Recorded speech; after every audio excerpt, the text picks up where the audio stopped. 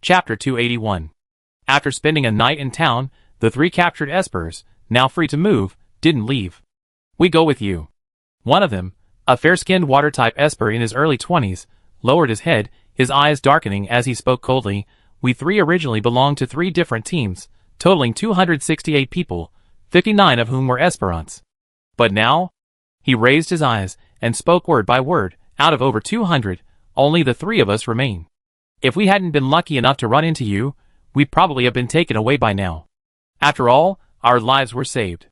Whether it's for our families or to avenge ourselves, we want to go with them and see what they want from us." Hate swirled in the young man's eyes, and his words resonated with his two companions, both of similar age, one with strength abilities, the other with earth abilities. Each of these three played a crucial role in their original team. Their ability to survive the relentless pursuit and blockade by these forces was due in part to their own abilities, and in part to the support of their companions. Over 200 people, it wasn't like they were killed by zombies, mutated animals, or plants. How could they tolerate being killed by humans, or by conspiracy? Jiang Minglang and his companions had already packed up, and were ready to depart. Looking at the three young men standing before him, he pondered for only 3 seconds before saying, "You can follow us if you want, but you must follow my orders. Otherwise, I won't show any mercy." The water-based psychic took the lead again. He nodded. "Don't worry, I won't hold you back. But leader, we're locals and familiar with this place. We can lead the way." With three locals who knew the terrain better than Sangda and Sang'er, the brothers didn't have to risk going along. After all, a fierce battle would inevitably ensue once they found the experimental base, and Jiang Minglang couldn't guarantee he could protect everyone. So, he suggested that Sangda and Sang'er return to the technical school, since their cousin was still waiting there.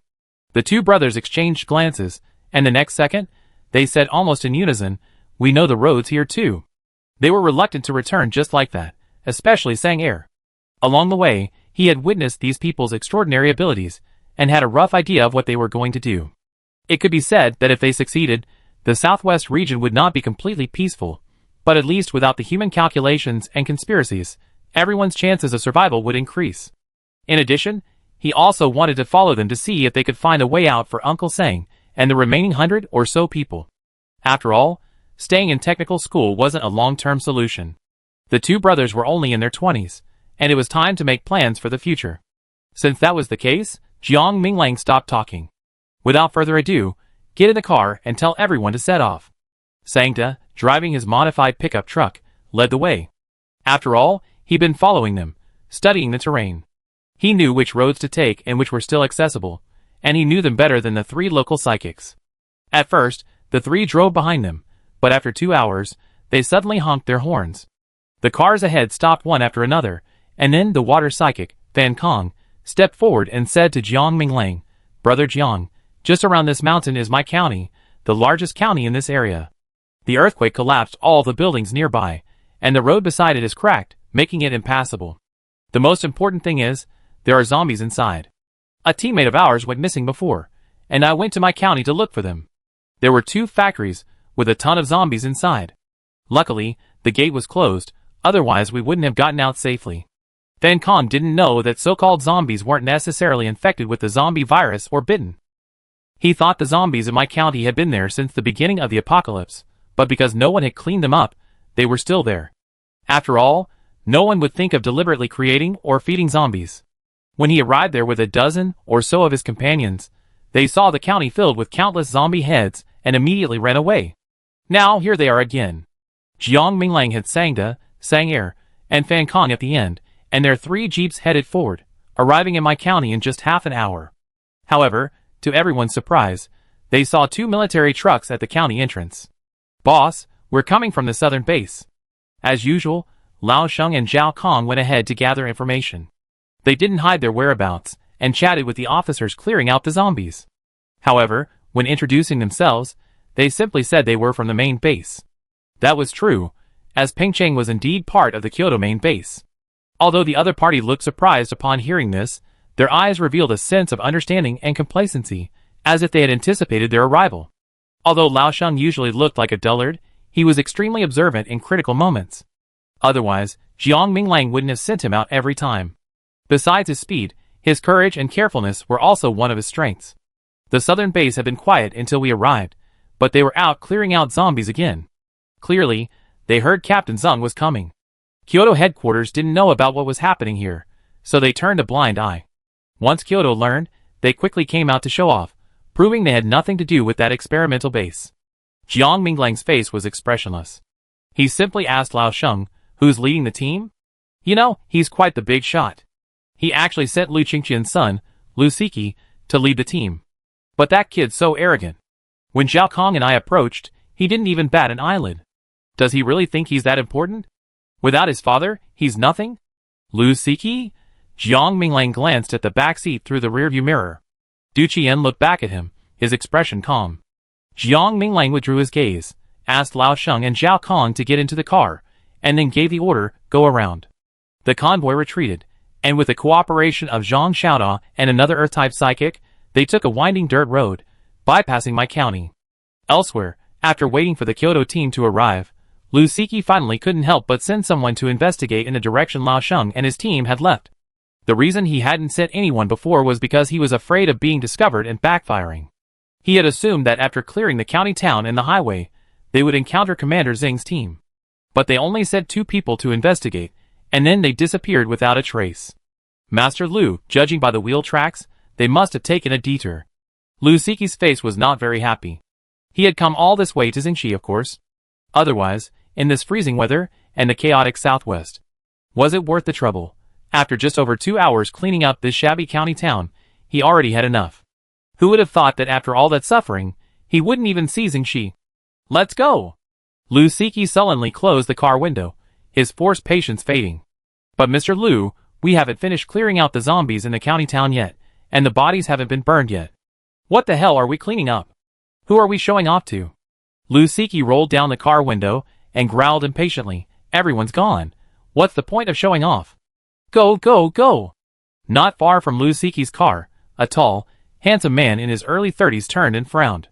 His voice was low but unwavering. If we done it, we must finish it, not show it to others. Su Jingchuan, you. Chao Ming, Wang Chong, you 2 fire types, go burn the bodies. Now do it! Or I kill you both!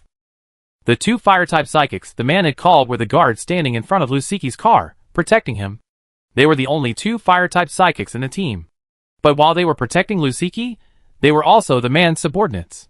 He was Su Jingchuan, deputy captain of the Southern Base Guard, and like Jiang Minglang, a gold-type psychic. The zombie-clearing team today seemed to be led by Lu Siki, but it was actually led by this deputy captain. But when Lao Sheng and Zhao Kong arrived just now, Su Jingchuan was away clearing zombies at the other end of the county, so they didn't see him. Of course, even if they had seen him, they wouldn't have recognized him. After all, they were in 2 military regions, one in the south and one in the north, and they hadn't paid attention to the specific situation there. However, if Du Qian were there, he would definitely recognize Su Jingchuan. The 2 families had once lived in the same compound. Su Jingchuan was 2 years younger than him, so they had grown up together. The 2 fire-type psychics summoned by Su Jingchuan dared not disobey his orders, and obediently went into the county town to dispose of the body. Lu Siki gritted his teeth and glared at Su Jingchuan, a gloom flashing in his eyes. Wait! Wait until we get back to base, and I show you how I kill you. Jiang Minglang and his group bypassed the county town and continued southwest. Before sunset, they were surrounded by a group of monkeys while passing through a forest. No, to be more precise, a group of zombie monkeys. They stood upright on 2 legs, like humans. The hair that should have covered their faces had fallen out, revealing decayed and festering skin. Their eyes were completely pale, and their pupils were invisible. Monkeys big and small leaped from the trees or emerged from the forest, baring their teeth in a manner reminiscent of zombies. Their hairless front paws, with their long, graying nails, unconsciously scratched the tree trunks, leaving deep marks. What's more, one zombie monkey could even breathe fire. Jiang Minglang and the others immediately understood that these were experimental monkeys, either captured and injected, or fed drug food. Judging by the number of monkeys that had transformed, it stands to reason that they had been drugged, but injections couldn't be ruled out. After all, if they were released after being injected, the zombie monkeys would bite other monkeys, and the infection would spread from 1 to 2, then 3. The number would increase dramatically. Of course, it's also possible that both methods were used simultaneously. If we go through this forest, it's less than a day's walk to their experimental base. So they were using the zombie monkeys as their bodyguards? But after the monkeys transformed into zombies, how did they control and direct them to stay in the forest, then obstruct and attack anyone trying to pass through? To be able to develop such a drug is a madman, but also a genius. The world doesn't need such a genius. He can go to hell and continue his crazy experiments. Sang Da, Sang Er, Huang Lu, and Xiao He, stay in the car and don't move. Sang Da and Sang Er were also about to get out of the car, sticks in hand, but were stopped by Jiang Minglang. The monkey's agility was unpredictable, and he was afraid they would get scratched. Over 300 monkeys, large and small, were killed in less than 10 minutes by the dazzling flashes of Jiang Minglang and his men's swords. The brains of each monkey were chopped off with remarkable efficiency, clattering to the ground and rolling around like balls. The dark, smelly blood splattered across the clearing in the forest. The already few birds were startled and flew into the sky, disappearing moments later. Not to mention the brothers Sang Da and Sang Er, Huang Lu and Xiao He Lian, the two teenagers, were stunned at first, then their eyes lit up as they stared at the group outside. Wow, they must have been soldiers among soldiers, like, what, a field corps? Or a special forces unit? The two teenagers were thrilled and excited. They wanted to be like them, too. Following them, they would eventually become like them, right? Fan Kong and the other three in the car behind shared the same thought. They weren't that old to begin with, having only just graduated from college when the apocalypse began. They'd barely finished their resumes, and sent them out before they even received an interview invitation before the apocalypse arrived. Young men, barely 25, had experienced life and death several times, and had lost all hope and desire for life. But now, could they join these people? Could they, after clearing out the zombie monkeys, the group, unafraid of the near-zero temperatures, stood in front of the vehicle while Du Qian poured water for them to wash the black blood from the knife on their hands and faces. Xing Mei, the military doctor accompanying the team, didn't stop them. But once they crossed the forest and arrived at an uninhabited village ahead to spend the night, she immediately took out the large pot she had brought with her and began to boil brown sugar and ginger water, adding a packet of Xishuang's special Chinese herbal medicine for cold prevention. Their health was good, but not invulnerable. She had healing abilities, but so far, they only treated external injuries. She couldn't guarantee internal injuries. So, it was best to start taking some preventative measures for health. Yu naturally couldn't leave her alone, so he filled a pot with water and asked Ren Bin to light the fire. Zheng Mei only had to add brown sugar, pre-cut ginger in a sealed bag, and herbs to the pot. In a nearby pot, water began to boil for noodles. While they were busy cooking, Fan Kong and the other two approached Jiang Minglang and asked sincerely, "Brother Jiang, after you complete your mission, can you take us with you?" Jiang Minglang asked, "Do you know where we're from?" Not only the three of them, but even Sang Er, who had initially joined them, had no idea which team Jiang Minglang and his men were from. Oh, they secretly guessed, thinking they were a powerful special forces unit from the main base, like the special forces, or perhaps they were the special forces. Even so, they were convinced, these people were formidable, and no one could be more formidable than them. It doesn't matter where you're from, as long as you're willing to take us, we go with you. Chapter 282. The night was deep, pitch black, and pitch black. 3 jeeps, a commercial vehicle, and a pickup truck were parked in a line on the small road in the middle of the village. In a nearby courtyard with a collapsed wall, flames crackled and popped from time to time. 3 young men on night watch sat drowsily before the fire. Outside the village, a dozen dark figures gathered and dispersed, their footsteps light and silent. They moved along the small alley between the courtyard wall, slowly approaching the fire. About 50 meters from the convoy and the fire, the dark figures stopped. One of them pulled a long box from his backpack. He opened it, and pulled out what looked like a rifle. He also pulled out a small tube, and attached it to the end of the gun, like a silencer. The man then leaped onto the nearby wall, using the raised section in front of him for cover. He then rested his rifle on it, quickly taking aim. His finger pressed the trigger, and with a faint puff, a small, round object burst from the gun, hurtling toward the fire ahead. However, as the ball entered the fire, before it could ignite and emit a burst of smoke, the wood and flames were instantly frozen. The frozen flames, encased in ice, radiated a soft, orange glow, a breathtaking beauty. The man in black, crouching on the wall, rifle in hand, was stunned. After a moment's pause, he realized something was amiss. Before he could turn and flee, a dagger silently slashed through his neck. The man in black, eyes wide open, toppled from the wall. Before he lost consciousness, He saw his companions behind him collapse to the ground. So fast. Those were the last two words that entered the black-clad man's mind before he closed his eyes. With a whirlwind, the ice on the fire melted, transforming into water. But before it even hit the ground, it evaporated completely, leaving not a drop on the burning wood. Fan Kong, a fellow water-based psychic, watched with envy. When would he be able to control water to this degree? Of the three people originally sitting by the fire, only Du Qian remained, slowly adding wood to the flames. The cars nearby were silent. Upon closer inspection, only 1 or 2 people were in each. Sangda, Sang-er, Huang Lu, and Xiao He, along with Fan Kong and his 2 companions, and military doctor Zhang Mei. Everyone else had vanished.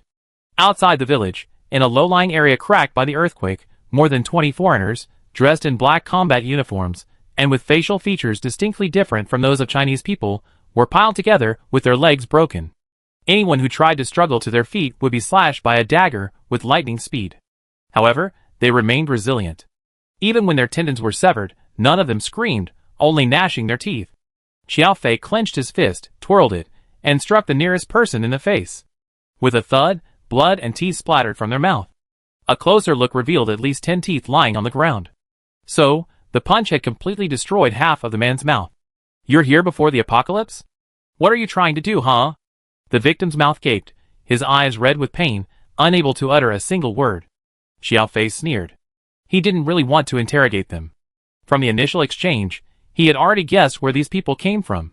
When we went on missions together at the border before, we encountered quite a few of these people. Anyone with money could hire them. Calling them mercenaries isn't entirely accurate. Their skills are fundamentally different from those of real mercenaries. To put it bluntly, they were just thugs trained by gangs operating outside the lawless realm, willing to pay a fee. These people wouldn't understand the core information. Jiang Minglang simply said, "Burn it." Soon, flames erupted from the pit, and the smell of burning human flesh filled the air, attracting the gleaming eyes in the darkness to stir. However, animals, with their innate sense of danger, are more acute than humans. They sensed that this group before them was not easy to deal with, so they came and went, none staying. Including the dozen or so who had entered the village, this wave totaled 38, though none of them were particularly skilled. I wonder if too many had been sent out previously, leaving only a few men left. Or perhaps a large number of them had been stationed behind to protect their base, an experimental base. But no matter which one it was, for Jiang Minglang and his team, it was simply a matter of fighting back. The good news was that they were about to reach their destination and complete their mission. This was extremely important to Jiang Minglang. The next morning, after a quick bite, the 5-car group set off again. "You said they already passed the monkey forest?" A thin, brown-haired man, with a pale face and bloodshot eyes stared in disbelief. "How is that possible? I treated all those monkeys with special medicine, and there are so many. How many of them are here? Could it be the entire Kyoto Guard?" The man couldn't believe his proud zombie monkeys could be wiped out so easily. He rather believed those self-proclaimed so-called soldiers were outnumbered, or even resorted to despicable firearms to kill his monkeys. The blonde man and woman sitting across from him looked even grimmer than he did. According to the latest news, there were less than 20 people expected to arrive. But with that small number, not only had they slain all the zombie monkeys they kept in the forest, but none of the 30-plus troops they sent out had returned. The implications of their absence were self-evident. "Luo, now is not the time for this. Listen to us. Pack up the most important things and leave first." "Leave?" The man named Luo frowned unhappily. "This is our headquarters. All our people are here, whether born or acquired. We still have many with special abilities. At the very least, there are those zombies who can still stay awake. How could so many people defeat a small group that had traveled such a long distance?" Retreating without a fight struck him as ridiculous. A sinister expression crossed the man's thin, slightly deformed face. "Weren't your ambitions and aspirations enormous at the outset of the apocalypse? You wanted to seize this land and transform those black-haired, black-eyed humans into zombies, completely annihilating them and wiping them out of existence. But what about now?" He sneered at the 2 men across from him. "You can't even handle a team of a dozen or so. I think you two should stop talking about ambition and aspirations. It's truly shameful." The blue-eyed, blonde man across from him darkened his face, unable to resist a retort. "Is this our fault? It's because you insisted on agreeing to Yu Zhenyan's audacious plan to kidnap the Kyoto commander's sister. Even with your rare self-healing abilities, you couldn't have provoked Kyoto's most powerful force at this moment. Otherwise, how could Kyoto have known about us so quickly and sent people? How dare you bring that up? Is this Yu Junyun's fault? It's because your people are so useless. Over 100 of them couldn't even capture a powerless woman, and we lost a talented person. I told you before that we should find a way to rescue you as soon as he was captured. After all, he's very talented in drug development, a real talent. But did you listen? Did you go to rescue him? After causing such a big mess, you still need someone to rescue him. Even though the woman opposite had always stood by Luo, she couldn't help but feel angry when he said that. But after all, she was a key member of their lab, and it was hard to offend her easily. She had to force herself to persuade him, Luo, you've been captured too far from us. We can't spare any personnel for a rescue right away. But don't worry, once this crisis is over, we will definitely send someone to rescue you. At this point, they still didn't know that Yu Junyun had died on the third day after being captured, starved to death. According to those captured with him, they often used this method to punish those who attempted to escape or refused to cooperate when they were captured for research or drug testing. Trying to give someone their own way was fair to Yu Junyun. Meanwhile, the brown-haired, mixed-race genius named Luo refused to budge, no matter how much he was persuaded, and expressed disdain for the two men's attempt to escape without even a fight. At this critical moment, the two sides disagreed and engaged in a heated argument. Finally, in a fit of rage, Luo ran to the control room and opened all the cells in the basement, releasing the superpowered zombies that even they couldn't control. These people were already psychics before they transformed into zombies. Logically, their immune system should have been able to resist the zombie virus, and they had indeed survived the first round. But during the second round of injections, this crazy Luo added a cell-stimulating drug to the zombie virus and preemptively weakened their immune systems, ultimately leading to their transformation into zombies. They became mindless zombies with powerful superpowers, powerful indeed, but the flaw was that he couldn't control them. In fact, the drug Yu Junyun injected He Yin was also incurable, and that type of zombie would be equally difficult for them to control. This was why they continued to raise zombies, and didn't use all of the drug on the captured test subjects. Because it still needed improvement, it wasn't suitable for large-scale use. The prison doors on the third underground floor opened one by one.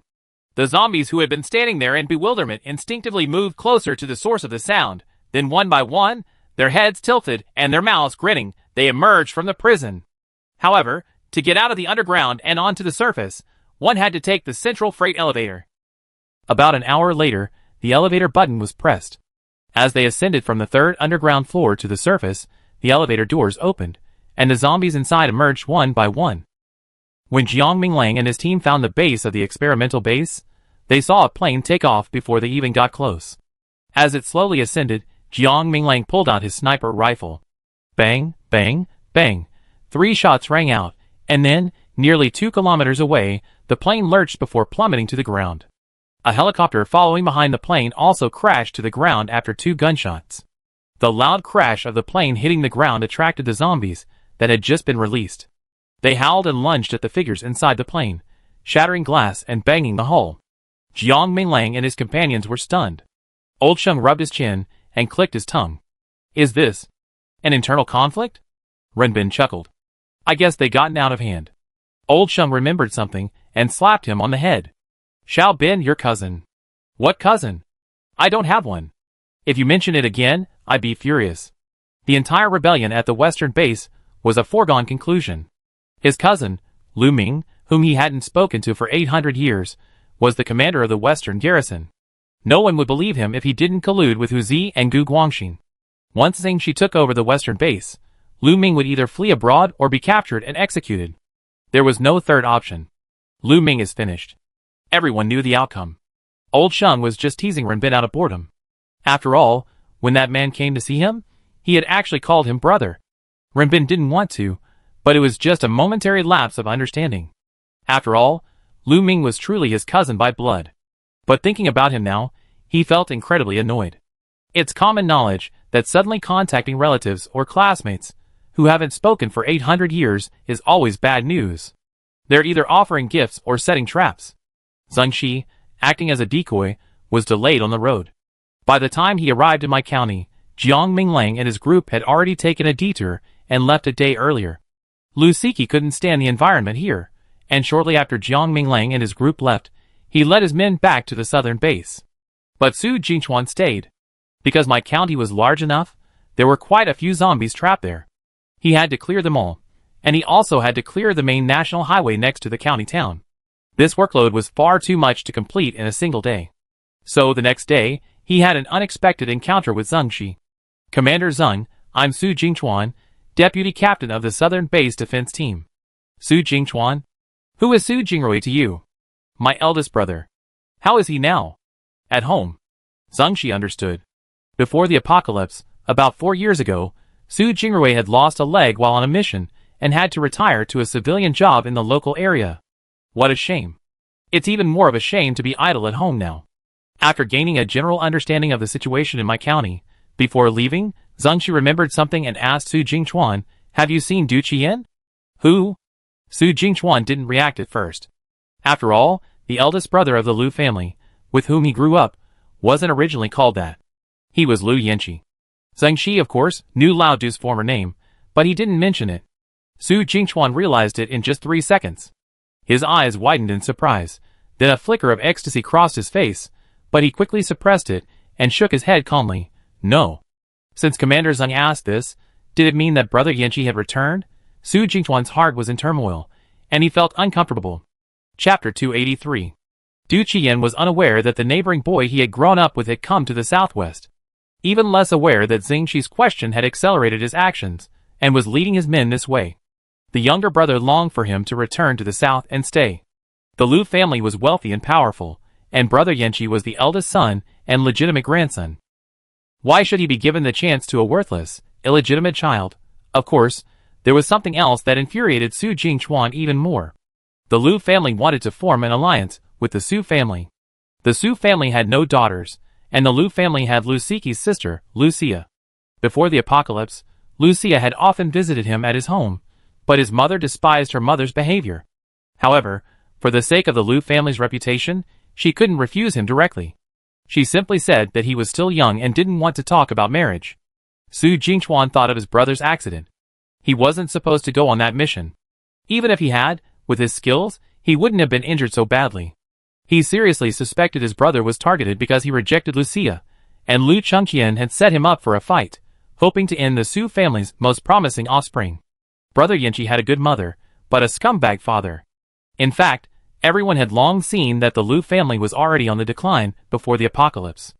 Although they had seized the opportunity to establish the southern base after the apocalypse, establishing it was one thing, but whether it could be sustained, and whether the Lu family had the ability to do so remained a question. Let's not talk about Lu Chengqian. Although he still had some abilities and connections, his age was there. He was almost 60, and without any special abilities, he wouldn't be able to intervene much in the future.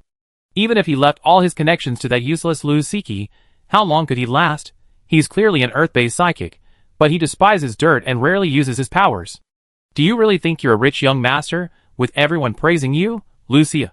Just thinking of that name, and that arrogant face annoyed Su Jingchuan. Not only did the Lu family annoy him, but the entire southern base made him feel oppressive and manic. By the time Zheng Shi arrived at the experimental base, Jiang Minglang's men had already concluded the battle, and were dealing with the aftermath. It was called a battle, but the victory was truly baffling. What the hell is going on? Zheng Shi, unaware of the situation, was simply astonished by his old classmate's swiftness. While arriving early was expected, it couldn't be over so quickly and so easily, could it? Scanning around his men, they were all clean and orderly, without the slightest sign of a fierce battle. He then looked Jiang Minglang up and down again, then punched him on the shoulder. Have your powers leveled up again? Or have your marksmanship gotten better? Without waiting for Jiang Minglang to reply, he hissed, You're already a sharpshooter, if you're even more accurate, are you trying to become an immortal? Jiang Minglang glanced at him disdainfully. What? Jealous? Jealousy is pointless. As he spoke, he noticed Zheng Dong following behind and raised his hand to greet him. Big brother, third brother. Jiang Minglang had just finished greeting Zheng Dong when Zheng Bei, having heard the news, came trotting over, carrying a box. Why are you here so late? You're so slow. Zheng Dong and Zheng Shi, Why do I always want to beat up this guy when I see him? Zheng Dong glanced behind Zheng Bei and asked, Where's your sister? Still sorting through the materials in that lab, but it's nothing. That Luo guy set it on fire before he left, burning almost everything useful. The suitcase he took with him when he escaped by helicopter was saved though. Zheng Bei kicked the suitcase in his hand. This one. Inside is a computer, a few USB flash drives, and some documents. Did your sister look at it? Yes, and then she told me to give it all to my third brother. Zeng Dong, sensing something was amiss, asked, Does she know we're coming? Go get her. Zeng Bei glanced at his eldest brother and curled his lips. What are you doing? She come out naturally when she's done. Why bother calling her? Don't worry, she's not taking her anger out on you because of my sister-in-law. At most, she just doesn't want to see you. Zeng Dong, You call that not taking your anger out? Li Jiao revealed Zeng Mei's identity as a self-healing psychic, but their plan to leave Kyoto for Pingcheng was based on the specific time Bai Xingye had obtained from Zeng Dong's brother-in-law. Zeng Mei said nothing when she heard the news. She'd been disappointed so many times that she didn't want to waste any anger. But Zeng Bei was also quite annoyed. If you asked which of the brothers treated his sister best, it would definitely be his eldest brother. Because of this, they had always treated that woman with the utmost tolerance, even though their mother hated her. Now, when he thought of that woman, he didn't even want to call her sister-in-law. She wasn't worthy. But no matter what, they couldn't persuade their eldest brother to divorce. After all, it was their life together, and even siblings couldn't interfere. She could choose not to interfere, but she also didn't want to have any further contact. Zeng Bei knew exactly what his sister was thinking right now. Whether or not she was taking her anger out on him, given her personality, she might stop contacting her eldest brother. Zeng Dong had obviously thought of this, and a sudden pang of pain welled up in his heart. Not to mention his parents, even his younger siblings treated him this way. Had he really been wrong to persist for all these years? This time, after leaving Kyoto, he definitely wouldn't be returning anytime soon, and he might even stay in the West for 10 or 20 years. But bringing his wife over had never been part of his plan. So he's fed up too, right? You really don't want to go out and see your eldest brother? He won't be staying here much longer. He's leaving for the West soon. The lab was a mess, the paperwork long since incinerated, save for 3 intact test tubes and an insulated container. Zeng Mei had retrieved these 3 tubes half an hour ago. The liquid inside was milky white, colorless, and odorless. Of course, that wasn't the point. The point was that she didn't even open it, just held it in her hands, looking at it even as she could see the flowers. She knew she was stalling for time, wanting to wait until her eldest brother left before leaving. I don't know what to say to him. Zeng Mei scratched her head irritably, her tone dripping with an unprecedented sense of annoyance. You know, I usually hate trouble, especially when it has nothing to do with me. But back then, for my eldest brother, I forced myself to swallow my anger and persuade my mother, thinking that life was theirs, and as long as they lived well, what did other people's opinions matter? But did he actually live well? For all those years, his brows never relaxed, working tirelessly for his wife's family, and sometimes even the hard work went unappreciated. Not to mention my parents. It's a mess on both sides, and that woman doesn't seem to be on his side. I don't even know what he's up to. From these words, it was clear Zeng Mei wasn't blaming her brother. She was clearly worried about him. A thought struck her, and she looked up at Shiyu. Hey, from now on, I listen to you. You have the final say in our family. Shiyu didn't wait for her to finish before expressing his resolve. He was terrified she'd bring up the time she'd been rejected. Looking back, he was incredibly bold. To emphasize his seriousness, he added, If you want your parents to come to Pingcheng, I'd pick them up. We can have them live with us in Yunqi village for their retirement. Of course, that's assuming they agree. He should have taken the initiative to visit the bride's family after they got married, but it was the end of the world, so things were kept simple. But no matter how simple it was, there was no reason for him, the future son-in-law, not to visit his parents-in-law. Zeng Mei's eyes lit up when she heard this. She asked, Are you serious? Of course. Then, let's go pick her up in a year. You just got married and need to enjoy your own time together. Even my parents can't interrupt. Shiyu nodded with a smile in his eyes. Okay, you decide how to do it. The young couple flirted and discussed things. Over there, Zeng Dong, looking sad and disappointed, got into the car, ready to head west. It's not that he couldn't take the initiative to look for his sister, but if she didn't want to see him, what good would he do? The car started, but stopped after only 10 meters. Zeng Dong got out and strode into the experimental base. Xiao Bei, lead the way. Go find your sister. Zeng Bei sighed helplessly, then resigned himself to his fate and turned to lead the way. Hearing the sound of a car starting outside, Shiyu told Zeng Mei that her eldest brother must have left. Zeng Mei picked up the box containing the test tubes and sighed with a sense of melancholy. After this separation, She didn't know when she would see her eldest brother again. Had she been too willful? Xiao Mei. Just as she and Shiyu emerged from the lab, a familiar voice suddenly rang out. Xing Mei looked up and saw her eldest brother, whom she had just been wondering how long it would take to see again, standing upright not far away, watching her. Shiyu took the box from her, patted her shoulder, and turned to leave with Zheng Bei, giving them some time to talk alone. No one knew what the siblings said in the end, but when Zheng Dong left, it was clear that his mood had brightened considerably compared to his initial gloom. Before leaving, he looked at Shiyu with a scrutinizing and warning look. Listen here, boy. If you dare let my sister suffer any injustice, I will not forgive you. Shiyu immediately stood at attention and saluted him. He had intended to make a firm promise to his brother-in-law, even if it was just to save face. He had to satisfy him. Of course, every word he said was a sure thing. He never tried to save face. But just as he opened his mouth, someone else spoke first. Don't worry, brother. I keep a close eye on my brother-in-law. Once this mission is completed, I move to Yunqi village to keep a close eye on him. Zheng Shi, who was standing nearby to see him off, turned his head and looked at him dimly, saying, Did I ever tell you to go to Pingcheng? Zheng Bei, eh? Oh no, I forgot that the third brother is more powerful than the eldest, and he holds the greatest authority. Zheng Dong ignored the conspicuous presence and turned to look at Sangda and Sang'er, who Jiang Minglang had assigned to accompany them. They were each driving a truck, each manned by 2 soldiers. Due to the complex road conditions, they needed to return to the technical school where Sangda and Sang'er's small base was located, then change course and head west. Jiang Minglang studied the map thoroughly. After explaining it to the two, he asked them if they would be willing to return to the technical school and lead the troops to the western base with Zheng Dong. The terrain there was unique, so they could go west or south. However, because of Zheng Dong's connections, Jiang Minglang suggested they take a ride and take Uncle Seng and the others with them to the west. Since Zheng Dong also needed help and familiarity with the terrain, the two parties hit it off and happily made the decision. After sending the troops away, Zheng Shi would clean up the gang's base, while Jiang Minglang planned to pack up and head south.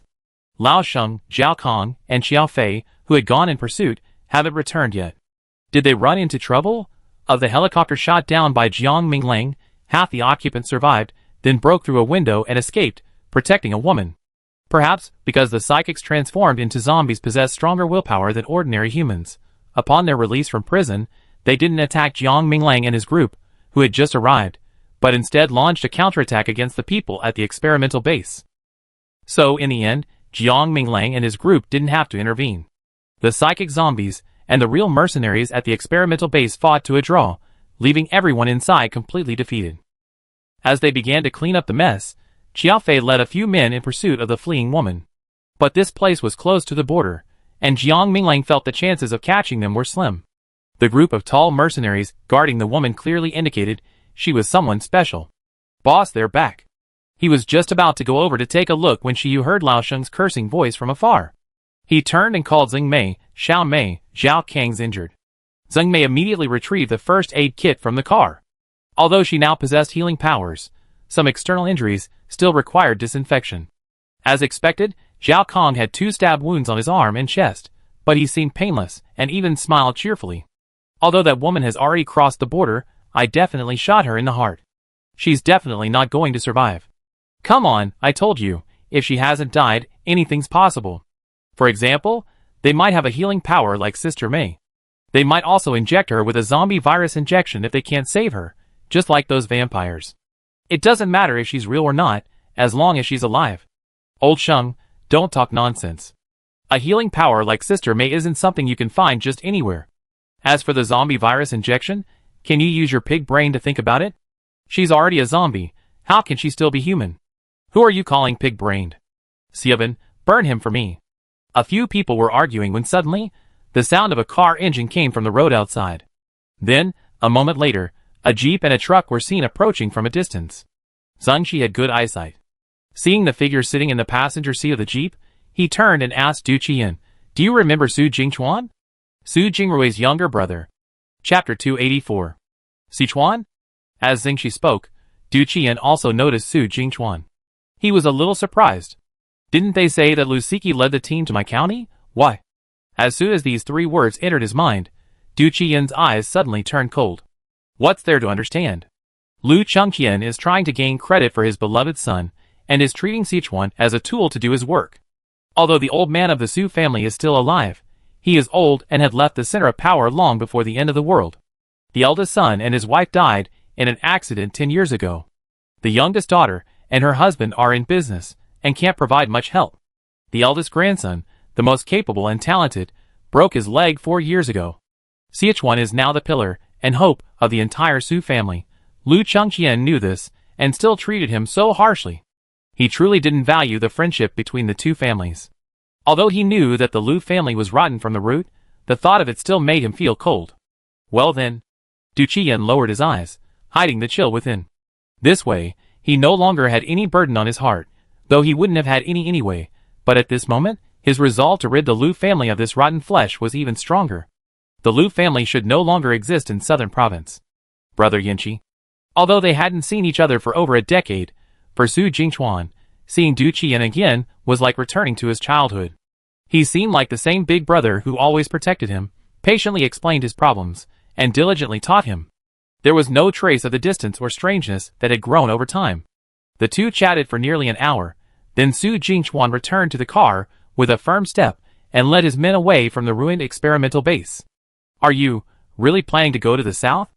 Zheng Shi hadn't expected his words to come true. Du Qian not only followed him to the southwest, but was also heading south after his work. To say he wasn't worried would be a lie.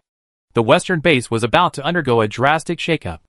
Even with his eldest brother heading there to help, it would take some time for things to stabilize. If the south also fell into chaos at this time. He looked at the calm Du Qian and asked, will you stay in the south? If Du Qian became the base commander of the southern base, he would be happy to see it happen. He had long disliked the Lu family, but with the emperor so far away, Kyoto had neither the time nor the manpower to rectify the situation. Du Qian paused for a moment, then a smile played on his lips. He didn't directly answer the question, but instead said, let me recommend someone to you. Su Jingrui, from the Su family in southern province, Su Jingchuan's eldest brother. Zheng Shi wasn't surprised by the name, but after a moment's thought, he said, his legs. Managing a base requires brains.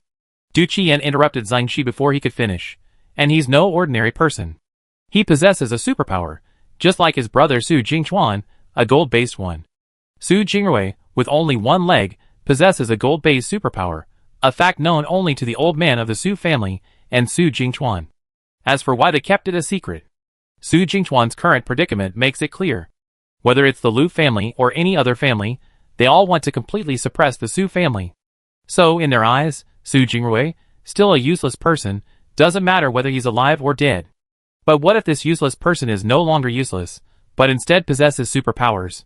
So, with the Su family now in decline, Su Jingrui could only remain in hiding for now. Du Qian and Su Jingrui were childhood friends, having grown up together and knowing each other intimately.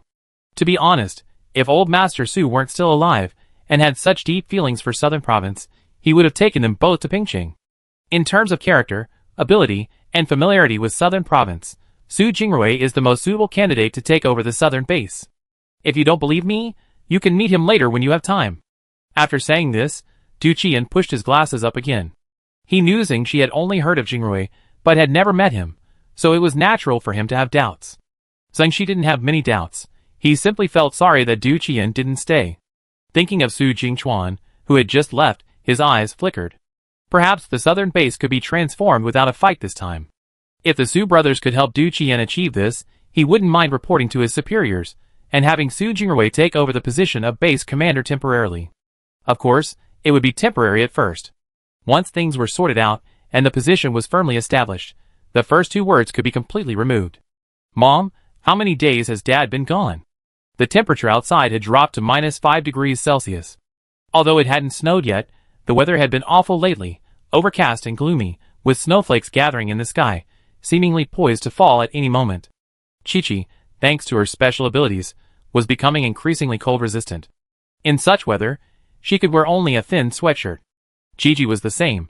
The 2 young boys were exceptionally powerful. They were out for another raid today, but base commander Ouyang's guards weren't with them.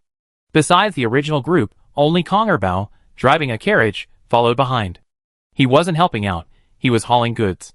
Because they sometimes had to travel quite far, the 2 little guys, between helping their mother clean up the trash and maintaining law and order, always enjoyed picking up bargains. It hadn't even been 3 years since the apocalypse, and Pingcheng hadn't been damaged by earthquakes before.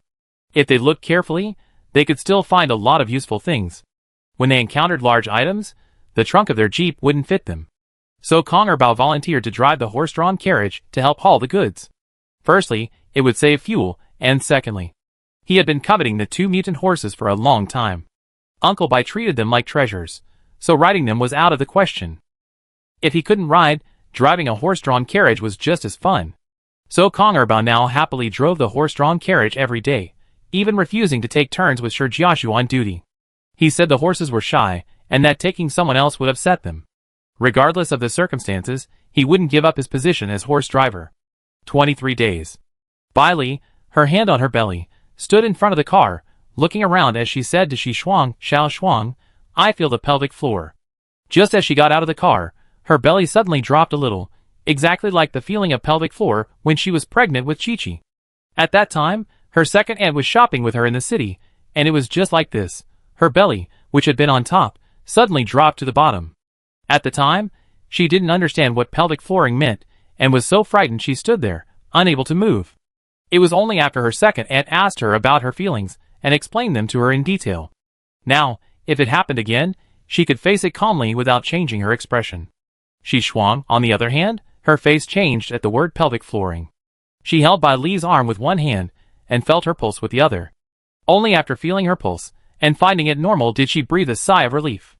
But after some thought, she said, Sister, after today, let's not go out tomorrow. The due date is only a little over a month away. What if your water breaks along the way? As for the excess energy in your body, why don't you go back and try some fruit trees, or try some vegetables? It doesn't matter if you can't eat them all, you just need to release the energy. Although Bai Li's sweep around Pingcheng wasn't just about releasing energy, it was more about eliminating existing or potential dangers to ensure peace and tranquility during her delivery. And the results have been quite impressive. Anywhere around Pingcheng, upon seeing their car, people either stay indoors, work, or hide, daring not to make a sound. In short, not only have they scared away those with bad intentions, but they also made the local criminals dread even the slightest thought.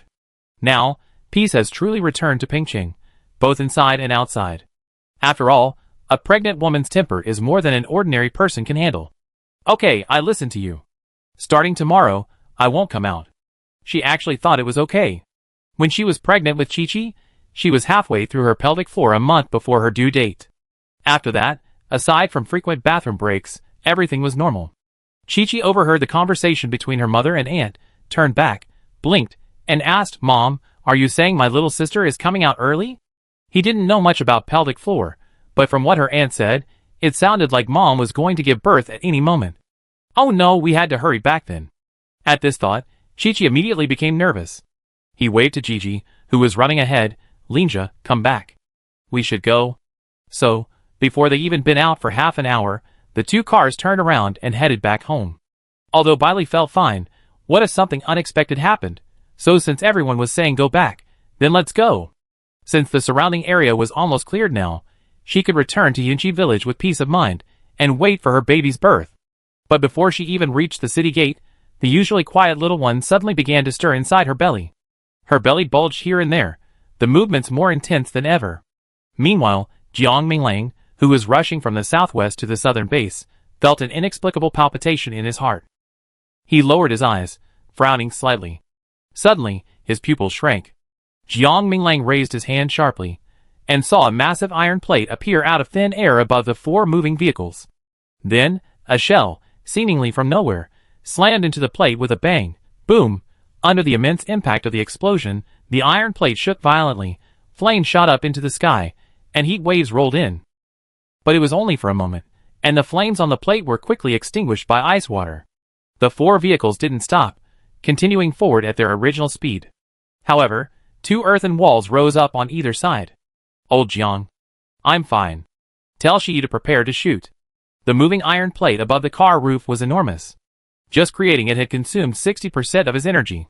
While maintaining it wasn't particularly difficult, he certainly couldn't use his sniper rifle to fire back. Thankfully, his men were also good marksmen, and Shi was more than capable of handling ordinary opponents. Even though the hidden enemy this time was quite powerful, Shi's ears allowed him to pinpoint their location. Bang, bang, bang. After turning onto a side street and being blocked by a dilapidated building, the four vehicles stopped almost simultaneously, and everyone except Jiang Minglang and Zhang Mei got out. 15 minutes later, Jiang Minglang sat in his car, his face pale. Lao Sheng and his men had returned to the front of the car, but unfortunately, they had only captured 4 people. The others had all escaped. Boss, it's those mercenaries who fled to the border earlier. That woman shouldn't be dead. I don't know when they sent someone to follow us. Besides their base at the experimental base, they should have another base in the southwest.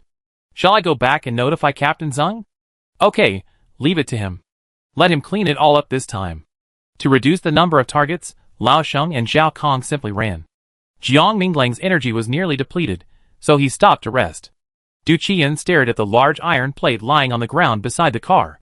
It was thick, with a black metallic sheen, and had several dents from the impact of the shells. Of course, that wasn't the point. The point was, "Old Jiang, can you make metal?" Jiang Minglang nodded with his eyes closed, then held up a finger. First time. In the midst of a crisis, it came out so suddenly. Not only did he himself barely react at the time, let alone others. One can only say that human potential is truly limitless. But Jiang Minglang felt something was amiss. It didn't seem to be due to his own potential. At the same time, Bai Li's stomach finally calmed down.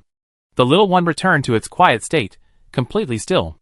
Bai Li lay half lying on the bed in the infirmary, surrounded by Shi Shuang, Dr. Su, and others. Her unusual fetal movements had frightened everyone else. Thankfully, they didn't last long, and her water didn't break. After returning to normal, Bai Li felt no discomfort. She breathed a sigh of relief and smiled. Maybe she wants to come out early. Dr. Su examined her again and shook his head. There's no sign of premature labor. You're in good health and can carry the baby to term. Shi Shuang nodded. Yes, I always been in good health.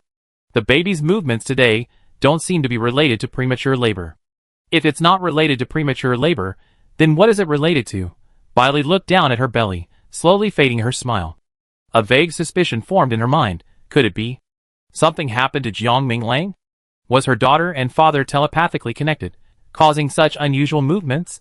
After Old Sheng and Zhao Kong notified Zheng Shi and returned, Jiang Minglang had almost recovered.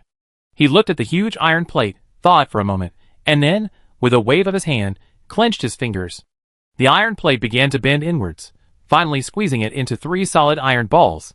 Finally, they were separated and placed in 3 cars. Let's go! Before getting in the car, he raised a hand to his chest. It was now normal, no longer feeling the strange throbbing sensation. In fact, the feeling wasn't uncomfortable at all. Instead, it felt like a kind of energy was being injected into him. Otherwise, he doubted he could have just created a large iron plate. In Pingcheng, after that unusual fetal movement, the little one didn't move at all for a week. If her heartbeat and other aspects hadn't been normal, Bai Li probably would have chosen to give birth to her prematurely. Chapter 285. Boss, are you feeling better? The group, having returned to the road, were still terrified by the memory of what had just happened. The enemy had been so well hidden, and they happened to be passing through a forest of birds, whose chirping interfered with Shi Yu's judgment. If it weren't for Boss's quick reaction, at least one of their vehicles would have been overturned by now. The iron plate was, of course, more than just iron. It was also imbued with Boss's energy, allowing it to effectively contain the force of the cannonball's explosion. Otherwise, how could their vehicles still be intact? Much better now. Jiang Minglang's face remained pale as he spoke. The previously depleted energy certainly couldn't be fully restored in just 1 or 2 hours, but they couldn't stay here forever. They had to find a town to rest before dark. Aside from their 4 vehicles, the deserted border road was empty, not a single soul in sight. But no one let down their guard. Their ability to escape the encirclement and attacks of the mutant zombies speaks volumes about their abilities. Although the number of people who managed to escape wasn't large, for had been killed in the previous battle, leaving even fewer. However, there wasn't an armory inside the experimental base, so where did that man get the cannon he was carrying? My third brother has someone under his command who's very skilled at tracking weapons and gunpowder. With him, we definitely find where those guys are hiding. If they have an armory, we definitely find it too. They all reunited with Zheng Shi, but Zheng Bei didn't stay, insisting on following under the pretext of protecting his sister. Not to mention going west with Zheng Dong. Zheng Shi had just mentioned it when he jumped up and refused. Shi Yu had a nagging feeling that his brother-in-law was clinging to Pingcheng. 10 days later, The group finally reached the provincial capital, where the southern base was located, from the southwestern border. 33 days had passed since they left Pingcheng. Jiang Minglang calculated his wife's due date. It was still 45 days away. I hope her Bao behaves well and doesn't rush out. He must wait for Daddy to return. Lu Qingqian's southern base was built in the capital of Southern Province, much like the Kyoto base guarding Kyoto, though it was simpler than the western base. Du Qian stood on a rock, gazing at the city where he had been born and raised until he was 18. His heart was as calm as water, not a single ripple. In the cemetery outside the provincial capital, there was still his mother's tombstone, but it was empty. He had long since taken the ashes away and placed them in a temple outside Kyoto. Despite this, my mother's grave remained pristine. Every year on Qiming Festival and her death anniversary, people would visit to pay their respects. And many people at that. Jing Rui had taken a photo of him when he went to pay his respects. There were many flowers, burnt gold ingots, and offerings piled in front of the tombstone. There wasn't a single we around the grave. She had been a teacher, sponsoring countless students. Although she passed away suddenly, and without notifying anyone, though someone with a keen eye would always find out. As for the unintentional, Du Qian pushed his glasses up on his nose and looked toward an area in the center of the provincial capital, his eyes gradually growing colder. Jingchuan, my brother is immature. Considering his age, don't argue with him. After returning to the southern base, Su Jingchuan didn't immediately report home. Instead, he reported to the Defense Department, where he worked non-stop for 3 days. Finally, upon emerging, he ran into Lu Siki. No one knew what Lu Siki had said, but Su Jingchuan attacked him, pitting him to the ground with almost complete force. By the time Lu Siki's guards realized what was happening and rushed to his aid, his face was swollen and his head was practically a pig's. Those nearby were both surprised and unsurprised. Those who didn't know the inside story had almost heard that Lu Siki had made a successful zombie extermination mission, but Su Jingchuan, who had originally been with him, had returned 6 days later. Looking at his wrinkled and disheveled appearance, many speculated that perhaps Su Jingchuan had been in danger to protect Lu Siki, and that Lu Siki hadn't bothered to save him and had returned on his own. It's no wonder they speculated this way. It was something he could do. Those in the know knew that all the credit for clearing out the zombies was clearly Su Jingchuan's. Lu Siki had merely gone over to take a look, not even waiting for Su Jingchuan to finish clearing the zombies, before patting his back and returning with his men. Others did the work, but he took the credit. And yet, he was still as smug as if he'd eaten feces, taking credit for it without even being honest. Every time he encountered Su Jingchuan, he'd make some sarcastic remarks. But Su Jingchuan had always treated him like a nobody, dismissing his words as nonsense, essentially walking past him and ignoring them. Why did he pin him to the ground and beat him this time? Did the honest man finally snap? Or was he provoked to a point where he couldn't take it anymore? While everyone felt that Lu Siki deserved the beating, that he deserved it so badly that no amount of beating would ever be enough, the thought of his identity made them worry about Su Jingchuan. He was the deputy captain of the Defense Department, yes, but the commander and the head of the Defense Department were both under the command of Base Commander Lu Chengqian. If he touched Lu Siki, he'd probably have a rough time. After witnessing Lu Siki's beating, the onlookers couldn't help but worry as they watched him stride away. He, however, returned to the military family quarters with a blank expression. After meeting his eldest brother waiting for him in the living room, he didn't even have time to wash or rest, but instead dragged the two of them into the study for a private conversation. The two brothers stayed in the study for over an hour before emerging, and then, exhausted, Su Jingchuan returned to his room to shower and change. Just as he had finished cleaning up and was about to grab a bite to eat and get some sleep, Lu Siki's sister, Lucia, arrived. The woman apologized, but her expression was strangely excited, and the look she gave him was subtly determined. Su Jingchuan frowned. Was he mentally ill? Or had the Lu family, presumptuous enough, come up with some wicked plan to manipulate him or the Su family? Could they force him into a marriage alliance? In the past, Su Jingchuan would have been extremely cautious and forced to play along with Lucia. But now? He blocked the entrance, stopping Lucia from entering, and sneered, "What are you saying? When have I ever challenged your brother? Is he worthy?" Lucia's smile faltered slightly, and she looked at Su Jingchuan and shook her head in disapproval. "Jingchuan, even now, don't you see clearly the Su family's current predicament? There's clearly a better way forward, so why are you so determined to go down this dead end? You just beat my brother like that, and my parents already know about it. So, without a good solution, do you think you can get away with this?" "So?" Your only solution is to marry you. Lucia smiled. Yes, if you marry me, you be Siki's brother-in-law. A brother-in-law scolding a brother-in-law is a family matter. Don't you think this is the best solution? Su Jingchuan curled his lips sarcastically. You're ugly, but you have beautiful dreams. Marrying you? Do you want to disgust me forever? Lucia's smile finally faded. She glared at Su Jingchuan angrily and threatened, You don't want to? Okay, then, today. Lucia's voice abruptly stopped before she could finish her words. Pain in her neck flared up, and she stared at Su Jingchuan with wide eyes, her voice trembling. How dare you? Get out. Don't ever show up in front of me again. In Su Jingchuan's cold eyes, Lucia saw not only disgust but also clear murderous intent. She didn't dare gamble anymore, nor did she dare threaten him again. His high-heeled feet slowly retreated until the dagger at his neck was back in Su Jingchuan's hand, and then he turned and ran. Crazy. Su Jingchuan was crazy. Su Jingrui appeared behind his brother, leaning on a cane, patted his shoulder, and said, Go catch up on your sleep. I take care of the rest. That afternoon, Su Jingchuan had a rare good night's sleep. At dinner time, the atmosphere at the Lu family dinner table was somewhat tense. Lu Siki's face was covered in bruises, a cut at the corner of his mouth, and several teeth were missing. He slurred whenever he spoke. He sat at the table with a gloomy face, neither speaking nor eating, which made the middle-aged woman beside him look distressed. That Su Jingchuan is completely lawless. One foot beat Siki, and the next foot threatened Sia with a knife. Her neck was cut so badly that she couldn't eat. He truly doesn't take our Lu family seriously now. Even after all this, you're still letting him stay in the defense department? Why aren't you arresting him? Lu Qingqian's expression wasn't particularly good. Although he understood his children's nature, Su Jingchuan certainly wouldn't have attacked them if they hadn't provoked him. Even so, he remained resentful of Su Jingchuan. This kid is still too arrogant. Even when meeting someone from the Lu family, doesn't he know how to control his temper?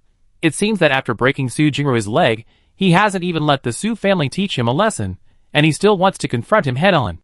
But, do you have the qualifications and strength to do so? Su Jingchuan can't be touched. There are only 2 gold-type aspirants in the defense department, and the other one is even worse than him. Lu Chengqian glanced at Lu Siki, who was beaten like a pig. A flicker of dissatisfaction and disgust flashed in his eyes. As a fellow psychic, even if his skills were lacking, with his combined powers, he shouldn't have been beaten so helplessly, and so utterly miserable, right? If it were Lu Yanqi. Thinking of his eldest son, who had excelled in every aspect since childhood, Lu Qingqian's eyes darkened. He knew that his eldest son had long since changed his surname, and severed ties with him. He also knew that he shouldn't think about him anymore, let alone compare him with his worthless younger son. Because that would prove that his original choice and decision were wrong. He shouldn't have abandoned his wife and eldest son. He shouldn't have ruined her life. Lu Chengqian lowered his eyes, hiding the resentment and bitterness in his eyes. When he spoke again, his tone was cold and impatient. Lu Siki, I say it again. Since you don't have the ability, and you want the credit, then just keep your tail between your legs and be humble. Don't stir up trouble again and provoke Su Jingchuan. If it happens again, I ignore him, but I definitely throw you out. Because Lu Chengqian spoke these words with such vehemence, Lu Siki, who wanted to refute him, was stopped by the woman next to him. She gently soothed her son, Your father is saying this for your own good. No matter what, the credit is yours. Be obedient, son. Though he felt reluctant, Lu Siki didn't say anything more in front of his own father. But he really couldn't eat anymore, so he moved his chair and went upstairs. The woman called to him from behind, Son, go check on your sister and ask her to come down for dinner. Don't. Su Jingchuan had beaten her, yet she still wanted to marry him. Lu Siki was so enraged that he wanted to beat Lucy up. She couldn't tell the difference between inside and outside. Was her brother less important than her husband? The woman had no choice but to call the nanny again and have her go upstairs and ask the young lady to come downstairs. 2 minutes later, however, a scream suddenly rang out from upstairs. Ah! Then the nanny came tumbling downstairs, stammering with a pale face as she addressed the woman and Lu Chengqian, husband, madam, base commander. The young lady. The young lady. What happened to the young lady? Explain it clearly. The woman glared at the nanny with an impatient expression. You can't even speak clearly, what's the point of you? Lu Chengqian said nothing. He watched as the nanny noticed something was wrong and quickly moved her chair upstairs. The woman stopped scolding the nanny and hurried after her.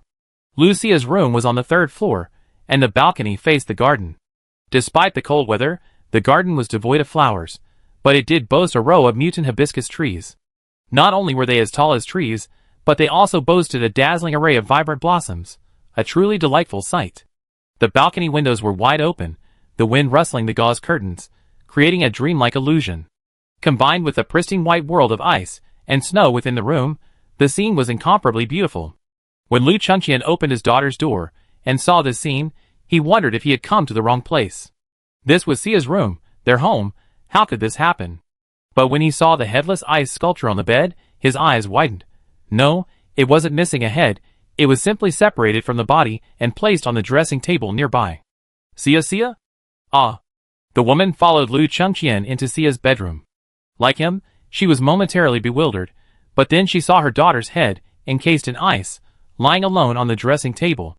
The woman's fear was unspeakable. She opened her mouth and let out a short scream, but then her mouth seemed to be blocked, and no sound emanated. She clutched her neck, her throat gurgling twice, then her body went limp, and she fell to the ground with a thud.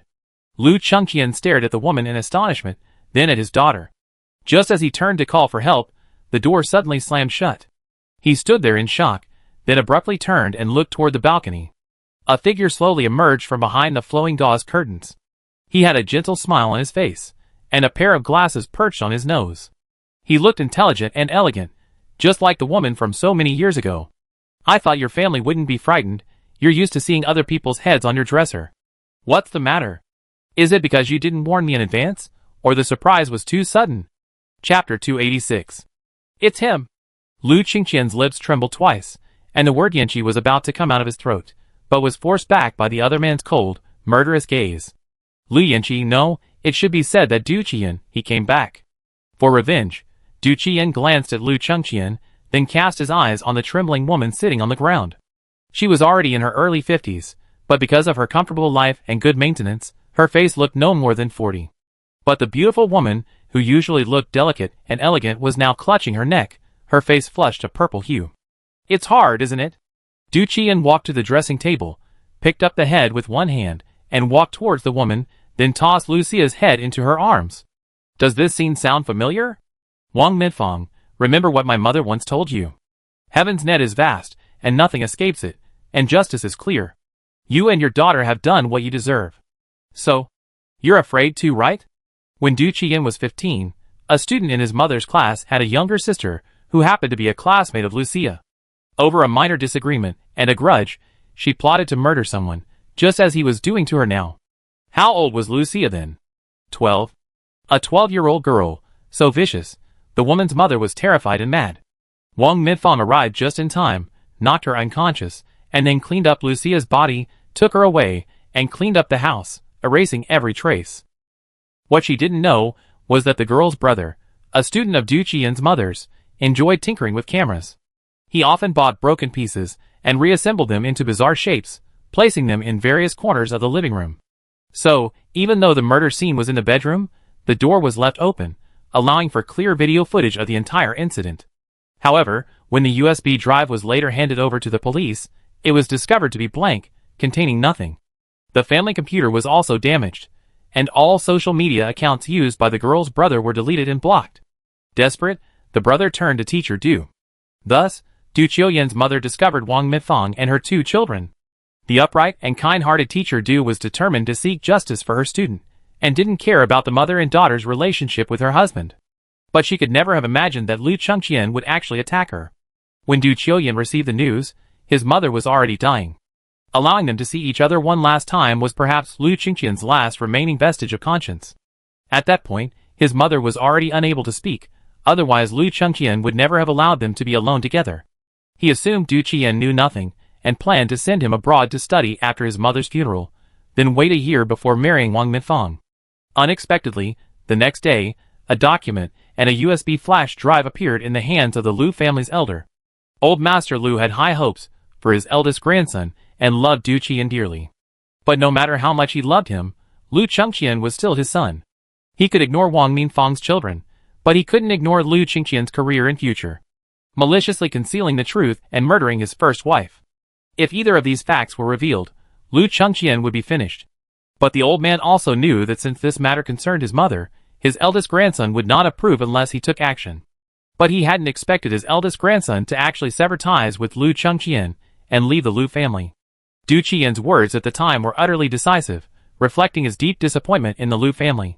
He had seen clearly that the Lu family, hailed as a prominent family in southern province, was rotten from the very foundation. He made it clear that if he wasn't allowed to leave, he would either kill him or wait for him to grow up and take revenge on Lu Chengqian. In short, as far as he could see, only he or Lu Chengqian would survive. No one had expected a father and son to reach this point. The old man remained silent for a long time, but ultimately had to back down. Allowing his eldest grandson to leave southern province safely was what he considered the biggest setback. In the first year of the apocalypse, the old man contracted the zombie virus in a sanatorium and was among the first to be beheaded. Du Qian felt nothing when he heard this. Since the person who had made the verbal agreement was dead, there was no need to maintain it. The moment Wang Minfang instinctively hugged her daughter's head, the ice surrounding it melted almost instantly, sending Lucia's long hair tumbling down her arms. Startled, Wang Minfang involuntarily threw her head away. With a thud, it landed on the frozen floor and rolled toward the door. "Mom!" Just then, Lu Siki, who had heard the noise and rushed from the easternmost bedroom to check, reached Lucia's door, and the head rolled right at his feet. Lu Siki glanced inside the room, then at his feet, then back up again, then back down at the head. He suddenly turned and tried to run. Unfortunately, his body turned, but his feet didn't move. "Yan Qi." Lu Chengqian finally called out the name. His next words were meant to be, "He's your younger brother," and that what happened back then had nothing to do with him. Please spare his life. He was about to say these words, because he was certain his eldest son was out for revenge today. Neither he nor Wang Minfang could escape. Though they hadn't seen each other for over a decade, he knew his eldest son's abilities and skills all too well. Since he had been able to sneak into their villa without a sound, the guards outside were useless. Even if the guards outside were still alive, with his ability to instantly freeze an entire room to ice, no one could stand up to him. This power of his was truly rare. Though he hated to admit it, a wave of regret inevitably welled up within him. Back then, he should have chosen his ex-wife and her son. These thoughts flashed through his mind, and when he looked at Du Qian again, facing his cold, indifferent gaze, he couldn't utter the rest of the words. Du Qian didn't even give him a chance to speak. An ice pick whizzed past him, then, as he and Wang Minfang watched, pierced Lu Siki's chest.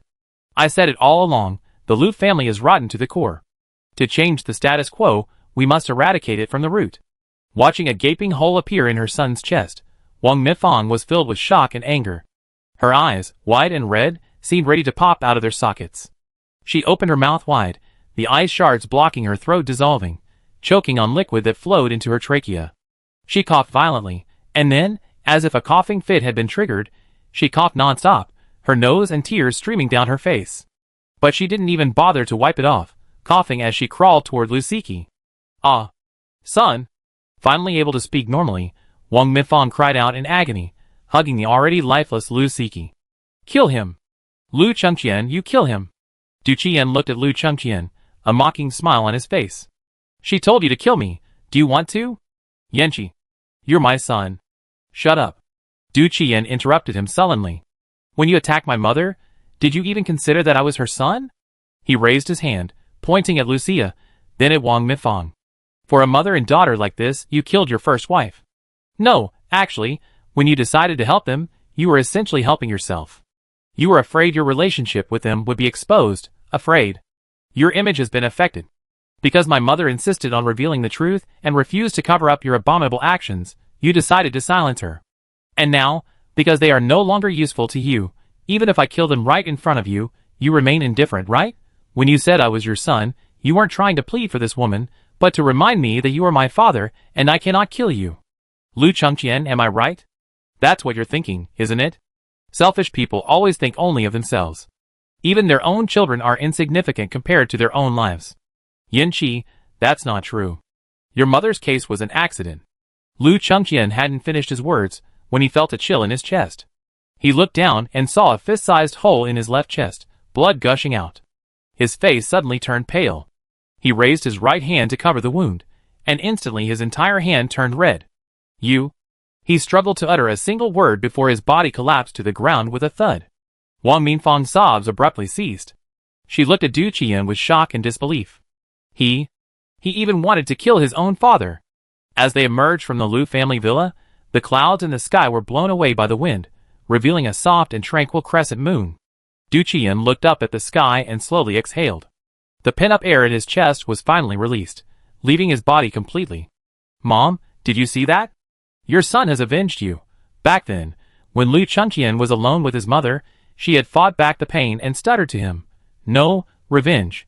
No one knows a son better than his mother."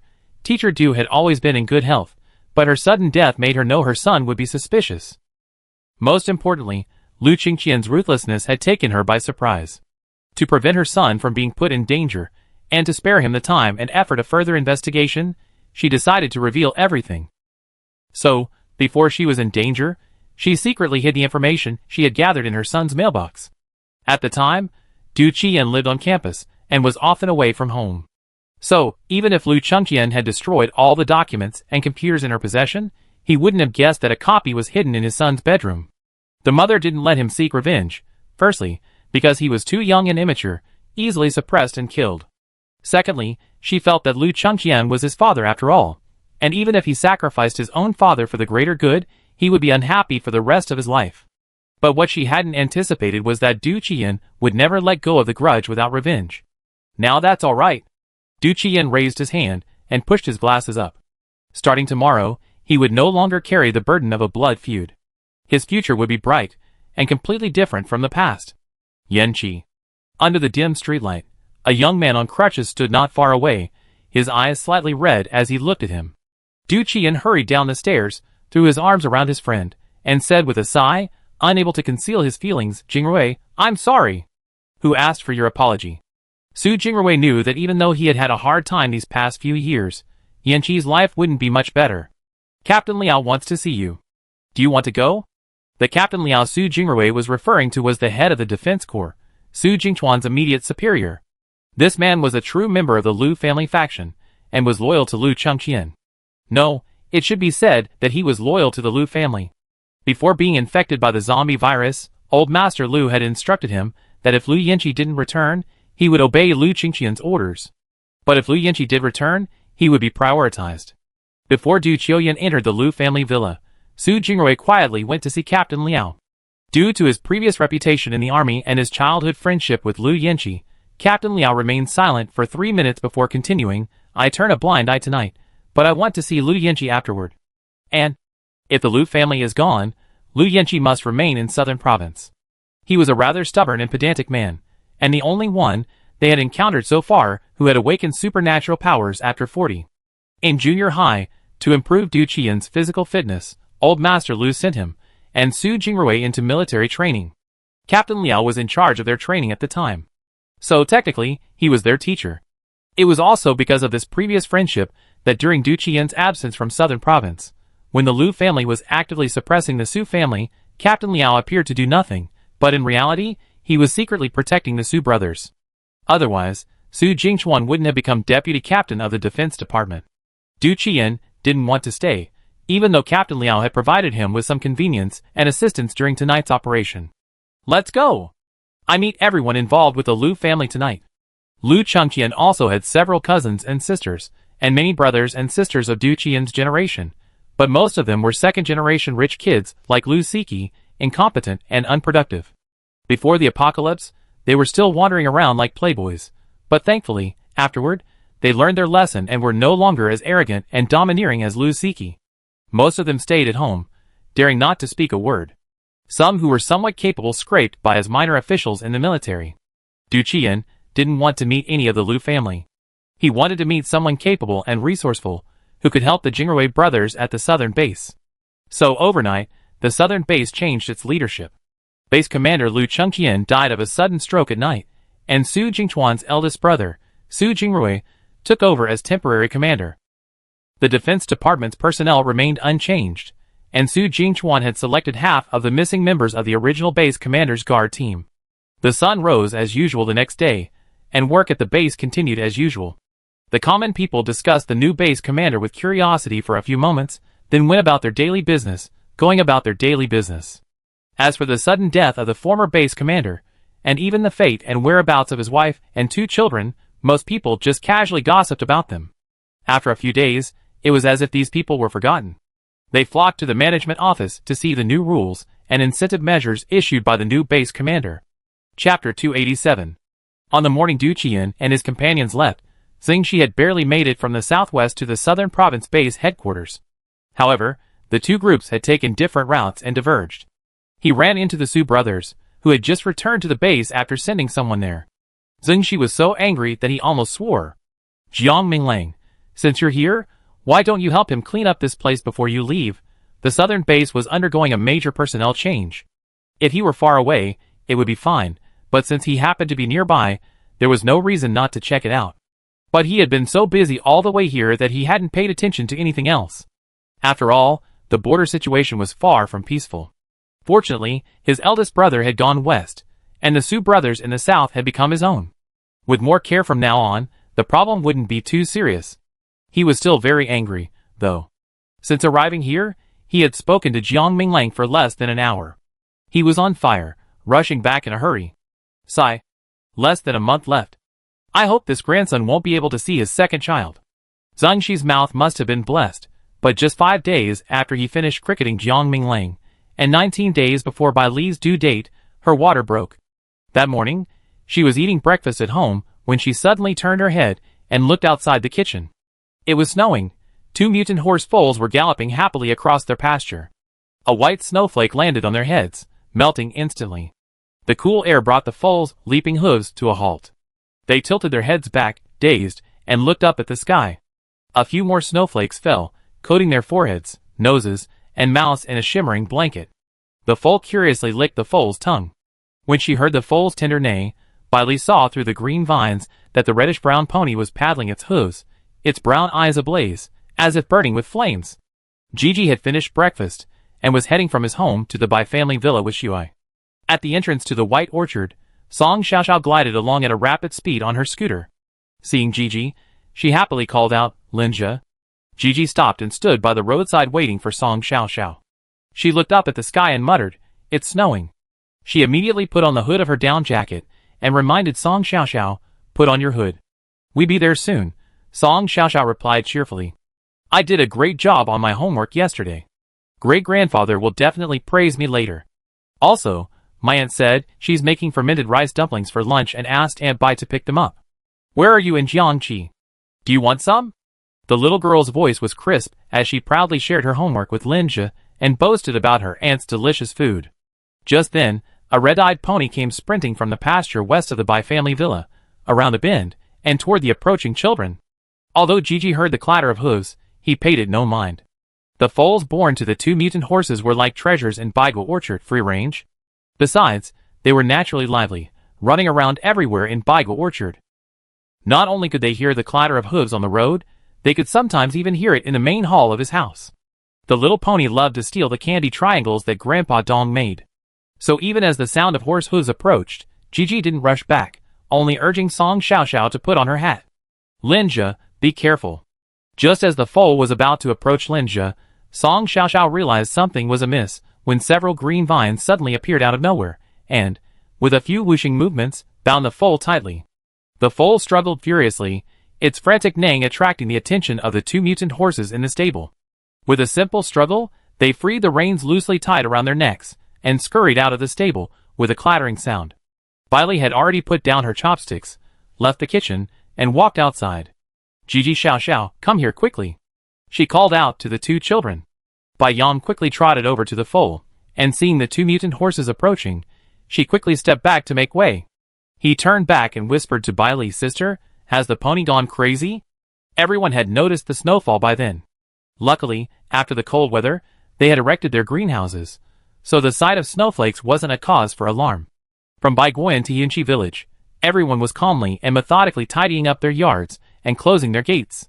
In fact, the snow arrived later than anyone had expected. It licked the snowflakes. Bai Li frowned at the pony. It went crazy just by licking the snow. If this heavy snow lasts a month, this pony, I wonder if it can survive it. By then, the 2 mutant horses had already run up to the pony, standing to its left and right. One licked its eyes, the other its mouth, and then its head. Chi-Chi shuddered at the glistening saliva on the pony's head. "Oh my goodness, next time I want to pet its head, I have to give it a bath first." After a short lick, the foal's eyes miraculously regained clarity. It shook its head, and let out a whimpering cry at its parents. Chi-Chi walked over, giving it water while saying, "Are you still eating something? Snow and rain can't touch it, understand?" The foal, perhaps understanding, tried to rub its head against Chi-Chi after drinking his water, but the clean-minded child dodged it. Go back to the stable." Bailey pulled the green ivy off the foal's legs and let it return to the stable with the ivy on its body. But the foal's reaction also reminded Bailey, and she instructed Chi-Chi, "Lock all the dogs in the kennels. Check on the rabbits and chickens too. Remember, make sure the doors are locked tightly." Bai Xiantian wanted to go, but Bailey stopped him. Although he was in good health, he was, after all, almost 60 years old and not a supernatural being. So on rainy or snowy days, she insisted he stay inside with his grandparents, uncle, and aunt. Bai Yang, Xiao Shuang, and Chi-Chi and Ji went to check on the orchard, while her green radish was monitoring the situation in real time. The small animals and poultry in the orchard weren't in serious trouble. While busy, she suddenly felt a warm sensation in her lower body, a stream of heat running down her thighs. Bailey wasn't wearing long johns, but coral fleece pajamas, which were warm but also loose. So, after the initial heat was absorbed by the pajamas, the rest easily flowed down her thighs to the ground. Looking at the small puddle at her feet, she couldn't help but twitch her lips. Song Xiao, standing beside her, saw that Aunt Bai was having trouble looking down, so she helped her look, and then she discovered. The little girl blinked, her first reaction being that she had to save face for Aunt Bai and not accuse her of wetting her pants. So, should she pretend not to see it? However, before Song Xiao could look away, Aunt Bai grabbed her shoulders. Aunt Bai calmly said, Xiao, help me call Aunt Shuang back and tell her that Aunt Bai's water broke." "Huh? Oh, I'll be right there." Before she finished her words, Song Xiao's tiny body had already shot out. She was saying, "That's Aunt Bai, how could she wet her pants?" So the water on the ground was amniotic fluid. But what kind of water is amniotic fluid? The 9-year-old girl naturally didn't understand anything about this, but not understanding didn't mean she had no sense. Although Aunt Bai remained calm throughout, she sensed that this amniotic fluid wasn't good, and that breaking it wasn't a good thing. But still, she wondered why her water had broken. The little girl usually ran with Chi-Chi and Ji for exercise, so she ran off to get help. Auntie Shuang, Auntie Bai said her water broke. Shi Shuang, who was herding the chickens into the house with Bai Yang, turned and ran, completely disregarding the birds. Bai Yang wanted to run too, but he patiently drove all the chickens inside, and closed the door tightly before sprinting home, like a gust of wind. Bailey was still standing at the doorway. Her water had broken, and then her contractions had begun. She was holding her belly, and taking deep breaths. Even if it happened again, the contractions were still unforgettable and heartbreaking. "Damn it, why can't men give birth? Sister, how are you feeling?" Shi Shuang grabbed her wrist as soon as she arrived, hurriedly took her pulse, and rushed home without waiting for Bailey's response.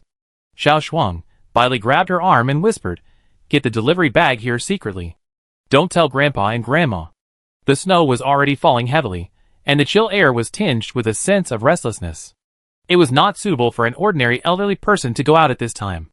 The green ivy in the house could purify the air, and with the doors and windows closed, a certain degree of safety could be guaranteed. Bailey didn't want to have to worry about the elders at home while entering the delivery room. Shi Shuang understood her concerns. As she went inside to get the delivery bag, she said to her grandparents sitting in the living room, "I take my sister for another prenatal checkup before the snow gets heavier. Don't worry, we'll be back soon." With that, she went upstairs to change clothes. No one, including Bai Xiantian, doubted her words. After all, if the snow continued to fall, even though the infirmary wasn't far away, in Yunqi village, with Bai Li's large belly, it would still be risky for her to walk there. So Xie Shuang's considerations made sense. After another prenatal checkup, she could rest assured and wait for the birth at home. Shi Shuang first went upstairs to change her coat, then quietly climbed up to the 3rd floor and entered Bai Li's bedroom. She took her maternity bag from the closet, walked to the balcony, opened the window, and placed the bag on a few green ivy vines that stretched toward her. Then, watching the vines, carrying the green ivy, move along the wall, she breathed a sigh of relief and turned back downstairs.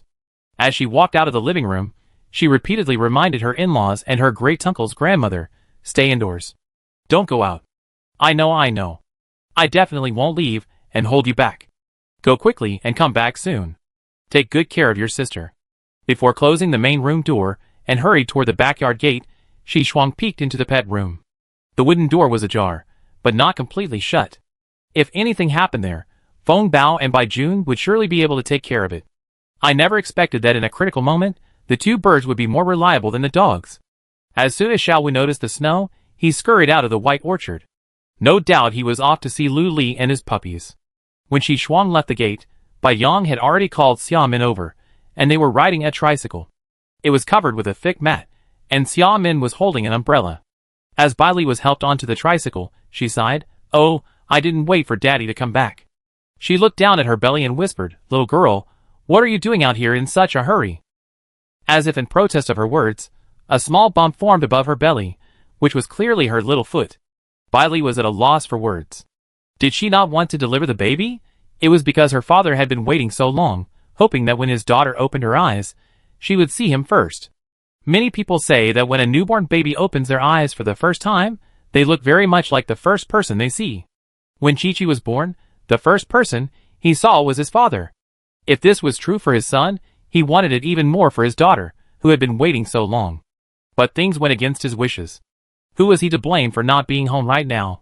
In less than 10 minutes, the sparse snowflakes turned into a heavy, heavy fall, leaving very little time for transition.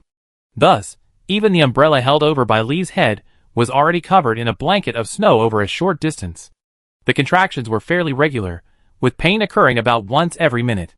Once they entered the delivery room and lay on the delivery bed, Bai Li's contractions suddenly intensified, causing a layer of cold sweat to form on her back due to the pain. Chi-Chi excitedly whispered to Linja at the delivery room door, "Do you think my sister will look like me? My grandma says newborn babies are like monkeys, all the same. So your sister will definitely look like you." Jiangqi glared at Linja with a stern face. "What do you mean? Are you saying my sister and I are two monkeys?" "Me too, all three of us are monkeys." Jiangqi's face was filled with disdain. "You're a monkey, but my sister and I aren't." Linja was about to say something when the infirmary door was pushed open from outside. Song Xiaoxiao had returned, bringing her aunt with her. Because they were in a hurry, Song Huanyan panted slightly and asked Jiangqi and the others, "How long have you been in there?" Jiangqi raised his wrist solemnly to check the digital watch and gave a precise time, 13 minutes. Having seen neither Bai Yang nor Cheng Xian for a while, she asked in surprise, "Where are your uncle and godmother?" "Godmother took you to the orphanage early this morning, and my uncle just went to get her." This was Bai Li's request. Although Dr. Su's wife, a pediatrician, was also there, along with Shi Shuang and Xia Min, the baby would definitely be well taken care of after birth. She still wanted Cheng Xian around. Firstly, he was her good friend, and secondly, he had experience. When Cheng Xian returned half an hour later, Bai Li's cervix was dilated to 5 fingers. The snow outside was now falling even harder, flakes pounding down like cotton wool. In just an hour since the snow began, the view was completely white, with no other color to be found between the sky and the earth. Another hour passed, and when Bai Li's pain became unbearable, her cervix finally opened to its maximum. When the baby's cry of "wah" was heard in the delivery room, the heavy snow outside suddenly seemed to have been paused, and the gloomy sky suddenly brightened. A ray of sunlight penetrated the clouds and shone down, reflecting a brilliant light. Chapter 288. Has the sky been punctured? After days of continuous travel, Jiang Minglang and his group, battered by the blanket of snow, were forced to leave the main road and seek shelter and rest. "What's wrong, boss?" Noticing his captain's expression was a bit off, Zhang Xiaodao glanced at the cotton-white snow outside, densely packed, and soon a thick layer had settled on the ground. At this rate, there was no telling when the snow would stop, and when it did, there was no telling how thick the snow would accumulate. "Yesterday, the boss said how many days were left until my sister-in-law's due date? 20? 19? He assumed Jiang Minglang's current anxieties were due to his fear of not being able to return to Yunqi village before Bai Li gave birth. While that worry was certainly there now. Jiang Minglang raised his hand to his chest, feeling his heartbeat become extremely irregular, rising and falling, high and low. He felt uneasy, but he didn't sense a serious crisis. It felt like something crucial was about to happen. His first thought was of his wife's second child. The due date was only 19 days away. Before he left Pingcheng, his wife's pregnancy had been normal. His daughter was well behaved, moving only once a day and rarely moving again. Shi Shuang was now his daughter's aunt, staying home with her practically 24/7. Add to that Xia Min and Dr. Su, 2 professional obstetricians, and Elder Hua, the towering figure. Jiang Minglang consoled himself. Everything was in place, both hardware and software. So nothing would happen. His daughter and wife would definitely be fine. He assured himself with such conviction, but, placing his broad hand on his chest, he felt his heart still beating irregularly, and it seemed to be getting faster. Could something have happened to Chi-Chi? Jiang Minglang frowned. He told him to stay home and look after his mother and grandfather before leaving, so he disobeyed and gone out to play. The heavy snow had come unexpectedly. If Chi-Chi had been outside at the time, he and Gigi would have been forced to find shelter, just like they had. And usually, those temporary shelters offered both safety and danger. For grown men like them, no matter how great the danger, it wouldn't have mattered. But what if it were two children? Although they weren't innocent children anymore, they were still young and immature. What if they were plotted against or accidentally fell into a trap? What are you thinking? Before he could form any idea, someone suddenly tapped his shoulder. Jiang Minglang turned and saw Xiao Fei holding a cigarette, but unlit. He couldn't help but tut, "Are you planning on having a baby?" Xiao Fei was startled, and then a strange color washed over his bronze face. He had been thinking about it, but he hadn't expected old Jiang to reveal it. The others standing nearby couldn't help but burst out laughing. Zhang Xiaodao said, "Captain Qiao, that's nothing new. My boss has used it, Deputy Captain Su has used it, and even I." "You used it?" Xiao Fei shot him a disdainful look before he could finish. "Do you think I didn't see you smoking before? And you even borrowed a light from me?" Zhang Xiaodao was stunned. He'd been craving a cigarette for 2 days, and he borrowed a light from Xiao Fei. The two's banter slowly dissipated the uneasiness in Jiang Minglang's heart, and his heartbeat returned to normal. Just then, Renbin, who was leaning against the doorway, suddenly shouted, "The snow has stopped." Everyone turned to look outside, and saw that not only had the snow stopped, but the sun had also come out. The snow-covered world outside was a shimmering silver. If you weren't paying attention, you think you stumbled into frozen. That's strange. Has it been snowing for 2 hours? No, 1 hour and 45 minutes. How long did it last snow? 1 month, 5 days, and 4 hours. Everyone turned to look at Du Qian, who had answered the question. Du Qian pushed his glasses up on his nose with a nonchalant expression. "The weather is unusual, I just made a note of it." "Is that just a quick note?" Xiao Fei nodded. "Indeed. When we were training, or on missions, any unusual behavior would be noted down by old Du. He's been so good at saving us from certain death many times." Xiao Kong muttered. He even settled the score later.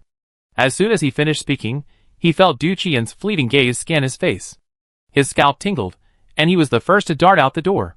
"Now that the snow has stopped, let's continue on our journey." The entire team knew that their sister-in-law, Sister Bai, was about to give birth, and Boss Jiang needed to return to Pingcheng before the baby arrived. The freshly fallen snow looked thick, but it hadn't yet frozen solid. It only made a creaking sound when the wheels rolled over it, but it didn't cause much of a hindrance. The main reason was that it had only been falling for a short time. The sudden drop in temperature had one positive effect. The animals had mostly retreated to their dens. Even if there were any frantic ones, only a few would emerge, easily dispatched. A week later, Jiang Minglang finally saw the familiar stone gate of Pingcheng. Sure, Jiaxu ran out of the duty room and approached to tell his boss the good news. His sister-in-law had given birth safely, and both mother and daughter were safe. However, Jiang Minglang couldn't wait for him to speak, and immediately urged Zhang Xiaodao to leave. Upon returning home, as soon as he opened the front door, he noticed something was amiss. He looked around and was surprised to find that the green ivy, which had originally bloomed white flowers on the wall, had turned red. No, it shouldn't be said to have changed. It should be said that several thin, distinct vines had grown from the original green ivy, and the flowers on those vines were red. The small red flowers nestled beside the white ones, creating a striking red and white juxtaposition. Jiang Minglang's eyes widened in surprise. Had his wife's green ivy mutated, or, with his natural perceptiveness, he suddenly looked up at the building. Just like the surrounding walls, the rooftop also had small green ivy flowers blooming red. "Minglang? You're back." The old lady, who was stewing chicken in the kitchen, heard the noise and came out. She was startled at first, then looked up and down, relieved to see no injuries. Then, with a kind smile, he said, "You're back just in time. Let's go upstairs and take a look." Jiang Minglang opened his mouth, then said hello to the old lady and hurried upstairs. Then, he saw his little girl in the bedroom. Fair and tender, delicate and soft, completely different from the wrinkled Chi-Chi when she was first born. Bailey said unhappily, "She's already a week old, Of course she's different from when she was born. She suspected that this man would constantly compare his daughter with his son, always focusing on the daughter's strengths. Is he already partial? There's almost an 11-year age difference between them. Isn't it normal to be partial? He's already a grown man, and he has the nerve to be jealous of his sister? Jiang Minglang spoke confidently, as he carefully took his daughter, who had just finished her meal, and was blowing bubbles. So cute, so beautiful, so smart. So young, she can already blow bubbles. By the way, have you decided on a name for our daughter? Even before they knew the gender, Jiang Minglang and Old Man Bai had looked through dictionaries and prepared several names. Each one sounded nice and had a good meaning. But the brat rejected them all, saying they didn't sound like his own name, were too complicated, too tedious, and too hard to write. He didn't like them. Jiang Minglang was so angry that he almost laughed. He didn't like it, but that was a light punishment. But Bai Li insisted on listening to her son. Since he wasn't happy with the name, then he could come up with it. It's just a code name. What's the big deal? Thinking of the name her son had finally decided on, Bai Li paused for a moment, then said with a complicated expression, "Your son said that Erbao should be called Jiang Xiaobai." What the hell? Elsewhere, everyone who had returned to Yunqi village, exhausted both mentally and physically from their long days of travel, mostly went back to their own homes. Only Du Qian went in a different direction from the others. San Pao and Zhao Kong followed stealthily, watching their instructor enter the Ling family's courtyard before hurriedly running back. The 1,000-year-old iron tree finally blossomed, and we had to tell the brothers to have some fun. Unexpectedly, Zhao Kang's voice was too loud, and the sharp-eared siblings Shiyu and Shi Shuang overheard it. Shi Shuang was fine. She wasn't talkative and didn't care about matters unrelated to her family.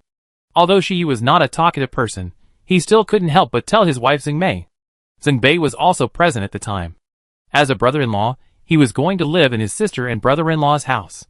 He had originally planned to eat something and go to sleep, but upon hearing the news, he turned and ran. He had been close to Renbin, also a fire type, all the way southwest, so after learning about Old Du's gossip, he immediately had to share it with his good friend. Renbin also lived with Old Sheng, so if he knew, Old Sheng knew, and if Old Sheng knew, Kong Erbao, Shijiashu, and the others knew. So, within half an hour of Du Qian's visit to Miss Lung, the entire team knew. At the same time, Lung Hanyu had just helped Professor Lung water the 2 pots of tomatoes Gao Junyu had induced. As she emerged from the greenhouse in the yard, she looked up and was suddenly stunned. She saw the figure she had been thinking about day and night, pushing open the gate of their home and walking towards her, standing tall against the sunlight. When Jiang Xiaobai was 5 years old, his favorite thing to do after dinner was to lead a group of little ones on patrol with his head held high. Her brother had already formed his own youth team, and not wanting to be outdone, she wanted to form her own youth team too. Line up, keep up. Xiao Xiaoyu, I told you so many times, don't drink milk during training. Did you forget to bring your earbuds? Hurry, put the bottle aside. Zhang Xiaotian, what's wrong with you? You're so old, and you're still wearing crotchless pants? Hide your little bird. And you, Shi Xiaoyi, wipe your saliva with your bib. After scolding everyone one by one, Jiang Xiaobai suddenly sat down on the ground, sighing to the sky, this team is so hard to lead. She didn't want to form a youth team anymore. It was too difficult. It would shorten her life. But if there's no team, could she join her brother's youth team? Jiang Xiaobai's eyes lit up at this thought. Hey, why hadn't I thought of that before? The little girl rallied, picked herself up, and scurried towards the door. The other little ones, staggering behind her, drooling and snotty, all looked at each other in bewilderment. After a while, 3.5-year-old Xiao Xiaoyu wiped the saliva from the corner of her mouth and asked in a baby voice, why did the eldest run away? 4-year-old Zhang Xiaoyan blinked and tilted his head. Did you need to poop? Or pee? Shi Xiaoyi nodded in agreement. Sister is very particular. She never poops or pees outside. As soon as he finished speaking, he couldn't hold it in any longer, so he trotted over to a designated ditch, stood there, and peed. As soon as he turned on the faucet, Zhang Xiaotian and Xiao Xiaoyu couldn't hold it in anymore. They lined up next to him, then imitated the same movements and began to pee. Yes, that's right. Jiang Xiaobai's girl team, aside from herself, was made up entirely of boys. But so what? Jiang Xiaobai personally didn't think it was a problem at all. Just like her brother's boy team had girls, why couldn't hers have boys? It was just a name. What did it matter? Jiang Xiaobai found the 2 dogs, Hung and Ha, at the gate, and wrapped her arms around Xiao Heng's neck and climbed up. Then, with her chubby little hands, she stroked Xiao Heng's ears and whispered, "Go find your brother. Hurry!" With those words, Xiao Heng took off running, Xiao Ha close behind. The two large dogs, protecting the pink ball of flesh, quickly ran out of Yunqi village. As soon as they left the village, Jiang Xiaobai's body erupted in numerous red-flowered vines, encircling her head and small body. From a distance, it looked like a large dog carrying a mass of greenery. This was Jiang Xiaobai's usual tactic. Whenever she left the village, she would shield herself with green vines, maintaining both secrecy and safety. Jiang Qi and Lin Jia had officially entered the military academy a year earlier, as had Ye Ye and Yu Yu. Although Song Xiaoxiao was 2 years younger than the others, she was determined to stay in the academy. She pestered her uncle to intercede for her, passed the exam with flying colors, and was ultimately granted special admission. Also granted special admission were 2 boys and 1 girl from Kyoto. The girl, Zheng Tong, had moved into Yunqi village upon arrival. She was Shi Xiaoyi's cousin and Aunt Zheng's niece, and she wasn't even 10 yet. Song Xiaoxiao had no feelings for Zheng Tong, but she didn't like the way this girl, a few years younger than her, looked at Jiang Qi. It just felt strange. Luckily, when Jiang Qi formed his own team, he didn't include Zheng Tong and the 2 boys with her. He wanted a true team built on strength, not someone who had come through the back door to learn. Yes, Zheng Tong was also a water-based psychic, and his abilities looked decent, but he was still a long way from being accepted into the military academy. "You're only 9 years old, what are you doing here?" Song Xiaoxiao was disdainful, but she didn't show it on her face. She was polite to Zheng Tong whenever she met him. It's better to look at the face of the Buddha than the monk. Uncle Shi and Aunt Zing were both good people. As guests of his family, they were also guests of theirs. Since they were guests, they would eventually leave. Chapter 289. Huh? Lu Xiaolan?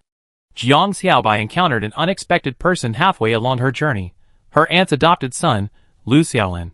She had heard from her brother that Lu Xiaolan's mother was her aunt. Because Lu Ying's abilities were so similar to her mother's and hers, and 8 years after the apocalypse, many studies have shown that blood-related superpowers often share similar abilities. For example, her brother possessed both water and metal abilities, while she possessed both wood and metal. She possessed both her father's and mother's, making her parents' favorite. Her brother was, at best, the second child. Although she was only 5 years old, she was already incredibly bright. Even her father said she was the most beautiful and intelligent child in the world, bar none. So, upon seeing Lu Xiaolan's mother's abilities, she instinctively felt something was amiss, and secretly asked her brother if she was related to them. Then her brother quietly revealed that Lu Xiaolan's mother, Lu Ying, was actually their mother's half-sister. She was saying, "There are so many Wood-type psychics. Why does she have the same one as her mother?" Lu Xiaolan was surrounded by 5 older children. They were a bit far away, so Jiang Xiaobai couldn't hear what they were saying, but it certainly wasn't good, because Lu Xiaolan's face was as cold as ice. Jiang Xiaobai sighed like a grown-up. Although Aunt Lu Ying and Uncle Batong were married, and Lu Xiaolan technically had a father, his appearance was too unique to be a biological child. As a result, some bored little brats often called him a little bastard. Ugly people are such weirdos. They all look so crooked, and you have the nerve to give them nicknames? Lu Xiaolan's face was as delicate as a doll's. Although he was a year older than Jiang Xiaobai would pinch it whenever they met. Lu Xiaolan remained silent, letting her pinch him. Xiao Heng slowly approached the group. As he approached them, Jiang Xiaobai brushed aside the green ivy covering his head. Then one of the children said, "You all heard the saying, those who are not of our kind must have different hearts. Although he grew up here, he's not one of us, and he's definitely not of our camaraderie." That's right. Look at him. He's definitely a spy. And the person who adopted him. I wonder if he's out of his mind. Why would the base commander keep? Ah! The child who was scolding Xiaolan's adoptive mother didn't finish his words, when his vision blurred, and he was punched in the face. Xiaolan's beautiful blue eyes glared at the other person, and he said word by word, "If you curse my mother again, I kill you." As he finished speaking, a dagger made of water condensed in front of him. Its tip pointed directly at the child, who had just bluntly called Lu Ying a fool. Lu Xiaolan was 6 years old, but the children surrounding him were all around 10. However, judging by height alone, he was only half a head shorter than them. Jiang Xiaobai remembered that 6 months ago, Lu Xiaolan was only slightly taller than her, a mere finger's length. However, in just 6 months, he had grown taller, as if inflated. Now, she had to tilt her head back to see him, and stand on tiptoe to pinch his face. Thankfully, his face hadn't changed much, still as delicate as a doll. Lu Xiaolan also possesses dual abilities, speed and water. But when he fights those brats who call him a bastard, he never uses his abilities, so he gets beaten up more often. The upside is that, aside from his abilities, his fighting skills and strength are becoming increasingly refined. He's using those kids for training. His brother says Xiaolan is very shrewd and will never suffer a loss. He's been raised under his brother's care, and if he were to suffer a loss, neither he nor brother Gigi would let those kids bully him. But today, their insults touched a nerve. They shouldn't have mentioned his mother. The kids had never seen Lu Xiaolan use his abilities before, and the one being beaten was completely stunned, frozen to the ground like a dagger frozen in water, unable to move. However, the oldest among them reacted the fastest. He spoke in a timid tone, "Lu Xiaolan, are you planning a rebellion? Don't forget you're a foreigner. Killing us would be treason, including your father and mother. You all be traitors and expelled from Pingqing. You be expelled from Pingqing. Lu Xiaolan is under my protection, Jiang Xiaobai. If you swear at her again, you bastards, I beat you to death." Jiang Xiaobai felt these children were shameless. Unable to contain her anger, she opened her mouth, her green ivy swishing out, and she lashed out at the older children without thinking. At the sight of Jiang Xiaobai, several of them turned and ran. This was the infamous little witch of Baiguoyan. Not to mention her powerful parents, her brother Jiang Qi alone was untouchable. They dared neither scold nor hit her, and of course, they weren't sure they could defeat her, so they had no choice but to run. But since their family was at the top of Pingqing's pyramid, there was nothing shameful about being afraid of 5-year-old Jiang Xiaobai and avoiding her. After the children had vanished from sight, Jiang Xiaobai retracted the green ivy and turned to ask Lu Xiaolan, "What's the saying, those who are not of my kind must have different hearts? When did these illiterate people start to speak such profound words?"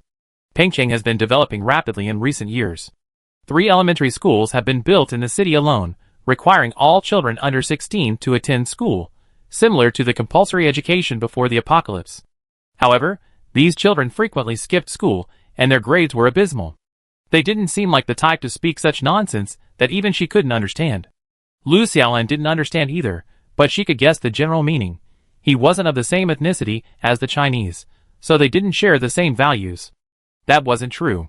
He was raised by his mother, and since his mother was Chinese, he was also Chinese. He wouldn't share the same values as others, but he would definitely share the same values as his mother, and he would also share the same values as Jiang Xiaobai. After his explanation, Jiang Xiaobai also thought the children were talking nonsense. "Ignore them. Do you want to come with me to find brother? I want to join his youth team. What about you? Do you want to join?" Jiang Xiaobai rode on Xiaoheng's back, his short legs swaying. He raised his chin slightly when talking about the youth team, and said proudly, "Brother said his youth team relies on strength. Your strength is only slightly worse than mine. If I speak to brother, maybe he'd make an exception and let you in. What do you think? Do you want to go?" "Yes." As soon as Jiang Xiaobai finished speaking, Lu Xiaolan nodded without hesitation. "I want to join brother Qiqi's youth team too." His beautiful blue eyes twinkled after he finished speaking. Honestly, he felt that at his and Jiang Xiaobai's ages, there was no way they could join Jiang Qi's team. Since they weren't looking after children, how could they possibly let them in? But since Xiaobai had said so, he'd just play with her. Jiang Xiaobai had no idea what Lu Xiaolan was thinking, assuming she agreed with his idea. He happily flashed his sweet dimples at him, raised his chubby hand, and waved it forward, saying with authority, "Let's go to the military academy." Of course, not everyone could enter the military academy, but after all, Jiang Xiaobai had a special status. Deputy Base Commander Jiang, the apple of the chief instructor's eye, the little princess of White Orchard, truly had the upper hand wherever she went. The young soldier standing guard at the gate watched with a mixture of amusement and envy as the 2 children, riding 2 large dogs, proudly entered the gate. 8 years into the apocalypse, pets had either gone berserk and been killed, or fled into the uninhabited hills and dense forests, becoming feral and untamable. It's actually quite rare for a pet to be adopted by humans after its initial mutation. After all, no one has the fortitude to keep a mutated pet, still struggling to understand its true state, around when survival is initially difficult. And now, even trying to keep one is impossible. Jiang Qi and Song Shishio's 2 fire-type dogs have become a favorite throughout Pingqing. Aside from the first litter, which they kept internally, the Shiba Inu named Lioli has become pregnant twice in the past 5 years. Each time, even before the birth, the puppies have been snatched up like crazy. Even Base Captain Ouyang joined the fray, finally managing to snatch a small one 2 years ago. The two large dogs Jiang Xiaobai rides, which Jiang Qi compares to the Hung Ha generals, have perhaps mutated to such an extent that their enlarged bodies have affected their reproductive capacity. They only produced one pup in 5 years, and even though they're still two, they're guarded tightly by their parents, unwilling to give them to anyone else. Jiang Qi dotes on his dog. If Hingda doesn't agree to give it to someone else, then they keep it. It's within their means. When Jiang Xiaobai takes Hingda out, the two pups will consciously stand guard at the door, taking on the responsibility of standing guard. They're so human. Brother. Jiang Qi had just finished class, and Zheng Tong was pulling him aside to ask him a question when they heard a soft, familiar, baby voice. He immediately turned and walked towards the source of the sound, scooping Xiaoheng up from his arms, while Lin Jia lifted Xiaolan off Xiaoha and set her on the ground. Running around again. Can't you just stay home? He said, pretending to pat her little butt. He knew that with her abilities and the protection of Hingda, nothing would happen, but what if the little girl was too wild and daring? There was nothing she wouldn't dare to do, only things she hadn't thought of. Xiaobai, Zheng Tong ran over to greet Jiang Xiaobai, reaching out to squeeze her chubby little hand. It was soft and tender, and felt wonderful. The impish Jiang Xiaobai rolled her eyes. She glanced at Sister Xiaoxiao and Sister Yu, who were approaching, and tilted her head to ask Zheng Tong, Sister Tong, I heard your dad called my dad. He wants you to go back, right? So when are you leaving? Zheng Tong has a photographic memory. I heard her academic performance is at a junior high school graduate level, and before coming to Pingcheng, she was taking high school courses. I heard she scored very high on the military academy's academic exams, almost perfect. She's a truly incredible talent. It's just that she's young, and her physical fitness and ability training haven't kept up. Otherwise, such a talent would have been specially recruited by various schools. In fact, the military academy in Pingcheng did intend to recruit her. The Zhen family, who had already moved to Yunqi village, wanted their precious granddaughter to stay there, but Zheng Tong refused. Though young, the girl was quite opinionated. She had come to Pingcheng to study, not to stay. This was the agreement she had reached with her father before arriving. She would have to return to Kyoto, where all her connections and friends lay. If she wanted to form her own team like Jiang Qi, she would definitely choose someone in Kyoto. That was Zheng Tong's territory. As for the idea of a child marriage, that was a joke. She was still so young, how could she understand romance? While she did admire Jiang Qi, that was simply admiration for his skills and abilities, nothing more. It was clear that this young girl possessed a maturity and perspective beyond her years. Well, I was originally scheduled to return on the 10th of this month, but I still have some skills and techniques I haven't learned yet. I'd like to learn from your brother, so I'd be back for another 2 weeks. Zheng Tong then remembered that she hadn't told her father the news. But logically, he shouldn't be in a hurry. After all, his grandparents are here, and he really wants her to stay and go to school here. It's a pity that she has other things to do and can't stay here for long. Yu and Song Xiaoxiao, who had just walked over, twitched their lips when they heard that Zheng Tong would be staying for another 2 weeks. They exchanged helpless glances. It's not that they didn't welcome her, she was just a little girl, and they wouldn't be so hard on her. But the problem was that she was too competitive. She had a photographic memory for everything in her academics, and she always tied with Jiang Qi for first place on every exam. The teachers always used her as an example, saying she wasn't even 10 years old. Her comprehension and learning ability, it didn't matter if you couldn't match them, but you couldn't slack off either. Who's slacking off? Why don't you call her a monster?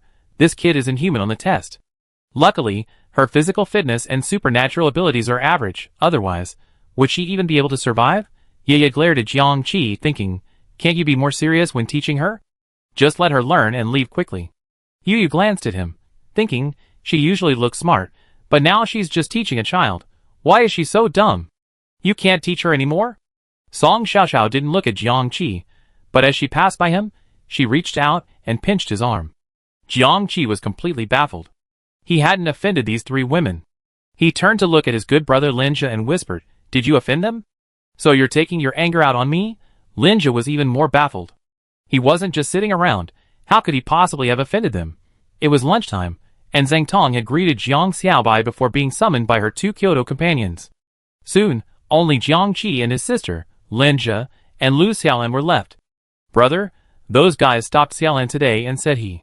Jiang Xiaobai wasn't rushing to discuss joining the youth team with her brother. Instead, She was talking about the people who had surrounded Lu Xiaolan. Her real point was that they had the audacity to insult Aunt Lu. Although Xiaolan had just taught them a lesson, it wasn't enough. She wanted her brother to remember them, and give them a beating when he had the chance. However, Jiang Qi and Lin Zhi were stunned when they heard the words "not of our kind." These words did not seem like something a group of ignorant children would say. It was very likely that they were guided by someone to say this to Xiaolan. Chapter 290. Brother, what do you think of me? After finishing her story about Xiaolan, Jiang Xiaobai blinked at her brother. Her dark eyes, curled eyelashes, and fair face made Jiang Qi unable to resist kissing her on the cheek. Tell me, little rascal, what do you want? She was definitely not looking at her to be cute. Out of the corner of his eye, he saw Lin Zhi pulling Xiaolan aside and questioning her. When he had just heard the phrase "not of my kind," Lin Zhi, like him, suspected that those kids targeting Xiaolan had someone behind the scenes. Logically, with the Lufeng team backing him up, and him and Lin Zhi protecting him, no one should be so foolish as to bother Xiaolan. But the reality was quite the opposite. Whenever Xiaolan went out, there were always kids throwing stones at him or calling him a bastard. But since they were all doing it behind their backs, they couldn't do anything. The most important thing was that Xiaolan wouldn't let them help. Despite his young age, he was quite opinionated. Otherwise, given how much the Lu siblings loved him, they wouldn't care whether the bully was an adult or a child. They would definitely have to teach him a lesson first. But it was just a simple lesson. It wasn't necessary to go too far. As Pengcheng developed, its rules and regulations became more and more established. Things like making someone disappear without a trace could no longer happen. Furthermore, this was just a quarrel and a fight between children. As adults, it was even more difficult for them to intervene. Xiaolan, though smart, was also sensitive. He would never let something like this bother his parents and uncle. Jiang Xiaobai couldn't understand this. If he was upset about being bullied, he would just complain to the adults. Why would he be afraid of bothering them?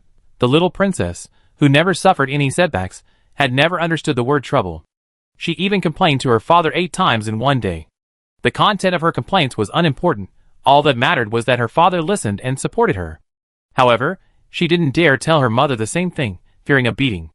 Though Jiang Xiaobai never suffered any setbacks, he did have one notable virtue. He never forced others to do anything they didn't want to do. So, even though he didn't understand Lu Xiaolan, he didn't criticize or interfere. He only complained to his brother when necessary, or stood by to cheer him on during a fight. So the question arises, with Xiaobai present, how dare those half-grown kids attack Xiaolan? After Lin Zhi thoroughly inquired about the entire situation, he said to Xiaolan, next time something like this happens, don't give them any leeway. Use your superpowers and scare them once and for all. Understand? Xiaolan nodded without hesitation. I understand. He had accumulated enough experience that he could easily defeat them even without using his superpowers. Of course, due to his age, he couldn't rely solely on physical strength to scare them so much they wouldn't dare to provoke him again. So, if Brother Lin Zhi told him to use his superpowers, he would. Brother, can I join your youth team? It was lunchtime, and Jiang Qi, now nearly 180 centimeters tall, walked steadily with his sister in one arm. He glanced down at the little girl in his arms, ruffled her soft black hair with his other hand, and asked with a smile, didn't you say you wanted to form a girls' team? What? You're not going to form it anymore? Jiang Xiaobai mom said you can't give up halfway. If she knew. Is it me who doesn't want to form a team? Look at those little brats. They don't act like they're team members at all. At assembly today, Xiao Xiaoyu was even carrying a bottle, drinking while standing in line. How rude. Zhang Xiaotian, that lazy bastard, was wearing crotchless pants. Shi Xiaoyu's drooling, and Bai Xiaomi and Du Xiaolin were absent without even asking for leave. How am I supposed to lead this bunch of unruly brats? She counted on her fingers, and complained to her brother, unaware that Jiang Qi almost burst out laughing. And she calls others brats, but she isn't. Bai Xiaomi is Bai Yang and Shi Shuang's son. He's only 2 years and 8 months old this year. He takes a nap at a fixed time every day, regardless of whether he's in class or not. Du Xiaoling, the only other girl like her, is only 3 years old, and the precious daughter of Du Qian and Leng Hanyu. The little girl is a bit of a germaphobe. If she sees her clothes or shoes are dirty after going out, she'd definitely go back and change into clean ones. Because she was 2 years younger than Jiang Xiaobai, she had just enough clothes to wear. Du Qian and Leng Hanyu were relieved by this, as Jiang Xiaobai had so many clothes, shoes, and even utensils, many of which were already too small before they could even use them. Bailey often packed a huge bag with everything, so they didn't have to bother changing clothes. The boys didn't have the same convenience as the two little girls, but since they had taken over several maternity and baby stores before the apocalypse, they weren't short of clothes for the time being. If Mom asks me, I say they're unqualified and have all been fired. Jiang Xiaobai said this seriously, but if you listen closely, you could hear a hint of guilt in her voice. Jiang Qi glanced at her, and was about to speak when he caught a glimpse of a familiar figure striding towards them. Well, the person who made her lawless has arrived. Are you going to dinner with my brother, or with Dad? Dad? Jiang Xiaobai turned and looked around. Seeing Jiang Minglang, he immediately forgot about his brother. He broke free from his brother's arms and, with his short legs, lunged towards the tall figure. Dad? Jiang Minglang took a few quick steps, bent down, scooped up his little girl, and then lifted her up high. The little girl giggled, her clear, cheerful voice radiating joy that made anyone who heard it smile.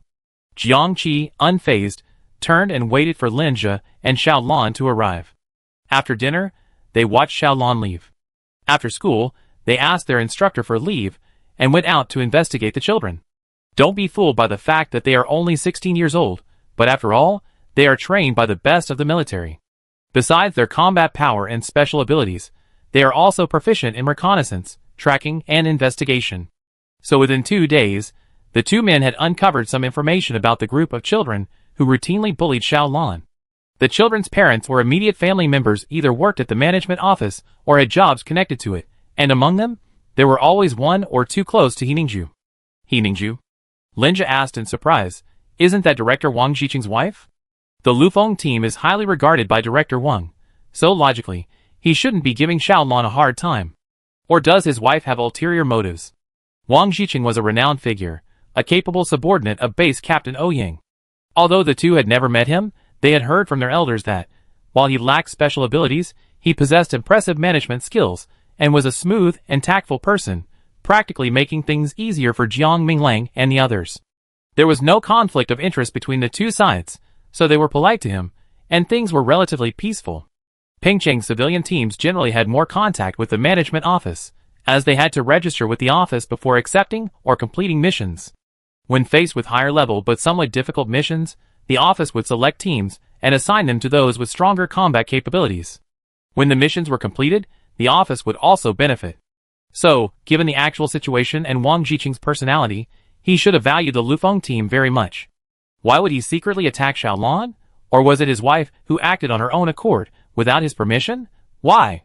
Separate yourselves. You investigate Hiningju, and I investigate her family. Jiang Qi didn't think Wang Jiqing had anything to do with her, so the focus remained on Hiningju. The two teenagers acted promptly, and quickly obtained the information they sought. While they were investigating Hiningju, Xiaolan also successfully accomplished something significant. He ran into the older kids, who had been bullying him again. This time, he didn't bother with them, not even waiting for them to start insulting him. He quickly rushed forward and quickly beat the group of 10-year-olds unconscious. Brother Lin just said that after beating them once, they would scare them so that they would avoid him, and never dare to run near him again. As for whether their parents would come to his house to cause trouble after the beating, he wasn't worried at all. His parents and uncle weren't afraid of trouble. As long as their parents had the courage, they would go. Who knew who would suffer the consequences? After beating up those kids, he simply wandered around the area a few more times, beating up all the kids who had bullied him before. He hit them so hard, the basketball-sized water balls practically deformed their heads. They couldn't catch him, their dodging speed leaving after images, and his power was immense. He was clearly several years younger than them, yet he could make them vomit with a single punch.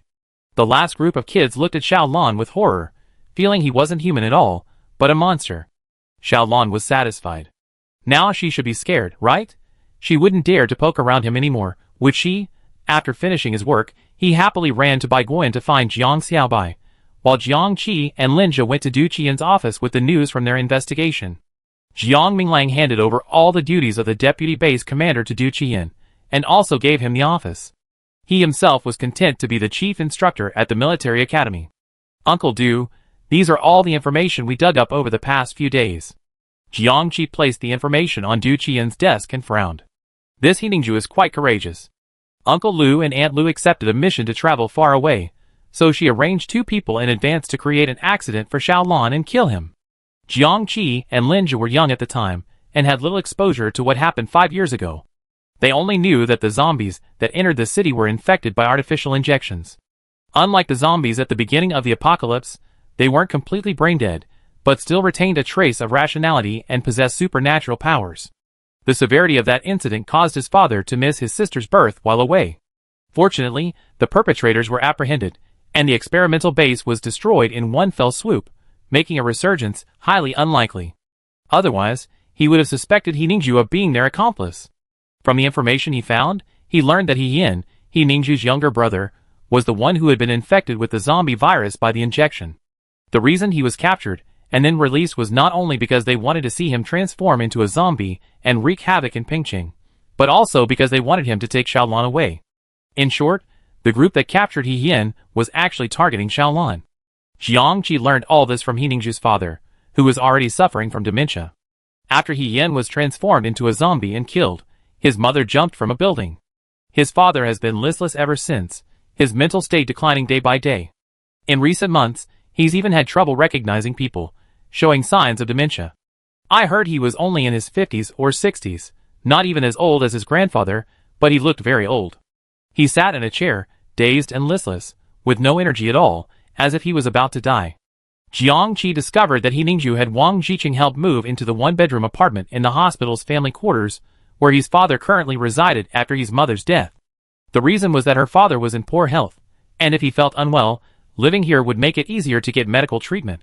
Anyone who saw this would praise her for being thoughtful and filial. But the location was actually even farther from her current home than before, so naturally, she reduced her visits. Sometimes she come once a month, but most of the time, she only come once every 2 or 3 months, staying for no more than half an hour. Quite filial indeed. Because of the elderly in his family, Jiang Qi unconsciously became more patient when speaking to his father.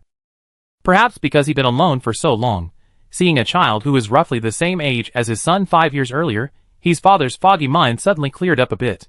He held Jiang Qi's hand and rambled on incoherently about his life over the past few years. He treated Jiang Qi like his son, and said he missed him and his mother dearly. He then scolded He Ningzhu, calling her cold-hearted and selfish. From his father's words, Jiang Qi realized that the father and daughter hated each other. He believed He Ningzhu was undeniably responsible for his wife and son's deaths. He Ningzhu, on the other hand, thought his father was useless and only took his anger out on her, refusing to even think about the culprit. His father had no idea what she was talking about. The person who had caused his son to become a zombie had been caught and killed, so how could there be a culprit, whether out of anger or ulterior motives? He Ningzhu directly revealed the details of the interrogation that were unknown to the general public. He Yin had been captured and given the injection because they wanted him to hand over the little BS***** Lu Ying had adopted. The culprits were Lu Ying and the little bastard. Indeed, in He Ningzhu's heart, she believed Xiaolan and Lu Ying were the culprits, who harmed her brother and directly led to the destruction of her family. If Lu Ying hadn't taken Xiaolan in, those people wouldn't have come to Pingqing. If they hadn't come here, they wouldn't have run into He Yin, and He Yin wouldn't have been transformed into a zombie by the injection. So, ultimately, everything was Lu Ying and the little bastard's fault. Lu Ying was the vice-captain of the Lufeng team and possessed supernatural powers, so she couldn't do anything to her immediately. Just because she couldn't deal with Lu Ying, couldn't she deal with a little bastard? So, she hinted to those who curried favor with her, telling her to let her children deal with the children. She even hinted that they could use more force, even injuring or crippling him. However, those people were timid, fearing retaliation from the Lu brothers and sisters, so they didn't dare let their children take any more action. Chapter 291. Even if they didn't resort to harsh words, a group of 10-year-olds simply verbally assaulting a 6-year-old child would likely leave a psychological scar on a fragile child. Not only that, she also wanted to cripple or kill Xiaolan. Even if she couldn't achieve either, what future could a child with such a scar have? How vicious and cruel was He Ningzhu's mind? Uncle Du, before she attacked Xiaolan, did she whisper something in Wang Jiqing's ear? This psychopath was capable of such a fatal blow to Xiaolan. There's no guarantee she wouldn't cause trouble for Aunt Ying, but her own abilities clearly weren't enough. I take care of this. You too, just leave it alone. Du Qian hadn't expected old Wang's marriage to a young wife to cause so much trouble. As they say, an old cow eating young grass. How can it be so delicious? Jiang Qi blinked before leaving and casually said to Lin Zhi, I almost forgot Aunt Ying invited us over for dinner today. We still have time, go back and get some fruit. Du Qian looked up at the two brats, snorted coldly, and waved them away. I don't have any food here. Get out of here. By deliberately mentioning Lu Ying in front of him, they were telling him they would secretly tell Lu Ying and Lu Su about this. Just tell them. Do you think he stopped them? 5 years ago, Lu Su had a fiery temper, and he wouldn't have stopped them. Now that Lu Su has calmed down, and with Lu Ying being such a shrewd person, Du Qian watched the two brats leave his office, his eyes narrowing slightly behind his glasses, wondering how he could give old Wang a proper heads up. Having experienced the tragedy of his family being torn apart at the beginning of the apocalypse, he married a young woman 20 years his junior, who bore him a bright and adorable son. Du Qian knew that before this matter escalated, old Wang would inevitably protect his wife. You wanting to protect your wife is fine, but their children also want to protect Xiaolan. Because of their children, Xiaolan had grown up together. She's just a 6-year-old, and you're so intolerant? Is it worth taking out all your anger on her? In the end, Du Qian didn't even think about notifying old Wang. He let it go. He took the investigation report from Jiang Qi and Lin Zhe, and went straight to Base Commander Ouyang's office. Even after leaving Uncle Du's office, Jiang Qi and Lin Zhe headed straight for the Lu family's home in the greenhouse area. As the leading civilian team in Pingcheng, they could have chosen a villa near the suburbs. The houses there were spacious, and the residents of the community were mostly teams like theirs who regularly took on missions to earn points. Occasionally, when a mission is high level, the two teams can merge to take it together, which makes the convenience of living together apparent, allowing them to discuss matters nearby. But the Lu siblings had already grown accustomed to living in the greenhouse area, and were too lazy to move. What's more, they had made some minor renovations, and redecorated the interior to their own tastes, and the two adjacent courtyards were also their own. This way, they could live together while still having their own privacy, which they found quite pleasant. Most importantly, their team continued to help patrol and guard the greenhouse area, which at least allowed them to get internal prices for food and vegetables, and occasionally even sell meat and eggs. Of food, clothing, shelter, and transportation, food comes second. Only a fool would move. When Jiang Qi and Lin Zhe arrived at Lu Ying's house, Zheng Le, the head chef, was cooking in the kitchen. He Si Hang and the other four had just graduated from the military academy last year. Because of their outstanding academic performance, Shi had retained them in their own team. In fact, they had originally wanted to return to the Lufeng team after graduation, but Lu Ying disagreed. No matter how strong their civilian team was, it was still civilian, far from the ranks of a legitimate military. Joining the military itself was difficult, let alone Jiang Minglang's team. Not staying would be foolish.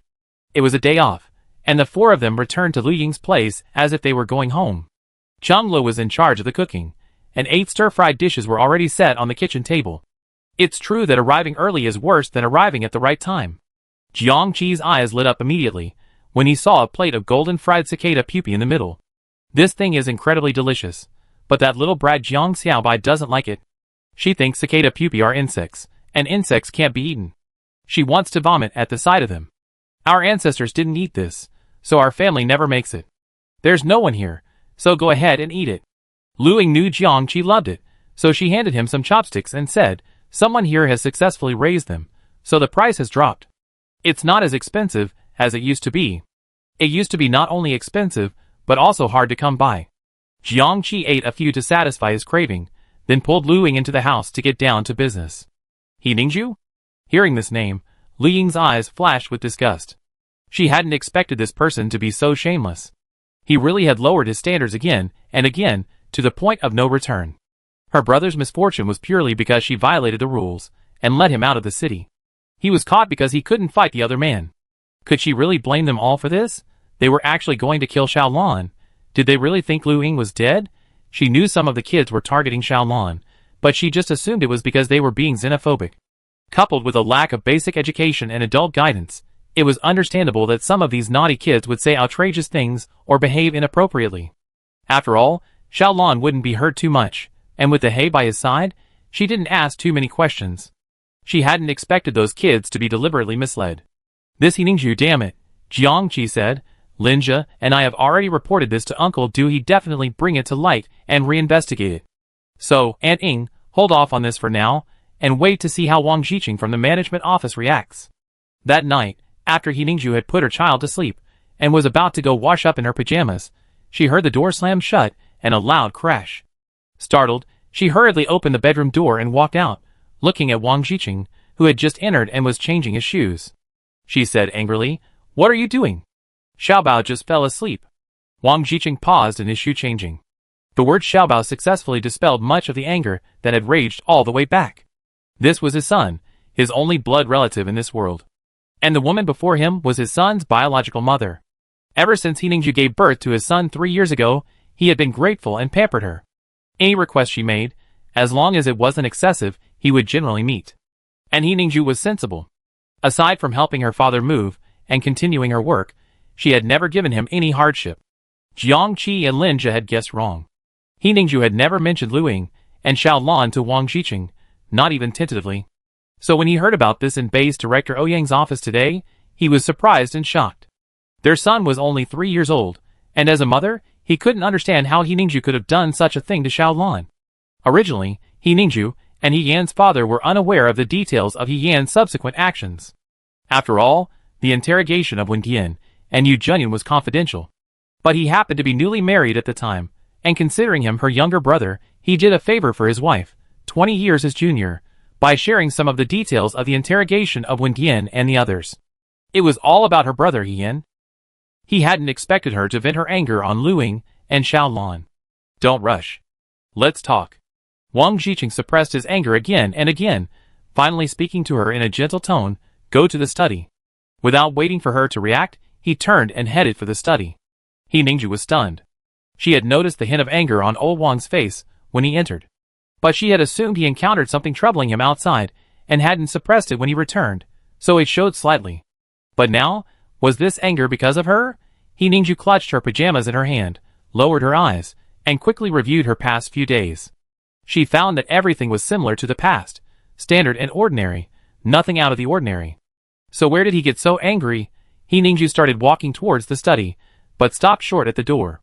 No, there was something different, but she had cleverly assigned the task to a group of children. No one should have noticed. After all, it's not appropriate for adults to get involved in a fight between children, right? Furthermore, the most important step hasn't been taken yet, making it even less likely to be discovered. Thinking of this, she couldn't help but breathe a sigh of relief.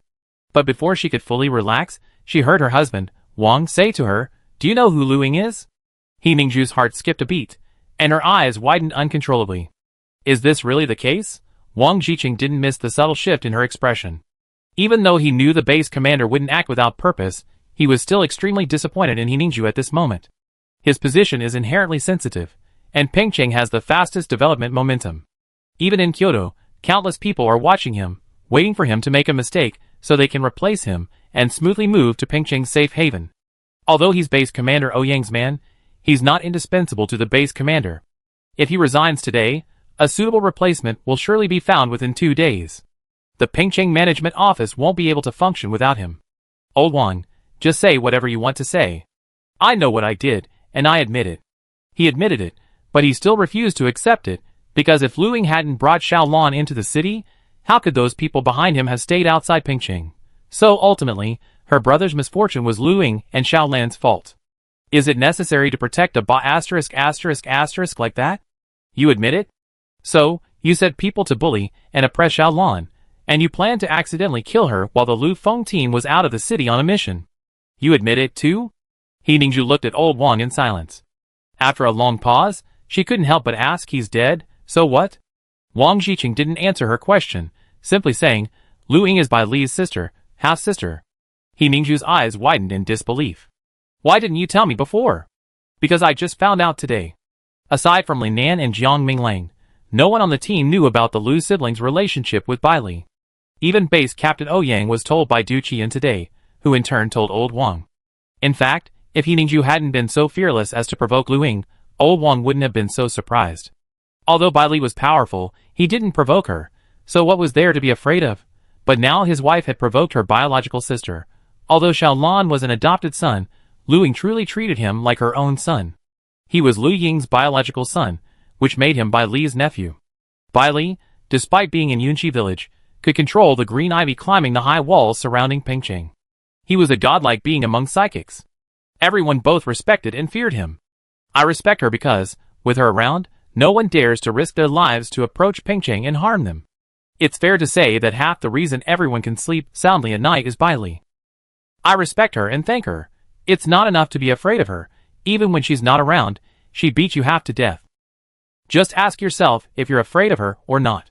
He Ningju was certainly afraid, not to mention that she was Bai Yang's cousin. I heard they grew up together, and were as close as siblings. She wouldn't dare to provoke someone like that, even if she had the guts to do so. But how could Lu Ying? Really? Lu Ying hasn't been to Yunqi village much, and she and her brother still live in the greenhouse area, so they're not allowed to enter Yunqi village.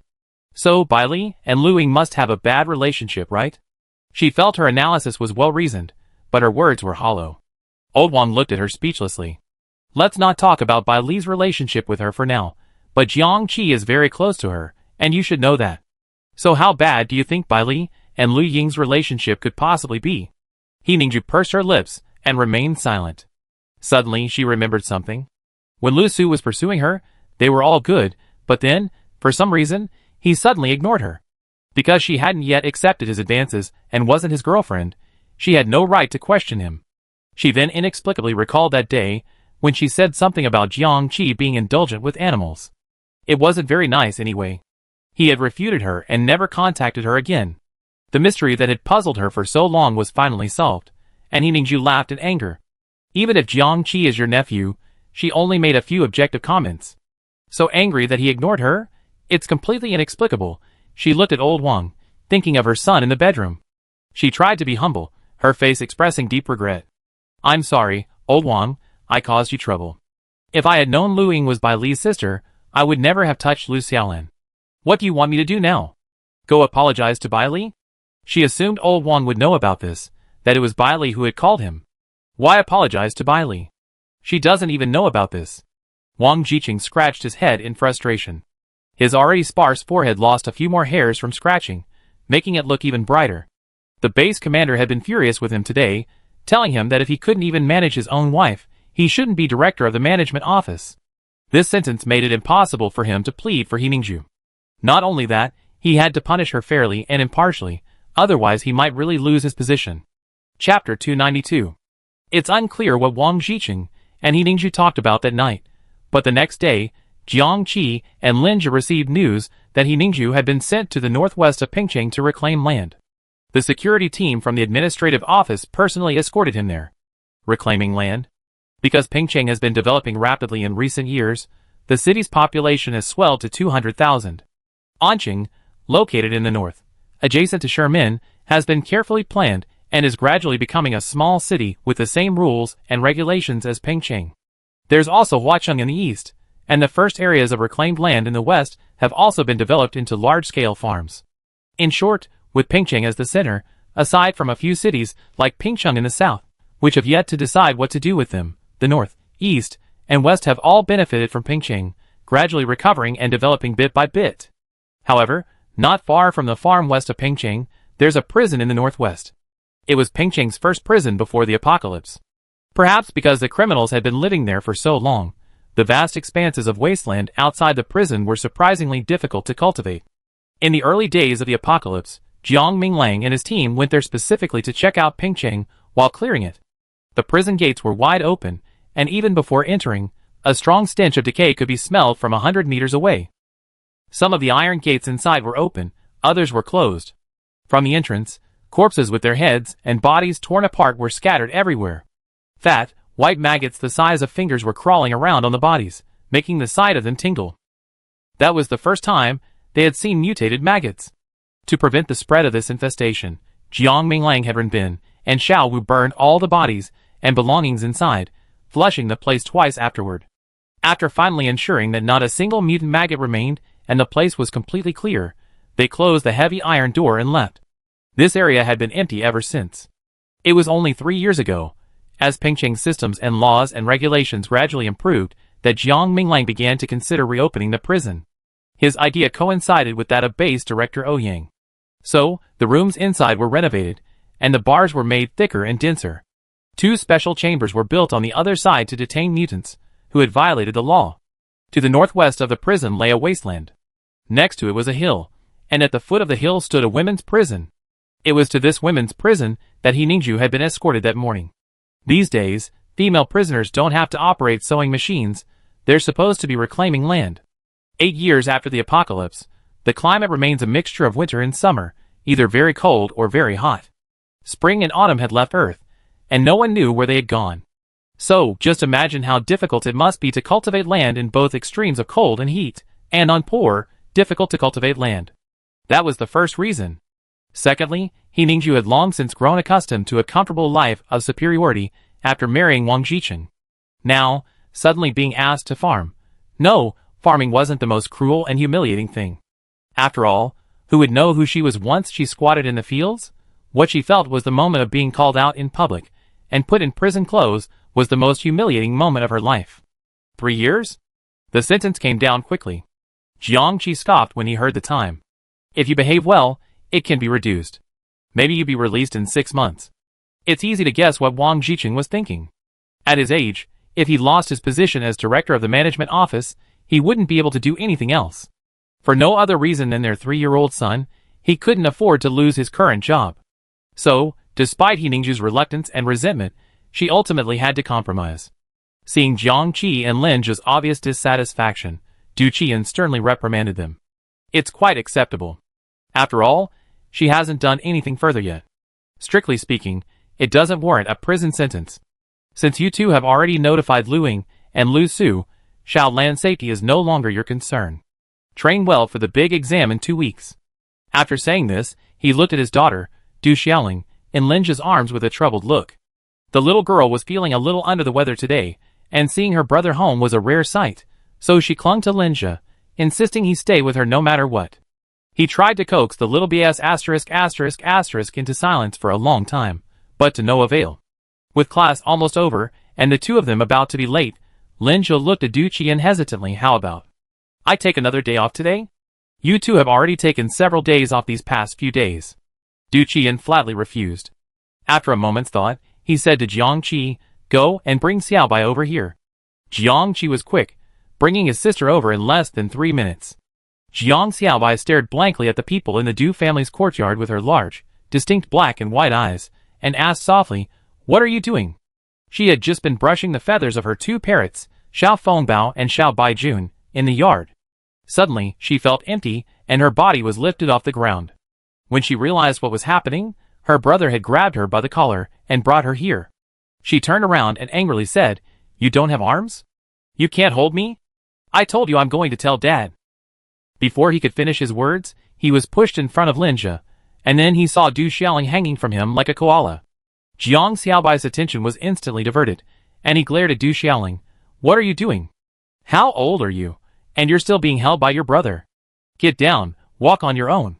Du Xiaoling glanced at Jiang Xiaobai, let go of Lin Zhe, and slid swiftly off his brother's lap. Du Qian's mouth twitched at this. It was true that there was always someone to conquer. The little girl who was always so naughty at home, in front of Jiang Xiaobai, who was 2 years older, instantly became a docile little bunny, as obedient as could be. By the time Jiang Qi and Lin Zhe left, Jiang Xiaobai had already grabbed his brush and, along with Du Xiaoling, had begun brushing Xiaoai's fur. Whether brushing a bird or a cat, it was all the same. It didn't matter who was being brushed. Half a month had passed in the blink of an eye, and Zhang Tong still hadn't fully mastered those few fighting techniques. But actually, achieving this level at her age was already quite impressive. It was just that she set too high a bar for herself, constantly wanting to compete with Jiang Qi, Song Xiaoxiao, and the others. She even secretly wondered how big the gap would be if she returned to Kyoto to form a team, compared to the miracle team led by Jiang Qi and Lin Zhe. Though she longed to close the gap, or even surpass them, she knew it was impossible. Leaving aside the others, Jiang Qi and Lin Zhe's combined combat prowess was absolutely unmatched in Kyoto. In terms of both their abilities and pure skill, she dared to say they were the best under 18 in Kyoto. Before, her father had told her that Uncle Jiang was an unrivaled instructor, but she hadn't believed him. But now, even though she hadn't been personally taught by Uncle Jiang in all her time here, the people he had brought up, including her uncle and Jiang Qi, had convinced her. Are you really leaving? Zheng Mei's parents came here 3 years ago, when she gave birth to Shi Xiaoyi. They since fallen in love with Yunqi village, and haven't returned to Kyoto since. The old couple personally raised their eldest granddaughter Zheng Tong. Although she wasn't their biological granddaughter, since her eldest brother and his wife were no longer around, their own grandson wasn't close to them, and their niece-in-law was too busy with work, they felt comfortable leaving the child in their care. So the old couple truly treated her as their own granddaughter. Even after 3 years of not seeing each other, there was no sense of distance. They were incredibly close. Grandpa and Grandma, I haven't finished my academic studies yet. While this place is nice, Kyoto is clearly more sophisticated. But don't worry, I definitely come back after I officially graduate from the military academy. She also took various academic courses here, and truly felt that Kyoto was superior. She also kindly suggested that Jiangqi and the others go to Kyoto for further studies, but he only said he was considering it without a firm answer. She had also asked her uncle, and he said it wasn't the right time yet. It wouldn't be too late to go to Kyoto in 3 years, when Jiangqi was capable of standing on his own. 3 years? She didn't quite understand. Why would he be independent if he was just going to Kyoto to study academics? Besides, with his current abilities, couldn't he be independent? At first, Zheng Tong couldn't understand it, but her aunt finally told her that with Jiangqi's parents' fame and abilities, as soon as he left Pingcheng, whether he went to Kyoto or any other city, he would inevitably attract attention. By then, the trouble wouldn't just be about his strength. He was only 16, after all. A head-on confrontation might not hurt him, but what if it was some unscrupulous scheme? Zheng Tong understood. It was just like how her eldest cousin had been plotted against by his maternal cousin and nearly died. However, her grandparents were still unaware of this, so she only secretly told her aunt. After her eldest cousin's accident, her eldest uncle deliberately returned to Kyoto from the west, and took her cousin with him on his way out. She heard that 5 years ago, before her eldest uncle left for the west, he had wanted to leave her eldest cousin with her grandparents, but her eldest aunt was very upset and refused to agree. At that time, her eldest cousin was closest to his mother, and therefore he resented her grandparents. Although she was very young at the time, she clearly remembered the disappointment in her grandparents' eyes. Grandma told her eldest uncle, "Take your son away. Don't make it seem like your father and I are the villains who separated mothers and children. I just pretend this grandson never existed." The old lady kept her word. Before coming to Pingcheng, even though her eldest uncle's family lived not far from hers, she found ways to avoid her eldest cousin, never meeting him once, never asking about him. Just as she said, she just pretended this grandson had never existed. After all, Zheng Nan's son and Zheng Tong, whom she had raised, were both close to her. They were just a generation apart. What difference did it make? If the old lady didn't care, the old man would be even less so. After that, my aunt gave birth, and the two elderly people left Kyoto, completely away from the mess of my eldest son's family, and lived a more comfortable life. They were doing well, and Zheng Tong was happy too. So, after coming here, she told her grandparents about her parents, her second uncle, her second aunt, her younger brother, other relatives, and the gossip circulating in the neighborhood, but she didn't mention her eldest cousin. However, after being plotted against, he completely broke up with his grandmother's family. I heard that before being taken away from Kyoto by his uncle, he secretly went to his grandmother's house and smashed things up. Before leaving, he threatened his mother that he would disown her and never call her mom again. It's said that his aunt was also involved in the scheme against his eldest cousin. Zheng Tong simply couldn't understand this person's train of thought. Collaborating with outsiders to plot against his own son, wasn't he crazy? But Zheng Tong was relieved that she had no connection to the Zheng family. She was doing it for her uncle.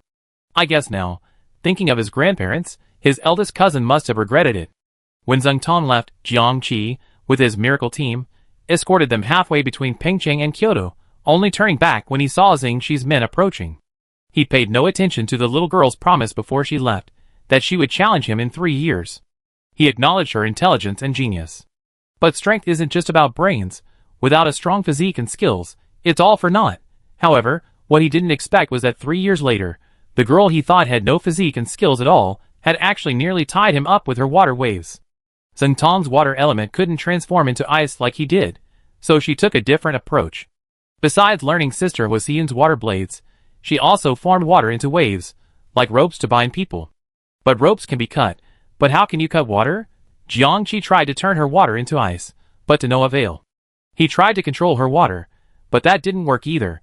Jiangqi raised an eyebrow in surprise. He hadn't expected her to actually create a water-based attack that even he couldn't break. The water waves could entangle a person from the neck down. If it was an enemy, Zheng Tong could strangle them in an instant. He could also control water to the mouth and nose, suffocating someone. Jiang Qi smiled, then suddenly flashed away. When Zhang Tong looked again, he was no longer visible in the circle of waves. Huh? Speed type? Jiang Qi had awakened a third ability? That shouldn't be the case. Uncle Jiang and Aunt Bai don't have it. Ah, now I remember, his uncle Bai Yang has a speed type ability. They say nephews resemble uncles, so it's no surprise that they share abilities. Damn it, this guy was already powerful, and now he has 3 more abilities. No one can match him. Just as she was thinking this, a circle of ice suddenly appeared around her waves. It wasn't thick, but it completely encircled them. Then, the oval-shaped ice circle slowly squeezed inward. When the ice touched her water, it evaporated. How could this happen? Zhang Tong's eyes widened in shock. Just as she was about to take a closer look, the ice tightened, and all her waves disappeared. Huh? Brother Jiang Qi, how did you do that? Jiang Qi stood not far away and gave a helpless smile, then looked behind Zhang Tong. I can't answer your question, because this ice isn't mine. Zhang Tong turned, her eyes lighting up. Song Xiao, the ice is yours? I didn't expect you to be so impressive now. Compared to 3 years ago, when she still had a bit of baby fat, the 17-year-old Song Xiao is now even more radiant and beautiful. She stands nearly 170 centimeters tall and straight, yet with a curvaceous figure. Her skin is fair and delicate, and her features are exquisitely sculpted. From head to toe, whether individually or as a whole, she is flawless. Even more beautiful than her aunt, Song Huanyan. Chapter 293. Song Xiao, nice to see you again. Zhang Tong curved her eyes and greeted him warmly, offering a warm welcome. But she was met with a slight snort. Welcome us? Then you Kyoto people have a unique way of welcoming people. You start fighting the moment you meet? Is that how you welcome people? Her words drew the approval of her close friends Yaya and Yu. A group of 18 young men and women, having traveled all the way from Pingqing, had not even entered Kyoto when they engaged in combat with Zhang Tong and the others, who had come to greet and receive them. Of course, Zhang Tong was the first to strike. So that's how you greet and receive people? Although it was clear that Zhang Tong merely wanted to spar with Jiang Qi in terms of supernatural powers, it wasn't really a fight. Even so, it still made the girls feel uncomfortable. Because in their eyes, Zhang Tong was just a little sister they once known, not someone they knew very well. Not to mention, they hadn't seen her for 3 years. At first glance, they didn't recognize her. Even if she and the Jiang Qi family had a good relationship, they shouldn't have fought in such a public place. How rude. Zhang Tong was stunned by this. She had been so focused on trying out her new skills that she had forgotten that her actions represented Kyoto at this moment. Although Uncle Jiang and her father were good friends, and Jiang Qi didn't care what she did, others didn't know the relationship between their families. Perhaps some would think she was trying to intimidate Jiang Qi and the others. Not right, absolutely not right. Zhang Tong blushed, thinking that her mother's call of her a fool was quite appropriate. She was indeed foolish. Just as she opened her mouth to apologize, she heard a sneer of contempt from behind her.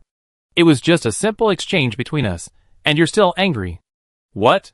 Can't stand losing? Before Song Xiao and the others could react, Zhang Tong's expression changed. She turned to look at the person behind her and said seriously, what I did just now was indeed thoughtless and impulsive. Although I was overly excited about their arrival, I shouldn't have acted so recklessly at this moment. Miracle Squad came to Kyoto at the invitation of my father and his men. They're the guests, but as the hosts, what should we do? Zhang Tong may be only 13, but she's not only their captain, but also the daughter of the Kyoto military commander-in-chief. Naturally, her words carry a certain authority. The young man who had just spoken pursed his lips and remained silent, a flicker of disdain flickering in his lowered eyes. They're just a bunch of bumpkins. Is it worth going out of town to pick them up? His name is Chi Hao, 18 years old, and the only lightning-type user on his team. Because of his rare powers and immense combat prowess, he always feels a certain superiority over others. In his entire team, Zhang Tong is the only one he trusts. Besides her prominent status, her intelligence is also exceptional. So, when he saw Zhang Tong being bullied, he naturally came to her defense. To his surprise, Zhang Tong didn't appreciate it. Chi Hao looked up at Miracle. The team leader Jiang Qi. He was a year older than him and very tall, looking nearly 1.9 meters tall, but his skin was pale and a bit feminine. He possessed both water and gold-based abilities, and was said to be a leader in both marksmanship and agility. This wasn't surprising, after all, his father, Jiang Minglang, was a renowned marksman. It was said that to this day, no one could surpass him in marksmanship. Chi Hao thought, if he had a father like that, he'd certainly be no worse than Jiang Qi. After all, while dual-element psychics are rare, their combined power isn't as strong as his lightning element power. His gaze shifted back to a slightly shorter youth standing to the side and behind Jiang Qi. This must be their vice-captain Lin Jie. Chi Hao was eager to try, wanting to compete with Lin Jie to see whose psychic power was more powerful. Perhaps because his gaze was too intense, Lin Jie, who was talking to Jiang Qi, turned his head and looked in his direction. But he only glanced at her calmly, then turned away, calling his teammates and following Zheng Tong inside. My mother knew you were coming, so she had Andy prepare the food early this morning. I want to invite you to dinner tonight. After settling into Kyoto and giving Team Miracle some time to rest, Zheng Tong called Jiang Qi outside before leaving and reluctantly told her mother her orders. He paused, then added with a slightly awkward expression, if she mentions a child marriage to you, just pretend you don't know. We're both still young. It's not the right time for a relationship. Jiang Qi looked at Zheng Tong, who was over a head shorter than him, and looked incredibly childish, in amazement. He thought, this kid is so precocious. How old are you? How can you so calmly say now's not the right time for a relationship? Given our age difference, it's never the right time for a relationship. Speaking of relationships, his peripheral vision caught sight of a figure lazily leaning against the second-floor railing, seemingly gazing at the scenery outside, but in reality, their eyes kept glancing in his direction. He coughed softly, dismissed Zheng Tong with a few words, then turned and looked up at the second floor. Song Shishia's furtive glances were caught, but she didn't seem embarrassed. Instead, she rolled her eyes at Jiang Qi and turned back into the room. Jiang Qi rubbed his nose, thinking, this girl is really annoying. Her temper is only getting worse. Female dormitory on the second floor. After Su Yu quickly packed up his belongings, he had Song Xiaoxiao put a pot of water on. As it boiled, he whispered to her, I know you don't like Zheng Tong, but don't show it too obviously. She's just a child. There are some things you don't need to take her too seriously. Yaya also said, she's the Zheng family's little princess. She's been ahead of the curve since birth.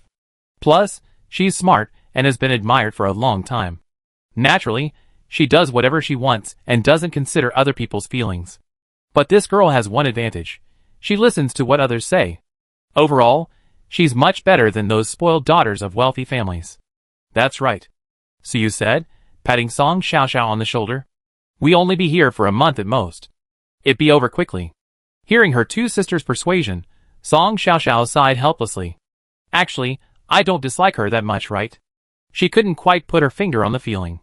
She just felt like Zheng Tong's visits to Jiang Qi were always taken for granted. Even though she knew Uncle Jiang and her father were good friends, and given the relationship between their families, her contact with Jiang Qi was normal. But sometimes I felt uncomfortable. Although I knew it was wrong to think so, after all, no matter how mature Zheng Tong acted, her age was still a child.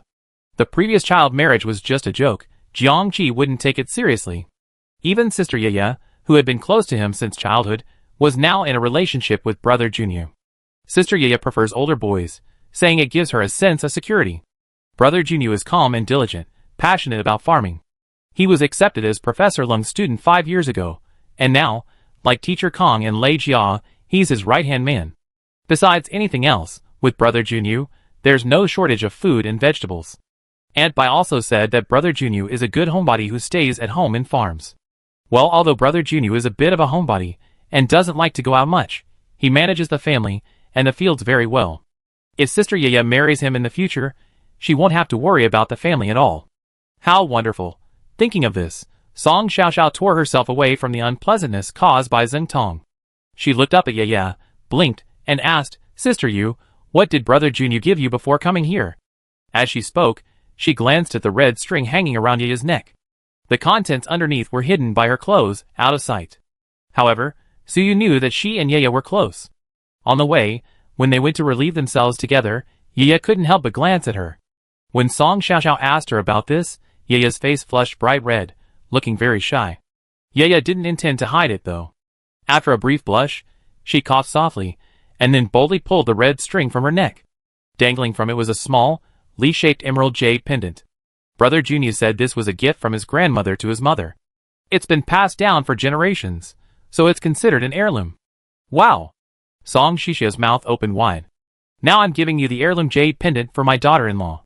Does that mean Brother Junyu has proposed to you? You little brat, you just know how to tease me. Ye glared at Song Xiaoxiao. I'm only 19, how could I possibly get married so soon? It's true they wouldn't get married that early, but they were already committed to each other, and their families were familiar with each other. Barring any unexpected events, they would definitely make it to the end. Ordinary, peaceful, and stable. For two people who had experienced the upheaval of the apocalypse, this kind of love was perfect. Looking at Song Xiaoxiao's face filled with envy and longing, Suyu and Ye exchanged a glance and smiled. This girl had consciously or unconsciously developed a possessive desire for Jiang Qi since she was 10. Now, at 17, 7 years later, she and Jiang Qi had more arguments than anyone else, and also had better times than anyone else. It's just that she hasn't yet fully grasped this relationship. Often, when she sees a girl flirting with Jiang Qi, she loses her temper and sulks for no apparent reason. She doesn't realize that when she gets angry, Jiang Qi is completely oblivious and continues to do what he's supposed to do, even seeming baffled by her outbursts. Ye really wanted to tell her, if you have any thoughts, just speak up. If you don't, how will they know? You're pissed off here, and they're so happy. Isn't that a shame? But if she said it, wouldn't she and you miss out on some fun? Of course, the two sisters were also very loyal. Whenever Xiaoxiao got angry, they teamed up to beat up Jiang Qi. In short, every time Xiaoxiao got angry, they beat up Jiang Qi. Even though he was letting them go, deliberately letting them beat him, it was still pretty satisfying, wasn't it? Downstairs, Jiang Qi waited in the shade for a while. When Song Xiaoxiao didn't come out, he turned and went back upstairs to his room to get some sleep. At 5 p.m., Zeng Tong appeared outside the building promptly. Not long after, Jiang Qi followed her, one after the other, out to the family compound. Of course, before leaving, he specifically instructed Lin Zhi to explain to Song Xiaoxiao that he was visiting Zeng Tong's elders. So, during dinner, Lin Zhi relayed his words to Song Xiaoxiao. Jiang Qi said, "Don't forget to tell Xiaoxiao that Zeng Tong and I went to her house because her parents prepared dinner and invited me. I was visiting Uncle Zeng and Aunt Zeng on behalf of my dad." He then asked, "Did you understand? Do you need me to repeat it?" The team members nearby chuckled at this, their eyes gazing at Song Xiaoxiao with a mixture of teasing and gossiping. Who knew when these two enemies would get together? I'm not deaf. Song Xiaoxiao rolled her eyes. She knew Lin Zhi was doing it on purpose. This guy had an honest face, but he was actually quite mean, the kind that was just too mean. My uncle said, birds of a feather flock together. He said Uncle Du had a deceptive face, but was actually full of evil. He raised Lin Zhi, so I can't say he looks exactly like him, but I can say they're exactly the same. Someone at school had been saying bad things about Jiang Qi behind his back. Then, while showering, that person accidentally received an electric shock and passed out. The hair on his head was singed, and his upper body was completely black, leaving a lasting impression on everyone about showering. As the only lightning-powered person in the military academy, it was obvious who had done it. That person knew what was going on, but because he was in the wrong, he didn't dare to say anything even when questioned by the teacher. That was actually still a good thing. A more disgusting incident was when he gently shocked someone's foot while they were using the restroom. They stumbled and fell straight into the pit. Just to tell you if this guy is bad or not, Song Xiaoxiao glared at Lin Zhi and whispered, "Shut up. Say another word and I strangle you." Lin Zhi! Song Xiao had just finished his joke, and before Yu and Ye, who were watching the fun, could join in, a voice said unkindly, "Want to spar after dinner? I'm a lightning element, just like you." They turned to see Qi Hao carrying a plate to their table, staring intently at Lin Zhi. Seeing he remained silent, he provoked, "You're not afraid, are you? They say you and Jiang Qi are the best of the younger generation. Is your reputation just inflated? Or is it just in Pingcheng, and not in Kyoto? Jiang Qi's background was just better than his. So what? But Lin Zhi was different. He was Du Qian's adopted son, effectively an orphan. If he hadn't hooked up with Jiang Qi early on, he would have been worse off than himself. As both were lightning-type psychics, sparring wouldn't be a problem, right? The Miracle Squad had come here to learn from each other, so sparring was naturally a form of discussion. Song Xiaoxiao and the others, unaware of his true feelings, looked at him like he was idiot. Who else could you challenge? The black sesame-filled mung bean cake. Ah, sparring. Well, I just follow the local customs and do as you wish. Lin Zhi looked over, a simple, honest smile on his face, as if he'd been coerced into agreeing. Song Xiaoxiao and the others watched the smile on his face, and couldn't help but mentally light a candle for Qi Hao, wishing him a safe journey. An hour later, Jiang Qi, who was having dinner at Zheng Tong's house, received a notice from a member of Zheng Tong's team. Captain, come to the training ground quickly. Qi Hao is almost being beaten to death by Lin Zhe from the Miracle Squad. Chapter 294. Jiang Qi was chatting animatedly with Uncle Zheng when he was stunned by the news. Qi Hao? Zheng Shi frowned. Of course he knew who he was, the only lightning-type esper in the military academy. For years ago, after awakening his powers, he had been personally assessed by his adjutant when he enrolled at the academy. His physical qualities weren't particularly outstanding, but his potential was considerable, and he was the only rare lightning-type esper under 20 years old. So, after he was admitted to the academy, the chief instructor in charge of training aspirants developed a personalized plan specifically for him, tailored to his individual physique. In just 4 years, Qi Hao had made a significant leap compared to when he first enrolled. Later, when Zhang Tong was forming a youth team, she had originally planned to select members from among her familiar classmates. After all, her father had told her that while combat prowess was important, the most important thing was character and mutual trust. After all, you had your back to your teammates. But when Qi Hao heard about it, he volunteered and approached her to sign up. Although Zhang Tong valued his rare lightning ability, she also asked the instructor about his character and other aspects. Feeling that he was a good fit, she agreed to let him join. At first, everything was fine. However, just 2 months later, Zhang Tong's vice captain, a trusted brother and comrade, told her that Qi Hao wasn't as humble and polite as he appeared. Because of his unique status as a lightning-powered user, he often intentionally or unintentionally mocked and bullied other students with ordinary abilities. The vice captain was concerned that if he continued to behave this way, no one would dare to trust him when he went on missions. Since he felt superior, he naturally looked down on collaborating with his teammates and helping each other. Furthermore, with his mentality, no one dared to work with him. He was simply too good at pretending. In front of Zheng Tong, he always acted obedient and diligently followed orders, making it impossible for her to say anything. Fortunately, she trusted her vice captain more, and didn't think he was making unfounded comments. When announcing the Pingcheng Miracle Squad's arrival in Kyoto, Qi Hao jokingly told her that he heard Lin Zhe, who shared his special ability, was quite strong, and wondered if they could spar with him. They were here to learn from each other, so sparring was certainly possible. Zheng Tong's face darkened as she recalled what he said when he questioned her. She did say they could spar, but you didn't even wait for a day's rest. And you didn't even notify the captain beforehand.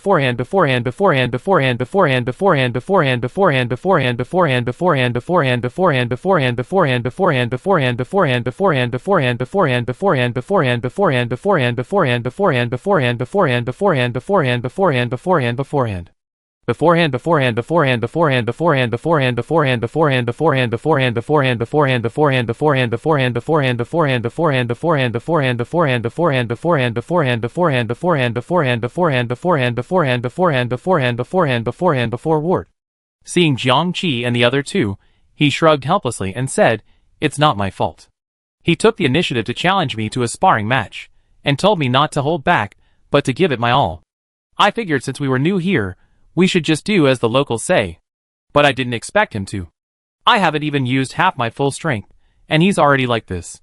Having only used half his full strength, and yet he's already become like this, Lin Zhe was subtly telling everyone that Qi Hao was a complete loser. Puff. Although Qi Hao was lying on the ground, unable to move, his body was only paralyzed by Lin Zhe's electric shock, not completely unconscious. At least his mind was still clear, and he could hear what others were saying. Lin Zhe's straightforward and calm statement infuriated him. When he opened his mouth to defend himself, he exhaled a cloud of purple smoke, which froze his half-closed eyes. Zheng Tong rolled her eyes, feeling incredibly embarrassed. She waved to the two onlookers, asking them to help carry Qi Hao back. There were many onlookers around the training ground, but after seeing Qi Hao's defeat, no one came to help. Of course, they weren't there to help fight Lin Zhe, but to help carry him to the infirmary when he collapsed. But no one, not even their own team members, stood by with their arms folded, watching with cold eyes. You could imagine how unpopular Qi Hao was.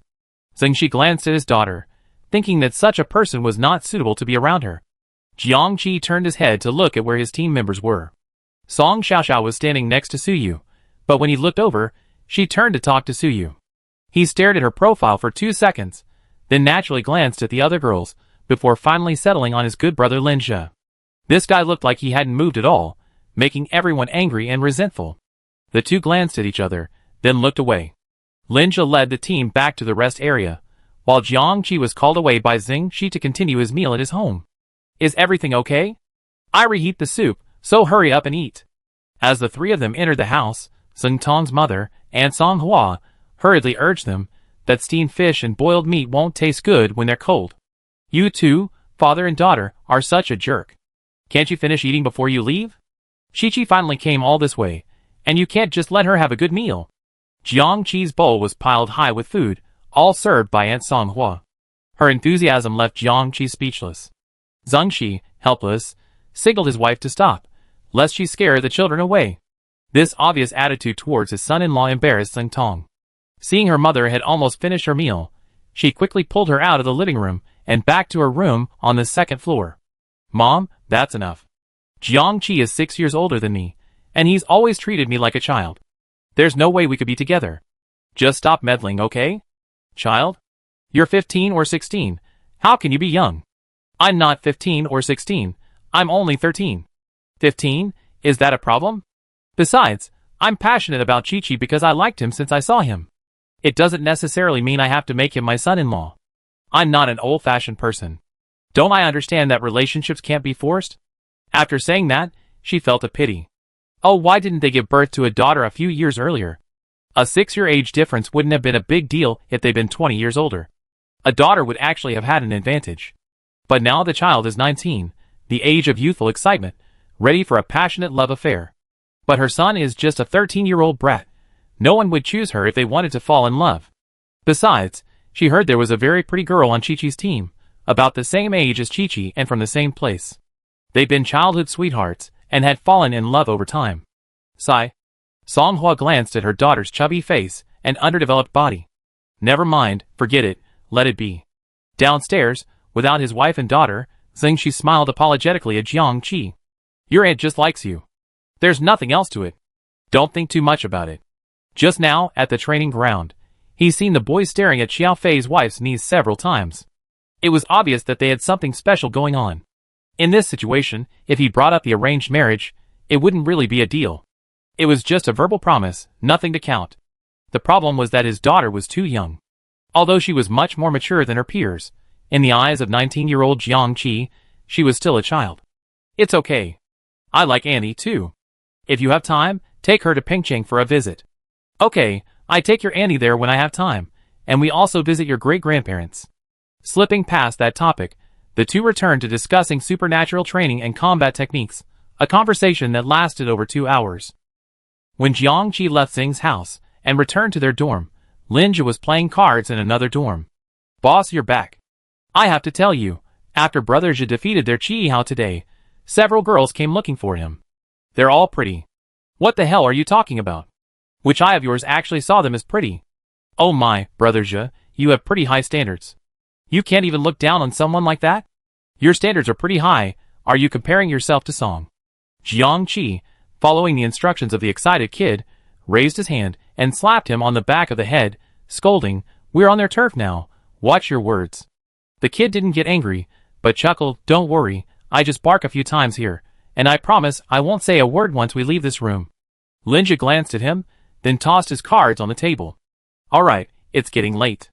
Go wash up, turn off the lights, and go to bed. Because he and Jiangqi were captain and vice-captain, they shared a room, which was better than the other 4-person rooms. Back in the room, Linja said to Jiangqi, Xing Tong's deputy captain is quite helpful. He sent a bunch of snacks and fruit tonight, and said he'd take us to their market tomorrow when they have a day off. Do you want to go? Let's go and see if I can find some unique little things to bring back for Xiaobai and the others. Since Jiang Xiaobai was born, all the children born after him, perhaps out of laziness and hassle, have become little boys. Jiangqi was very proud of this. He was the one who named his sister. The next morning, Xing Tong came over to have breakfast with them, along with her deputy captain Zhu Shen. Zhu Shen had met Linja the previous day, and the two greeted each other like familiar faces, with the two best friends leading the way. Meanwhile, Zhu Shen's cousin Zhu Zhu was also on their team. She had accompanied her brother to deliver fruit and snacks to them yesterday, and spoke to Linja for a long, admiring moment. That bratty kid last night, who was talking about the prettiest girl, was her. Seeing his cousin walking with Linja, he quickly trotted over and asked with a smile, Linja, our market is divided into several sections, with weapons, clothing, supplies. Which one do you want to go to first? With such directness, it was obvious that this girl was interested in Linja. I'm fine with either. It depends on how many girls we have. They can go to whichever one they want first. He didn't even turn around when he said this. Only Zhu paused in surprise, then turned to look at the only 3 girls in their group. 1 strength, 1 earth type, and 1 water type. None of their abilities were particularly rare, so that wasn't a big deal. The key was their looks, each one more beautiful than the other. Especially Song Xiaoxiao. Her face was unmatched in Kyoto. Could it be that Linja likes Song Xiaoxiao? Not only is she beautiful, but her supernatural abilities are also impressive. Zhu wasn't bad in her own right. Besides the captain, Zheng Tong, she was considered the most beautiful girl on their team. But if she were to face Song Xiaoxiao, she would be defeated without a fight. Zhu felt discouraged, her pace unconsciously slowing, and she finally reunited with her fellow team members, no longer considering moving forward. After noticing this, Zheng Tong, initially nervous, finally relaxed, letting out a slow sigh of relief. Ah! Why are adolescent boys and girls so difficult to manage these days? Before Team Miracle arrived, she had clearly warned everyone that, as hosts, they must be mindful of their words and actions, and not bring shame to their team or to Kyoto. What happened? From yesterday until now, Chi Hao hasn't even been embarrassed, and now here comes Zhu. Are you completely blown away by their impressive martial arts skills? It feels like calling one of our teammates ignorant, but then thinking about Linja's abilities, forget it, ignorant so be it. After breakfast, the group didn't pick any specific areas. It was their first time, so they just explored whatever area they came across. Jiang Qi and Linja were very conscientious, letting the girls go ahead, and they followed closely behind. During this time, Song Xiaoxiao bought a few kitchen knives for her aunt. It's rare to find a suitable one, so she planned to take it back for her to rotate. Points earned in Pingcheng are also valid in Kyoto. Before leaving, Song Huanyang gave her Qiao Fei's points card, just in case she didn't have enough points for something she wanted to buy. In the end, they did spend quite a bit of points, but all they bought were knives, leaving the members of Zheng Tong's team dumbfounded. After making the purchase, she passed the bag of knives back to Jiang Qi, who took it naturally, whispering, "If you're short on points, use mine." Zheng Tong seemed to have just noticed the unusual atmosphere between the two, her eyes flickering between Jiang Qi and Song Xiaoxiao, as did the others. Only Jiang Qi's team members seemed unfazed, preoccupied with their own shopping, paying no attention to the two. Yu, look at this watch. Didn't Aunt Cheng's birthday come soon? How about buying it for her? The Kyoto market is huge, selling everything. Suyu was overwhelmed by the selection. She wasn't looking for herself, but for a suitable birthday gift for Chung Siyun. Thanks to Aunt Cheng's years of care, their relationship had long since become almost like that of a real mother and daughter. So, she always took Aunt Cheng's birthday very seriously. When Suyu heard Ye mention the watch, she hurried over. Her eyes lit up at the sight of the women's watch, and she immediately wanted to ask the owner to take it out for her to examine. However, she looked up and her eyes met the person behind the counter. Before she could say anything, the other person blurted out, "Yu?" Chapter 295. Yu? The woman, standing across the counter from Suyu, called out the name unconsciously, a hint of uncertainty in her voice, her eyes wide with shock and disbelief. How could it be? She was still alive. The woman hadn't thought of her daughter in ages. When this damned apocalypse first arrived, she didn't dare leave the house to look for her daughter at school. It wasn't her fault. There were zombies everywhere outside, and she was a woman with no strength or abilities. She couldn't even protect herself, so how could she save her daughter, then? How many days had the apocalypse begun? She couldn't quite remember, but Subo came looking for her, asking for Yu. At first, she struggled to bring herself to speak, but then she decided to go all out and tell him her child was trapped at school. Although she used the word trapped, she had already made up her mind that her daughter wouldn't return. At that time, almost everyone who ran home knew that the school was one of the areas most vulnerable to the zombie outbreak. Anyone who failed to rescue their children and bring them home on the first day would most likely be bitten and transformed into zombies. Or they would have been infected with the virus and turned into zombies from the very beginning.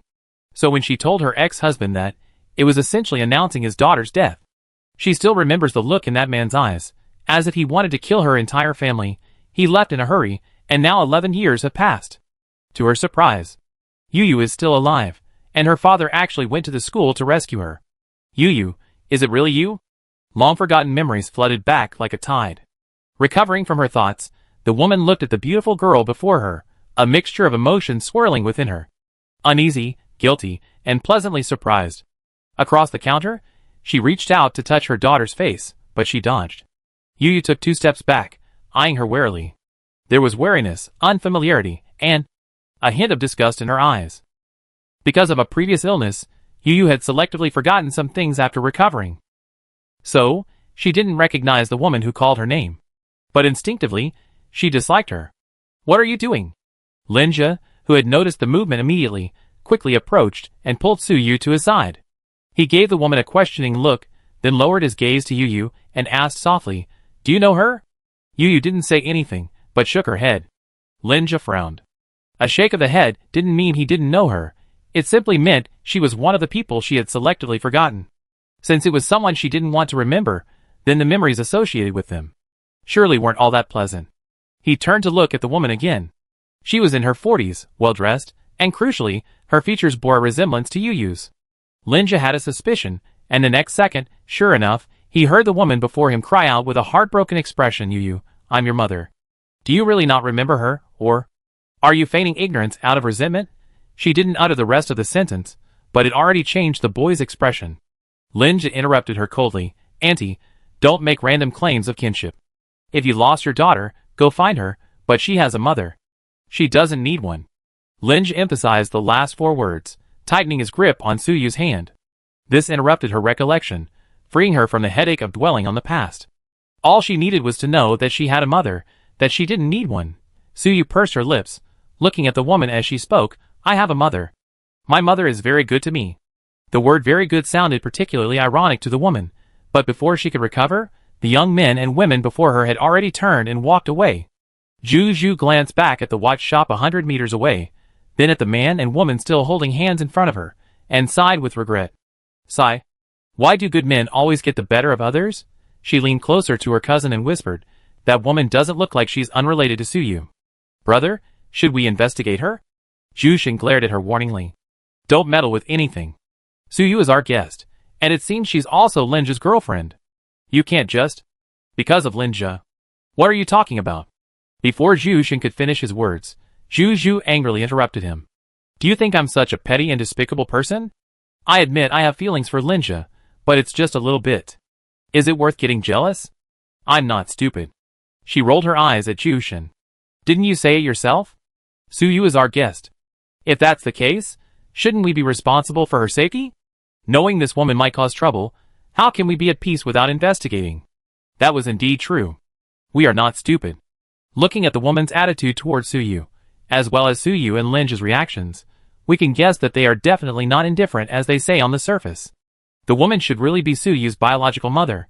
But Suyu's expression of not remembering her didn't seem fake. So, under what circumstances, what happened, could Suyu deliberately forget her biological mother? Knowing he had misunderstood his sister, Jushin gave a wry smile. "It's my fault. I was being petty. I apologize. But this matter is clearly Suyu's family affair and private.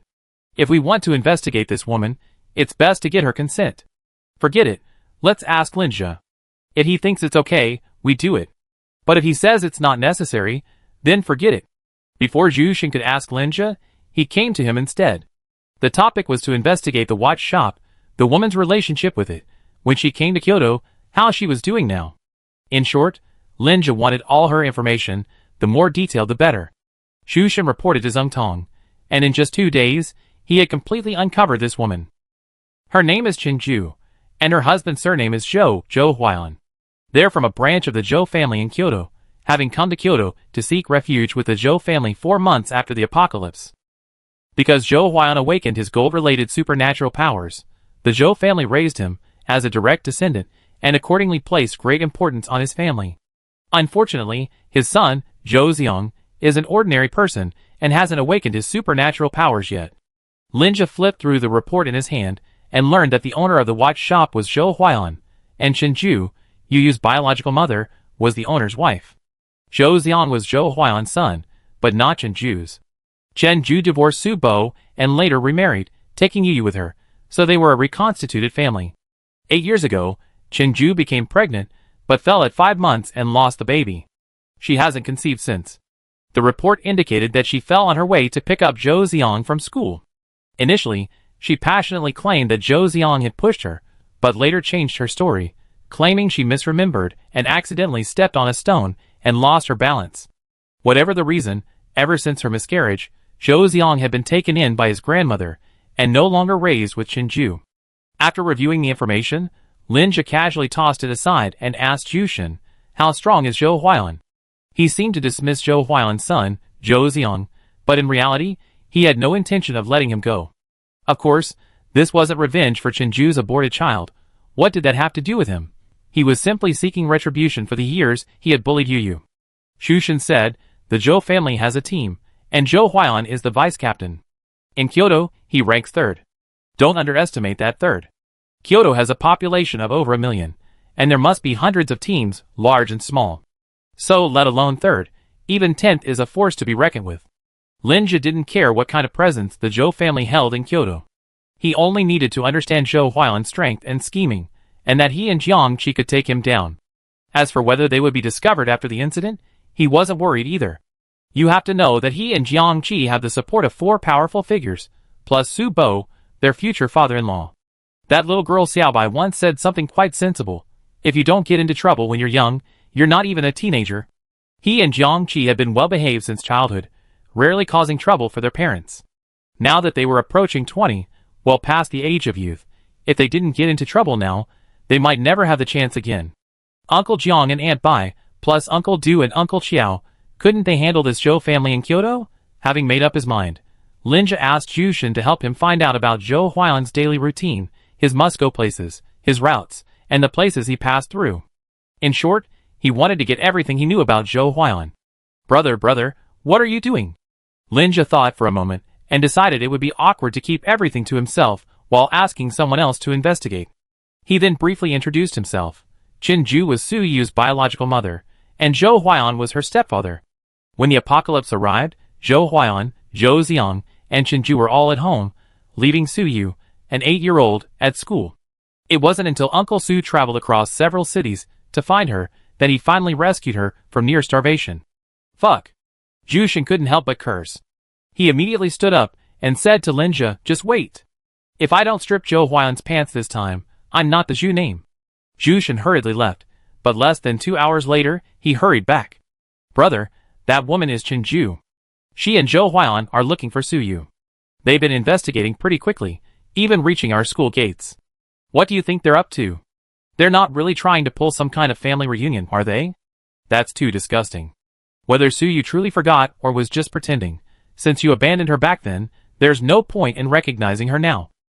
Lin Jia lowered his gaze, pondering for a few seconds before asking Jushin, "Does Zhou Huailan have connections that allow him to get into the school?"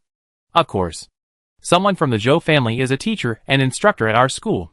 If Zhou Huailan could find out Su Yu's here, he'd probably be able to get some information about her." "Okay, you don't have to investigate. Let's just wait and see." Jushin was puzzled. What did this mean by wait and see? The next morning, he suddenly understood. So, this was what wait and see meant. He found out that Su Yu was an outstanding member of the team from Pingcheng, an Earth-type psychic, and had been invited by the Kyoto military region to study. Chenju's heart immediately became restless, and even Zhou Huailan's heart was burning with anxiety. An Earth-type psychic, and an outstanding member of the team who had graduated from the military academy, it was only natural that he would join the military after graduation. If she were allowed to stay and join the Zhou family. Chenju had no children. Before her miscarriage, she treated Zhou Xiang very well, almost as if he were her own son. But ever since he deliberately pushed her down and caused her miscarriage, the peace between stepmother and son was completely shattered, and they could no longer share the close relationship they once had. The Zhou family's elders were afraid that she would resent Zhou Xiang and do something to him again, so they not only took him away, but also kept a tight rein on her for years. So, upon seeing her daughter, especially now that she was still so beautiful, Chenju almost immediately decided to keep her. She had even planned it out. The Zhou family had very few psychics, especially in the eldest branch. The 2 sons in their 20s, who needed to marry, were ordinary people. To ensure the next generation had psychics, they had always targeted psychics. And her daughter was not only an Earth-type psychic, but also a military academy graduate, excelling in every aspect. If you could choose one of the eldest branch's 2 sons, and successfully give birth to a boy with psychics, not only would her life be secure, she would also be able to hold her head high in front of her in-laws, who looked down on her. Whenever she thought of this, Chenju couldn't wait, eager to see her daughter. Suyu, someone's looking for you downstairs. Shortly after returning to the dormitory after lunch, Suyu was talking to Yu when there was a knock on the door. Song Xiaoxiao was nearby, and opened the door. The person who brought the message was a girl from the Kyoto Military Academy. They had just met at the open class training ground that morning, so they were not unfamiliar with each other. Song Xiaoxiao casually asked, "Do you know who they are?" The girl shook her head. They seemed to be from outside, a middle-aged man and woman. After the message was relayed, the girl left. Song Xiaoxiao turned to look at Suyu, who sat motionless at the table, her eyes downcast, as if in deep thought. She glanced at Sister Yu, who gently shook her head at her. Since returning from the market that day, Yu hadn't once mentioned the woman who claimed to be her biological mother to them. If she didn't mention it, they naturally wouldn't ask. But Song Xiaoxiao knew that Lin Zhe was secretly investigating the woman. As for what they had found out, she had been busy these past few days, and hadn't had time to ask. Who cares who it is? If you don't want to go, then don't go. Song Xiaoxiao was about to close the door, but Suyu stood up, looked at her 2 best friends, and whispered, "If she found this place once, she can find it again. We have to resolve this. I go downstairs and see her." 11 years had passed since they separated at the age of 8. Honestly, if she hadn't run into Chenju at the market a few days ago, even if she remembered she had a biological mother, her face would have been a blur in her mind. Yes, Suyu remembered it all. From Chenju's partiality before the apocalypse to her abandonment afterward, she remembered everything. Is he coming to her now to explain things to her? She strolled downstairs, followed closely by Song Xiaoxiao and Yeye. Downstairs, Lin Zhe and Jiang Qi had already left. Chapter 296. By the time Suyu, Song Xiaoxiao, and Yeye arrived downstairs, Jiang Qi and Lin Zhe had already started fighting with Zhou Huayan. Chenju was Suyu's biological mother, so Lin Zhe hesitated to engage directly. But Jiang Qi didn't hesitate. With a sweeping kick, he sent the woman who tried to stop them flying. Her body flew 10 meters, like a rag, finally landing on the ground with a thud, stirring up a cloud of dust. Chenju felt as if every bone in her body was shattered, and her mind was foggy. She couldn't understand why the 2 teenagers simply asked, "Are you Zhou Huayan?" And then, seeing her husband nod, immediately started fighting. What were they planning? After a long pause, Chenju's ringing ears finally heard a sound again. Zhou Huayan's scream. Chenju whipped her head around, just in time to see a purple electric net trapping Zhou Huayan. Despite being shielded by a piece of metal he created, strangely, he struggled to control the metal. His hair was completely blackened by the electricity, his clothes had shredded into strips, and his chest skin was torn, blood streaming down in streaks. He looked incredibly miserable. That wasn't enough.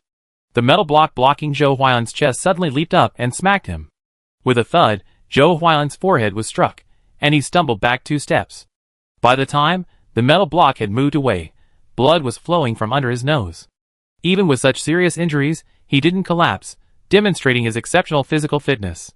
He even had enough strength to regain control of the uncontrolled metal block.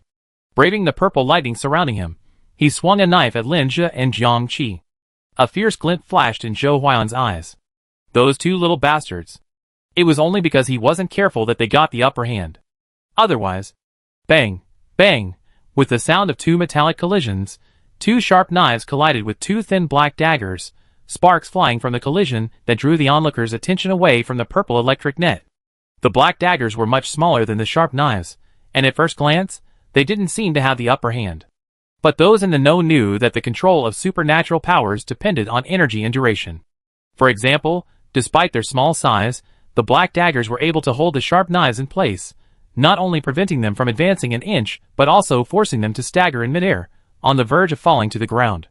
The next second, the 2 sharp knives actually fell to the ground with 2 clangs, but then Zhou Huayan suddenly reached forward and grabbed. Ripples formed in the empty air, and then, within the water ball, a black dagger emerged. The onlookers were in uproar. This? Dual superpowers could actually be used like this? A water ball wrapped around a dagger could turn it invisible? What kind of skill is this? Listening to the chaotic discussions around them, Zhou Huayan's face, already blackened by the electric shock, darkened even further. No one cared about him being beaten for no reason, and no one went to inform the school leaders or the instructors. Everyone was only concerned about the superpowers of these two bastards. He was so angry he was vomiting blood. Is this still a military academy? Beating people for no reason in broad daylight? And no one cared. Furious as he was, Zhou Huan didn't dare to be careless at all, because he finally realized that the two guys in front of him were not only hostile to him, but also murderous. Most infuriating, their superpowers were no less than his own. Poof! Even though Zhou Huan caught a sneak attacking dagger, he was ultimately unable to defend himself, and another one from behind pierced his shoulder. The excruciating pain washed over him, and he couldn't help but scream. Stop, stop! Yu Xiuyo, are they your classmates? Hurry, make them stop, don't let them hurt your father. Chenju struggled to her feet, yelling at Linja and Jiang Qi to stop. Just then, she saw Yu emerging from the dormitory building and shouted even louder at her, her voice shrill, almost breaking. Her eagerness was so intense that it seemed Zhou Huan would be dead if she hadn't said that last sentence. It would have been fine if she hadn't said that last part. As soon as she said don't hurt your father, not only did Su Yu's expression change, but Jiang Qi and Linja also turned their heads and looked at Chenju with a sinister look. As Jiang Minglang's deputy captain, Su Bo was usually quiet and unremarkable, but that was because he was used to following Jiang Minglang around, handling trivial matters, and making necessary arrangements. It didn't mean he was weak or incompetent. Base Commander Ouyang had once asked Jiang Minglang to lend Su Bo for 6 months, asking him to serve as his assistant and help manage his security team. After the captain of the administrative office's defense team got into trouble, he also took over for several months, only resigning and returning to Yunqi village when a new captain took office. You can imagine how capable he is. Besides all that, he lived in the Bai family villa, watching Jiang Qi, Linja, and the others grow up. Needless to say, they had a bond, just like their own parents. So, Chenju, you asked Uncle Su's daughter to call someone else dad in front of them, as if they were dead? Jiang Qi and Linja simultaneously retracted their superpowers, then leaped forward, punching and kicking Zhou Huan. No superpowers needed, pure force. Their speed was second only to that of speed users. Even though Zhou Huan reacted and used a piece of iron to block the blows, he was still inevitably beaten to the point of vomiting. Only when the Zhou family members, who were instructors at the military academy, arrived with the school leaders did they stop Jiang Qi and Linja. But their faces remained etched with anger, as if they held an irreconcilable grudge against Zhou Huan. This sent shudders down the spines of the onlookers. It also left the dean of the academy, who had rushed over, completely bewildered. A nearby Zhou family instructor ran over to Zhou Huan and tried to help him up, but he looked completely utterly battered, leaving him at a loss. He could only angrily shout to the familiar students gathered around him, "Go get a doctor. Go get a doctor from the infirmary." After giving the students instructions, he turned to the dean of the academy and said, "Dean Xiao, I know they were invited by you and the commander to learn from our students. They're guests.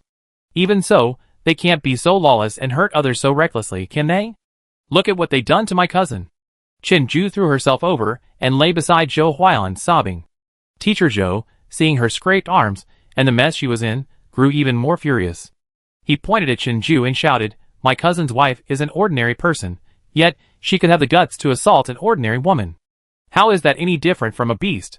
You're the beast, your whole family. How can a beast like you, who doesn't care about right or wrong and simply judges others based on their relationship, be qualified to teach at a school? Is it just based on your assumptions, your shamelessness?" Hearing this person called Jiang Qi and Linja beasts, Song Xiaoxiao flew into a rage. She was the first to jump out and curse Teacher Zhou. When she paused to catch her breath, Yaya added, "Teacher, please look at where you are now. This is our dormitory building. So how can you say that we allowed this couple to voluntarily come downstairs without any reason, and then beat them up without any reason? Did we force them to come here, and then let them be beaten?" Director Xiao and the onlookers looked at Teacher Zhou, the motionless Zhou Huan, and the still sobbing Chenju. Yes, this was Team Miracle's first time in Kyoto. They didn't know anyone here, and they hadn't left the school, staying put. So why did the Zhou couple come looking for them? What had they said to provoke them into a fight?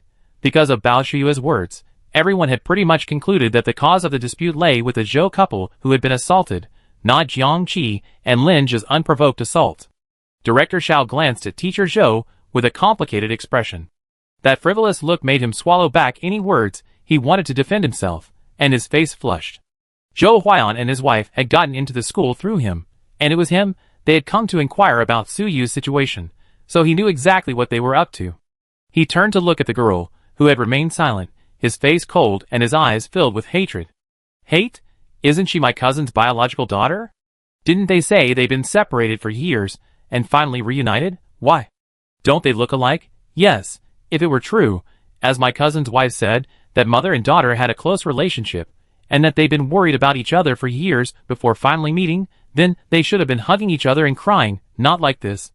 The doctor they sent for had already been carried over by the two students with special powers, their glasses crooked from the impact.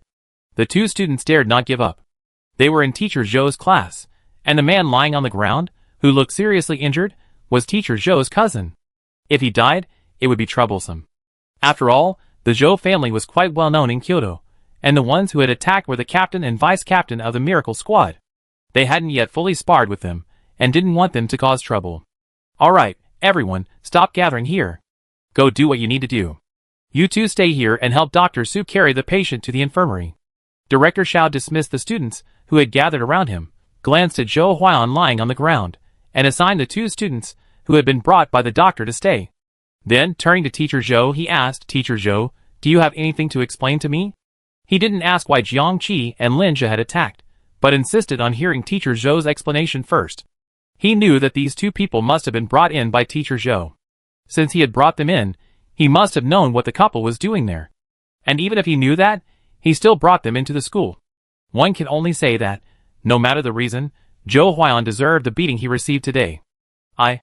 Instructor Zhou uttered a single word, then turned to look at Su Yu and said, my cousin said they came in to see my cousin's wife's biological daughter. Biological daughter? Director Xiao was startled. Who? He followed Instructor Zhou's gaze. Su Yu? But isn't she Su Bo's daughter? As an active-duty soldier before the apocalypse, Su Bo was Jiang Minglang's deputy captain, and they were affiliated with the Kyoto Military Region Headquarters. Therefore, almost anyone with a bit of fame in the military knew Su Bo. Before the Miracle Squad arrived, they had also reviewed the files of all the team members, so they naturally knew everyone's background. He was certain that Su Yu was Su Bo's biological daughter. Perhaps due to weather interference after the apocalypse, network signals and other things haven't been properly restored, making it impossible to access previous files. They weren't very familiar with Su Bo, so they naturally didn't know he was divorced. But this wasn't hard to guess. Director Xiao was stunned for only 2 seconds before he came up with this possibility. Zhou Huan's wife was Su Bo's ex-wife and Su Yu's biological mother, so Zhou Huan and his wife had come to the school to look for Su Yu. Although Zhou Huan was seriously injured, he wasn't unconscious. But Director Xiao didn't intend to say anything to him, and had the two students who stayed behind carry him to the infirmary. As soon as he was carried out, Xingtong and Zhu Shen, having heard the news, rushed over. Of course, they hadn't just heard the news, they had been watching from the side, secretly, unlike Zhu Zhu, who had gathered with the others, and was watching openly. It was unsatisfying, but there was nothing they could do. Director, go to my office first. Xingtong suddenly asked, should we notify Commander Zeng? Before Director Xiao could react, Instructor Zhou's face twitched.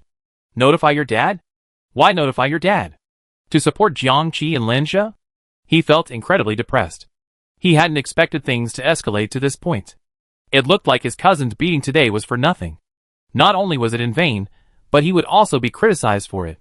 Not for now. Go to my office first. Instructor Zhou and Chenju were kept by Director Xiao, not allowed to accompany Zhou Huan in the infirmary. Tell me, what happened?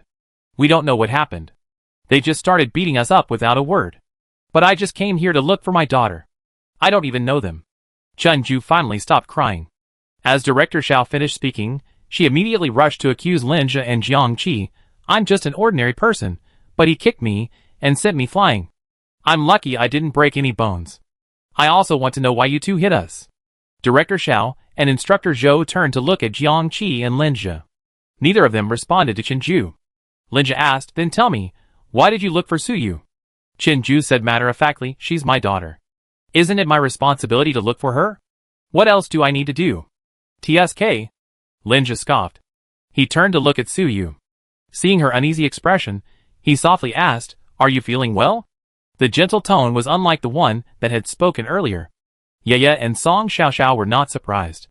Xingtong, however, had a look of astonishment on her face. This guy actually had this side to him, Suyu shook his head gently and whispered, I already remembered some things. It's okay, just say whatever you want to say. Although he felt sorry for Suyu, and didn't want to reopen her wounds in front of her, Chinju was her biological mother. If he didn't resolve this all at once, she might still be troubled in the future. So he took her hand and squeezed it gently, as if to tell her, don't be afraid, I'd be with you. You call Suyu your daughter now, simply because her current status and abilities have exceeded your expectations. But when you abandoned her at the beginning of the apocalypse 11 years ago, did you really consider her your daughter? Chapter 297. Lin Jia frankly told Director Xiao that Suyu suffered from autism for a long time after that experience. She eventually recovered, but she still forgot some people and events. She doesn't remember having a biological mother. We thought that was fine, and we didn't want this Mrs. Zhou to bother her. But who would have thought she'd not only come, but also bring her current husband with her? So, are you trying to remind Suyu of how loving your family of 3 was back then, staying home, while you left her to fend for herself? Lin Jia didn't give Chinju any time to interrupt him. Of course, with Director Xiao, the head of the academy, present, she wouldn't interrupt. Now that he had finished, he asked a counter-question, and everyone's eyes turned to her. When she wasn't allowed to speak, she tried hard to speak. Now that she was allowed to speak, her mouth remained open, unable to utter a single word. She didn't know you had autism. She didn't know. Director Xiao was speechless when he saw Chinju not only remain silent, but stared at Shuyo with a look of grievance. You abandoned someone, what are you feeling wronged about? Teacher Zhou felt humiliated. He had never imagined his cousin and his wife would do such a thing to Shuyo at the beginning of the apocalypse. Just do it. If they don't see each other anymore, can't they just pretend they're dead? Why are they still righteously talking about wanting to find their daughter and recognize her? After being beaten up, and then telling her about the past in person, how could they still maintain their dignity? Teacher Zhou wanted to just leave, and not get involved in this mess with his cousin and his wife. But the problem was, he couldn't leave. He had been the one who had given Shuyo's basic information, and had brought her to the school. In every way, he was inextricably linked to the current situation. Since we can't get away with it then, let's find a way to make it all right. Teacher Zhou rolled his eyes, looked at his silent cousin, and said, Second sister-in-law, don't you need to explain what happened to Suyu back then? It's about when the apocalypse first started. Were you too late, or for some other reason not to pick her up? This was essentially a reminder for Chinju to quickly defend herself. When the apocalypse first arrived, the entire country was in chaos, and it was also the time when office workers were going to work and students were going to school. Why were there so few children after things stabilized? It's because too many children were bitten during the zombie outbreak, especially in elementary schools. You don't even need a ton of zombies, just a few teachers and students need to be transformed into zombies first, and then you'd be bitten in droves. Thinking of this, Teacher Zhou felt that Lin Jia's words were wrong, and he was misleading Director Xiao. Second sister-in-law, so you was in school when the apocalypse broke out, right? Teacher Zhou reminded Chinju just in time before she could speak, earning a meaningful look from Director Xiao. Teacher Zhou, however, remained unfazed. Director, you should know how chaotic the apocalypse was at the beginning. If Suyu were at school at the time, with so many zombies outside, how could a woman like you have gone to school to find her? How can you say you're abandoning someone who can't even do it? He then looked at Chinju, hoping she would continue his conversation or nod in affirmation. However, to everyone's surprise, Chinju remained silent. She was terrified by Suyu's strange, distant gaze, and couldn't utter a single word of excuse. Because Zhou Xiang, 2 years Suyu's junior, had also been at school that day, she had gone to the kindergarten with Zhou Huilan, who had returned after leaving, to find him and rescue him. Zhou Huilan was a brave man. Unlike the others, he was not as panic-stricken as others. He bravely fought zombies from the start. He had defeated several zombie teachers at Zhou Xiang's kindergarten. But after saving Zhou Xiang, she didn't have the courage to ask Zhou Huilan to help her rescue Yu from the elementary school. She was afraid Zhou Huilan wouldn't agree, but she was also afraid that if he agreed, he would get into danger again. What would happen to their family then? She was torn between these two questions for days. If she didn't ask, then Zhou Huilan, as her stepfather, wouldn't take the initiative. After all, Yu wasn't his daughter. So, the three of them tacitly agreed not to mention Yu at home until Su Bo came asking for their daughter. Chinju thought of how she had been so frightened she trembled all over, but still went to the kindergarten to find Zhou Xiang. Then she remembered the vicious kick he given her 8 years ago, when she was pregnant. Karma, it was karma. Chinju buried her head in her hands and wept, her whole body shaking with sobs. Suyu simply watched, her heart as calm as her expression, without a single ripple. Time is a precious commodity. Now, when she recalled those people and events from 11 years ago, they felt so ethereal, as if she had experienced them firsthand. Finally, Jiang Qi confessed to Director Xiao that he and Lin Jia had fought because Zhou Huaiyan claimed to be Suyu's father, and the couple had even considered keeping Suyu. Isn't this tantamount to insulting Uncle Su and murdering Suyu? Zheng Tong, standing nearby, angrily said, how abhorrent. I wasn't there at the time. If I had been there, I certainly wouldn't have been able to resist. Suyu was invited from Pingcheng, and when the training is over, we must send him back safely. Who the hell is Zhou Huaiyan? Why would he take the liberty of keeping someone here? Who gave him the power? The Zhou family? Then I have to ask my dad when I get home tonight, has the Zhou family's influence become so far-reaching these days? They can even interfere with our military academy. Instructor Zhou's eyelids jumped at this. This was originally a family matter between Zhou Huaiyan and Chenju, but now, with this little tyrant from the Zheng family, it suddenly escalated to a family-level issue. How could this be allowed? This has nothing to do with the Zhou family. But before he could open his mouth to defend himself, Director Xiao glared at Zheng Tong and said, all right, stop getting involved. Let's end this matter today. Teacher Zhou, take your cousin back later. I pretend that he and his wife never came to our school today. What do you think? In other words, the beating was for nothing. But Teacher Zhou had no choice but to agree, because Director Xiao's words were clearly a warning to him to stop, and not to pursue the matter any further. Otherwise, if Xingxi intervened, not only would he be punished, but the Zhou family would also be in trouble. Because even though Zhou Huaiyan had received the beating, he was clearly in the wrong. Teacher Zhou glanced at Chenju obliquely. Although she was no longer sobbing and covering her face, she still kept her head down and remained silent. He was furious, but outwardly, she had to agree. Afterwards, he left Director Zhao's office with Chenju, and with a sullen face, he went to the school infirmary to pick up Zhou Huaiyan. He dropped him off, and then left. He didn't say a word the entire time. Separately, Director Xiao gave Jiang Qi and Lin Jia a few token lectures, warning them that Zhou Huaiyan had suffered a great loss this time, and would most likely not let it go, but he didn't dare to do anything overtly. So, for the time being, unless there's a school mission requiring a group outing, it's best to stay in school and not go anywhere else. Jiang Qi and Lin Jia both agreed, their attitudes incredibly positive. After all, the anger had been vented, so if Zhou Huaiyan were to resort to some private revenge, that would be just fine. As for his son, Zhou Xiang, he already asked Zhu Shen to find out where he lived. They'd deal with him after this period was over. After leaving Director Zhao's office, Suyu didn't want to go back to the dorm yet, so Lin Jia walked with her around campus. As they walked away, Jiang Qi turned to look at Song Xiaoxiao, only to see the brat roll her eyes and snort. Then, she took Ya's arm and quickly walked away. Jiang Qi couldn't help but sigh. This damn girl really was so unromantic. He once asked his father when he started pursuing his mother, and he said it was back in his sophomore year of high school, when he first seen her, a freshman, and his heart had been drawn to her. However, due to family reasons, I heard that his biological mother, in order to force him to drop out of school and work, had a scene with the teacher at school. Leaving him feeling humiliated, he experienced a period of low self-esteem, feeling unworthy of his mother, unworthy enough to even think about her. Even so, during his senior year of high school, he orchestrated several chance encounters just to get his mother to see him. Later, after taking the college entrance exam and being admitted to a military academy, he secretly slipped a letter into his mother's school bag. Jiang Qi longed to know what the letter contained, primarily because he found it hard to believe that his burly father could actually write a love letter.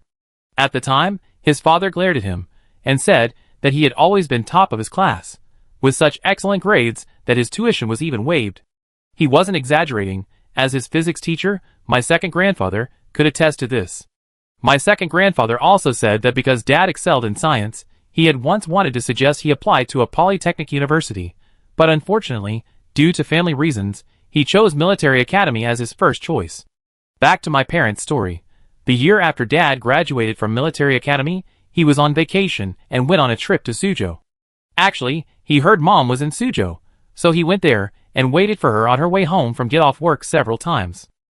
My mom laughed and said she recognized Dad the first time she saw him, but she feigned ignorance, hoping to see how long he could keep up the pretense before he actually approached her. Sure enough, on the third day of Dad's pity, when he saw Mom calmly walking past him, acting as if she didn't recognize him, he finally gave up. He stopped her and asked pitifully, Bailey, you don't remember me? I'm Jiang Minglang. My mom said that Dad's opening remarks when they met after 4 years were utterly awful. However, since he had kept his word and actually came to see her after their 5-year agreement, she forgave him. She said she had always remembered the promise her father had made to her in the letter, and she had great hopes for this boy, abandoned by his family, but never giving up on her. My mother was a pragmatic person at heart, and even in her prime youth, she didn't dream of a heartbreaking romance. She saw the longing in her father's eyes, and didn't want him to wander around like an unwanted puppy, so she took him back to her rental apartment. 5 years after they separated in their 2nd year of high school, the year she had just graduated and started working, they reunited in just half an hour and confirmed their relationship. After a year of dating, with little time together, they got married. And then, soon after, he was born. With that kind of speed, who could match that? So Jiang Minglang now despised his son's nagging. Look at Linjia, he'd been treating Yu well since he was 9, and after spending 10 years together, their relationship had naturally solidified. Not to mention him, even if he didn't have the conditions, he still create them, forcing himself and the other person into 5 years of hard work, and finally getting the girl of his dreams. But what had he done? He didn't know he was getting the moon when he was close to her. He didn't even know how to express his feelings directly when he liked her. What was he thinking of just leaving her like that? He's useless. Jiangqi wiped his face helplessly, thinking, is it really me who's useless? It's clearly that little girl who's unromantic, isn't it? How many times had he told her, I need you for something? Come out, just the two of us, no one else. But she wouldn't listen. She was either holding on to Yaya Yu, or both. Back in Yunqi village, she even held on to Jiang Xiaobai. It was as if she couldn't be with him without him. She wasn't as cute as she was when she was little. Of course, he couldn't say that. Saying it wouldn't work. Jiangqi felt like she was trying to avoid it. She wasn't unaware of his feelings for her. She usually gave him orders as a matter of course, and they had a tacit understanding when it came to everything. Even if everything was so obvious, they could have naturally developed into a relationship like Linjia and Suyu. You know, when they were together, Linjia hadn't confessed his feelings. They just relied on daily interactions and constant support. They held hands, hugged, kissed. Well, I don't know if they did the last one, but they never kissed in front of him.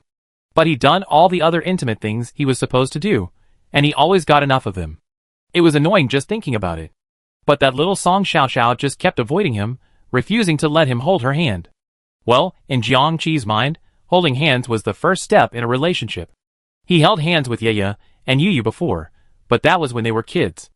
After they turned 13, they hadn't had any such intimate contact. And there was only one person he wanted to touch.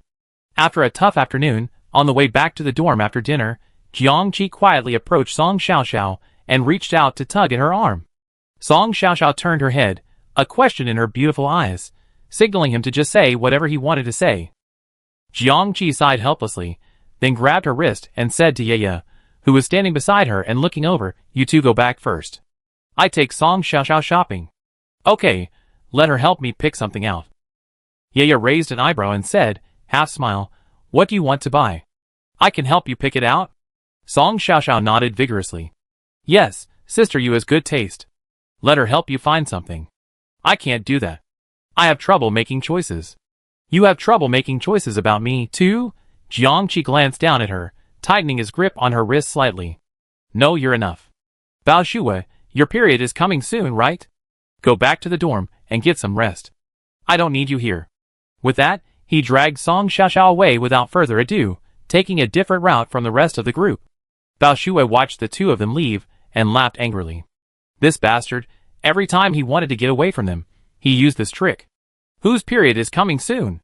My period just ended. Chapter 298. Jiangqi took Song Xiaoxiao to the school canteen and picked up a few random items. But when it came time to pay, Song Xiaoxiao muttered, so expensive. The same thing costs only 15 cents more than here. Only after she said that did Jiangqi see what he had. A small package of tissues with a bear print, a bag of dried sweet potatoes, and a bag of plain sunflower seeds.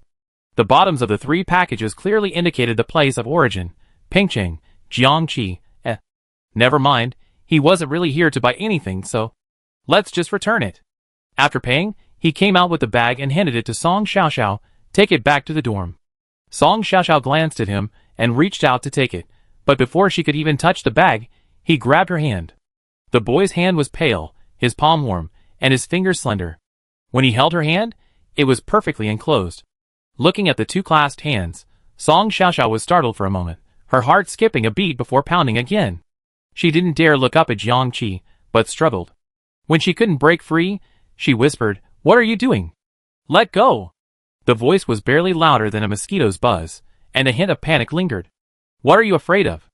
Jiang Qi was puzzled. He exerted a little force, and pulled her to a secluded spot. "You're usually so impulsive, but I never seen you afraid of anything. Or is it?" Jiang Qi paused, then continued after 2 seconds, "You don't like me?" As he spoke, his large hand gently squeezed Song Xiaoxiao's small hand. It was soft and smooth, similar to Xiao Bai's skin, yet the feeling was different. He couldn't help but rub it a few more times. Seeing her keep her head down and remain silent, he wasn't about to let her go this time. He emphasized, "Speak." Song Xiaoxiao looked up. "Are you mean to me?" Jiang Qi, He was doing it again. He always used that phrase before to change the subject and run away. Jiang Qi used to get mad, but today he was immune. He sneered. "Bite me if you dare?" Song Xiaoxiao, She stared at him with wide eyes. This guy. When did he learn to play dirty? Hiss. The next second, it was Jiang Qi who was staring in disbelief. The little girl actually bit his arm, her teeth sharp and painful. "Since you need that, shouldn't I satisfy you?" After biting her, Song Xiaoxiao looked up at him with a smug look. Jiang Qi looked at her beaming face, and the pain in his arm suddenly subsided. It still felt faintly hot. He lowered his head, his lips curled up, and whispered into Song Xiaoxia's ear, "You bit the wrong spot. You should have. What are you doing? Don't you know that dating isn't allowed at school? Tell me, which brigade are you two from?" Jiang Qi was interrupted by a shout.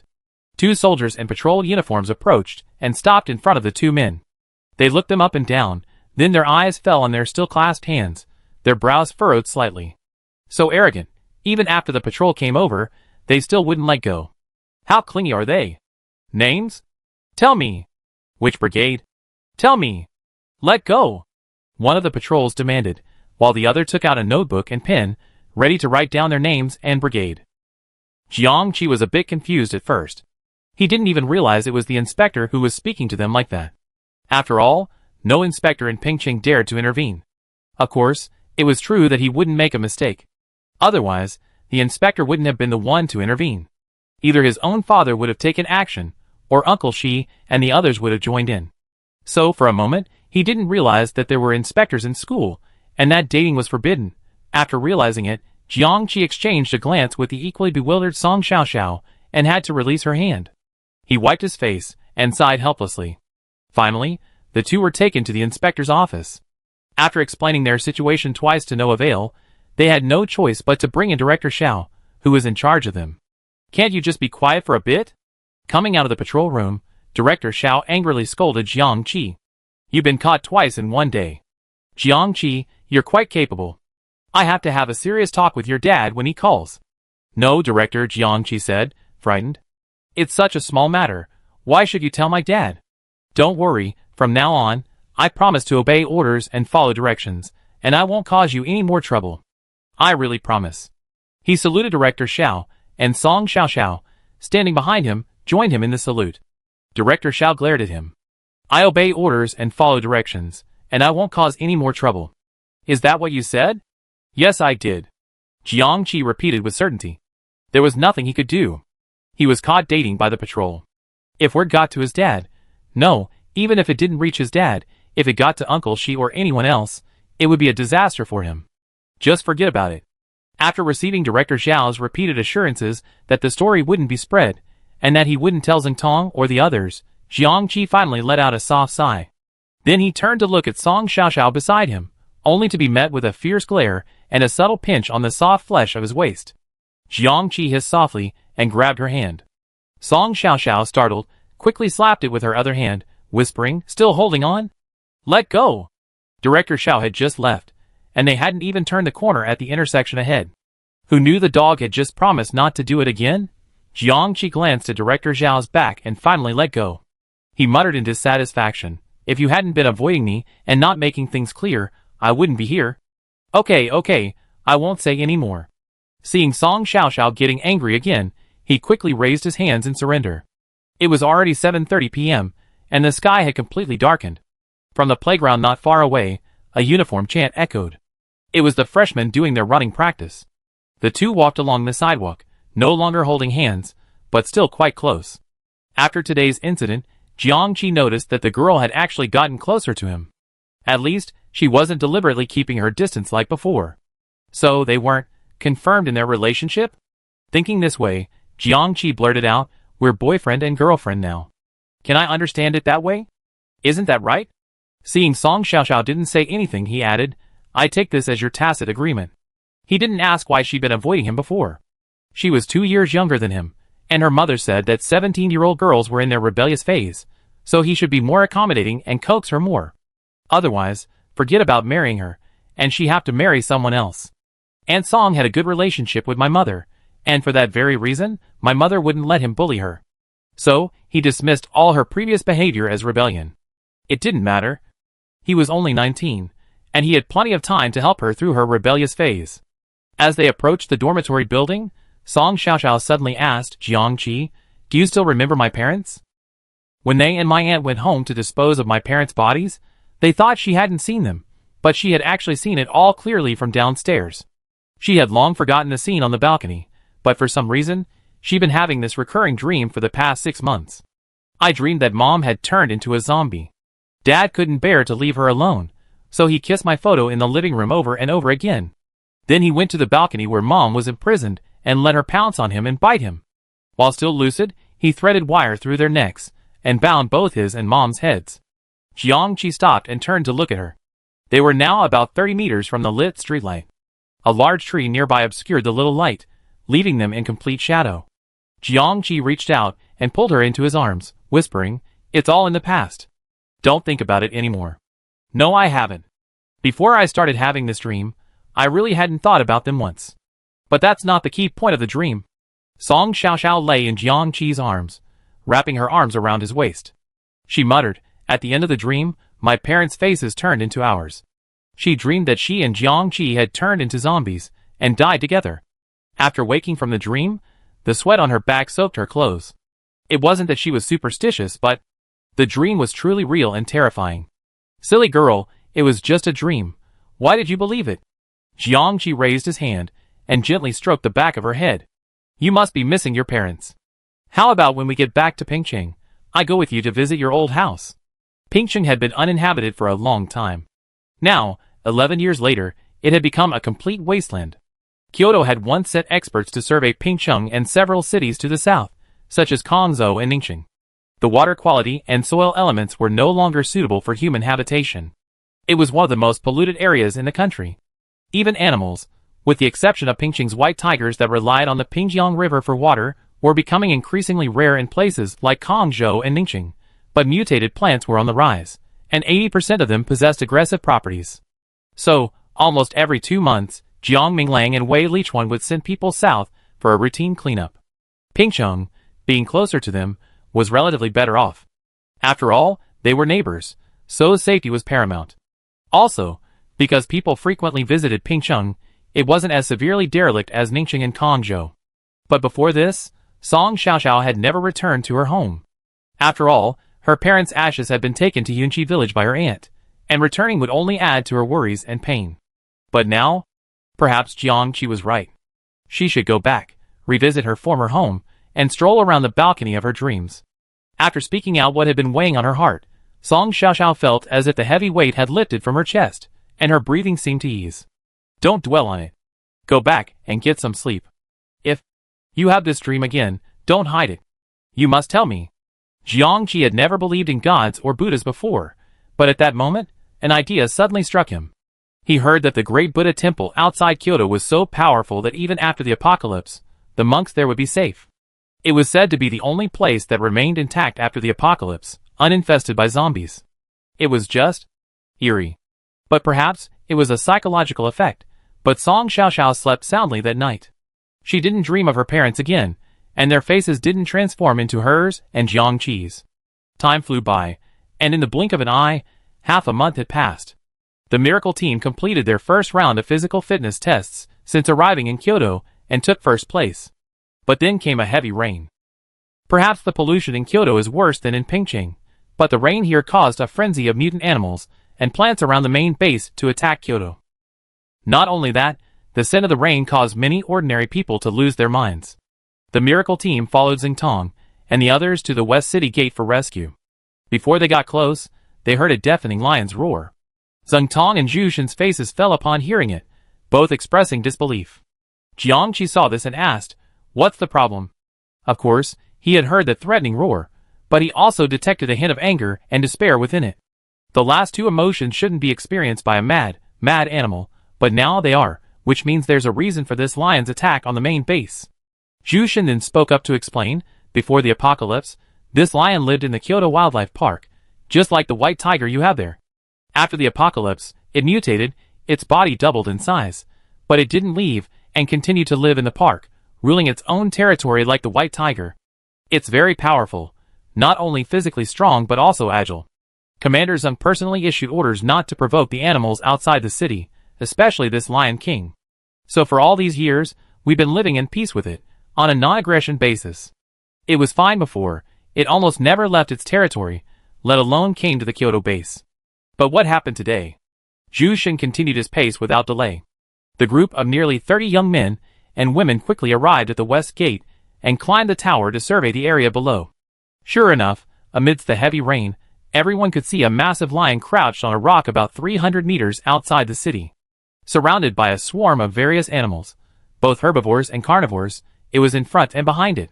However, Jiangqi, taking a quick glance, was surprised to discover that the eyes of all these animals were clear without exception. Or rather, just when their eyes were about to turn red and maddened, the lion would roar to the heavens, a deafening roar. And the animals, instantly lucid at the roar, began to attack the humans in a planned and rational manner, seemingly determined not to stop until they had conquered them. The Lion King is actually attacking the base? Xingtong glanced at them in disbelief, then turned and began to run. I go inform my dad and the others. The main city gate was the north gate, near a forest and a mountain, and it encountered the most trouble whenever it rained. So, unsurprisingly, her father always stayed there. Wait, Jiangqi stopped Xingtong and instructed him seriously, have Uncle Zeng check to see if anyone has left the city to visit the zoo in the past 2 days, and taken anything from the Lion King? Chapter 299. Xingtong knew Jiangqi had a natural affinity for animals. He raised his parrot and dog, and he had rescued the 2 guards, Hin Ha, from someone else. Her father said that, although Uncle Jiang had never mentioned it, Jiangqi was most likely one of those people who had an affinity for animals. So now that he said so, it must make sense. Okay, I see. Xingtong thought for a moment, then turned and ran to the captain guarding the west gate. When she told him about Jiangqi's speculation, the captain frowned and said, "Do you have any evidence? If you don't talk nonsense. Animals tend to go crazy on rainy days. Couldn't this lion have lost its mind and wanted to attack the main base? I sent someone to notify the commander-in-chief, and support will be here soon." After that, he said impatiently, "You kids, just hold the southwest corner. You don't need to worry about anything else. The idea was, do your job and don't mess around." Xingtong's eyes widened in anger, but she said nothing more.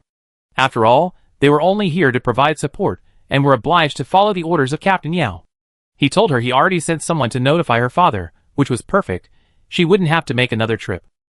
However, after returning to their respective teams' assigned areas, Xingtong still called over Zhu Zhu, the team's speedster, and whispered a few words in her ear. Zhu Zhu nodded, turned, and ran down the tower, quickly disappearing. Qi Hao was also here today, his first appearance since his recovery. He wasn't at the front of the group as usual, but instead, wearing a black baseball cap, he trailed behind them discreetly. In reality, his body had already recovered. Lin's attack was measured. It might have looked scary on the surface, but for Qi Hao, a fellow lightning user, recovery was easy. It was just that while his body recovered easily, his hair didn't grow back as quickly. That's right, Lin had evenly electrocuted his head, burning and breaking all his hair. When his classmates carried him to the infirmary, his hair, already charred black, had fallen out completely as he moved. Even his scalp was completely black. A few days later, his scalp returned to normal, but he was now bald. Now, 2 weeks later, his bald head had only grown a layer of prickly hair, which, given the boy's aesthetic cravings, was unsightly. But Qi Hao had the self-awareness to know he couldn't keep taking leave, Nor could he wait until his hair had fully grown back before returning to the team. So he gritted his teeth and rushed back. He had originally expected to be ridiculed by his teammates and looked down upon by the Miracle Squad upon his return, but since then, everyone has been busy with their own affairs, and no one has even cast a glance his way. Oh, Zheng Tong and Zhu Xun, the vice-captain, both asked him a token question upon seeing him, "Are you okay?" This question was truly perfunctory, as they both turned their faces away without waiting for his response. Chi Hao couldn't explain the feeling. It was simply that feeling of being ignored was unpleasant. But he couldn't say anything, because he knew in his heart that this was how he usually treated everyone. Crack! Just as everyone was staring at the rain outside, wary of animals approaching from the side, a flash of purple lightning suddenly lit up 5 meters in front of them, followed by a nimble leopard falling from the city wall, slamming into the rain. The young man who had been closest to the leopard turned pale. It was so close. If it hadn't been for Linjia, he would have been scratched by the leopard's throat. Jiangqi stepped forward and pushed the gold-type boy down, letting him retreat to the back to recover. Roar! The lion's roar echoed again. Unlike before, this time, the Lion King actually started towards the West City Gate. The massive body, even from a distance of 100 meters, and in the pouring rain, instilled a sense of immense pressure. Ayo! Ayo! The lion's roar was followed by a series of wolf howls. Compared to the sparse lions, these ferocious, social animals were even more terrifying. The wolves followed the Lion King, fanning out towards the West City Gate. Before that, the herbivores and carnivores that had attacked first, each one madly charged at the city gate. The thuds mingled with the sound of the rain, making anyone's heart pound. At that moment, a gunshot suddenly rang out from the tower of the West Gate. It was followed by another, and the sound of gunfire continued to ripple out. The animals attacking the gate fell one after another, and soon corpses piled up beneath the gate. Bright red blood flowed, staining the blue stone floor a brilliant crimson. Captain Yao had ordered the firing. Jiangqi frowned as he looked at the lions and wolves approaching the gate. He turned to Zheng Tong and asked, "Is your father not here yet?" Captain Yao was unwilling to investigate their own situation, but he didn't believe they had any chance of success against the lions and wolves. Even if they did, it would inevitably result in mutual destruction. Why bother? It should be soon. Zheng Tong's eyebrows twitched as he watched the animals below the tower, becoming even more frantic due to the gunfire. 6 of Captain Yao's men had already been mauled and nearly dragged down by the lightning-fast leopards. Because of his previous disdain and contempt for the young men who had come to support them, Linjia and Jiangqi held back. It wasn't that they didn't want to, it was that the man was too arrogant. They didn't want to take on such a thankless task. But when Jiangqi saw Captain Yao personally climb to the top of the tower, take the sniper's rifle, and aim it at the Lion King, his expression changed. Is this man insane? Not only was this mutant Lion King as large as a bear, but its fur shone with a strange golden glow in the rain, making Jiangqi suspect it might have gold-related abilities. An animal possessing 5-element abilities, especially one as king of beasts, would not only fail to damage its fur, but also anger it. Jiangqi looked up at Captain Yao in anger. As the bullet from his gun blasted out, he leaped onto the tower, brushed aside the rain in front of him, and with a single hand, caught the incoming bullet in midair. The soldiers and members of the 2 squads engaged in combat saw the heavy rain in front of the tower suddenly vanish. No, not vanish, but a rainless space was created. All the soldiers' bullets hung suspended in midair, not hitting the animals as they had expected. What are you doing? After an initial moment of shock and astonishment, Captain Yao turned to look at the culprit and shouted in fury, "Do you know what you're doing? If not, get back here." He didn't know Jiangqi. He only knew that these young men were brought by Commander Zheng's daughter, fresh-faced, barely graduated military academy students. He hadn't considered counting on them, but he couldn't reprimand Commander Zheng's daughter for taking them back. He assumed they were simply following the school's orders, coming to observe and gain experience. So, he gave them an inconspicuous corner, hoping they would stay there quietly, not asking for help, just staying out of trouble, and not getting hurt. But what was this doing now? Captain Yao's anger prevented him from noticing the boy before him using 2 powers simultaneously, and his water control surpassed all the water-based espers in Kyoto. Then Captain Yao, "Do you know what you're doing?" Jiangqi met Yao's gaze fearlessly, and pointed at the Lion King. Because of the sense of danger brought on by the previous shot, the lion's entire body was now a dazzling golden glow. From head to tail to limbs, it was clearly encased in a metallic gold-like sheen. As for its toughness, though I haven't tested it or seen it myself, Just feel the overwhelming pressure this lion brings before it even attacks. Add to that its massive size.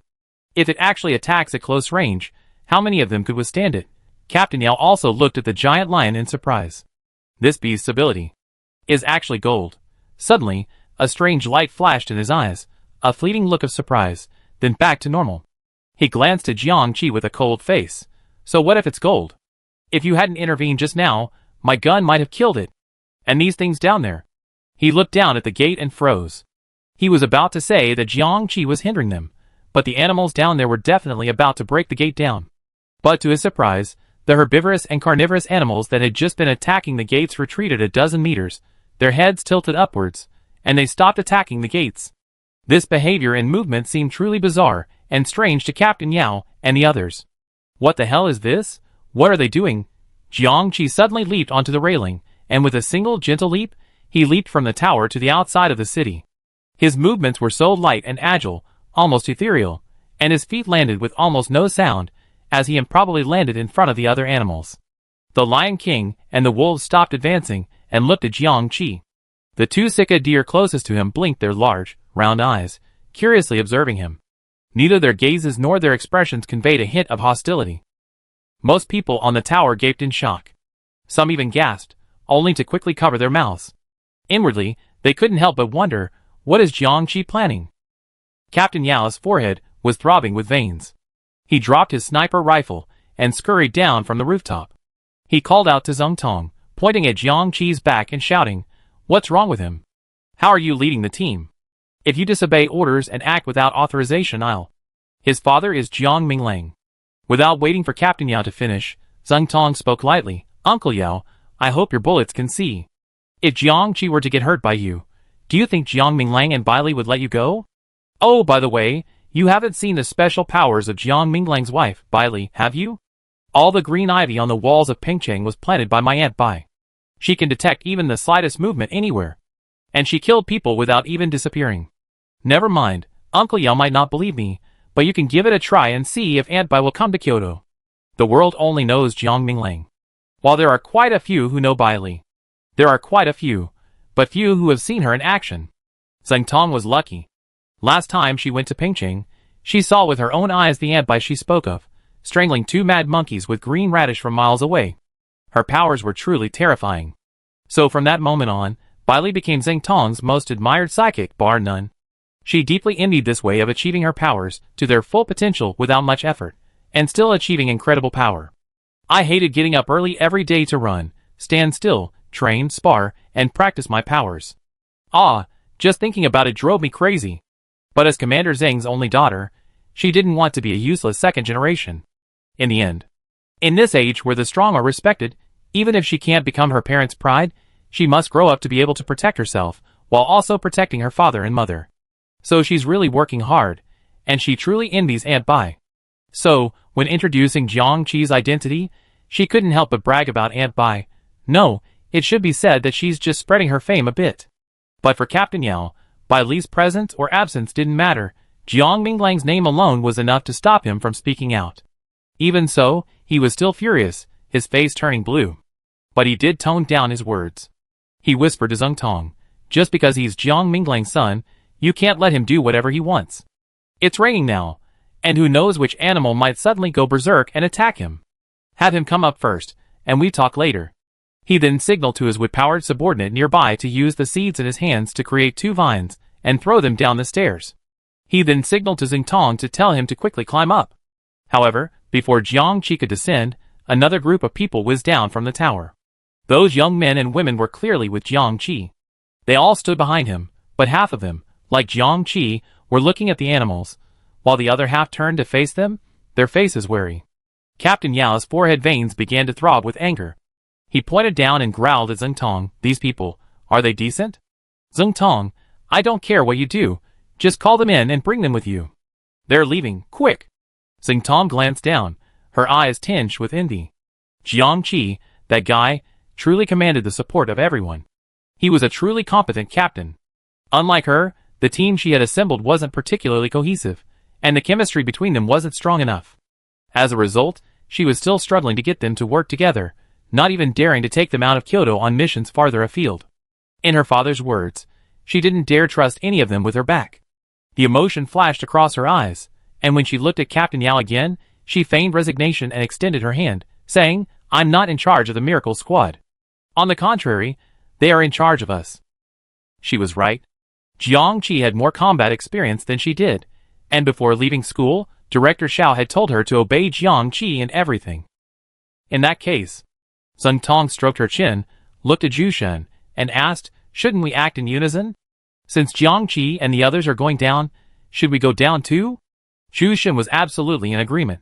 He rubbed his hands, ready to jump in with Zheng Tong, when Zhu Zhu returned. Chapter 300.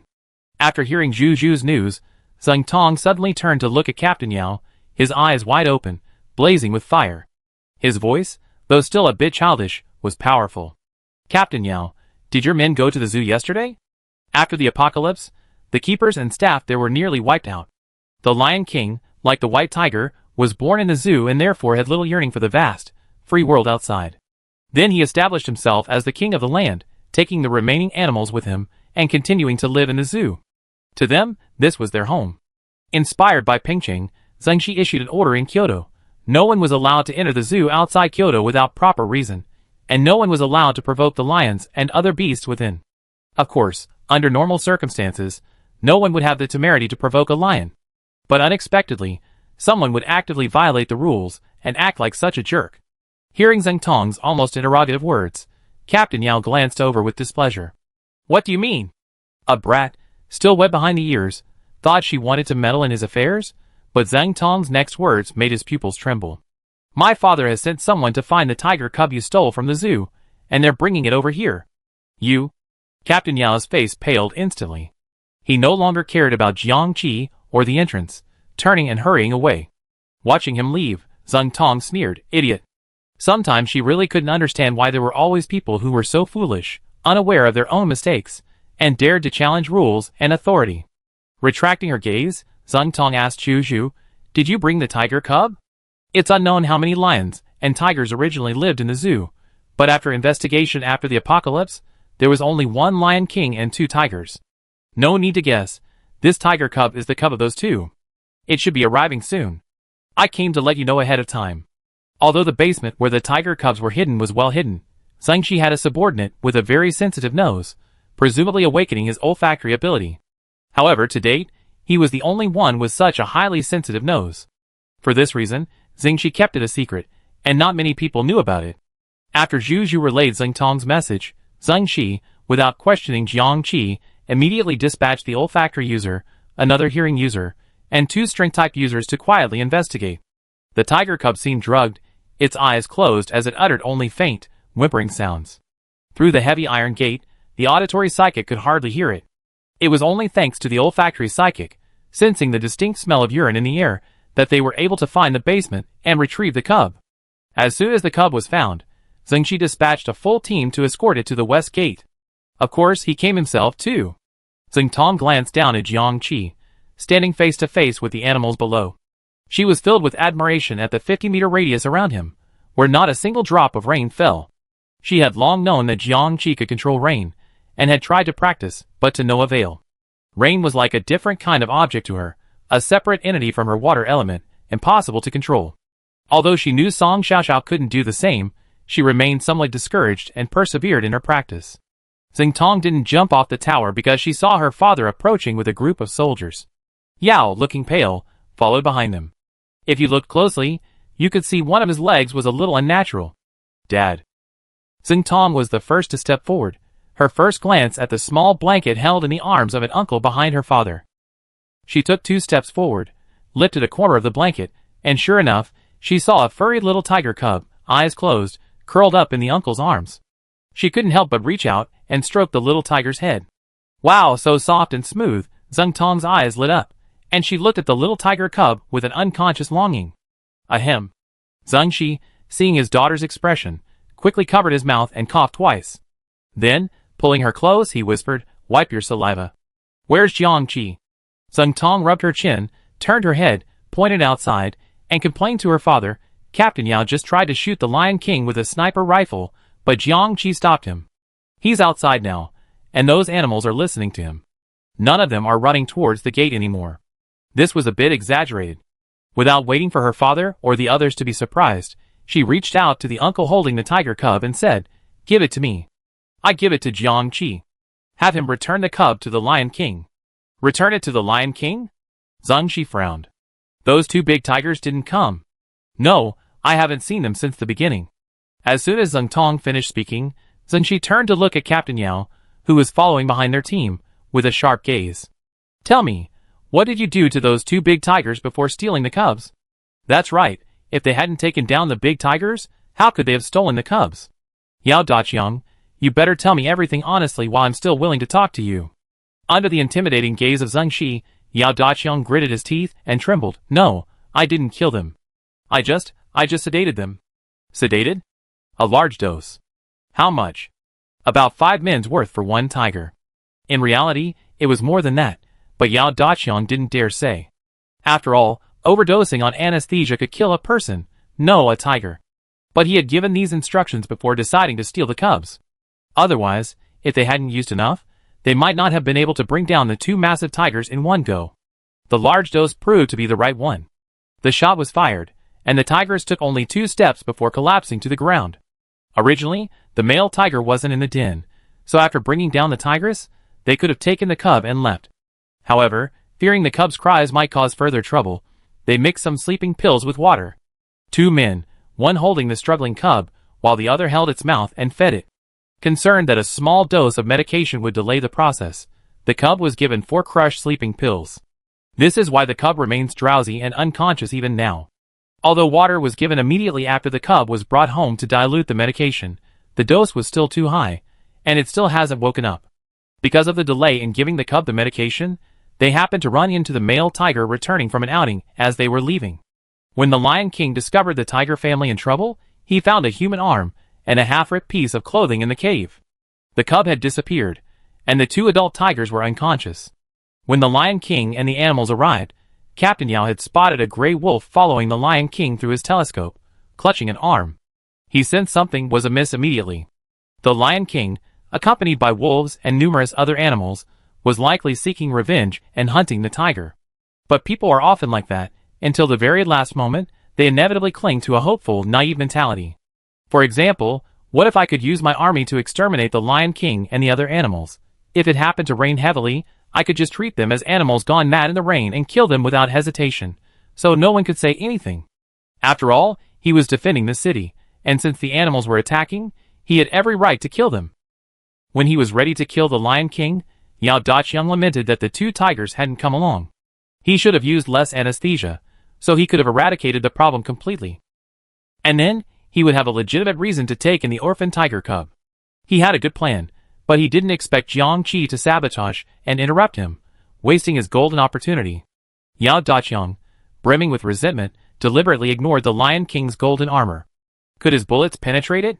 Tie him up and take him aside. Zhang Shi glared at Yao Daqiang with icy eyes, then turned to his daughter and said, "Go get Jiangqi." Now, only Jiangqi and his team were outside, maintaining a balance with the animals. He and his men exuded a murderous aura, making them unsuitable for the outside. Zhang Tong tiptoed towards the main gate. A soldier opened the small side door for her, then quickly closed it again after she exited. A short while later, Zhang Tong entered with Jiangqi. "Uncle Zhang. How was it? How did the conversation with the Lion King go?" Jiangqi was speechless. He had an affinity for animals, and could sense their emotions, but he didn't understand animal language. So what did he mean by how did the conversation with the Lion King go? When he jumped, he had saved them from a wave of bullets, and also shielded them from the heavy, polluted rain. The animals didn't feel threatened by him, so they naturally developed a harmonious relationship with him. He didn't try to communicate with the Lion King, but the lion, seemingly conscious of his protection, looked at him with a particularly peaceful expression. He stood face to face with the animals for what seemed like an eternity, but in reality, it was only a few minutes, not much longer. If the Lion King truly had a purpose in mind, then even if he was helping them, he wouldn't have stopped attacking the west gate. The brief lull was merely to see what he was up to. They could sense that he had no ill intentions, but that was all. Jiangqi doubted he had the ability to avoid this conflict. Of course, he saw this in the Lion King's wise and calm eyes. But now things were different. Jiangqi took the tiger cub in his arms and cradled it. After asking why, he learned that it was due to taking too many sleeping pills, causing his current drowsiness. He couldn't help but frown. He freed 2 fingers and gently rubbed them together. A small stream of water flew out from his fingers and slowly entered the tiger cub's mouth. At first, the tiger cub simply licked it with its tongue, then smacked its lips gently. Then, it opened its mouth and began to gulp down the water. When it finished, its eyes unexpectedly opened. Its amber eyes were moist and confused. It looked at Jiangqi blankly, then hummed, closed its eyes again, and nuzzled in Jiangqi's arms. Jiangqi stroked its little head, then wrapped it in a blanket. He said hello to Uncle Zeng and headed out the door.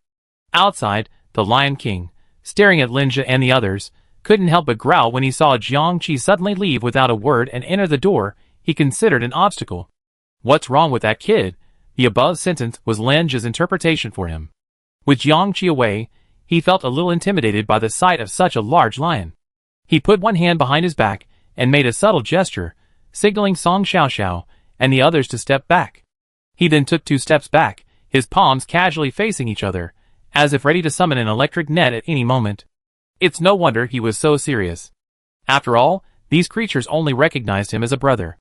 Logically, a brother's brother should also be a brother. But the question was he willing to be brothers with lions, wolves, and the like? Would they? After all, his life was most important. Fortunately, Jiangqi only left for a moment before returning, carrying something he didn't know what. When he approached, Linja grabbed his sleeve and glared at him. What? Jiangqi lifted a corner of the blanket, revealing a furry, adorable tiger head. Tiger? Is it a tiger? Not a lion? After Linja confirmed he was seeing a tiger and not a lion cub, his eyes widened with surprise. This Lion King had made such a fuss, and combined with Jiangqi's speculation, he thought it had lost its cub. It turned out to be a tiger cub. What happened? Are lions and tigers cross species? Or was there some other reason why the lion was so furious over the tiger cub? Jiangqi had no idea his friend was speculating behind him. He slowly walked towards the Lion King, holding the tiger cub. As he moved, the rainless space isolated by his supernatural power also expanded. Soon, Suyu and Yu, standing at the back, were caught off guard by a splash of water, their heads and faces covered in it. They didn't move forward together because Suyu was responsible for the perimeter, wanting to prevent anyone inside from attacking them. Yu, with her exceptional close combat abilities, was responsible for Suyu's safety. The 2 girls wiped the water off their faces and couldn't help but murmur, when will Jiangqi be able to hold up the entire sky? That's right, he could only hold up 50 meters. So useless.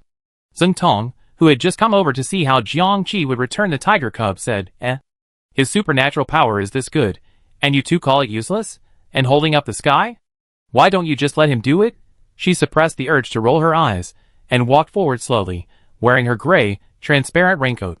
At the front, Jiangqi kept moving forward, while the animals kept retreating.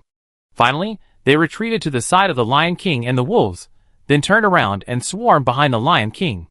Jiangqi looked at the Lion King, and the Lion King looked back. Then, the Lion King's gaze slowly shifted downward, towards the small floral blanket in his arms.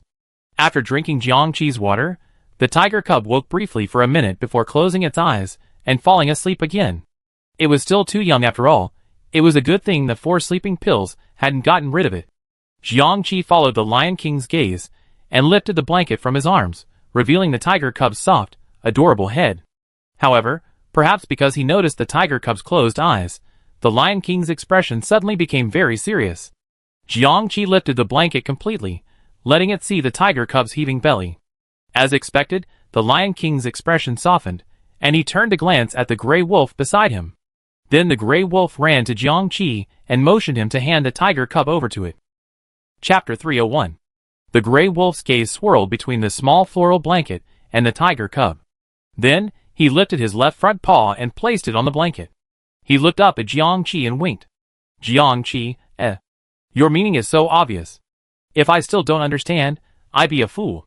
He wrapped the blanket around the tiger cub, tied the 4 corners together, and then lifted a handful and hung it around the gray wolf's neck.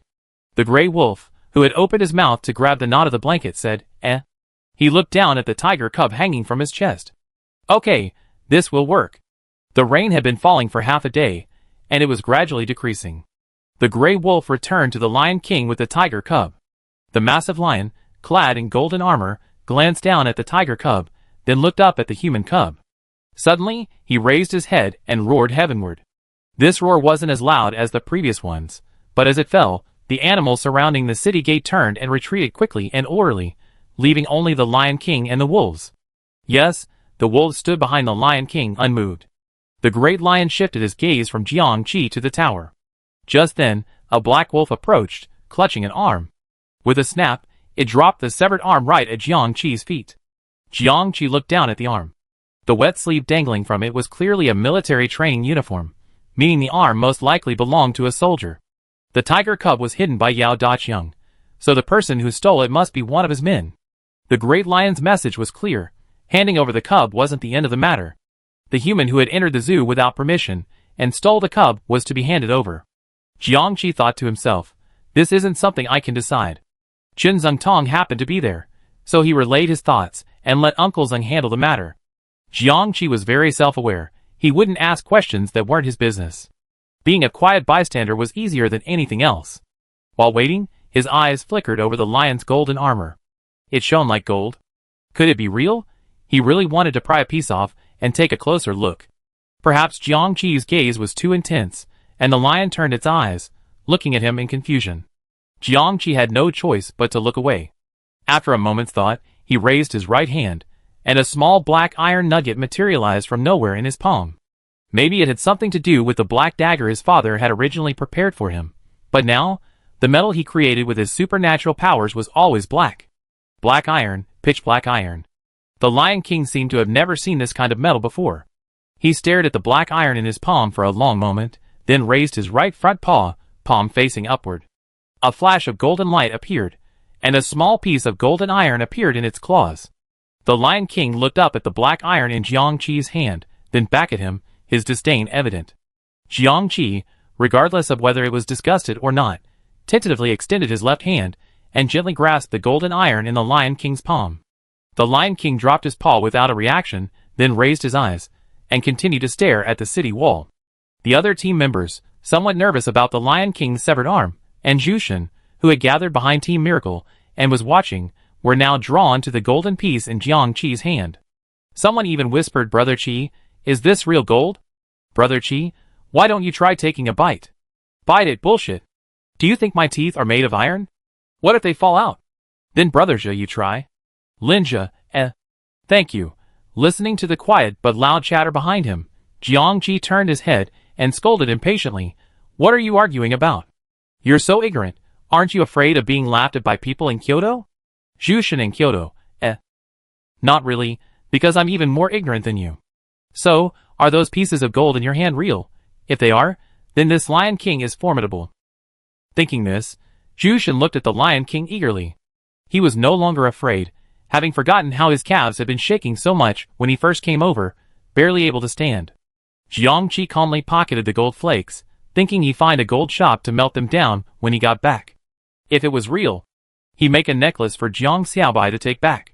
His mother and great-grandmother both loved jade, so the jewelry in their house was either jade bracelets or jade pendants. The only thing great-grandmother had left to Jiang Xiaobai was also jade. Not a single piece of gold. At the beginning of the apocalypse, the country was in chaos. Initially, many gold shops were looted. Those who didn't understand the situation fled with large quantities of gold and silver.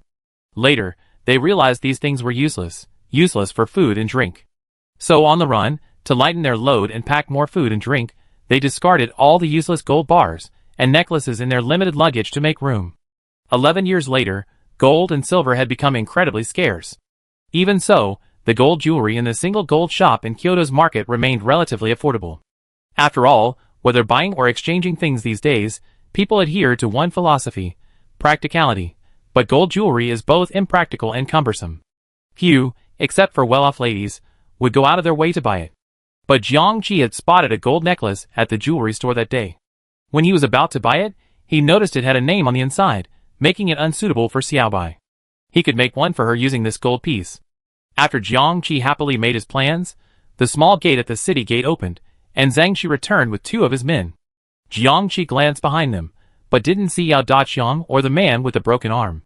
He looked at Zhangxi, stepped forward, and whispered, "Uncle Zheng. Jiangqi, Can you talk to the Lion King and let this go? The two guys who stole the tiger have escaped. They ran away 3 hours ago. The moment they heard the lions roar, they realized something was wrong and ran away. We can go after them, but it won't be easy, right? Help me tell the Lion King that we can compensate him. Jiangqi, What on earth made everyone think he spoke animal language? So he really couldn't say this. He couldn't say it, but he could express it. Two more warriors emerged from the small door, each carrying a large basket filled with dried meat, one pork, the other beef. Jiangqi sighed, and resignedly carried the two baskets to the Lion King. He first kicked the broken arm on the ground, then waved his hand, implying that the owner of the arm had escaped. If you want revenge, go after it yourself. Then he brought the two baskets in front of the two tall giant wolves. If they needed to carry things, they naturally handed them over to the younger brothers below. He then waved to the Lion King, and before they left, he turned and headed back to the city. All right, let's go back. Whether he understood it or not, the Lion King had waited patiently until now, clearly unwilling to antagonize humans. He was a lion with a broad perspective and a keen sense of circumstance. He believed that as long as the cub was found and brought back safely, it wouldn't easily start a war with humans. Sure enough, after Jiangqi led his men back to the city, the moment the gates closed, the Lion King roared angrily to the heavens. Then, though reluctant, he let the giant wolf leave. As for whether he would chase those two men, Jiangqi looked up at the rain, which was fading but still falling.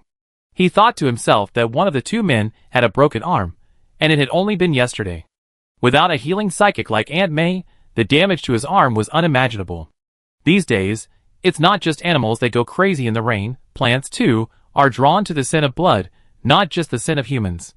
Therefore, according to Uncle Zheng's investigation, the two men had already fled Kyoto to avoid capture. With no protection outside the city, and carrying a thick bloody mess, it was hard to say whether they could survive for more than a few hours. Jiangqi's guess was correct. The next day, after the rain stopped, Zhengqi's men discovered two mangled and bloodied bodies about 100 miles from Kyoto's south gate. One of them was missing an arm. To give the Lion King an explanation, Zhengqi had the two incomplete bodies taken to the zoo. The instigator, Yao Daqiang, was publicly executed 3 days later. An officer with a close personal relationship with Yao Daqiang questioned why he had to be executed. The tiger cub had already been returned to the zoo, and ultimately, it hadn't caused any damage to the Kyoto base. Isn't that excessive? Too much? An officer who had been in charge of the incident from beginning to end sneered. Does returning the cub to the zoo mean he's paying it back? Would he have returned it if the commander-in-chief hadn't found the cub? You say it didn't cause any damage to the base, but aren't those soldiers injured a loss? In the end, was it he who restored order and saved the day? If it weren't for Jiangqi and his miracle squad, if the Lion King with gold powers had stormed the city, have you considered what the consequences would have been? After being questioned 3 times, the man's face faltered, and he was speechless. Zhengqi's adjutant, with a cold expression, reenacted the rules and penalties for entering the zoo without reason. Finally, in recognition of the miracle squad's outstanding performance, he awarded them 5,000 points and 3 days of leave. 5,000 points was a lot. While they could take them back to Pingqing for further use, no one planned to save them. After all, they were never short of points, and whenever they came to Kyoto, they naturally wanted to buy as much as possible. So, during the 3 days off, everyone decided to go on a big cleanup.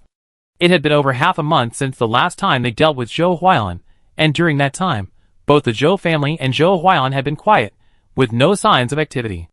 Add to that the heavy rain and the surprise team miracle had brought everyone, and Director Xiao had forgotten about it, and didn't stop Jiangqi and Linja from going out. Jiangqi and Linja seemed to have forgotten as well, following the others out. Jiangqi even asked Song Xiaoxiao, I want to buy a gold chain for Jiang Xiaobai. Do you have any? Song Xiaoxiao ignored the last part of the question, only looking at Jiangqi with a look of are you sick? Why would you want a gold chain for Xiaobai? She's your sister, not a dog. But upon hearing Song Xiaoxiao's words, Jiangqi immediately slapped his forehead in frustration. Oh, I forgot about Xiaowu. Buy him one too. Ideally, one as thick as Jiang Xiaobai's. By the way, do you want one for Liuli? Song Xiaoxiao, ? Does this guy not understand what people are saying? Never mind, let him buy it if he wants, but she guaranteed that if he dares to put it on Jiang Xiaobai when he gets back, Aunt Bai will definitely give him a beating. Elsewhere, Linja and Suyi walked together, watching Jiangqi and Song Xiaoxiao playfully, a faint smile plastered on their faces. Like everyone else, they were immersed in the joy of the upcoming shopping spree, completely forgetting the unpleasantness of half a month ago. Until, about 200 meters from the school, the group was about to cross an intersection. Suyu was talking to Lin Jia when, out of the corner of her eye, she noticed a young man squatting on the roadside not far ahead. He seemed to be tying his shoe, but he turned his head curiously to look in their direction. The moment she saw his face clearly, Suyu's smile faltered, and her steps stumbled slightly. Lin Jia reached out and put his arm around her, steadying her. "What's wrong?" Lin Jia asked Suyu, his gaze scanning the area, finally settling on the young man, who was still squatting, tying his shoe, but his eyes were clearly fixed on Suyu. Zhou Xiang. When Zhu Shen was helping with the investigation, he showed Lin Jia a photo of him. This kid looked nothing like Zhou Huan. His face was pale, almost sickly, and his features were so delicate that if you didn't look closely, you mistake him for a girl. Recalling past events, Suyu said that when Zhou Xiang was little, he would secretly wear her skirts. If caught, he would say Suyu forced him to do so. Because of this, Suyu, then only 8 years old, was once slapped to the ground by Zhou Huan. Unfortunately, her mother also believed it was her fault. Not only did she not help her, but she also locked her up in the room with her swollen face and refused to eat dinner. Even though she tried her best to defend herself, saying she hadn't done it and hadn't forced Zhou Xiang, sadly, no one believed her. During that punishment, she felt that the three of them were the family, and she was just an outsider. After she was beaten and punished, Zhou Xiang seemed to have discovered a new joy. He would do this every now and then. One day, a row of purple pinch marks appeared on her arm. The next day, a hole was cut in her clothes. Suyu, who was only 8 years old at the time, couldn't understand why he would do this. Thankfully, Zhou Huan cared about his reputation. To prevent others from accusing him of abusing his stepdaughter, he basically stopped hitting Suyu and simply watched Jinju punish her coldly. Thankfully, this situation only lasted for 3 months before the end came. Thinking back on the past, combined with what Aunt Chung had told her, some people are born bad, and his badness had nothing to do with age. It can only be said that if he had been discovered early in his childhood and worked hard to correct it, there might have been a chance of change. Change? Although they were not close, so you could still see the flash of malice and excitement in Zhou Xiang's eyes. So this bad guy has become even more vicious and perverted? Otherwise, it's hard to understand why he's so excited to see her. Is it because he can bully and torture her again? Chapter 302. Once deeply buried memories were unlocked. Many trivial things that once seemed insignificant could be easily recalled. For example, before her biological mother, Chenju, married Zhou Huan, and when they were trying to get along with each other with their child, Zhou Xiang, 2 years younger than her, opened his innocent eyes and sweetly called her sister. When they were dining together, he thought he accidentally spilled a drink on her, dropped cake on her skirt, and even poked her eye with chopsticks, missing it by a hair's breadth. Zhou Xiang was only 6 at the time. Who would have thought he'd done these things on purpose? Perhaps anyone who saw him would have assumed he made a mistake due to his youth. But now, remembering it, it inexplicably terrified her. Especially the chopstick that had poked her eye. She felt as if Zhou Xiang had aimed it at her. A 6-year-old who accidentally blinded her, I wouldn't be held legally responsible. Whether he understood this at the time or not, she felt that was his intention. Later, he accidentally discovered that he could punish her without having to do it himself. So he simply changed his strategy and continued to do it with relish. He's a natural-born pervert. Thinking of this, Suyu looked at Zhou Xiang again, and the fear that had subconsciously risen from the depths of her heart had completely dissipated, replaced by disgust and hatred. She was grown up now, no longer the 8-year-old who depended on her mother for survival, nor did she have to carefully watch her stepfather's face, and she was certainly not a lamb to be slaughtered. She lived with her father, had Aunt Chung who loved her and protected her, Aunt Bai and Uncle Jiang, a boyfriend who loved her, and comrades who shared life and death with her. If this scumbag dared to lay a hand on her again, she would chop his claws off. These memories flashed through Suyu's mind like a kaleidoscope. Without stopping, she continued walking forward, held by Lin Jia's arm. She turned to look at her boyfriend, her voice soft and gentle. "Don't bother with him. He's not worth your trouble. After all, they were here to study." Zhou Huan could be beaten if he came to her, but beyond that, Suyu didn't want to cause her any more trouble. "I made it clear last time. She should know her place and won't come to me again. But you should tell Jiang Qi to keep an eye on Zhou Huan. He's a vindictive man, and he might have already heard about our departure." Suyu was a careful person, especially since this matter concerned her. So she kept Director Zhao's words in mind. Before leaving, she had already warned Ye and Xiao Xiao, and informed everyone else. Be safe and beware of strangers. Linja patted her head. Don't worry, Jiangqi and I have it figured out. The group walked quickly, passing the intersection and quickly turning onto a street, disappearing from view. At this moment, Zhou Xiang, who had been squatting on the side of the road tying his shoelaces, finally did so. He stood up and stared at the now empty intersection, his lips curled up in a strange smile. Su Yu, I didn't expect that after 11 years, not only is she still alive, but she's become so remarkable and impressive, much more interesting than the little girl she was 11 years ago. At this moment, a young man, about 20 years old, with narrow eyes, approached from the other corner. He withdrew his gaze from the now obscured intersection, nudged Zhou Xiang with his shoulder, and teased, Xiang, is that woman in the middle your stepsister? Sure, she's quite attractive. The one in the middle? Su Yu had just been walking at the back with a boy, so the narrow-eyed young man was referring to Song Xiao Xiao. After all, that girl was so stunningly beautiful that anyone walking with her would almost always look at her first. But Zhou Xiang hadn't really noticed what Song Xiao Xiao looked like. From the moment Su Yu appeared, his eyes had been drawn to her, glued to her, oblivious to anyone else. But he didn't explain to the narrow-eyed man. Instead, he raised an eyebrow and asked, Are you interested? She's not bad, but your father is such a loser. Such a beautiful girl, a superpowered one, and a classmate of Zheng Da's daughter. She's your stepmother's biological daughter. Your Zhou family should find a way to keep her. Zhou Xiang's lips curled up, a faint smile on his face.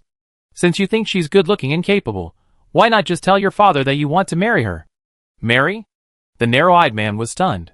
Zhou Xiang's expression remained unchanged, but his eyes held a hint of contempt as he spoke. Although your eldest brother is the heir your father has specially trained, you're just an ordinary person. You haven't awakened any special abilities, and in no other way are you particularly outstanding. My stepsister isn't a member of the Zhou family, but as you just said, she's a psychic, beautiful, and a classmate of Zheng Xi's daughter. With just these few qualities, isn't she more than enough for an ordinary person like you? The narrow-eyed man was displeased by the specific emphasis on the word ordinary. Strangely, despite being of higher status and older than Zhou Xiang, and both of them being ordinary people, he didn't even dare to speak loudly to the 17-year-old Zhou Xiang. Finally, he could only weakly ask, You mean, let my old man put pressure on the head of your Zhou family to get your cousin to find a way to keep your stepsister with your stepmother, and then marry her into the Zhou family? And then I get engaged to her? Zhou Xiang glanced at him, shoving his hands in his pockets, and said calmly, What did I say? I didn't say anything. Didn't you say you were attracted to my stepsister and wanted to marry her? As for whether you can marry her, that depends on the ability of your Huang family. With that, he sauntered forward, heading in the direction Su Yu and the others had just left. Young Master Huang stood there stunned for 2 seconds, then hurriedly followed. Yes, I said it all. Don't worry, I go find my brother later and ask him to put in a few good words with my grandfather. He'd definitely agree. After all, for the sake of the next generation, he wants us all to marry people with special abilities. By the way, where are we going now? Didn't we say we leave after seeing your stepsister? To see the fun. What fun? Oh my god, is your dad really going to teach these brats a lesson? Then, can your uncle let him go? Officially, Old Man Zhou is the head of the Zhou family, but the real power lies with Zhou Xiang's cousin, who has some connections with the eldest son of the Zheng family, Zheng Xi's second brother. After the incident at the military academy, Zheng Xi personally called Zhou Xiang's cousin, who immediately scolded Zhou Huaiyan and warned him to let the matter go, and not to secretly cause trouble for those two brats. Apparently, the two guys who beat up Zhou Huaiyan are quite influential. That's why Huang Lao Air said Zhou Huaiyan was being unreasonable. He just needed a beating, and it would be over. He kept harping on about it, and that was just asking for trouble. But Zhou Xiang ignored him, and walked straight ahead. The siblings Zheng Tong and Zhu Shen, along with the Miracle Squad, who had already entered the market, quickly dispersed due to their different shopping needs. Even when they dispersed, they were always in groups of 3 or 4, never alone. Jiang Qi and Lin Zhe always steadfastly accompanied the 3 young ladies. Song Xiao Xiao didn't want anything herself, but she gave Jiang Xiaobai whatever she saw that looked good. Yeah, and Su Yu also picked out quite a few for the little ones at home. It's impossible for Jiang Xiaobai to have some while Du Xiaoling and the others didn't. However, the little devil Jiang Xiaobai had one advantage. She was always generous and never kept any good things to herself. If there was only one, her followers would share it for the day. So, when they picked out gifts for the little ones, they didn't worry about the lack of gifts or the resulting commotion. Of course, there were some at first, but after Jiang Xiaobai had eaten them all up, they were gone. They were all so generous. I have it, but you don't? No problem, I give it to you tomorrow. You have it, but I don't, so I play with it today. Master, can you take a look at this? Is it real gold?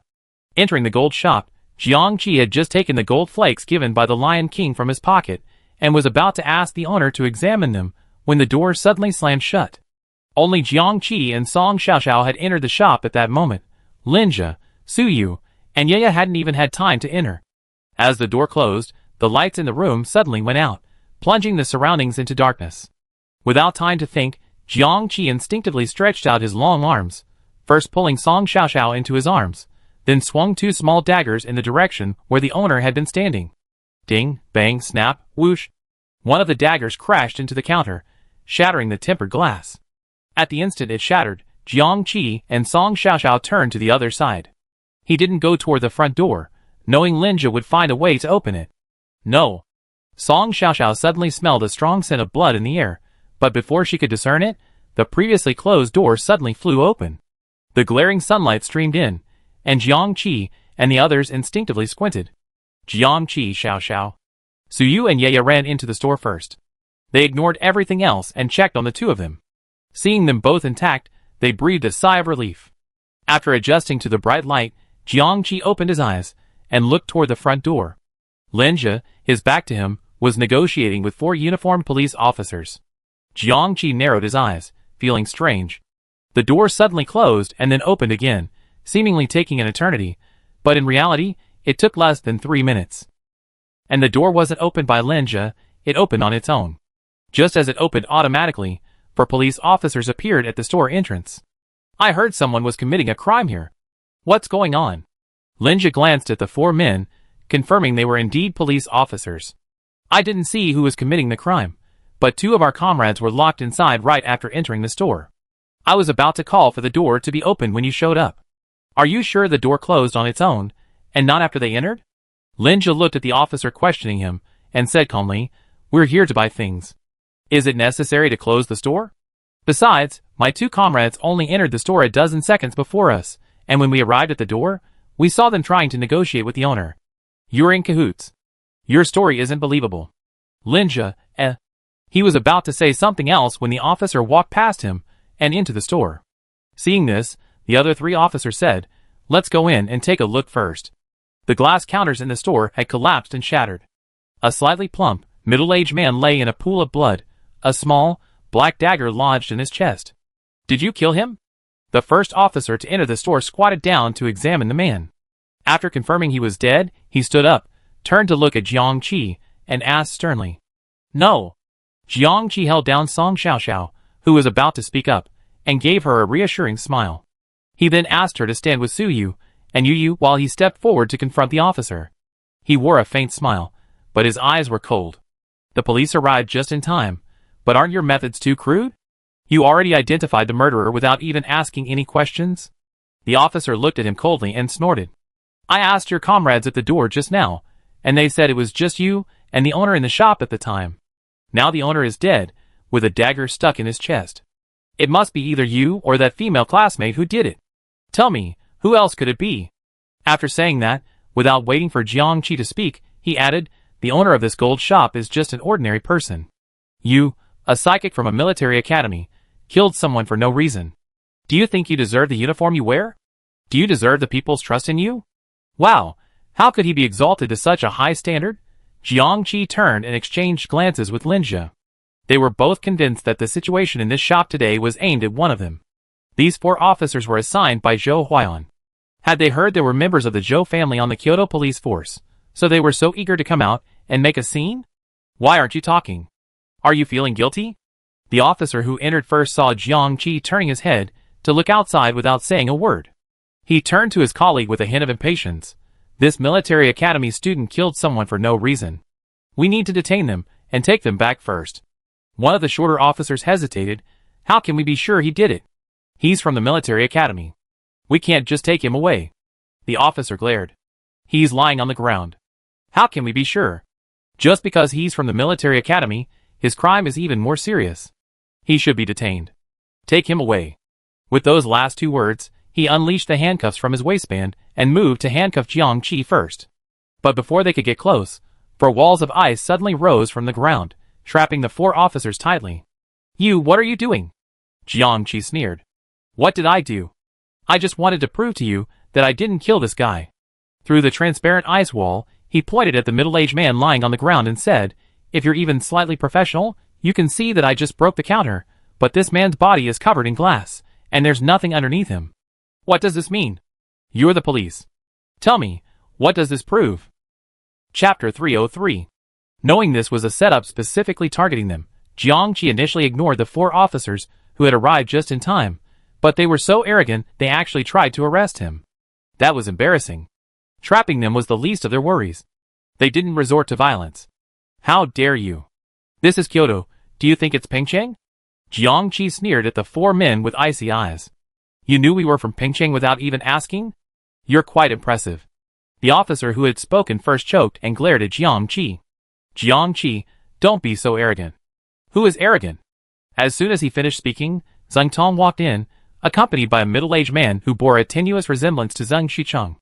Jiang Qi turned his head and greeted the man, second uncle. The man was Zheng Tong's second uncle, Zheng Nan, chief of staff Zheng, known as the Jade-Faced Fox, and also familiar to Jiang Minglang. When he married Bai Li, Zheng Shi was unable to attend in person due to a mission, so Zheng Nan went to Pingcheng in his place. After Jiang Qi arrived in Kyoto, he even came to the school to look for him. Today, by coincidence, Zheng Nan, taking his son for a rare break, ran into Zheng Tong and the members of the Miracle Squad who had come to look for her. Zheng, chief of staff Zheng? The police officer, who had just glared at Jiang Qi, was stunned by the sight of Zheng Nan. They were able to arrive in time because they were nearby, but why did this busy man come so quickly? It couldn't be that he knew their plans in advance and was waiting here specifically, right? Or else it was just a coincidence. If it's the second scenario, then they're truly unlucky. The officer suddenly felt like crying. He got in his position thanks to Zhou Huaiyan, and now they needed him. Could he refuse to take these 2 guys to the detention room and teach them a lesson? He wouldn't dare. Jiang Qi removed the ice wall surrounding the 4 ordinary officers and briefly explained the entire incident and its outcome to Zheng Nan. Finally, he pointed to the middle-aged man lying dead on the ground and said, although there was someone standing behind the counter when we came in, with a similar build and clothing, I'm certain it wasn't him. At the time, he was so preoccupied with the gold flakes in his hand that he went straight to the main counter upon entering the shop. He took out the gold flakes and showed them to who he thought was the owner. The owner, who had his head lowered, seemingly reading the ledger, had 2 subtle black moles on the left side of his forehead. But the now-dead owner didn't have any. Zheng Tong and Zhu Shen walked toward the closed small door inside the gold shop. Upon opening it, they initially thought it led to a storeroom, but unexpectedly, there was another door behind it, leading to the adjacent street. So, in the instant, the gold shop's doors closed, and the room suddenly went dark. The person behind the counter had quietly left the shop, replaced by the deceased owner.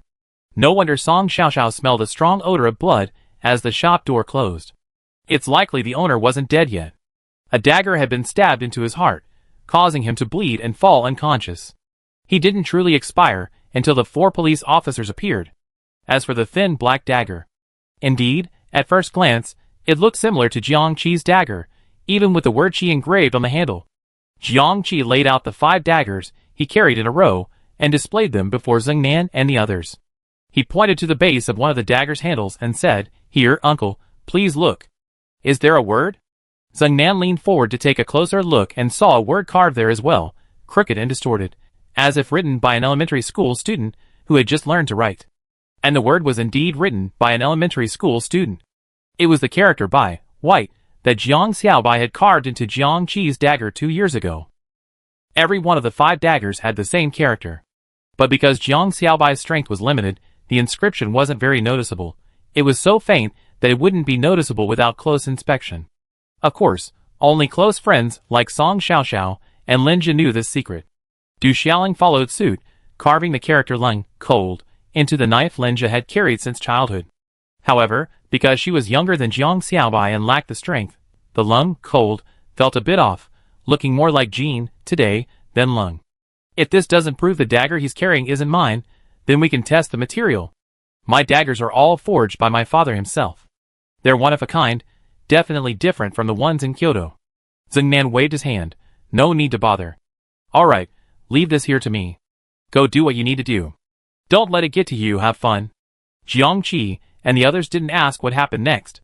With Zhu Shen and Zhu Zhu, the gossipy siblings, constantly relaying information, there was no need for them to inquire. Chief of Staff Zhang's men sent the 4 individuals directly to the General Administration Office's inspection office. 2 of those 4 were Zhou Huayan's men, and the other 2 were just part of their team. They were said to have been persuaded by the other 2 before going to the gold shop. They heard that a second-generation prodigy would frequently attack shopkeepers at the market because they were dissatisfied with their service, and they thought they were going to arrest that person today. Do you know who that second-generation prodigy is?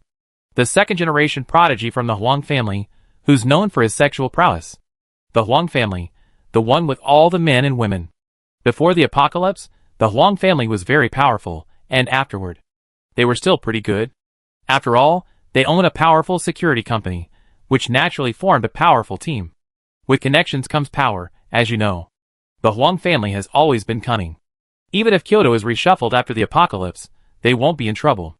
It's still the top group. Of course, it can't compare to the Zhang family.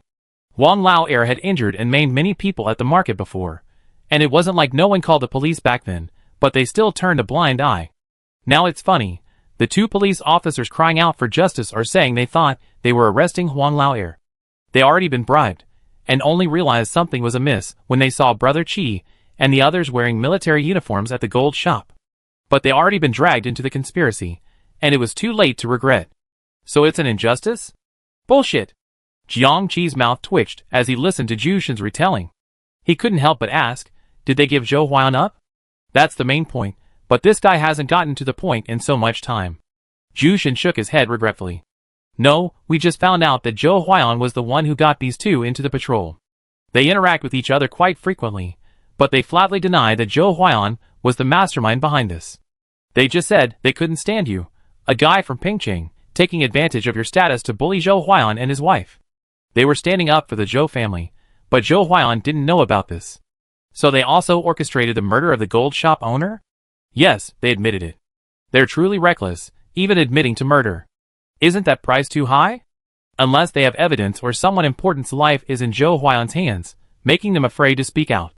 In any case, unless the mastermind is revealed, no one can do anything to Zhou Huan, not even Chief of Staff Zhang.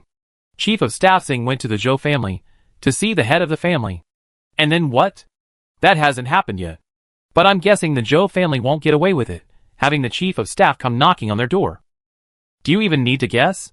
The group strolled the streets, shopping and listening to gossip. Especially. Hey, did you know? Zhu Shen couldn't help but glance at Suyu as he said this, then lowered his voice mysteriously. I heard that Huang Lao Air, the playboy, and Zhou Huan's son, Zhou Xiang. He didn't finish his words, but he linked his index fingers together, conveying his meaning. Suyu's beautiful almond-shaped eyes widened, and she subconsciously asked, is Huang Lao Air a man? Zhu Shen, Absolutely, a man. Suyu, Well, it's actually nothing. Uncle Bai Yang also said that when they were in college, there was a boy in the dormitory next door who always washed their roommate's socks. Later, he confessed his love to the roommate, and the roommate was so scared that he threw away all the socks he had washed. Love is free, it's normal. Linja lowered his eyes to look at the crystal ball on the stall, picked it up, and asked Suyu, will do Xiaoling like this? As he asked this, he glanced at the little tail that had been following them. He's quite persistent, having followed them until now. You have to remember that they'd been shopping for almost a day. It was evening, the sun was setting, and they had returned to the street they started on, heading back to school. Zhou Xiang, only 17, followed them patiently and unhurriedly, always keeping just the right distance. He could see Suyu without worrying about being spotted. Twice, when Yaya looked back, he even smiled brightly. Combined with his fair face and strikingly handsome features, it was hard not to be drawn to him. But Suyu felt only a chill down her spine. She clenched her fists, but never glanced back. Because of what had happened at the gold shop, they didn't want to be seen by the police for another brawl. After all, Zhou Xiang had only followed, he hadn't done anything else. Is there no other way to deal with him? Song Xiaoxiao looked at the setting sun, rather unwillingly. Zhu Shen quickly stopped her. Come on, auntie. We've been set up today, and we've been hanging around the market all day. It's already eye-catching enough. This guy might be following us, but he's just an ordinary person. He can't do much. Just pretend he doesn't exist. Song Xiaoxiao complained. He can't do much, but he's annoying. She was so familiar with Ye and Suyu. How could she not see how much she resented Zhou Xiang? Song Xiaoxiao let out a long sigh. It's so frustrating in your Kyoto. The members of the miracle team present nodded in unison. That's right, to be set up in broad daylight. When had their brother Qi ever suffered such an injustice? Sister Yu is the same. She can be bullied right up to her, and yet, she can't fight back. How can that be? Zhou Xiang stalking Suyu is bullying her, no mistake. If this happened in Pingcheng, who would dare to do this to them? A team member asked Jiang Qi, Brother Qi, can we end this training session early? Kyoto isn't fun, I want to go back to Pingcheng. Me too, I want to go back too. Me too, I don't like Kyoto. Kyoto native Zhu Shen, Zheng Tong, and Zhu Zhu, we're so kind to you, so why would we not notice? How could we take our anger out on the Zhou family? Zhu Zhu nudged Zheng Tong with her elbow. The two of them, feeling like they were last, whispered they can't fight, but we can, right? She quietly raised a finger and pointed behind her. Just treat him like a perverted stalker and beat him up. How about that? As the commander-in-chief's daughter, Zheng Tong was usually very well behaved. After all, she didn't want to be accused of bullying, so aside from normal sparring, she hadn't really fought anyone. Hearing Zhu Zhu's words, she suddenly felt the urge to make a move. Glancing at the large group crossing the street ahead, she gave Zhu Zhu a subtle nod. The two of them were already lagging behind, and when they were crossing, they were blocked by a passerby.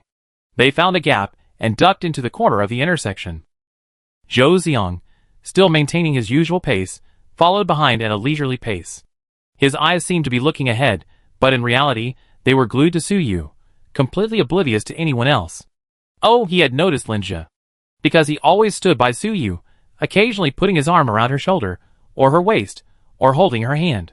Every time he and Suyu engaged in such intimate sexual acts, Zhou Xiang's eyes grew unusually gloomy, and the look he gave Linjia was as if he wanted to burn holes into him. Little White Rabbit is no ordinary woman now. Not only does she have superpowers, she also has a boyfriend. I heard she's a lightning type. Haha. Zhou Xiang sneered inwardly. When Suyu was forcibly detained by the Zhou family, I wonder if this lightning type expert would be furious for her. If he could break into the Zhou family, that would be wonderful. If he could use his superpowers to kill a whole group of people, even better. Thinking of that scene, Zhou Xiang couldn't help but curl his lips in pleasure. The Zhou family, is usually too comfortable and boring. But isn't life supposed to be more interesting if it's exciting? With this thought in mind, the young man walked briskly across the intersection.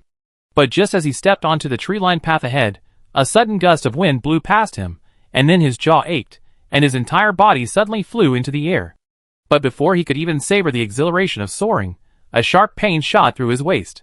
He'd been kicked right in the middle of his waist. Falling to the ground with a thud, he was met with a barrage of punches on his head, back, and chest. I told you to stalk me. You pervert. You even dared to stalk us. What do you do?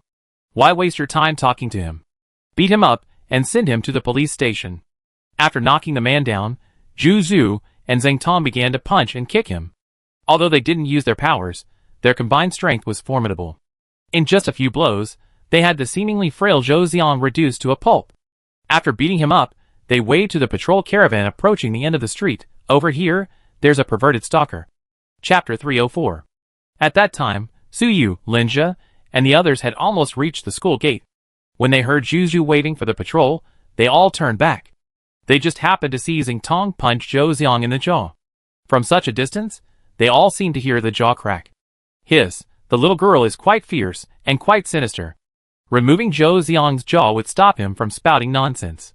The fact that this guy had been following them for a day without any haste made it clear that his scheming was definitely not befitting his age.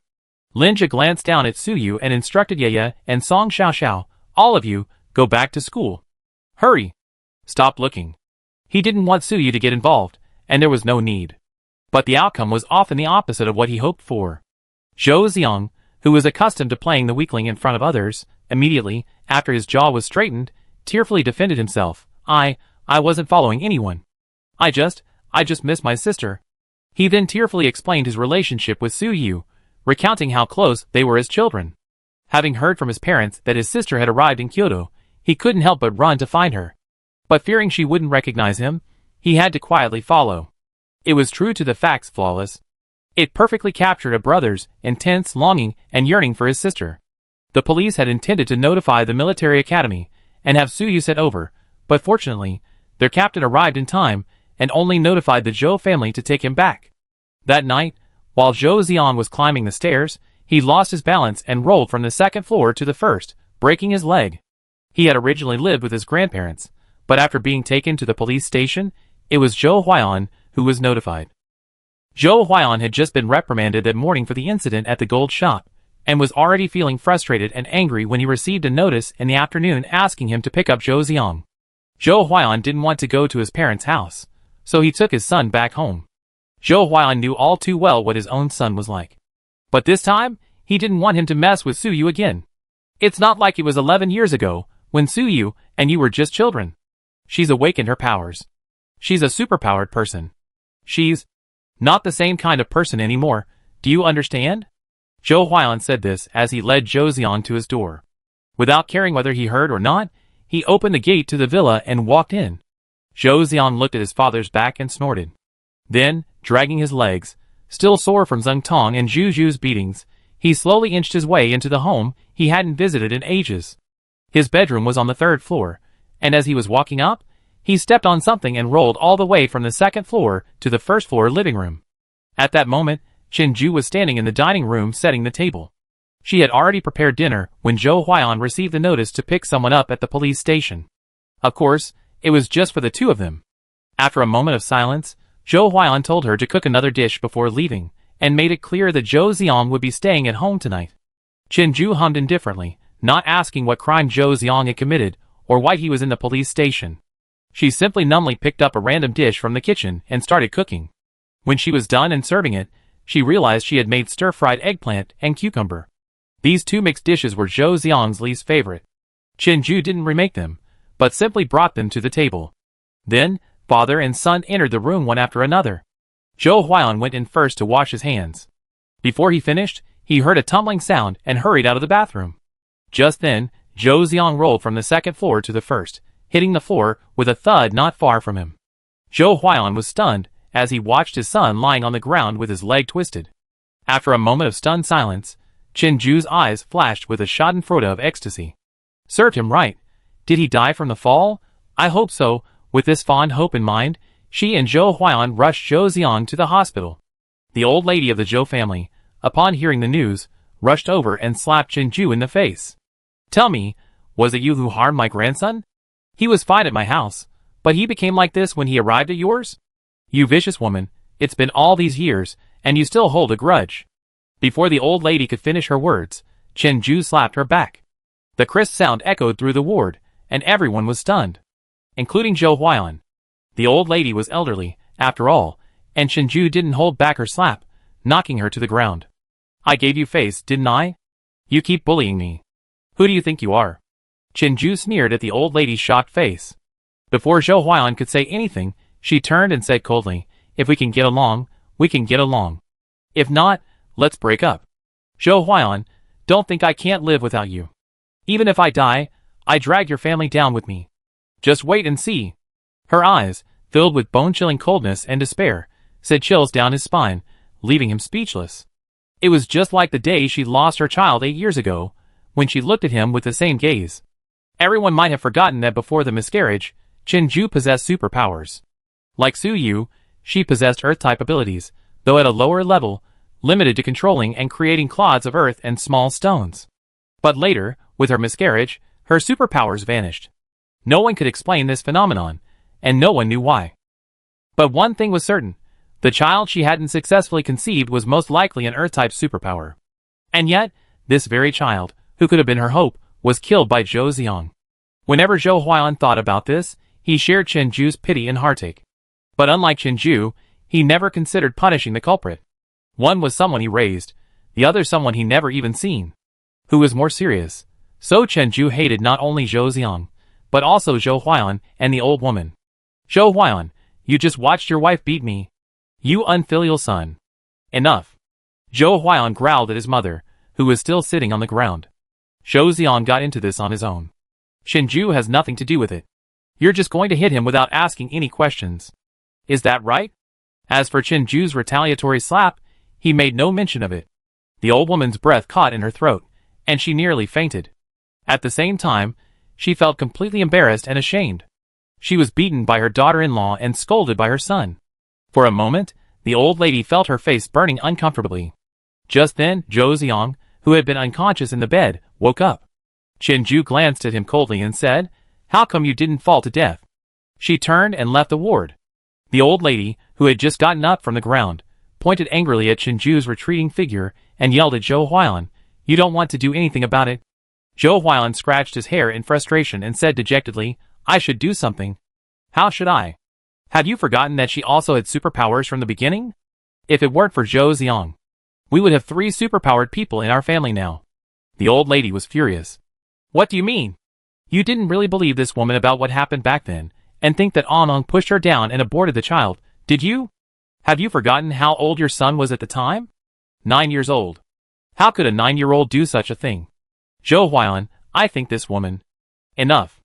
Zhou Huilan growled, unable to bear it any longer. "Zhou Ziong is my son. Don't I know if he would do such a thing? If he could do it, don't I know?" After saying the last sentence, he turned his head to look at the bedside. Zhou Ziong had opened his eyes, staring at him with those dark, sinister eyes. The man lying in bed was clearly just a 17-year-old boy, but when he wasn't pretending, he looked at people with the look of a demon from hell, sometimes giving even Zhou Huilan, his father, the chills of fear. He was also there when his mother jumped to her death. Zhou Huilan always believed that his son's behavior was probably due to his mother's death in front of him, which had infuriated him, and led to his increasingly extreme behavior. That's why, over the years, he repeatedly tolerated his excessive behavior. But at that moment, a thought suddenly struck him. Did his ex-wife, Xiang's biological mother, really jump to her death? He and his ex-wife hadn't separated in a proper way, she cheated on him, and they divorced. The son was awarded to him, but his mother had visitation rights once a month, picking him up from kindergarten early on Fridays. For the first 3 months after the divorce, it was like this. His mother would pick him up from kindergarten at the end of the month, and he'd stay with her for 2 days. But in the 4th month, Zhou Ziong refused to let his mother pick him up. At the time, he didn't think much of it, assuming his son was attached to him and didn't want to live with his mother. Until one day, at the kindergarten gate, he overheard a few parents whispering about a child's mother who had come to pick up her child but was caught by the other child's wife and beaten to the ground in public. At first, he didn't pay much attention, but then, after hearing their description of the beaten third party, it sounded remarkably like his ex-wife. But if it was her, it wouldn't be surprising, since the man she had cheated with did have a family, just like her. When they divorced, the other party did too. Zhou Huilan remembered clearly that the man treated her very well. He bought her a large apartment right after their divorce. Under such circumstances, even if her former wife came looking for her, she wouldn't jump to her death, right? It was mainly because she couldn't bear to leave him. The man was completely devoted to her, and he was so well off. For someone who loved to enjoy life, she definitely wouldn't throw it all away to commit suicide. Besides, if she were so fragile, she wouldn't have cheated. So his ex-wife didn't actually want to jump off the building, but... Zhou Huilan's eyes slowly shifted, looking at Zhou Ziong, who lay in bed, looking utterly miserable but calm and content. He couldn't help but swallow. How old was he then? Could he really have pushed his mother down the stairs? But if he had, how terrifying would that child be? For a moment, Zhou Huilan looked at his son as if he were a monster. What the hell was this? That night, Zhou Huilan had his second brother, who had rushed over, take his mother away, and then he returned to the hospital room. He sat on the sofa across from the bed, his eyes fixed on Zhou Ziong.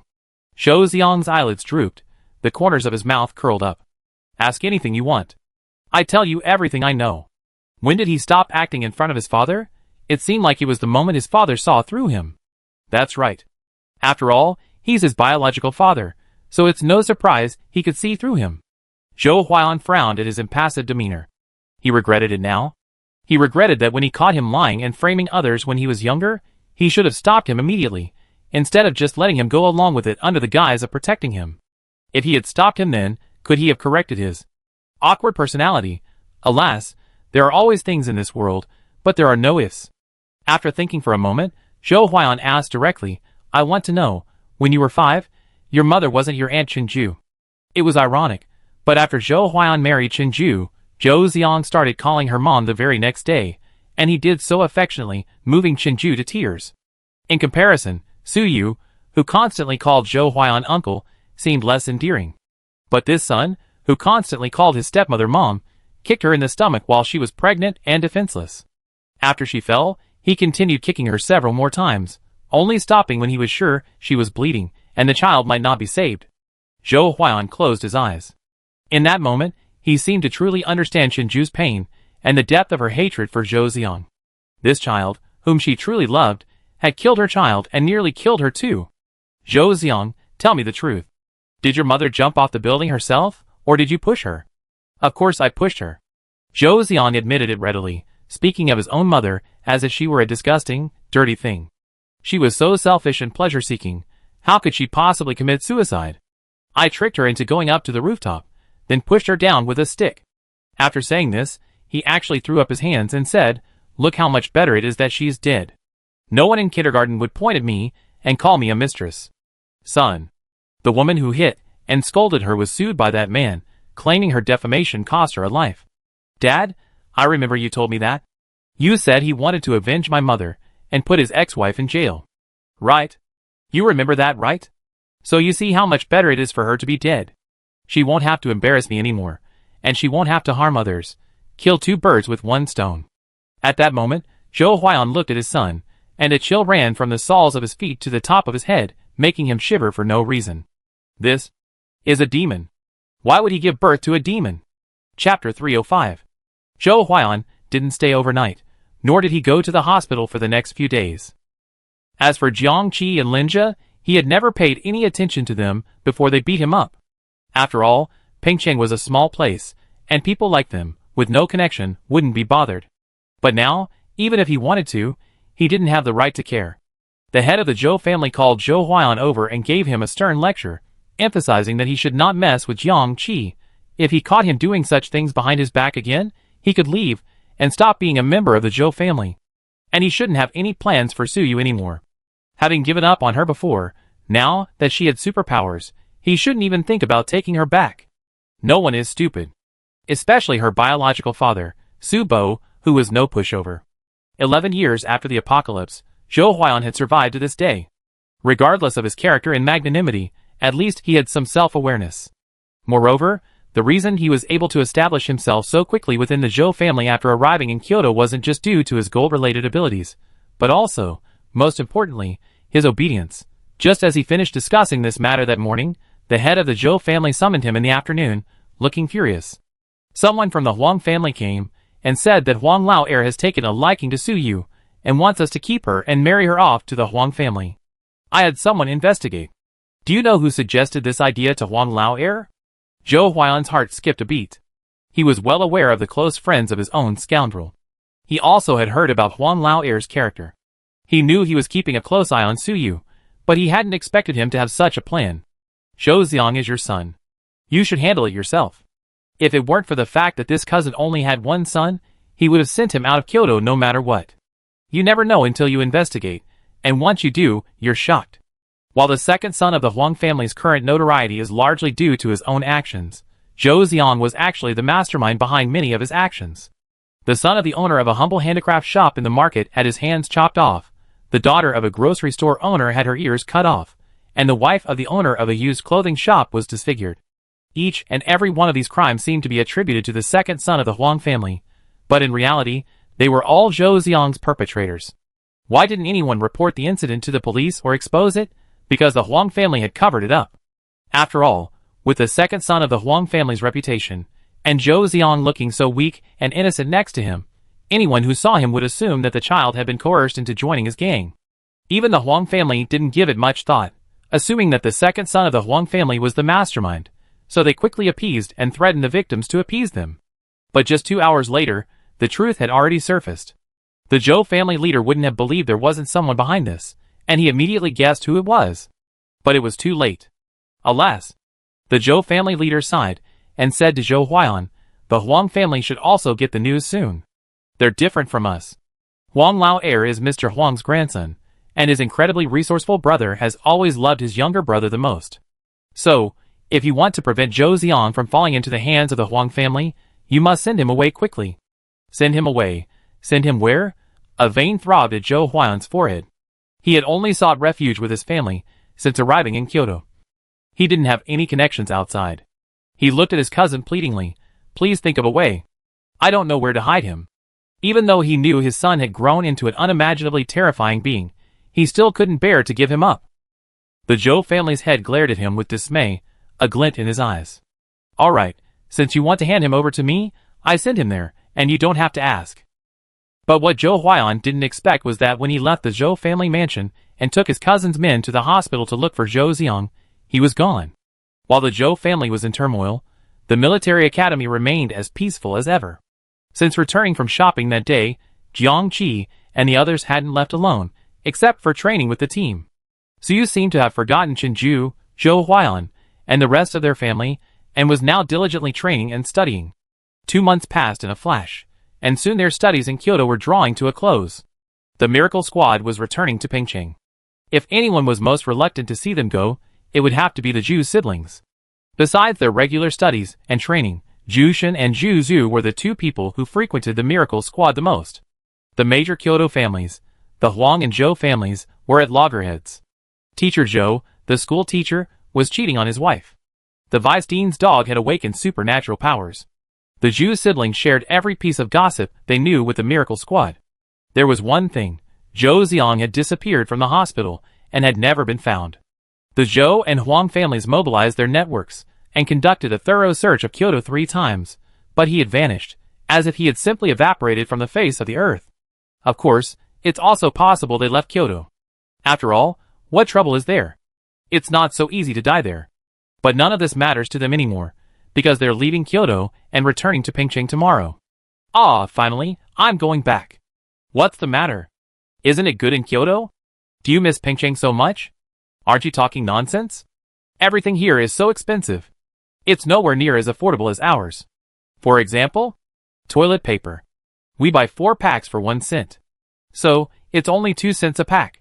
Although the military academy provides food and accommodation, consumables like paper need to be purchased on your own.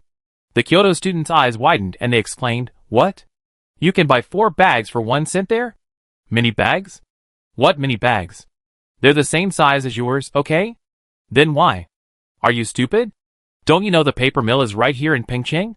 After 3 months of getting along, this group of young people, all of whom were close in age, had become close friends, unless they had particularly eccentric personalities and didn't fit in.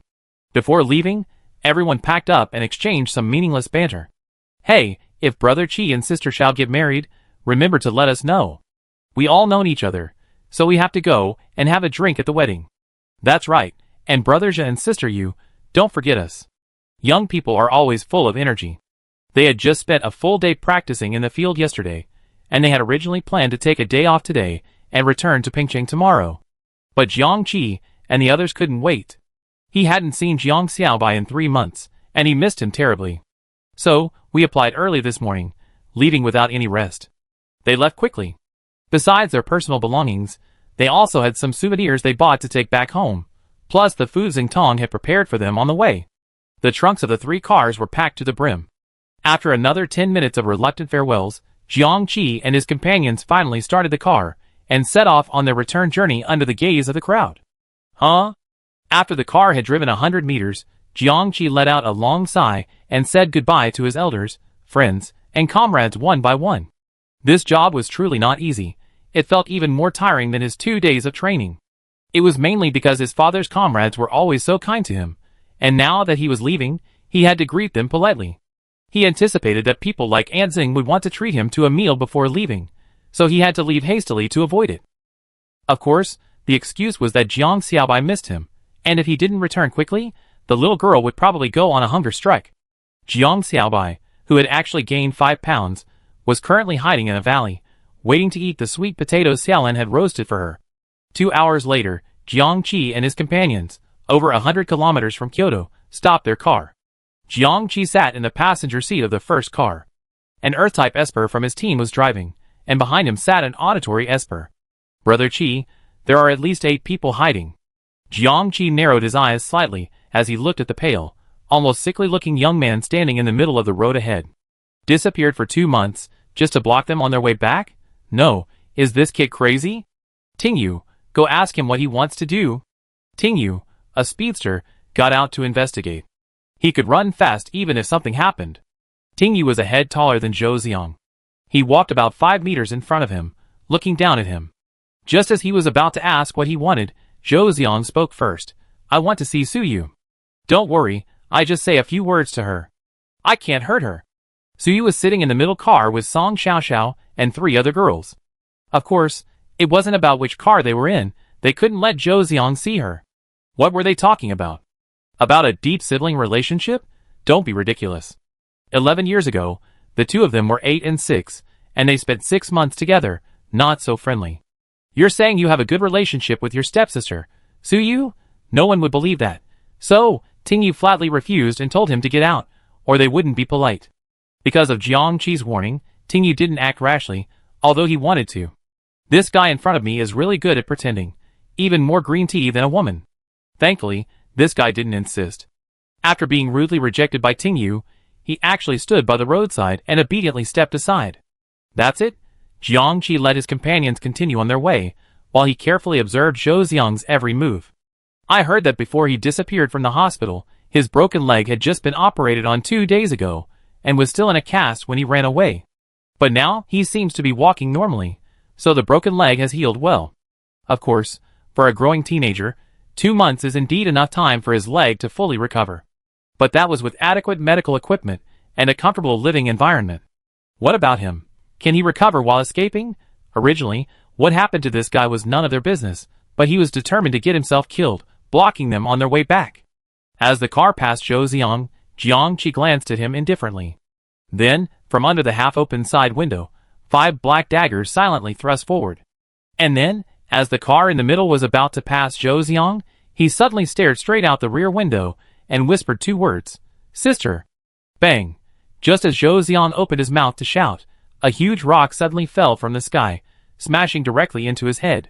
Zhou Xiang dodged to the side, and the rock crashed onto the asphalt road where he had been standing, with a loud bang.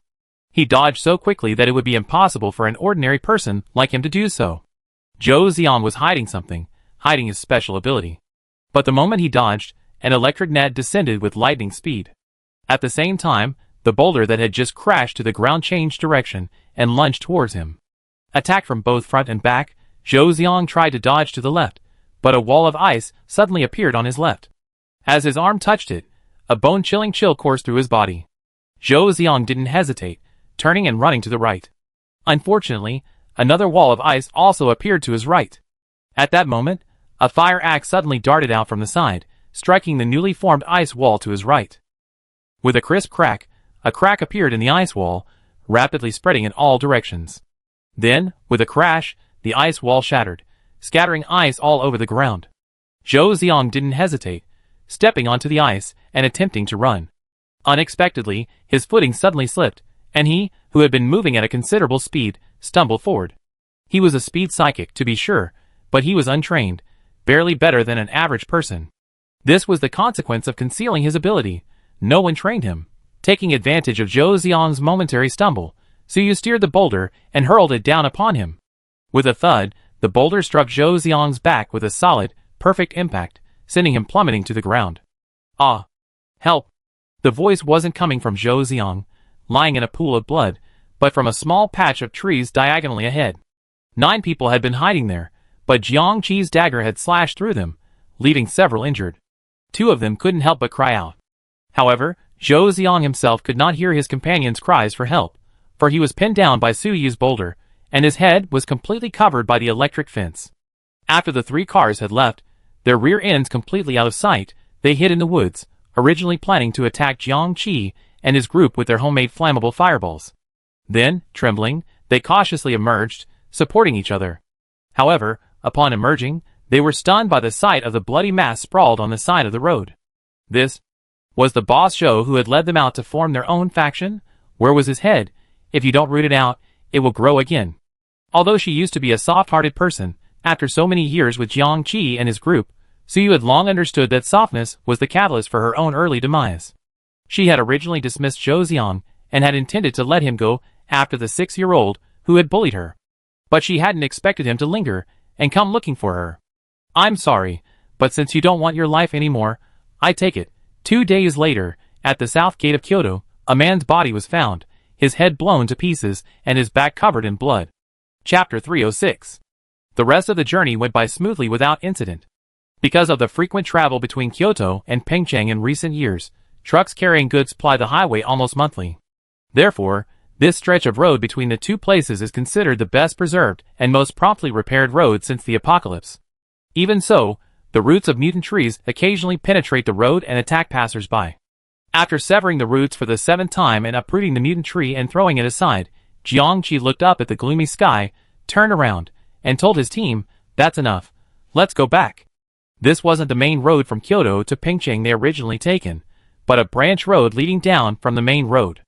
Having noticed some unusual activity here, they stopped to investigate and, by the way, cleared out the mutant tree that had recently appeared. The weather forecast predicts heavy snow in 3 days. Before heavy snow or rain, these mutated plants and animals tend to become restless, and some ordinary trees are even prone to mutation. If left unchecked, their ability to reproduce and invade will be beyond your imagination. Alas, our team needs a powerful wood type. Hearing Ting Yu's words, Suyu curled his lips into a smile. "Don't worry, Xiaobai will be able to join the team in a few years." Their captain's mother's abilities were the envy of everyone. Unfortunately, while there were many wood-type psychics, most could only use them for farming. Powerful wood-type psychics like Aunt Bai, capable of both attack and defense, and capable of controlling plants, were few and far between. But Jiang Xiaobai would undoubtedly be next. 3 years ago, a 5-year-old girl wanted to join their miracle squad, but her brother ruthlessly rejected her. But in reality, the other members of the miracle squad desperately wanted to tell their captain that they didn't mind taking care of the child. Anyone would be happy to do so. Jiang Xiaobai, the much-missed figure, wasn't in Pyeongchang at the moment. Instead, he and Lu Xiaolan had climbed over the eastern wall to catch snakes in Huacheng.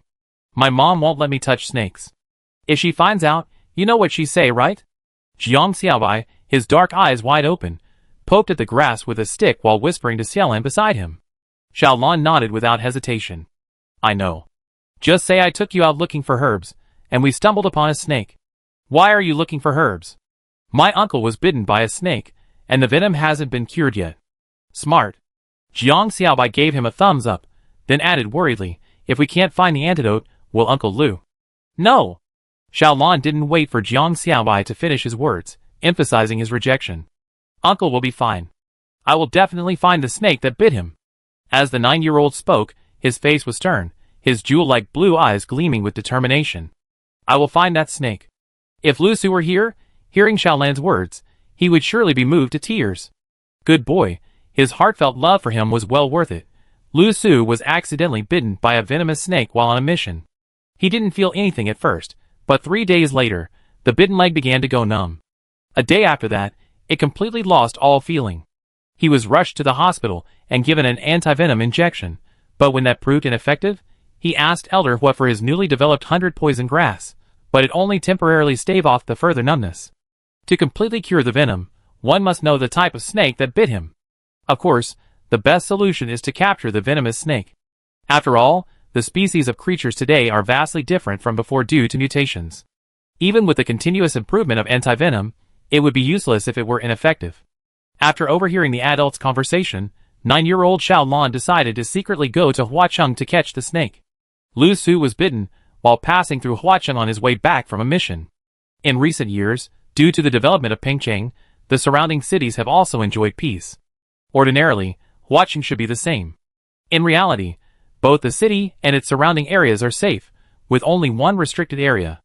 That area is Bishui Park, located on the outskirts of Huacheng, connecting to Pyeongchang. It contains a lake called Bishui Lake. Someone once saw a massive black python emerge from Bishui Lake. Just how huge was that python? According to those who saw it, its body was as thick as a large truck, and when it stood with its neck raised, it was taller than a small mountain. When he saw the massive black python standing on the lake, the man thought Bishui Park had been destroyed by vegetation, a new mountain. He hadn't even recognized it as a giant black python. Until he got closer, the motionless black python slowly turned its head and looked at him. One glance, a single glimpse of its cold, deep green eyes, and the man fainted. He had initially thought he was dead, but when he awoke, he found himself intact, no limbs missing. The black python had vanished, and looking back at the bottomless Biscuit Lake, twice its size before the apocalypse, he felt an inexplicable chill. Since then, Biscuit Park has become a restricted area, and few people with nothing better to do would venture there. Later, those living in Flower City discovered that Biscuit Park had become a snake-infested place, with all sorts of snakes circling the lake. Just passing by and catching a glimpse of them from afar before the hot weather and rain arrived was enough to make one's hair stand on end. As a highly vigilant post-apocalyptic team captain, Lu Su certainly wouldn't risk his life by heading to Biscuit Park. However, while passing nearby, he spotted through a telescope a herb the administration had collected, right on the edge of Biscuit Park. After comparing it with a picture for a long time, and confirming it was the right one, he led 2 team members in to collect the herb. They eventually retrieved the herb, but didn't notice a small, red-headed snake, about the thickness of a thumb, lying nearby.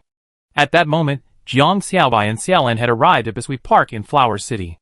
The 2 brazen children, despite their parents' repeated warnings, sneaked over, climbing over the eastern wall. They weren't afraid of encountering the giant python in Biscuit Lake. Lu Su's team had already taken turns searching several times. While they hadn't encountered the giant python, there were plenty of snakes here. You couldn't step on one without seeing one, but you'd be sure to see one every few steps. They were either scuttling away from the grass or hanging upside down from trees, spitting out their tongues, ready to bite. Jiang Xiaobai was a child who valued her life, so she came fully armed. She wore a child's helmet, and her father had specially made her a leather jacket and gloves, including pants and boots, all impervious to snake fangs. Xiaolan also had some on her, custom-made for him by Lu Ying, modeled after Jiang Xiaobai's own outfit. Lu Ying truly treated Xiaolan like her own son. Although she didn't know much about raising a son, she had one thing down pat. Her son must have what others have, and what others don't. In short, she wanted to ensure Xiaolan had everything she needed. Uncle Lu said that Snake's head was red. These ones are completely wrong. Why did you catch them too? Xiaolan carried a sack. Since entering Biscuit Park, he had been catching snakes as he walked, regardless of whether they were good or not, just dumping them into the sack. Since we're here, I should catch more. I can bring them back for Grandpa Hua and Dr. Juan to examine. Okay, I catch more too. As she spoke to Xiaolan, Jiang Xiaobai crouched in the grass, lunged forward with her free left hand, and securely caught a small, venomous snake with a yellow head. She stuffed the snake into the sack she had brought, then tossed the small wooden stick in her hand. She stood up and said to Xiaolan, "This is too slow. I think it's better to use my supernatural powers." She then turned her head to glance at the tall wall covered in green ivy in the distance, thinking that from this distance, her mother probably wouldn't be able to spot her. Biscuit Lake connects to Pingjiang, and the entire Pingjiang River runs east-west through Pingcheng. So you can imagine how close Biscuit Park is to Pingcheng. Just now, she used a trick, covering herself and Xiaolan with green ivy, and then bribed the mutant green ivy on the wall to carry her and Xiaolan over the wall. Probably Mom didn't notice. But if she unleashed her supernatural powers on a large scale here, then it's hard to say. But if they didn't, how long would it take them to catch it with just their 2 hands? Never mind, let's catch the snake first, and talk about it later. Thinking of this, Jiang Xiaobai, without waiting for Xiaolan's reply, multiplied her green ivy into 2, then 4, then 8, scattering them in all directions. Seeing her move, Xiaolan immediately came over and formed a small water circle around her, preventing her from being attacked by nearby snakes while using her supernatural powers to search for them. Green ivy rustled through the grass and trees of Biscuit Park. Soon, small snakes were bound by the ivy and pulled towards her, eventually piling up in a dense mass that gave people goosebumps. First, find the red-headed ones. Leave the others. There was no way the 2 of them could take all the snakes back home, so they had to catch and release them, stuffing only the small red-headed ones into the sacks they had brought. Some snakes, after being caught and released, were dissatisfied, hissing and opening their mouths to bite. Jiang Xiaobai immediately slapped them with a slap, knocking them unconscious. After repeating this so many times, these foolish snakes no longer dared to challenge her, and would quickly scurry away after being released. There are almost 8 of them. Why don't you take them back to Uncle Lu first? Jiang Xiaobai said this, but received no response from Xiaolan. She slung the sack over her shoulder, and turned to look when Xiaolan suddenly grabbed her wrist. Following the tacit understanding from their many fights, Jiang Xiaobai didn't turn back or say a word. He followed Xiaolan's momentum and ran after him. Xiaolan was a speedster, and even though he was pulling Jiang Xiaobai along, he could still reach the edge of Bisui Park in under a minute. However, before they even reached the park, the bright sky suddenly darkened, and a foul odor hit them. Even with the helmet on, Jiang Xiaobai almost vomited. Were they so lucky? On their first trip, they encountered the giant python. Although she didn't look back, she was certain it was it. Swishing, countless green ivy stalks formed a vast net above Jiang Xiaobai and Xiaolan's heads, attempting to capture the giant python's head, its maw gaping. Alas, the pause was only a momentary one, as the dark shadow above continued to descend. Looking for death, weren't they? As the saying goes, a newborn calf is fearless. Jiang Xiaobai didn't even notice the python's size before attacking with one supernatural power after another. If the green ivy couldn't stop it, then use the knife. Dad made 5 black daggers for her brother, and 3 sharp silver knives for her. 3 swift and powerful sounds of piercing the air echoed, followed by dozens of water needles, all simultaneously striking at the python's head. Under the 2 little ones' persistent attacks, the darkness above their heads finally faded, returning to its former brightness. The giant python withdrew its head, its dark green eyes fixed on the 2 tiny ants that had already fled to the outskirts of Bisui Park. They were so tiny, who gave them the courage? The giant python narrowed its eyes as it stared at the sack the ants had carried even as they fled. With a splash, its body, previously mostly submerged in the water, emerged again. Just as it was trying to reach further out, the green ivy on the western wall suddenly began to stir. Mom! After repeatedly using their supernatural powers, the 2 children finally gave way and sat down on the ground after running out of Bisui Park. For the first time in her life, Jiang Xiaobai felt fear. She hadn't expected this giant python to be so huge. Yes, after her legs gave way and she sat down, she actually turned her butt to face the other side, her little face perfectly positioned to see the incredible size of a python emerging from the Bisui Lake. It might not have been quite as much, but it was incredibly large anyway. Oh my goodness, how on earth did it get so big? Just then, her mother scurried over, treading on green ivy. When they reached them, the overwhelming green ivy enveloped the entire clear water lake, reaching a height equal to the python's head. Although she had lived a comfortable life these past few years, Bailey hadn't neglected upgrading her abilities, especially since she had Jiang Xiaobai. She didn't know how long the apocalypse would last, nor what would happen in the future. Given this, she could only continuously improve her combat power and abilities. That way, at least she would be able to protect her 2 children and her family when a crisis struck. For example, right now, Bailey had recognized this giant python as the black python that had hidden beneath the Pingjiang Bridge years ago. She had often stood on the roof of her house, gazing out at Pingjiang, wondering if it was still there. After not seeing it again, and hearing people talk about the giant python in Clearwater Lake, she guessed it was the same one. But this time, her encounter with it wasn't so pleasant. The python's eyes held murderous intent. It wanted to keep the 2 children. Bailey clenched her fists, the green ivy beneath her feet lifting her up until she was level with the python's head. Then, she looked at it calmly. The man and the python stared at each other, neither moving. Jiang Xiaobai, slumped on the ground, blinked, first looking at her mother, then at the hideous snake. Then, bewildered, she wondered, does my mother recognize this snake? Or were they confronting each other? Whoever moved first would lose? There was considerable commotion here. The soldiers guarding the eastern wall had immediately notified Jiang Minglang and Wei Lichuan the moment Bailey had climbed over and headed this way. Both were now rushing towards her at top speed. Chapter 307. 11 years have passed, and this black python is much larger than when Bailey first saw it. Is it still a memory of a heavy rainstorm? The animals across from the Pingjiang Bridge went berserk, being blown into the river like dumplings. This python was just below, picking up the scavengers, devouring countless of them, one by one. Is that why it has grown to its current size? Bailey's eyes were calm, and she looked at the black python indifferently. Suddenly, she clenched her right fist, and the overwhelming green ivy, as tall as the black python, suddenly rose and approached the black python. The green ivy closest to the black python had white flowers, as big as a wash basin, each bud opening to reveal its fawn-like core. The black python's green eyes narrowed, and its massive head slowly retreated. It looked at Bailey, then lowered its gaze to the 2 small and sitting on the ground. Oh, now its body was almost fully erect, and with the green ivy obscuring it, it could no longer clearly see the 2 little ants. But the black python seemed lost in thought, as if it had realized that the 2 little ants were the offspring of the woman before it.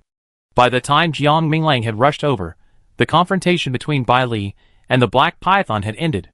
The giant worm had just sunk into the clear waters of the lake. Even with his excellent eyesight, he could only make out half of its dark head. It seemed to still have some scales, and in the sunlight, they reflected a hint of white light. Seeing his wife peacefully standing on the green ivy, Jiang Minglang turned back to look for his little one. Jiang Xiao Bai. Jiang Minglang's face was as black as ink. He strode over, bent down, scooped his precious daughter up from the ground, and, without caring if he felt bad, spanked her several times. Dad, I was wrong. Jiang Xiaobai knew she'd gotten herself into serious trouble this time, and she didn't even dare mention the excuse she agreed upon with Xiaolin. Even though her butt hurt, she endured it, looking tearfully at her father. She admitted her mistake quickly, and with a positive attitude. Jiang Minglang knew she was faking it, but he couldn't bring himself to do it again. Mainly, he couldn't bring himself to do it. He tapped her forehead fiercely and said, "You gotten into big trouble today. If your mother punishes you later, don't call me. Also, your brother will be back soon. He said you should go to training with him when you're not in school. Do you hear?" Jiang Xiaobai hadn't even gotten over the news her mother was going to punish her when she suddenly heard her brother was going to scold her. Jiang Xiaobai, didn't her brother just leave?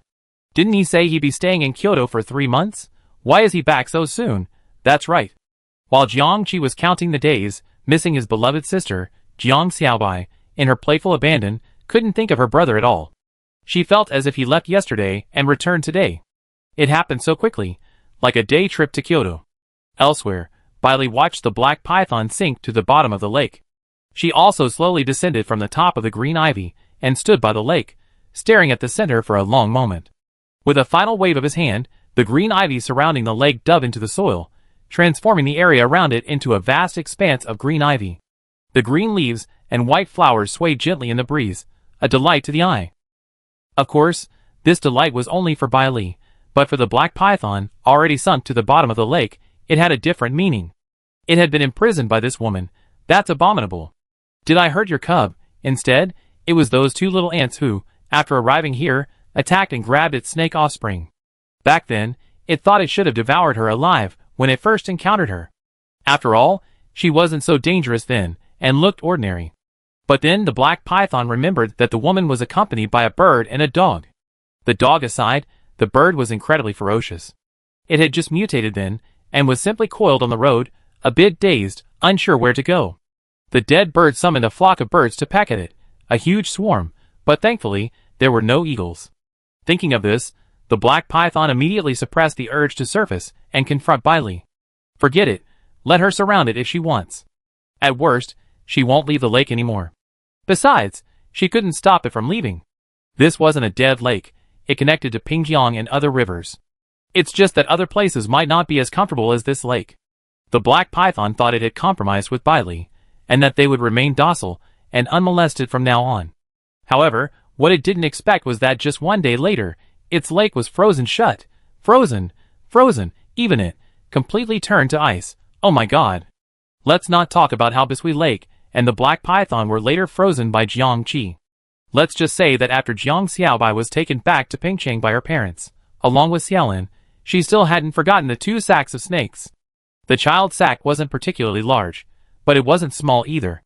It was at least half the size of a typical adult's large sack. One of the 2 sacks was full, and the other was only half full.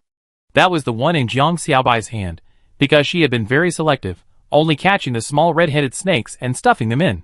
But she knocked out even more people. By the time Bailey arrived, the grass at Bisui Park was covered in a layer of snakes.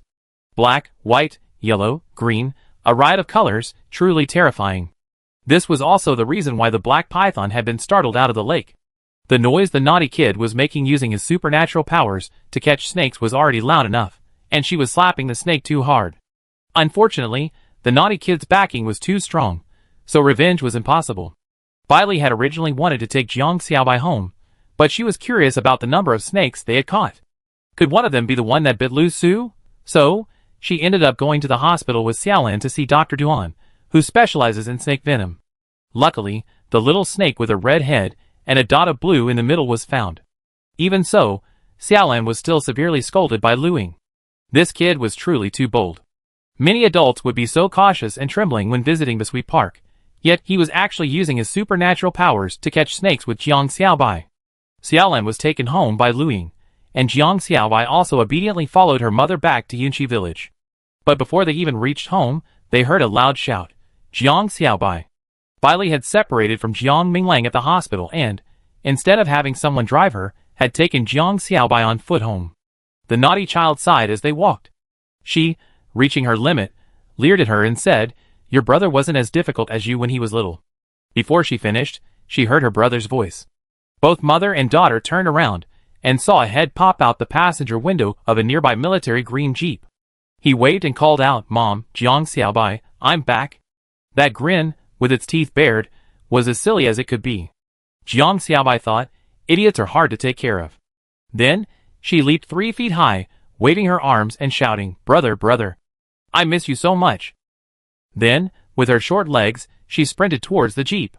Oh, no need to walk anymore. The car stopped, and Jiangqi got out. He quickly walked forward, picked up his sister, and threw her high into the air. "Hey! Jiang Xiaobai, have you gained weight again?" "Nonsense! I lost half a pound since last week." Jiangqi scoffed. "I lost half a pound just by peeing." Jiang Xiaobai's eyes widened with excitement upon hearing this. He turned and shouted to Bai Li, Mom, my brother swore." "He just swore." Jiangqi's face darkened. "You little snitch.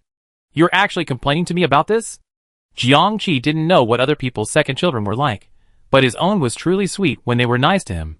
But when it came to their mother, he betrayed her immediately, without a trace of brotherly love. Little rascal, honestly, after not seeing her son for 3 months, Bai Li really missed him. Sizing him up and down, seeing no change, she nodded.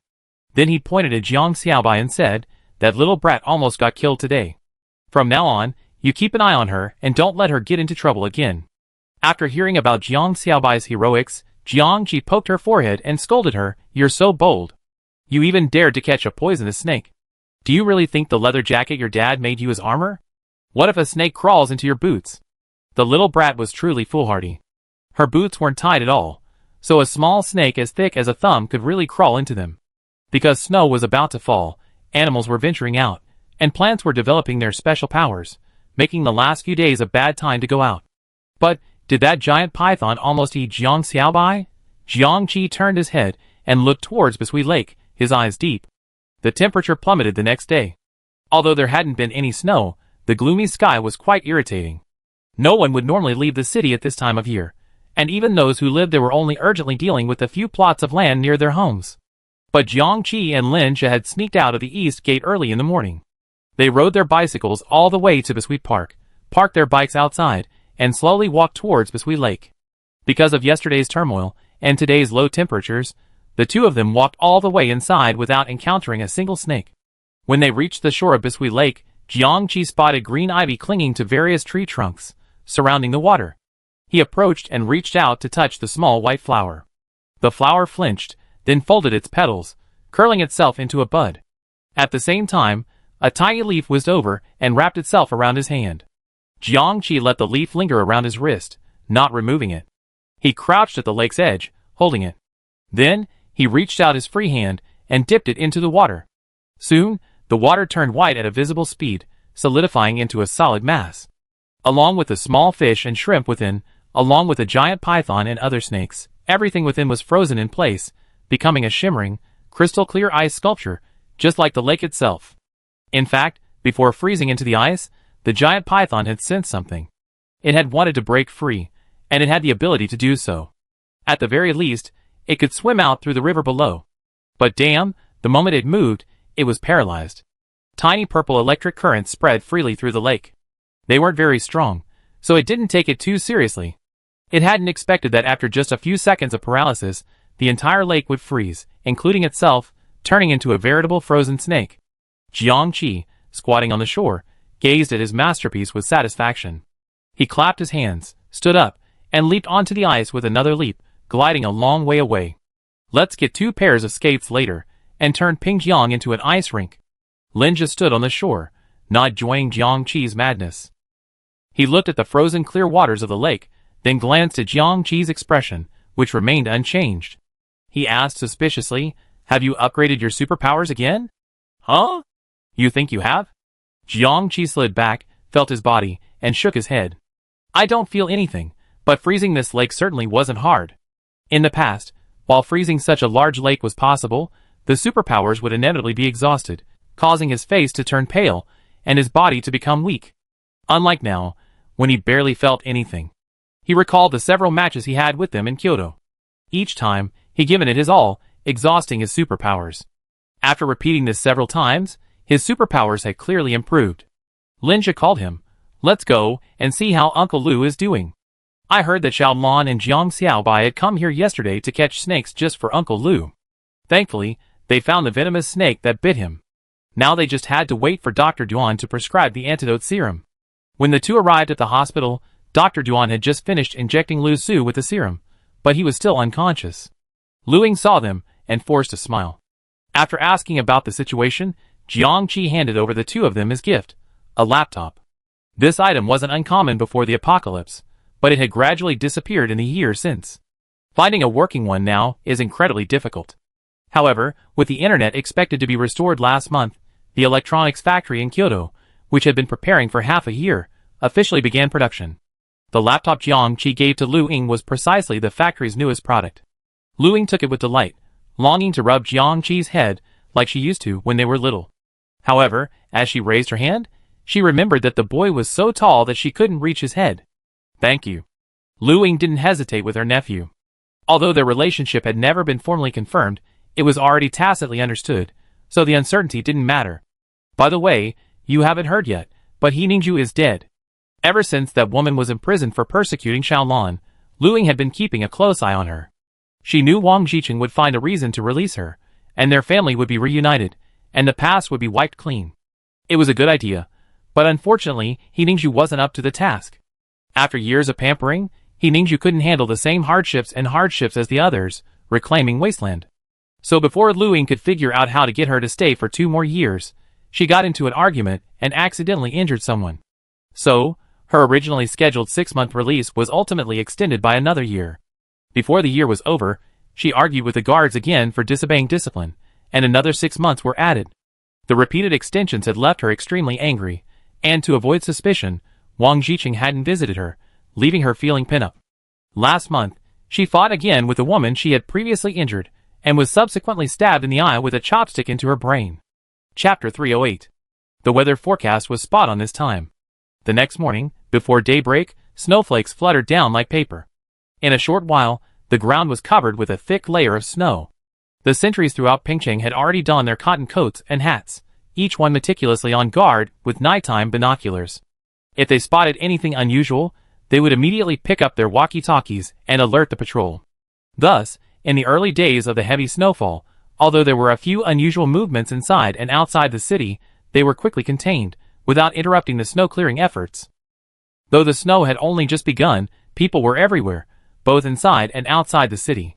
With brooms and shovels, they swept and shoveled the snow in an orderly manner, loading it onto tricycles, gathering it in a single place, and pushing it into the ditch. Snow, like rain, is polluting. Only by confining it to a specific area, and using water-based psychics to purify it could widespread contamination be avoided. Many experiences had taught everyone that they absolutely couldn't wait until the snow piled up like a mountain before clearing the area. The consequences would be far more severe than they were now. "Dad, can I take a walk outside the city?" Having just returned from Kyoto, Jiang Qi and his group hadn't officially reported back to school yet. Taking advantage of these few days of rest, he wanted to take Song Xiaoxiao back to her home. Her worries needed to be resolved as soon as possible. Because it was right next to the Pingjiang Bridge, Pingcheng had already been thoroughly cleaned. So, when Linja heard they were going to Pingcheng, he turned and ran without a word. If they were going there to pay respects to their elders, wouldn't Jiang Qi have to hug and comfort Song Xiaoxiao when she was sad? He wasn't going to be a light bulb. He hadn't seen Du Xiaoling in over 3 months. The little girl was so angry that she turned on him yesterday. He had to hurry home and comfort the child while he had some free time.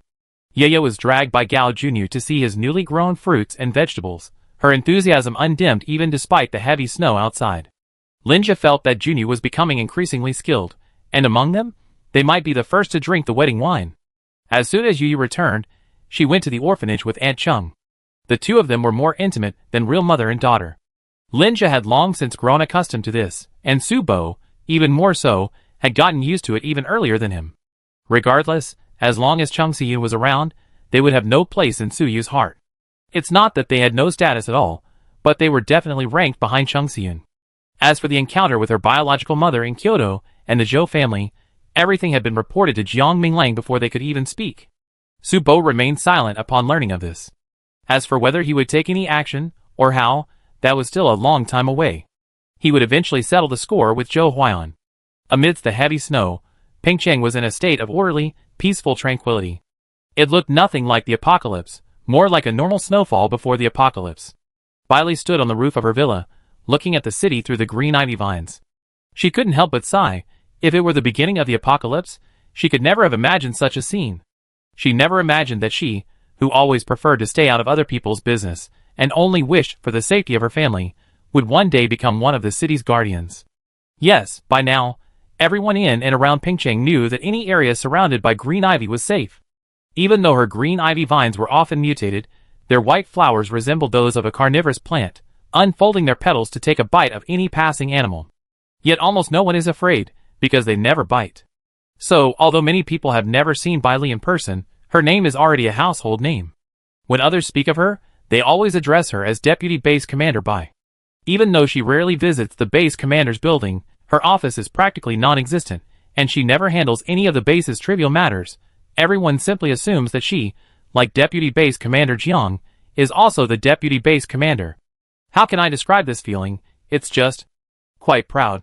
5 years later, the 16th year of the apocalypse. Have they found the person? Jiang Qi, who had officially graduated from the military academy and joined the army as a qualified field team captain, frowned as he asked Lin Zhe on the other end of the phone. Although the internet had long since been fully restored, it was still intermittent due to the weather. In some areas, the internet was completely unavailable. For example, cities like Pingcheng, Kangzhou, and Sicheng and Jiangcheng, which have been severely polluted and unable to be rebuilt, have long since been drenched in rain and snow, coupled with the devastation wrought by mutated plants and animals. This vast expanse has long since become a desolate wasteland. No one enters here unless absolutely necessary.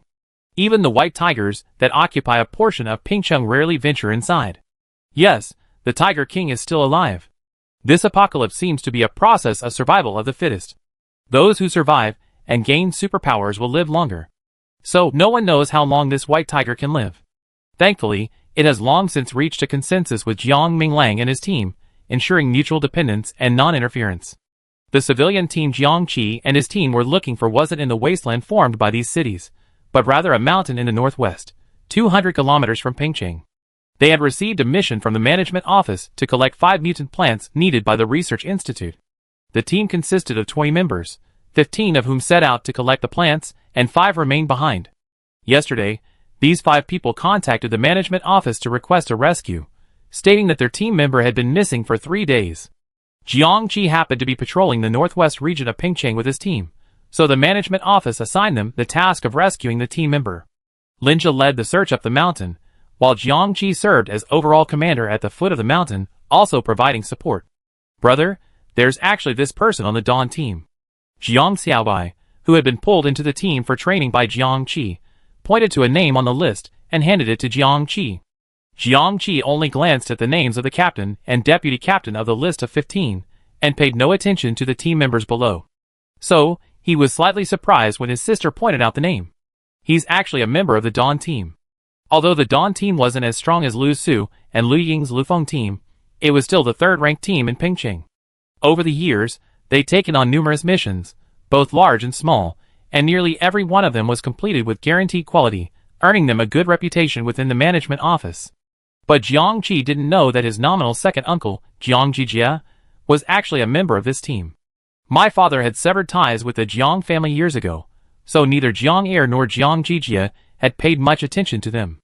Nevertheless, he hadn't expected to see this man's name in connection with this rescue mission.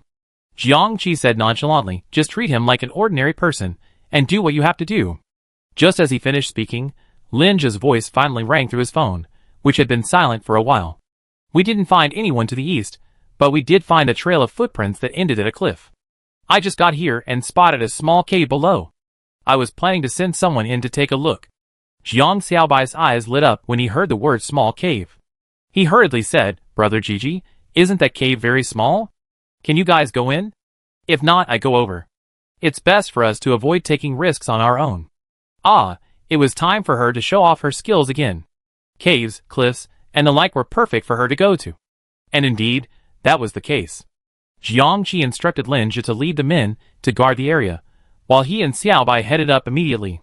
Leaving 4 people at the foot of the mountain to guard, the brother and sister climbed up alone. It didn't take long for them to find the cliff, following the marks left by Lin Jie. The cave was only half a person's height, located about 3 meters below the cliff. Due to its steepness and lack of footholds, descending it would be difficult.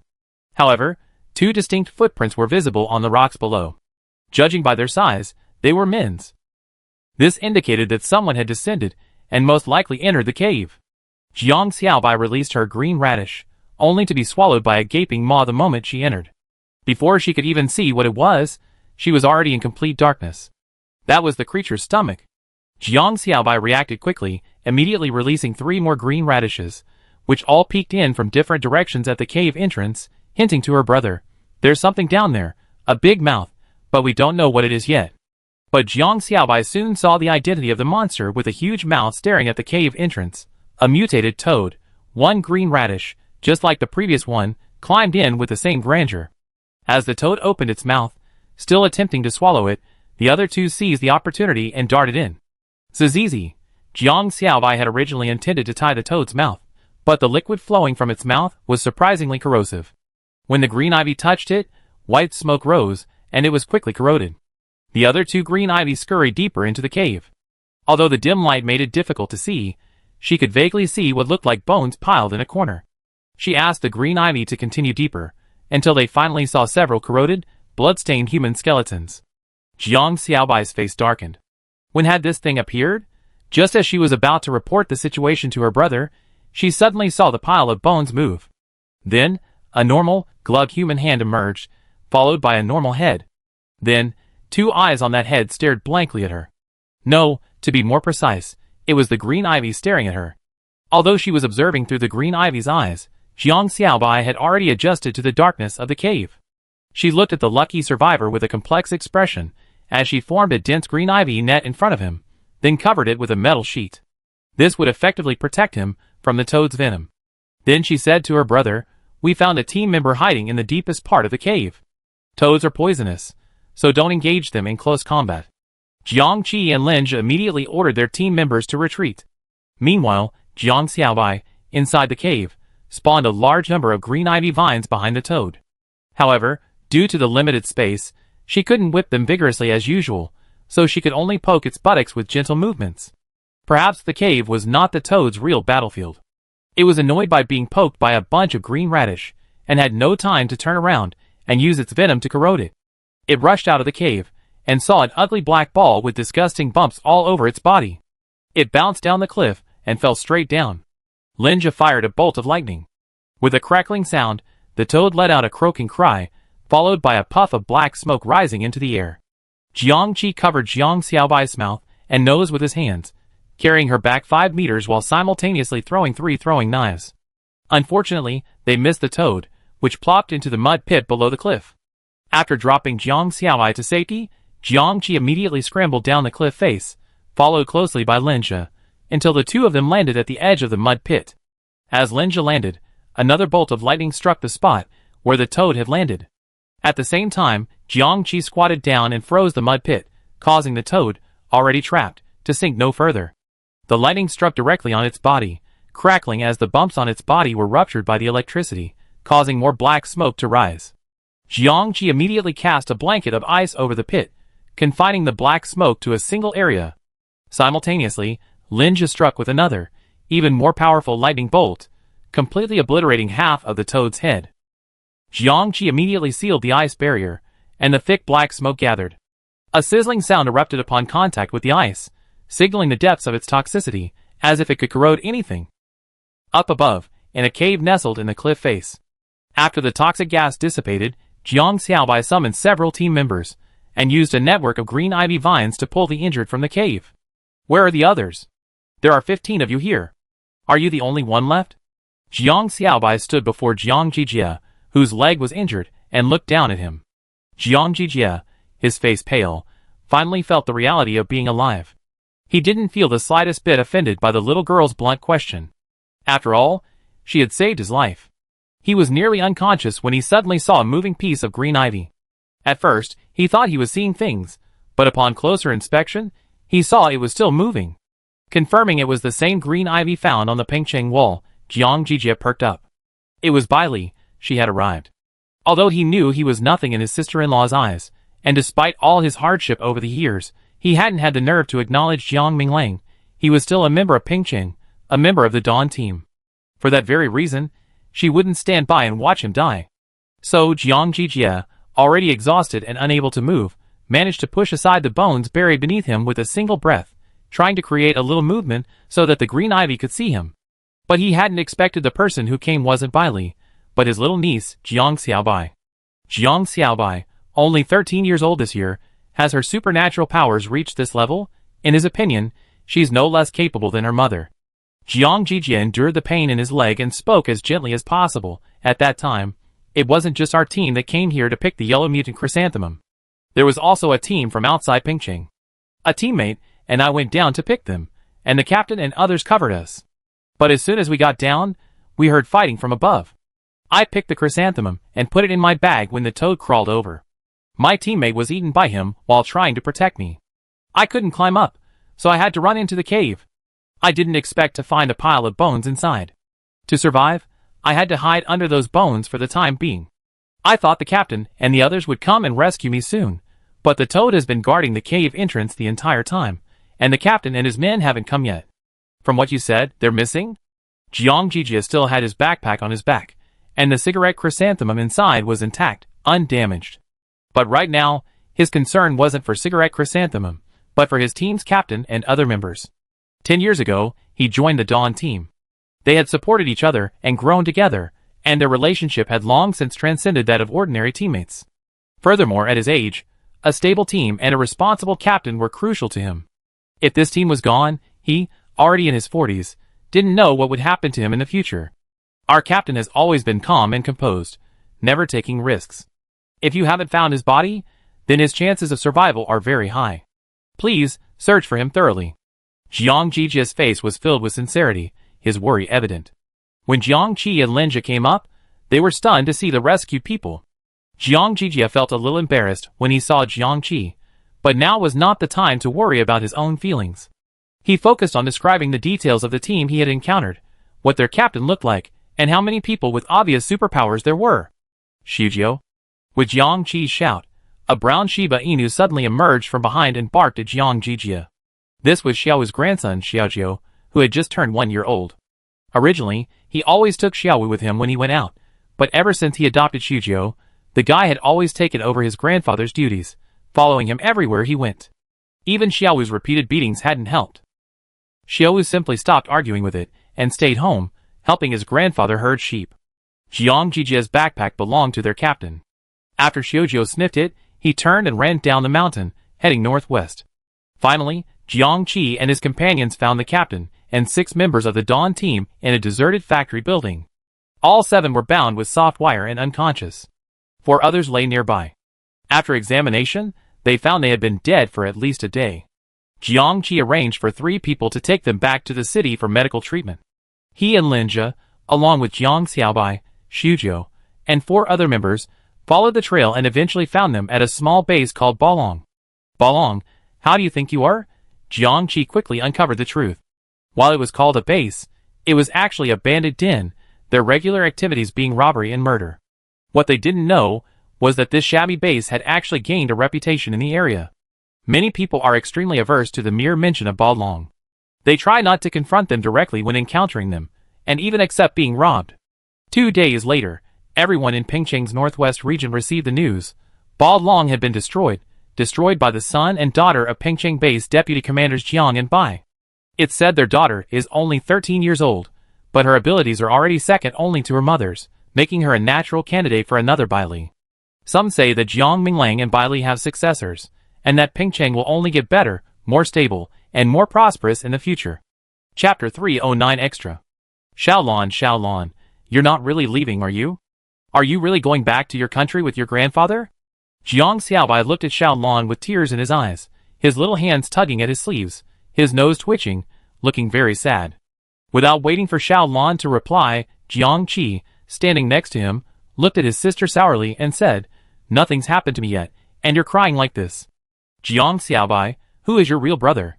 When he was leaving for Kyoto for 3 months, this damn girl, not to mention a little cat urine in her eyes, was nowhere to be seen when he left. She had gone off to play with a bunch of little kids, and no one knew where. Now, knowing that Lu Xiaolan's grandfather was coming, she immediately ran over in tears to stop him. Of course, saying stopped wasn't the right word.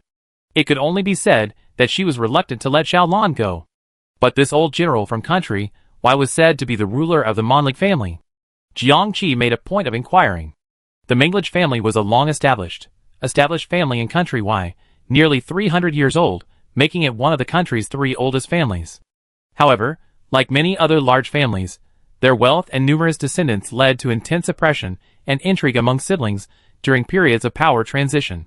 Before the apocalypse, Xiao Lan's father was framed by his own brother and forced to relinquish power and flee with his girlfriend. However, as fate would have it, the apocalypse arrived before Xiao Lan's uncle could even assume power. In this global catastrophe, the Menglich family inevitably suffered heavy losses. In country Y, with the exception of the current ruler, the old man, almost all direct descendants perished. Only the eldest son and 4 daughters survived, but both were severely injured and now unable to care for themselves. Age is always a testament to the wisdom of the old man. Despite his age, he had bravely survived the apocalypse and lived to this day. Looking at his eldest son and 4th daughter, now unable to accomplish anything, the old man suddenly remembered his 3rd son, who had passed away before the apocalypse. After years of searching, he finally confirmed that Xiao Lan was his 3rd son's biological son, and his grandson. So, despite the risks of the long journey, the old man led a team of 200 psychics to personally retrieve him. But, I'm not leaving. After understanding the whole story, a hint of sarcasm flashed across Xiao Lan's beautiful jewel blue eyes. I don't care what family he's from. I only know my mother is Luing, my father is Ba Tong, my uncle is Lu Su, and I'm from Pingqing. What does being the heir to Menglige have to do with him? When his biological father was exiled, would they have considered letting their son be the heir? Of course not. If that's the case, why rush to find him now? Do you think he's precious, huh? That's right. The tears in Jiang Xiaobai's eyes disappeared as quickly as they came. With just a few blinks, the mist enveloping them vanished in an instant, leaving only a pair of clear, water-washed black eyes. She released her grip on Xiaolan's sleeve and patted his shoulder, acting like a good friend. What do you mean by successor to Menglich? Isn't it better to have a successor to the Lufeng team? Aunt Ing and Uncle Su are waiting for you to grow up, so you can take over our top team in Pingqing. Then you can be as powerful as you want. Isn't it better than going to country Y, where you know nothing? That's right. Xiaolan nodded confidently. Jiang Qi, standing nearby, couldn't help but twitch his lips. These 2 guys are really bold in what they say and what they promise. One was a civilian team of just 30 or so, and the other was a massive family with an entire team in country Y. Could they even be compared? Whatever Jiang Qi thought, it didn't affect the 2 children's enjoyment. They chatted happily as they left, arm in arm, arm in arm, looking at his 13-year-old sister, already 6 feet tall and almost a graceful lady. Jiang Qi's face darkened. How could she still be so unrestrained with boys when she was already a grown woman? Jiang Xiaobai, come here. And so, inexplicably, Jiang Xiaobai was taken home by her brother, and Xiaolan, inexplicably, received a cold stare from Jiang Qi. He raised his hand and scratched his brown hair. He felt that Jiang Qi wasn't as tolerant and kind to him as before, and he kept giving him a sudden glare. Why? Old Menglich was very surprised by Xiaolan's decision. When the apocalypse arrived, despite the initial loss of their direct descendants, their family ultimately became one of the dominant powers in country Y thanks to their own forces. His personal guards alone numbered over 2,000 powerful psychics. If he hadn't been worried, he wouldn't have brought only 200 men this time. Such a large force, plus Menglige's countless estates and servants in country Y. Did this kid even realize what he was refusing? Old Menglige longed to have a thorough conversation with his grandson, but unfortunately, he couldn't speak Chinese, and his grandson couldn't speak Y. He had flown directly to Kyoto and, upon arriving in Pingqing, had been provided with an interpreter. Once in Pingqing, Director Du, who was in charge of their reception, spoke Y, and when he called Xiaolan over, he offered to translate for them. But perhaps it was his own paranoia, But old Minglage always felt there was something wrong with Director Du's translation. He spoke a great deal to his grandson, but he only translated 1 or 2 sentences before finishing. His grandson's reactions were bland, each time offering a few, sparse replies. When the conversation was over, he asked the Kyoto translator if Director Du hadn't translated everything he said to his grandson. But the translator smiled and said he had. Director Du was a master of summarizing, and his meaning was perfectly conveyed, without missing a single word. So, all his words were basically nonsense? Old Minglage was displeased. It was a shame that none of the people who hated him spoke Chinese. After a few more days of hesitation and repeated attempts at persuasion, Xiaolan refused to change her mind. Old Minglage had no choice but to resort to his final strategy. I will make a will. If you return to Country Y before you turn 18, the estate, the treasure, everything belonging to the Minglage family will be yours. Xiaolan is 14 years old, which means he has 4 years to think it over. After all, he was an exceptional dual-element esper, and old Minglage didn't want to miss out on such an heir. Unfortunately, until he left, Xiaolan didn't respond to his offers, as if the manor and treasure he mentioned meant nothing to him. Jiang Xiaobai, however, asked curiously, "What are the treasures? Gems and gold?" Her brother had brought her a dazzling gold necklace when he returned from Kyoto.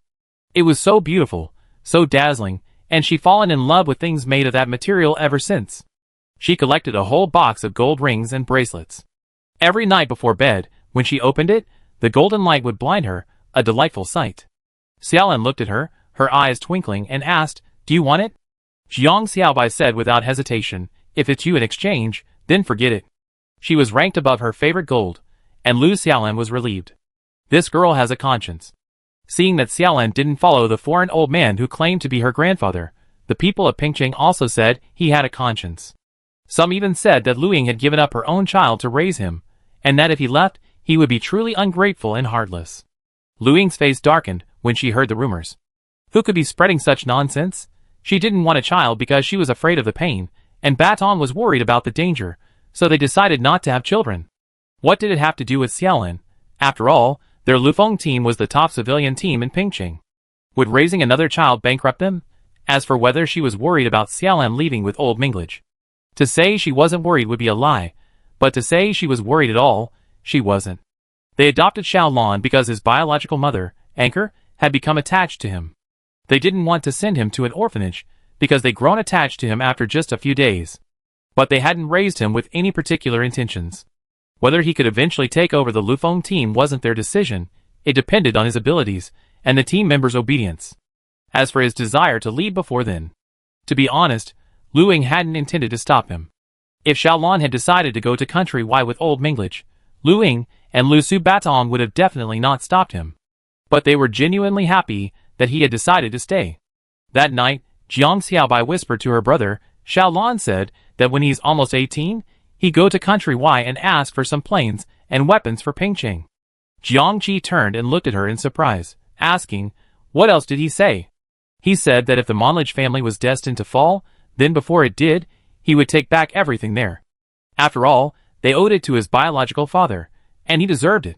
So, brother, do you want to learn to fly a plane? In other words, Xiaolan decided to use a plane to bring the Monlage family's belongings over. Jiang Qi reached out and pinched his sister's round, pink cheeks, gritting his teeth and saying, "Do you know where Country Y is? Do you know what the situation is like abroad? You two little brats are thinking of taking weapons. You two are really audacious." To say it was outlandish was an understatement. However, Jiang Xiaobai's words were well reasoned. Xiaolan is the heir. What's wrong with him taking his family's belongings? He can take them wherever he wants and give them to whomever he wants. No matter how complicated the situation is, what can he do? While this sounded reasonable, implementing it wasn't as easy as they imagined. Jiang Qi didn't take this seriously, and the next day, he told it to Linjia and the others as a joke. Everyone laughed, but no one took it seriously.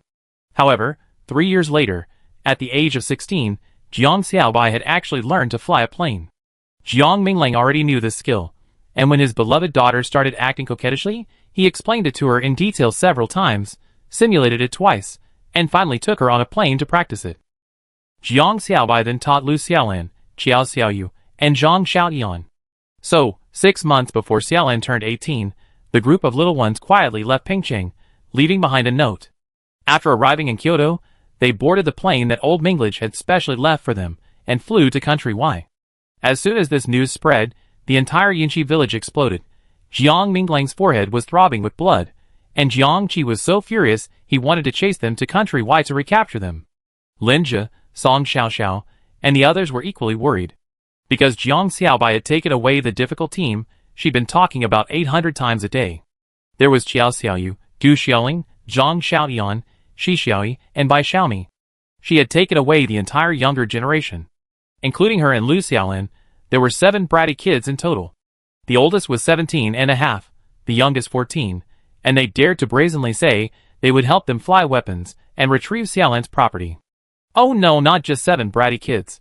There were also Feng Bao and Bai Jun's son and daughter, plus Xiujiu and Xiaohe. Xiujiu was Xiao's grandson, and Xiaohe was the child of the black cat left to Xiaolin by her biological mother. So, there were also 2 parrots, a dog, and a cat. Despite the worries of their parents and siblings in Pingqing, Xiaolin and Xiaobai arrived safely at Monlager Castle in country Y 2 days later. The plane landed in the castle central square, some distance from old Monlager's residence. Of course, the distance was because the castle was enormous. Just now, while on the plane, Jiang Xiaobai had estimated that it was 3 times the size of Yunqi village. The walls were sturdy and tall, at least 8 meters high, if not 10. The shape of the houses was just like in the pictures, like bunkers. I don't know what's inside, but from the outside, they look very sturdy. Old Monlager was already too ill to get out of bed, which was the main reason Xiaolan decided to come at this time. While the old man was still around, he could pass on the inheritance to him. After all, he was the one here most determined to have him inherit the Minglage. As he disembarked from the plane, Jiang Xiaobai glanced around. When he saw the 10 planes lined up in the square, his eyes suddenly lit up. Then he turned and calmly exchanged glances with Xiaolan and Xiao Xiaoyu. Of the 7 people, only 3 knew how to fly, but that was enough. 3 planes, hey, that was enough to shock the entire Yunqi village. The procedures for inheriting the Minglage family fortune went smoothly. After all, Xiaolan was the family's only remaining bloodline. Yes, only. Old Minglage's eldest son and 4th daughter had died last year. So Xiaolan was truly his only direct descendant. To better deceive the old man, Xiaolan had spent the past 3 years painstakingly learning bird language. While the process was difficult, the results were satisfactory. At least, he could understand 50% of what the old man said. It wasn't easy for others to fool him. Even with guesswork, he could generally understand. If he didn't understand, Xiaolan, remembering what his uncle had taught him, would use his fists to figure it out. As a dual-powered user of speed and water, personally taught by Lu Su, Lu Ying, Jiang Qi, Lin Jie, and the military academy instructors, Xiaolan, now 1.9 meters tall, couldn't claim to be invincible in Monligo Castle. Indeed, few could defeat him. Especially with Jiang Xiaobai, a dual-powered player of metal and wood, by his side.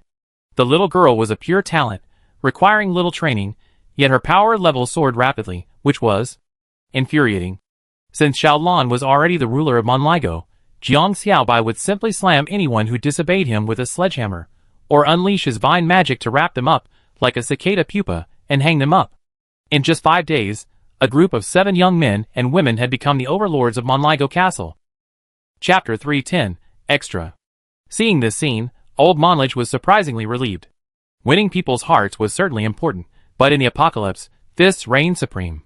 His grandson was no match for him. His personal guards were all personally trained by him before the apocalypse, hence their continued loyalty afterward. As a newcomer, he needed to demonstrate strong tactics and abilities to quickly establish himself here. Now, it seemed all would be well. So, he passed away peacefully. After old Monlage's death, Xiaolan made drastic changes to the castle. Because the butler was so loyal to old Monlage, he also obeyed Xiaolan, his heir. So much so that when Xiaolan ordered the warehouse to be opened and weapons and gems loaded onto the plane, he brought his men to help. The young master said these items would be shipped to neighboring countries in exchange for food and vegetables. Perhaps due to racial differences, very few wood-type mutants in country Y can cultivate vegetables and grain. As a result, the price of grain here is comparable to gold. No, it's more like weapons, since gold is worthless these days. So, seeing Jiang Xiaobai's fondness for gold and gems, the old butler immediately opened the warehouse and began to bring her box after box, as if it were free. 3 years ago, he had accompanied old Meng Ligay to Pingcheng's royal guards and witnessed firsthand how much land there was for growing crops and how many greenhouses were used for growing vegetables. The old general had been envious, but unfortunately, he had left in such a hurry that he didn't bring anything to exchange. But now, the young master said he could trade for weapons and gems. So what's there to wait for? Trade now. 3 months after Jiang Xiaobai and the others left Pengcheng. That day, everyone was working as usual, going to work and patrolling. Suddenly, a burst of machine humming could be heard from high in the sky. The sound gradually approached, finally circling endlessly above Pengcheng. No one knew what was happening. Those working in the fields ran home or found shelter nearby, trying their best to avoid being exposed. The soldiers on sentry duty and patrolling pointed their guns at the 5 planes in the sky. "Sister, stop playing. There are guns pointed at us." The youngest, Bai Xiaomi, quickly grabbed Jiang Xiaobai and pleaded, "Hurry up. Send your signal. Otherwise, when we land, my dad will beat me to death." He was unlike his sister. His uncle was always all talk and no action, unwilling to touch his sister. His brother was the same, he only beat him. "What are you afraid of? We accomplished a great deed this time." Circling Pengcheng was Jiang Xiaobai's idea. 3 years ago, she said she was going to countrywide to transport weapons by plane, but no one took her seriously. They all thought she was joking. A joke? When the plane lands, let them see what other kids act like this when they're joking. Who's as capable as her? Who's as capable as her? Who? She was brimming with pride, vowing to make today's return the highlight of her youth, for her mom, her dad, Uncle Xiao, Uncle Du, everyone to remember. Today, she, Jiang Xiaobai, had done something great for Pengcheng. "Oh my god, sister, sister, sister, hurry up and throw your green ivy out. Uncle has his sniper rifle pointed at our plane." Bai Xiaomi peered through the plane window to see his uncle standing on the roof of the Bai family villa, his sniper rifle raised, the dark, menacing muzzle trained squarely on the plane they were on. "You gotten away with it, sister." Jiang Xiaobai wasn't the least bit scared. Instead, she clucked her tongue and said, "Great. After not seeing you for a while, old Jiang's gotten bolder, even pointing a gun at his daughter." Although the girl was tough, she didn't dare to go too far. The 2 green ivy, a symbol of her status, were thrown out of the plane. But Jiang Minglang didn't let that stop him from dropping his sniper rifle. 10 seconds after the green ivy appeared, he decisively pulled the trigger. The children on the plane stared in horror. Then, with a bang, a giant white flying object flew over their plane, free-falling along its wing. "Holy crap! What was that?" It was still Bai Xiaomi who spoke, but Zhang Xiaoyan also opened his mouth at the same time. But before he could finish his words, Bai Xiaomi beat him to the punch. He swallowed them back, muttering a silent shit. At this moment, the Y country pilot, who had accompanied them, explained in Y language that the creature that had just been shot down was a stealthy mutant red eagle, a common sight in their country. This eagle's feathers are all white, concealing its presence at high altitudes, making it difficult to capture and dangerous. Fortunately, its numbers are limited due to its difficulty in breeding. Moreover, when catching prey in midair, it prioritizes prey smaller than itself. The plane was naturally larger than the stealthy mutant red eagle, and normally, it would immediately evade the aircraft. But this time, why had it followed it abroad? Bang! With another gunshot, another white mutant red eagle appeared, free-falling headfirst into Pengcheng territory. "How many of these are there?" Jiang Xiaobai, who had previously looked content and cocky, now had a solemn expression. Then, remembering something, he scooped up the 2 little parrots from the plane and asked through gritted teeth, "What's wrong with you two? There's a dangerous species following us, and you didn't even notice?" He tapped their heads with his finger, wanting to open the window and throw these chubby foodies out. Their abilities weren't particularly obvious. The white-black phoenix had transformed once, but it wasn't very large, and its claws weren't very sharp, so it didn't look very powerful. The other yellow-black phoenix, like Feng Bao, was constantly meowing and tossing around the crows. Her mother said it must have inherited Feng Bao's ability to command the birds. The reason it didn't seem so powerful was because they'd been in Baigua Garden since birth, eating, playing, and sleeping every day. They were so well protected, without experiencing any setbacks or struggles, that their abilities weren't evident. Jiang Xiaobai believed her mother's words, so she ran away from home this time, specifically to bring these 2 foodies along for some training. But when they arrived in Country Y, they ate a lot but didn't do anything useful. Open the window and throw them out. Finally, Jiang Xiaobai gritted her teeth, opened the window, and threw the 2 parrots out. After all, they were in Pengcheng territory. If danger arose, Feng Bao and Bai Jun wouldn't leave them alone.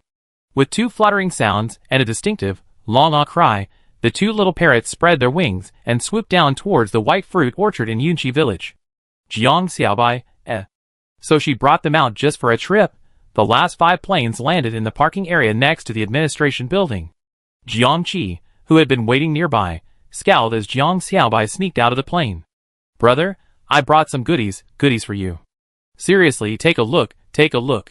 She hugged her brother's arm tightly, tilting her head back with an ingratiating smile. We brought a lot of weapons this time. Just take a look. Even if you bring me a rocket, it won't help. Mom said you'd be locked up in a dark room the moment you return. Jiang Qi looked at Xiaolan, who was opening her mouth to say something. His face darkened even further. This little BS *** had actually dared to kidnap his sister to country Y. All his love for him, since childhood, was in vain. You better not say a word, or I break your legs. Xiaolan shut her mouth, not daring to utter a single word. At the same time, Lin Jia carried Du Xiuling, Song Xiaoxiao carried Xiao Xiaoyu, Yu grabbed Zhang Xiaoyan, and Jiang Qi grabbed by Xiaomi with his other hand, who then held Shi Xiaoyi. One by one, they led the group back to Yunqi village. The 5 white country pilots, who had accompanied them, watched the scene with bewilderment, confusion, and anxiety, then all turned to look at their young master. A few brats thought they could fly someone else's plane all the way here with just a little knowledge? How could it be possible? In the end, the other side's professional pilots had to help fly the plane. Xiaolan had already agreed with them. 3 of the 5 transport planes would be sent to Pingcheng, and 2 would carry food and vegetables back to Monli Castle. However, these were currently only unilateral agreements he had reached with Meng Ligay. While Pingcheng was benefiting, none of the relevant officials who could make the decision were aware of the situation. Jiang Xiaobai had previously promised her that she would be the one to handle the project. Her parents were both deputy base commanders. While they didn't usually have a say in the matter, Jiang Minglang was in charge of weapons. He thought it was fine at the time, but now? Just now, Brother Qi's face was so grim, and he even threatened to lock Xiaobai up in a dark room. So, did she still have a say in this matter? But no matter what, the 5 transport planes were loaded with supplies. They couldn't just be left at the airport. Looking up, Xiaolan saw a group striding towards the entrance ahead, led by Du Qian, the current director of the management office. Uncle Du. Xiaolan, delighted, hurried forward and said, "We taken weapons from 2 transport planes, and the other 3 are also filled with valuables, including our much-needed black iron." Du Qian raised an eyebrow in surprise. Those bratty kids had actually lived up to their boast. Things were simple after that. After the 5 country-wide pilots spent a month in Pingcheng, 3 of them returned to country-wise Monliger Castle in 2 transport planes, while the other 2 refused to leave. They claimed to be protecting the young master, but in reality, they wanted to stay. As for Jiang Xiaobai, after being taken back to Baiguan by her brother, he was literally imprisoned in a small dark room, just as Jiang Qi had predicted. Also, Bai Xiaomi was there. Bai Yang had wanted to give him a beating before imprisoning him, but Bai Li stopped him. He knew his own daughter well. If it weren't for Jiang Xiaobai, Xiaomi would never have escaped. Zhang Xiaoyan suffered the most. First, he was forced into a mixed doubles match. Then his father, Zhang Xiaoda, forced him to stand on one leg in the training ground, even in the sun. Soon, he was sweating profusely, and was on the verge of collapse. Xiao Fei watched Song Huanyan and Xiao Xiao, the aunt and nephew, beating up Xiao Xiaoyu while he sat under the eaves, gloating over their misfortune and drinking tea. Shi Shui wasn't faring any better this time. This time, even his protective grandparents ignored him. After being severely beaten by Shi Yu, he was thrown into the training grounds to do horse dances. Several people were extremely envious of Jiang Xiaobai and Bai Xiaomi, who were locked up in the dark room. That wasn't a punishment at all, it was clearly a disguised way of giving them a rest. Okay. However, 2 days passed, and when their punishment was over, Jiang Xiaobai and Bai Xiaomi were still locked up. 3 days passed, and they still weren't released. On the 5th day, the 2, exhausted, finally emerged from the dark room, their legs wobbling. Chapter 311 Extra. Xiaobai's not here. Leave your stuff here. I pass it on to you. For the first time in her life, Xiaolan was turned away at Yunqi village. She happened to run into Jiang Qi at the gate, who was leaving and was stopped. Brother Qi. Since you're back, why don't you hurry back to school and register? Do you want to get expelled? Jiang Qi sternly scolded Xiaolan, sternly scolding him and sending him away. Looking at Xiaolan's dejected figure, Lin Jia sighed. He said to Jiang Qi, Isn't that a bit too much? After all, we grew up together. It would have been fine if Linja hadn't said that last sentence, but Jiang Qi's ire intensified after he mentioned it. He still knows I watched him grow up? You little bastard. Doesn't he realize how good I was to him? Now that you've grown up and become powerful, you're even daring enough to set your sights on Xiaobai. Although Xiaolan was only 17, no, almost 18, as a fellow man, Jiang Qi immediately saw the clue in the way he looked at Jiang Xiaobai. You little bastard, you haven't even grown all your hair yet, and you dare to have such thoughts? Break his legs. He completely forgotten that he secretly touched Song Shishia's little hand when he was 17. Oh, I forgot to mention that he and Song Xiaoxiao got married last year, renovated a 2-story house in the village, and moved out of the bi-family villa to live their own lives. Linja was with him, and the house they chose was right next to his. Next to him lived Yaya and Gao Junyu. They got married the earliest, and their children were already crawling. Jiang Qi half knelt and opened the wooden box Xiaolan had brought. He was almost blinded by the brilliance at first glance. A box of sapphires, before the apocalypse, that would have been worth tens of millions. With a bang, Jiang Qi closed the box with a scowl, stood up, and took it home. Linja chuckled behind him. He understood Jiang Qi's reaction, not only because Xiaobai liked the item, but also because it resembled a betrothal gift. Xiaobai, now 16, almost 17, was nearly 180 centimeters tall. Her looks combined the best of Bai Li and Jiang Minglang, with fair skin and beautiful features. Not to mention her supernatural powers, possessing both gold and wood elements. As the little princess of Pingcheng, she was truly exceptional in every aspect. But precisely because she was so exceptional, even before she turned 18, she was being sought after by various bases.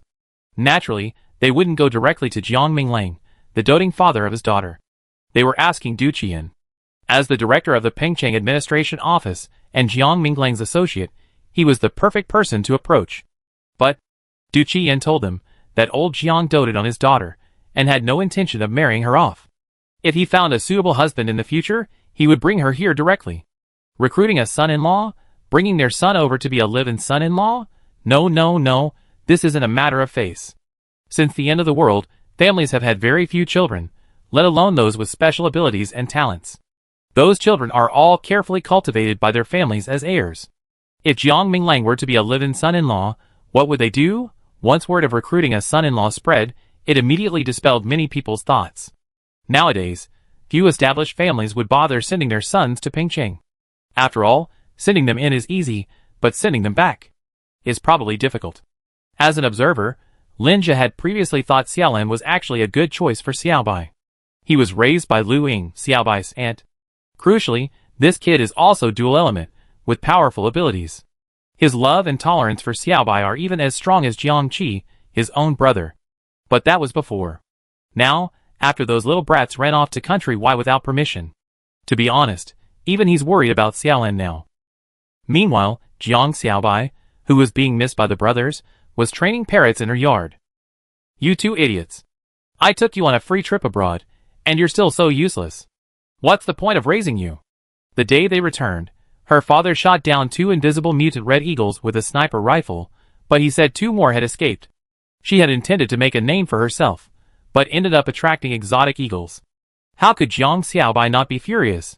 So, after she emerged from the dark room, she spent her days training the 2 parrots, hoping they fly out and find the escaped red eagles. Sadly, these 2 aren't the most ambitious birds. Their parents' good genes are a waste. They eat as soon as they open their eyes, and then sleep right afterward, just like pigs. It's so infuriating, because Jiang Xiaobai was ordered to reflect on her actions at home and not allowed to go out. She turned on the 2 parrots, insisting on kicking them out and forcing them to go find the 2 red eagles. She was now clutching by Xuanfeng's chubby body with one hand and poking its head fiercely with a finger. You know, we don't keep gluttons in our house. You have 3 days to find those 2 eagles, or I pluck all your feathers. She prodded with such force that Bai Xianfeng, in pain, bit her, earning her 2 merciless slaps that knocked every hair off his head. Feng Bao and Bai Jun, a married couple standing on a nearby pole, didn't bat an eyelid, pretending not to notice. On the other hand, old man Bai, standing under the eaves, gasped in distress. Already 96 years old, he remained remarkably healthy. He usually fed the parrots, and even the line of crows that took up residence on his wall. Chi-Chi and Xiaobai Xiaomi, the 3 naughty children, would come over to play with them when they were happy, but wouldn't even glance at them when they were busy. And now, Old Man Bai couldn't help but say to Xiao Bai, "Don't push it. Our cub has never fought before, and he's inexperienced." Because they were too lazy to come up with names, everyone just called the two parrots Big Cub and Second Cub. Huang Xianfeng was Big Cub, and Bai Xianfeng was Second Cub. The old man, heartbroken for the bird he raised since childhood, snatched it from Xiao Bai's hands and scolded, "If I want to find it, go find it.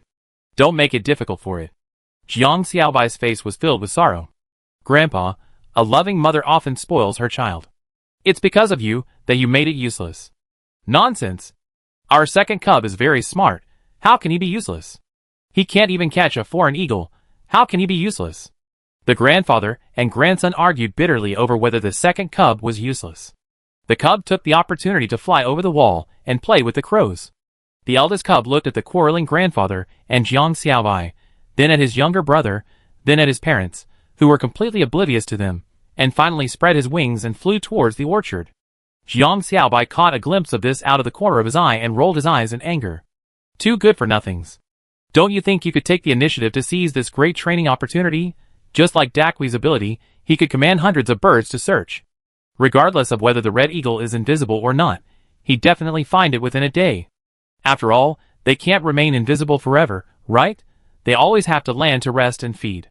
Jiang Xiaobai thought the eldest cub was lazing off in the white orchard to avoid her, but little did she know that after entering the apple orchard, it flew away from the other side, near the back mountain. When it still hadn't returned by evening, the old man grew anxious. Bailey then activated the green ivy wrapped around the orchard fence, conducting a 360-degree, all-encompassing search. Failing to find the plump yellow figure, she realized something was amiss. Although the eldest cub was older than Jiang Xiaobai, he rarely left home alone. The only time he did was when he got into a fight with the second cub and was slapped in the face by Feng Bao, causing him to run away in anger. But he was brought back by Bai Jun within 2 hours. This time, Jiang Xiaobai wanted to send the two cubs out to find the red eagle, not just to let them search. She intended to wrap a small green ivy around them for long-range protection. But before she could even wrap the ivy around them, the cub had already fled. Jiang Xiaobai was now anxious, fearing that Grandpa would get into trouble again. She jumped up and rushed out of the house. "I go find it." But before she could even step out the door, she was tied up with a green vine and dragged back. "You stay home and don't make any trouble."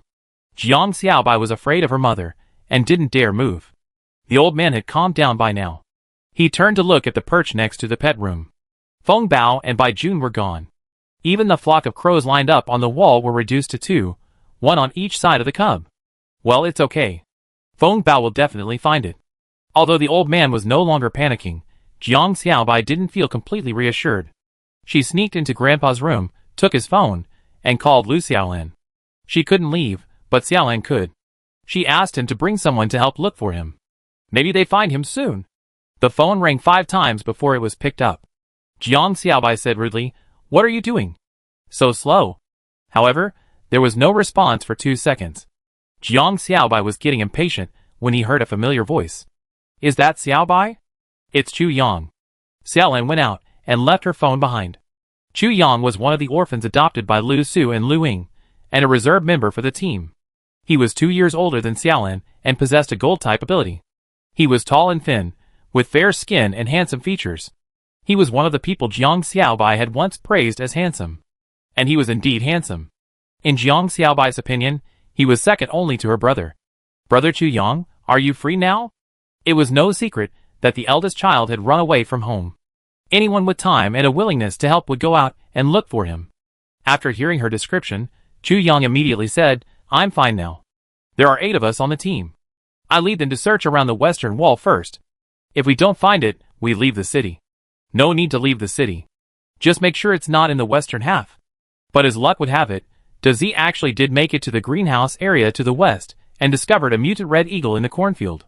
When Chu Yang and his men arrived, it was leading a flock of mutant sparrows to attack the red eagle.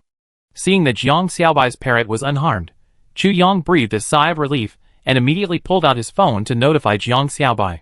What he hadn't noticed was that 2 parrots, one yellow and one white, were squatting in a large tree not far behind them.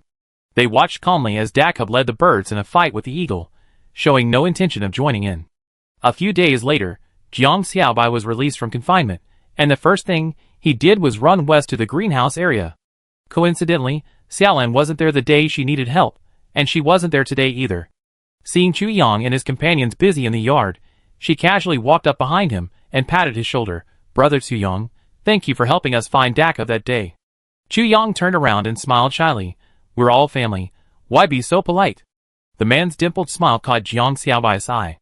The little girl spoke without restraint, saying, "Brother Chu Yang, you look so beautiful when you smile. How did you get those dimples?" She poked Chu Yang's dimple with her finger, causing his cheeks to blush slightly, as if teased. Just then, the half-closed door swung open, and Xiaolan strode in. Seeing this, she paused, her smile froze, and her emerald blue eyes turned icy, gazing coldly at Chu Yang. But he seemed oblivious to him, maintaining his usual distance from Jiang Xiaobai and letting her poke him in the face. Xiaobai. Although Xiaolan's heart was boiling with rage, her expression remained impassive. She called out to Jiang Xiaobai calmly, and waved her over. "What are you doing?" Jiang Xiaobai, confused, walked over and said casually, "I'm here to thank you, Brother Chu Yang. There's nothing else to do. Just go ahead, and do what you need to do. I have to go back, or my mom will punish me again." With that, she tried to walk past Xiaolan and leave. A vein throbbed at Xiaolan's forehead. He grabbed her arm and said gravely, "I take you there." He was furious, but he couldn't express it. This girl hadn't gotten her way at all. She wouldn't even look twice at a handsome man, and even a woman would make her stare for ages. Even so, before leaving, he turned and gave Chu Yang a meaningful look. His calm gaze met his, and a faint line of fire seemed to pierce between their gazes. Chapter 312 Extra. "Brother Xingyu, try this. There's strawberry jam in the scroll. It's sour and sweet, and delicious. Sister Huanyan and I just learned how to make it." Before old Sheng could speak, Kong Erbao couldn't help but yell, "Lan Jing, I told you to just call him old Sheng. You called him Brother Xingyu, and I thought you were calling him someone else." Goosebumps spread all over her. It was mainly because the rough-hewn old Sheng didn't really match his artistic name. It sounded awkward. Because it was old Sheng and Kong Erbao who had helped them avenge their parents that night, and it was also they who helped them find a house and settle down in Yunqi village. Naturally, the Ning siblings grew close to them. Because both siblings possessed wood-type abilities, they had plenty to eat and drink in Yunqi village. So, in her free time, Lan Jing learned to cook and make snacks from Song Huanyan. Although not particularly gifted in this area, she studied diligently. Every time she learned a new dish or snack, she would make it and invite Lao Sheng and Kong Erbao over. At first, when she heard others call him Lao Sheng, she followed suit, but after learning his full name, she felt that Xingyu brother sounded better. In the mind of a 17 or 18-year-old girl, there was no such thing as a name unworthy of the man who had rescued her and her brother from a den of wolves. Whatever sounded good to her, she called him whatever she wanted. "Erbao, you're called Erbao, but you have a brother named Dabeo?" Lan Jing thought hearing Erbao mention Xingyu brother's name was meaningless. After all, a person's name isn't their own, it's given by their parents. So she decisively changed the subject and asked about the origin of Kong Erbao's name. To be honest, his name sounds too much like a nickname, but it's also definitely his real name. Kong Erbao, chewing on the sweet and sour scroll, turned to look at Lan Jing. He had a brother named Dabeo? No one had asked him this question in a long time, and Kong Erbao was momentarily stunned. Lan Jing, seeing this, thought she asked something she shouldn't have, and hurriedly said, "I'm just asking casually, Brother Erbao. If it's inconvenient, you don't have to tell me." "It's not inconvenient. It's just been so long that I can't remember him." Kong Erbao tried hard to recall, but still couldn't recall what his brother named Dabeo looked like. He shook his head and said to the Lan Ning and Lan Jing siblings, who were looking at him, "When I was born, everyone called me Erbao. I do have a brother named Dabeo, but unfortunately, my parents divorced before they could give me a proper name. My mom came from the mountains and met my dad while working in the city. He's a local and comes from a well-off family, but my grandma looked down on my mom and always disapproved of them being together. They secretly got married and soon had my brother. Then, when he was 3, we had me. Unfortunately, neither of us could convince the old woman to give in. When my mom was in confinement after giving birth to me, she finally couldn't stand it anymore because the old woman took my dad on a blind date. Funny enough, my dad agreed. My mom used her confinement period to hire a lawyer to secure the house and as much property as possible for herself. Since I wasn't even a month old, it was naturally awarded to my mom. But she didn't really want me. She didn't want either my brother or me. She believed that since we were king's children, it was only natural that we would follow my dad. The most important point was that it would be difficult for her to remarry with the child. But she also knew that without me, she wouldn't have been able to award so much property. So out of desperation, she took me. Later, she gave my grandparents some money and left me with her parents. When registering my household registration, she was too lazy to think of a proper name, so she just wrote Congerbau. Although I was awarded to her, she still let me take my father's surname. Time is a wonderful thing. In the past, thinking about these things always filled him with resentment. He resented the old woman who was his grandmother, resented his parents, resented the unfairness of heaven, resented everything. But now, he found that when he brought up these things, his heart was completely still. He felt as calm as if he were talking about someone else. He couldn't even remember what his mother looked like. After all, he hadn't seen her since he was 10. From his grandparents' perspective, she had remarried a long time ago. Thankfully, the monthly child support was generous, so his grandparents didn't mistreat him harshly. But when raising a child in the mountains, they just tried to keep him from starving. They wanted better, or rather, they wanted a better education, or anything else was out of the question. So, at the age of 17, Congerbau found another way out. He joined the army. When he first joined, his squad leader said he was hot-tempered and needed to be disciplined. He was right. He was indeed very hot-tempered at the time, and he disliked everything. Thankfully, he had a strong physique, and the army leaders valued his talent, so they didn't expel him for his repeated missteps. Later, he was chosen by the leader to join his squad, and afterward, Zhang Xiaodao became their squad leader, and he disciplined him frequently. Lan Jing hadn't expected her casual question to lead to such a tragic story. She said apologetically, "I'm sorry, Brother Erbao, I didn't know you." "It's okay," Congerbau waved his hand nonchalantly, even in the mood for a joke. "My name has the word Bao in it, but I'm not a treasure. I'm a grass, a tenacious little grass." Haha, isn't that not bad? After years of being brothers, who knows each other's intricacies, Old Sheng recalled the indignation he felt when he first heard Congerbau talk about his life story, and seeing his current composure, he patted his shoulder with relief. "Son, you've finally grown up. Get out of here." Congerbau brushed his hand away, rolling his eyes. "The only thing you're better off than me is having a good pair of grandparents." He choked before he could finish his sentence, because his grandparents couldn't be described with just the 2 words only. Both grew up without their parents, but Old Sheng and him were worlds apart. He had been raised without a single ounce of love. Otherwise, he wouldn't have been raised so heartless, yet so self-confident. Unfortunately, his grandparents died when the apocalypse arrived, a major regret for him. Lan Jing looked puzzled. What did they mean by Brother Xingyu is only better than him, because he has a good grandparents? Could it be that his parents also? Old Sheng saw the confusion on Lan Jing's face, and said nonchalantly, "They also divorced and later each started their own family. I grew up with my grandparents and had no real connection to my parents, so I didn't feel anything about their divorce.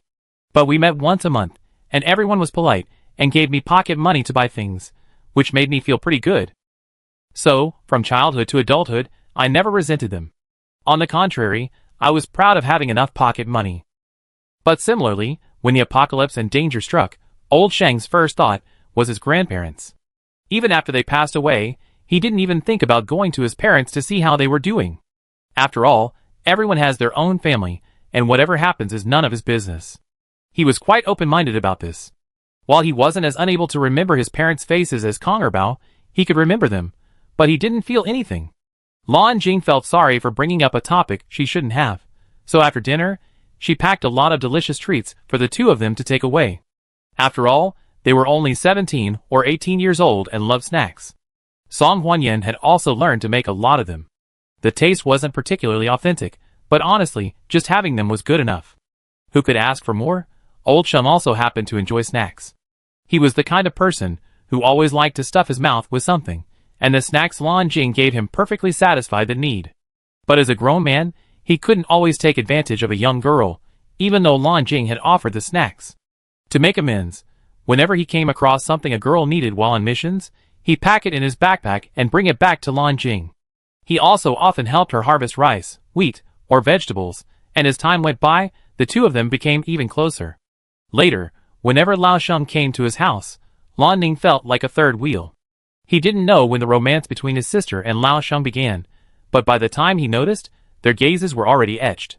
At first, Lan Ning thought his sister had a crush on Kong Herbao. After all, he was whiter than Lao Sheng and looked a bit more refined. Never mind, they had nothing to do with refinedness. Generally speaking, this kind of thing requires mutual interest on both sides. Although Kong Herbao often visited their home and occasionally helped with chores, he simply treated them as his younger siblings and had no such thoughts towards Lan Jing.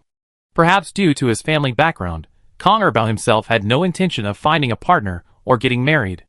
Before the apocalypse, Dr. Su's daughter, Su Yixuan, would return to her mother's hometown every winter and summer break to spend time with her grandmother. It was a very old town, and nearly every household had a loom and a mulberry silk loom. She was very interested in this, and every time she went back, she would pester her grandmother to teach her how to weave. To ensure self-sufficiency, Yunqi village not only grew cotton for their own clothes and quilts, but also captured and bred several mutant silkworms. To this end, Professor Leng specifically studied mutant mulberry trees and even designated a forest for their cultivation. As for looms and mulberry silk looms, they were much easier to find. They were available at the Pingcheng Museum. Because it was an agricultural city before the apocalypse, cotton cultivation accounted for a large portion of its production. Many years ago, the Pingcheng weaving factory was nationally renowned. To commemorate this history, the museum later included 10 complete looms for future generations to visit and learn from. Silk is most famous in Suzhou, but to further its weaving expertise, the weaving factory went to Suzhou to purchase a mulberry silk loom and learn how to reel silk from cocoons. Thus, the Pingcheng Museum also has a mulberry silk loom. Unfortunately, while these two machines exist, few people know how to use them. This fully demonstrates the saying that having an old person in the family is like having a treasure. Besides Old Lady Bai, another elderly woman of similar age in Yunqi village also knows how to use them. The two old ladies had already prepared themselves for the young woman to learn nothing and have to start from scratch, but they hadn't expected Dr. Su's daughter to actually know how to do it. Even more unexpectedly, Renbin could do it too. Aside from Old Sheng and Jiang Minglang, who weren't particularly surprised, everyone else stared at him in wide-eyed shock. A sturdy, 1.8-meter tall man. Noticing everyone's gazes, Renbin scratched his head a bit embarrassedly. Well, it's a family tradition. Everyone in my family knows how to do it, so I just learned the basics. Okay, brother, stop being so modest. When you knitted a sweater for your brother, you said you only learned the basics, but look at this pattern. Is that something you could knit with just basics? The so-called sweater Renbin knitted for Old Sheng was actually one he had knitted for himself, but Old Sheng had snatched it away and was wearing it. Before, due to the heavy and hectic training in the army, he had no time to knit. Now, as long as he wasn't on a mission or on duty, he had plenty of free time to spare. With nothing better to do, he saw Su Yixuan sitting outside the clinic knitting a scarf, and he couldn't help but get itchy. After watching Su Yixuan knit for a few rows, he couldn't bear it any longer. He walked over, snatched her needles, and before she could react, he quickly untied the scarf she had already knitted. Then, his hands whirred through the needle, and in a moment, he had knitted the scarf to the length Su Yixuan had just finished.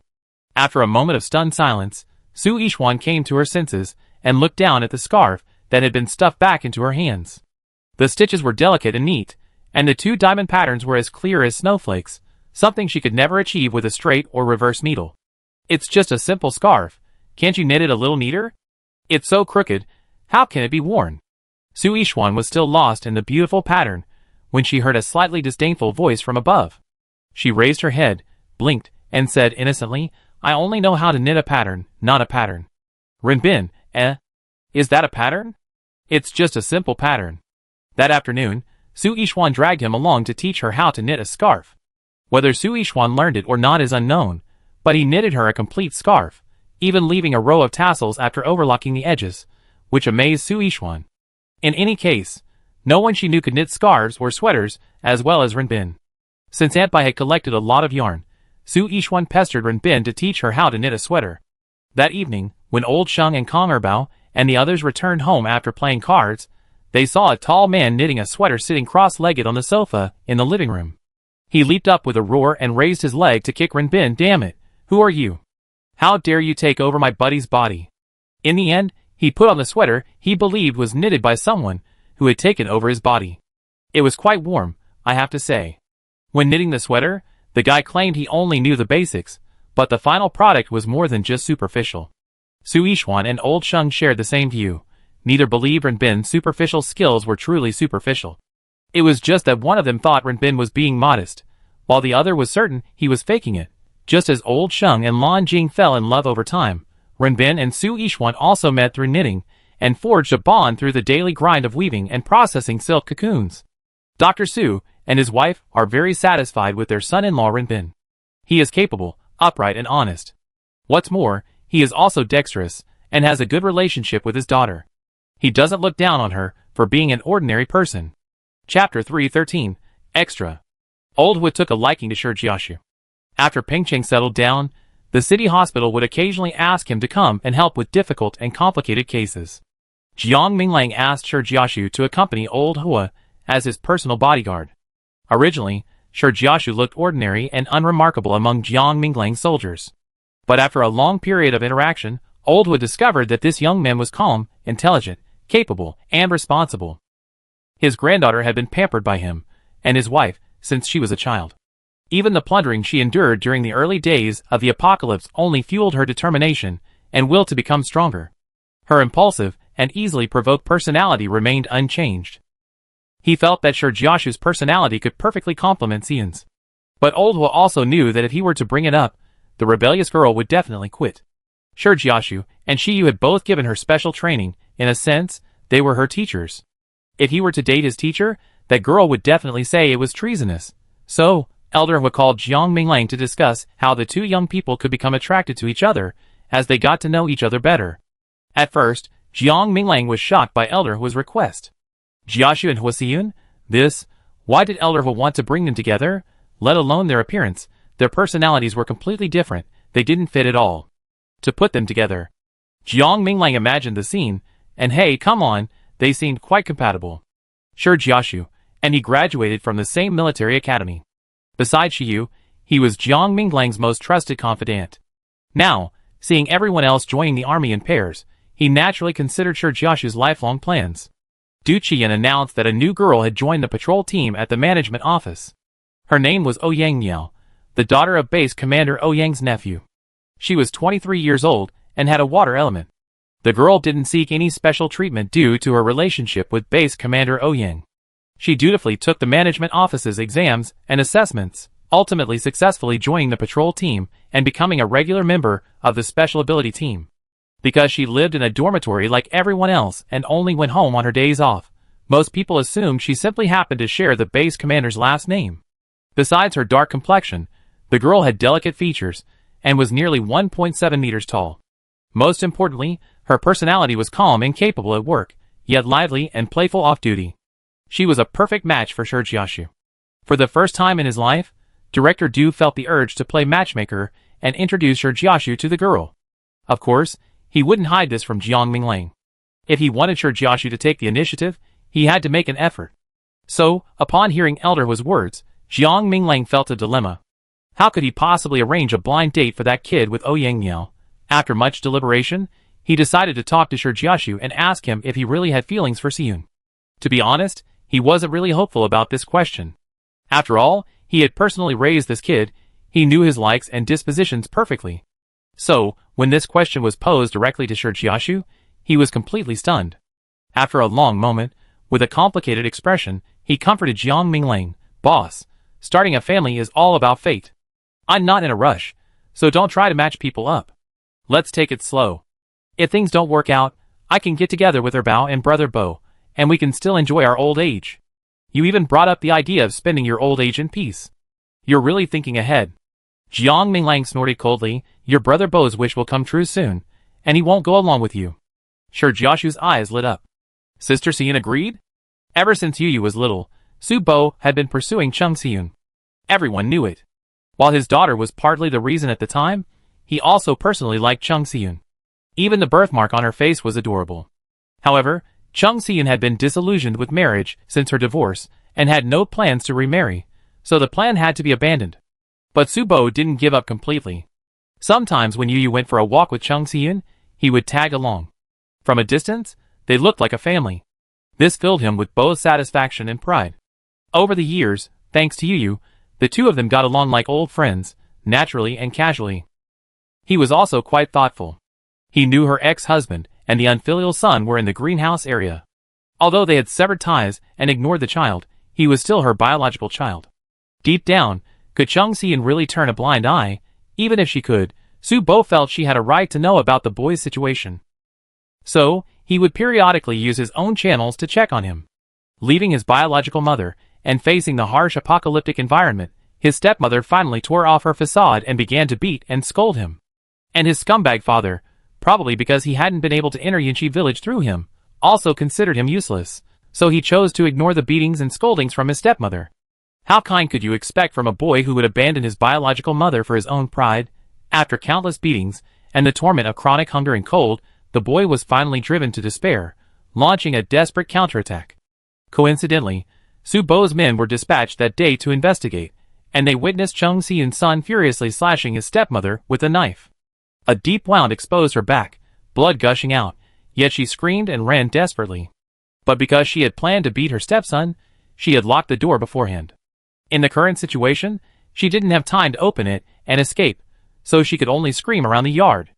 The boy's eyes were bloodshot, his face horrifying, as if he wouldn't stop until he had hacked the man to death. Pingcheng's legal system was already well established, and if this boy really wanted to kill someone, he wouldn't suffer any harm. The man crouching on the wall knocked the knife out of Chung Si-eun's son's hand with a stone, then struck him in the knee with another stone, sending him plummeting to the ground. He then quickly ran to call the greenhouse patrol. His stepmother had been severely injured by him, and the fact she was still able to escape was probably because she was unwilling to be hacked to death. But she couldn't fight back. Sure enough, after the man quickly called the patrol and kicked the door open, Wang Yu's stepmother collapsed to the ground, covered in blood and trembling. Wang Yu, seemingly awakened from his madness by the fall, simply stood up and stared blankly at his stepmother, saying nothing. Because Wang Yu was under 18, and his body was covered in wounds, both old and new, the case was ultimately concluded to be excessive self-defense. However, because he was still a child, he was not sentenced. Soo-bo used his connections to get him enrolled in a conscript training camp at the military academy. After everything was settled, he told Chung Si-eun. Upon hearing that Wang Yu had nearly hacked his stepmother to death, Chung Si-eun was stunned for almost 5 minutes. She remembered when he was still in kindergarten, Wang Yunliang secretly took him out to dinner with his stepmother. She and Wang Yunliang hadn't divorced yet, but he had already happily asked her, "Will you be my mother in the future? Can you be my mother? My mother is ugly, and I don't want her at all. I want a new mother." So much time has passed that Chung Si-eun can no longer recall the despair and grief she felt at that time. But hearing Wang Yu's name again still inevitably brought a tinge of sadness to her heart. "Do you want to meet him?" Soo-bo didn't mention Wang Yu's recent transformation. He felt that whether Chung Si-eun wanted to know or not was up to her. Finally, Chung Si-eun went to see Wang Yu. At first glance, the child seemed so unfamiliar that she couldn't recognize him. Wang Yu, on the other hand, recognized his own mother immediately. Not only was she etched in the distinctive birthmark, but she looked exactly the same as when he'd seen her all those years before. When he was first brought here, he'd been puzzled. How could he have ended up in a military academy after making such a mistake? The training here was strenuous, but being able to eat and sleep well was a luxury for him. Thus, he cherished his current, seemingly pie-in-the-sky life. Now he knew that his good life was a gift from his mother. Wang Yu burst into tears. He sank to his knees before Chung Si-eun, choking out, "Mom, I'm sorry." Did Wang Yu ever let her down, perhaps? Chung Si-eun didn't feel any sense of relief. Having long since figured it out, she simply looked at Wang Yu calmly and said, "Opportunities to start over aren't common. Since you've been given this, cherish it. You know exactly where this place is. If you make a mistake again, I won't help you a second time." She paused, then continued, "This is the last time I see you. From now on, take care of yourself." As Chung Si-eun turned to leave, Wang Yu sobbed uncontrollably, finally bowing deeply to her back. Not many people knew about this, besides Soo-bo, Jiang Minglang, and Bai Li. While the incident wasn't a major one, it was enough to leave a ripple in Chung Si-eun's heart. Soo-bo had also opened a gap in her heart. Knowing that the deputy captain had gotten what he wanted, Sir Jiashu was actually quite happy. As for himself, he truly wasn't anxious at all.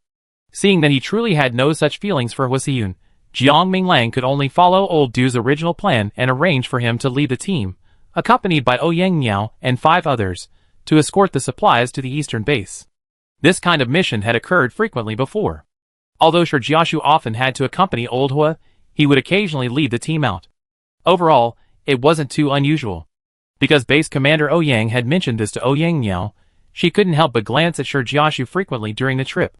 It was hard for Shijiashu not to notice being secretly watched by a girl. During a break, he thought for a moment, and simply called Ouyang Miao aside to talk. He got straight to the point, Director Du. I know, I have no objection. Before Shijiashu could finish his sentence, Ouyang Miao, blushing, interrupted him. Though a little embarrassed, she spoke clearly, I agree to get along. Shijiashu, ? No, you know what I'm saying, so I agreed to get along? What he meant was, don't take Director Du's words to heart, he had no such thoughts. But now? Shijiashu looked at the girl, her cheeks slightly red, but her back still straight, and ultimately didn't say anything to refuse. Then the relationship went on quite harmoniously. Even when they encountered unexpected situations, the girl reacted quickly and cooperated well with her teammates. By the time they returned to Pingcheng after delivering the supplies, the two of them were like close friends. Shijiashu finally experienced a glimpse of the beauty of love and felt fortunate that Ouyang Miao hadn't let him finish his words and interrupted him. Chapter 3:14 Extra. Spring goes and autumn comes. No, since the end of the world, spring and autumn have disappeared. These days, it's either scorching summer, so hot that even tigers shed a layer of fur, or snowy and cold that even tigers can't leave their dens. Ah! Hearing a wolf howl from outside, the white tiger lazily raised its head. Its fur wasn't as thick as it used to be. There were 2 blankets spread out in the den, which the gray wolf had traded with humans using herbs grown here. At first, it was rather disdainful. Why would a dignified white tiger king need these? But after using them, it realized how soft and warm they were. So, the white tiger became even less willing to leave the den. Ah! The wolf howled again, and the white tiger bared its teeth in annoyance. What kind of mess did he have to deal with? As he stood up and walked away, he remembered the white wolf that had howled loudly for him to leave. It seemed he had gone out that morning to the next hilltop in search of food. That area used to be the territory of a group of monkeys, but after the monkeys were exterminated, he didn't bother taking over, so he let the wolves mark the area and howl from time to time to warn those around them that it was theirs. Even though they didn't live there. The one who was most enthusiastic about howling there was the white wolf. He would sometimes bring 2 ostriches with him, letting them carry back any goodies they found. In the past, he just tossed pheasants, wild boars, and other hunts directly into his den. He wouldn't let him out so often like he did today. The white tiger snorted, thinking, if there's nothing special going on, I beat you half to death. The white wolf was the gray wolf's son. He'd been captured by monkeys before, and soon after being rescued, he suddenly mutated, his gray fur turning white.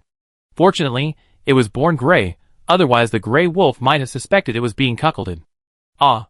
Seeing the Tiger King emerge, the white wolf excitedly raised its head and howled once more, only to be slapped by its own father before it could even finish. Howl, howl! What the hell are you yelling for? The white wolf squeaked and lay down, clutching its head, but its tail twitching rapidly behind its buttocks still betrayed its excitement. The white tiger glanced at it briefly, then lowered its gaze to a white figure lying on the ground nearby. White figure wasn't quite the right word, as it was covered in blood, the contrasting red and white making it look dead at first glance. The white tiger's gaze fell on the tiger's steadily rising and falling belly, and it knew the cub was asleep. The blood on it wasn't its own, but must have come from an animal it had mauled to death. This was another white tiger like it, a less mature one. Seeing the Tiger King's gaze fixed on the white tiger cub he had brought home, the white wolf leaped up with a roar of excitement. He then turned the sleeping cub over and pointed with his left front paw. The white Tiger King stumbled and nearly fell. The gray wolf, grimacing, lunged forward and smacked the white wolf's head with another paw, beating it like a child. The Tiger King growled, and the gray wolf struck even harder. He hadn't imagined his son's intention in bringing back this immature white tiger was this. The Tiger King was a male, to be sure, but he was old and no longer capable of reproducing, or even having any such needs. Furthermore, the other party was a female tiger. If that were the case, wouldn't that be a beast? What did this brat think of the Tiger King? After being lectured by his father, the white wolf finally realized the inappropriateness of his actions. His first reaction was, should he throw this white tiger out again? After all, there's no room for 2 tigers on one mountain. They already have a Tiger King, and another one. What if it takes the throne? This white tiger possessed speed abilities. If it hadn't exhausted itself running to the next hill, it wouldn't have been so easy to bring it back. It thought the Tiger King would agree to send it away, but in the end, he kept it. After that, the little female tiger became more like a daughter of the Tiger King, following him around the territory, introducing him to the various inhabitants, and watching her demonstrate her abilities and skills. The wolves, ostriches, and others understood that the Tiger King was raising the next generation. The leopard had left 5 years ago. Since both of them were male, and had no one to reproduce with, there were no offspring. The 2 yellow-striped tigers were of the same sex as the white tiger, 5 years older than it, and had passed away 2 years earlier. While wolf packs are powerful, they are, after all, social animals, and they thrive in groups. This means they must reach a certain number to intimidate other animals or humans, deterring them from easily encroaching on their territory. Yes, that includes humans. Although it seems they have reached a consensus with the humans across the bridge, coexisting peacefully, and not aggressing against each other. That's for now, but what about the future? What if some militant group wants to invade this place, and capture them all as pets? The white tiger thought it was possible. Therefore, to prevent trouble before it happens, it's best to have a king of beasts as powerful as himself to suppress it. What the white tiger didn't know was that years later, humans would actually attempt to capture wolf cubs and raise them. Thankfully, the successor he chose was quite capable, severing the throats of all those who trespassed into his territory and killed the wolf cubs, carrying them to the foot of the Pingyang Bridge and handing them over to the uniformed soldiers. Of course, that's a story for later. Now, the white tiger, accompanied by a female tiger, a size smaller than him, stood on the top of a mountain, unleashing a deafening roar in the direction of Yunchi village. Roar! Shit! What's going on? What happened? Who's yelling? That tiger? Why is it yelling? The heavy snow had only stopped a few days ago, but Pingcheng, just across the river from Pingcheng, the white tiger's territory, seemed like a completely different world. Here, a blanket of snow, a silvery world. There, blue brick and tile houses and limestone pavement, barely a speck of snow to be seen. Even so, due to the weather, there were few people outside except for those on guard or patrol. But after White Tiger's roar, countless heads popped up almost instantly. The first person the sentry at Pingjiang Bridge notified wasn't their own guard corps, but Captain Zhang's son Jiang Qi. Jiang Qi hadn't left the house that day and was currently frying meatballs with his wife, while Linja and the others sat nearby, waiting to eat. When White Tiger's roar rang out, Jiang Qi's newly assembled vegetarian meatballs plopped into the frying pan, sending a few drops of hot oil splattering. If he hadn't dodged quickly, they would have splashed onto his arm. Why is it barking when it's not sleeping? Brother, do you want me to go check? The speed-conscious Bai Xiaomi pinched a hot meatball and tossed it into his mouth, chewing it while it burned. Everyone stay home and stay quiet. Linja and I will be fine, Jiangqi said, taking off his apron and quickly reaching Pingjiang Bridge with Linja. There's a little white tiger beside the Tiger King. Huh? Another white tiger? Jiangqi stared at the snow-capped mountaintop opposite him in disbelief, subconsciously pinching Linja beside him. Isn't the old white tiger a male? It's a male, right? A male tiger actually gave birth to a cub. Has animal mutation reached this level now? Can tigers be hermaphroditic? They had wandered south of Pingcheng to Kongzhou and Ningqing more than once. There were small animals there, and he had even caught and roasted a mutant pheasant. But other than that, there were no wild beasts. The two striped tigers had died of old age. Besides, even if they were still alive, they wouldn't have the ability to reproduce. So where did this little white tiger come from?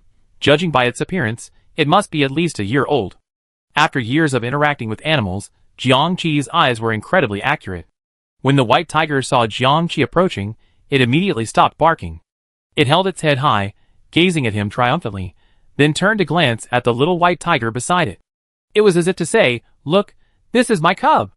Just like how Jiangqi had shown off 5-year-old Jiang Xiaobai to it years ago, "Look, this is my sister, biological, from the same parents."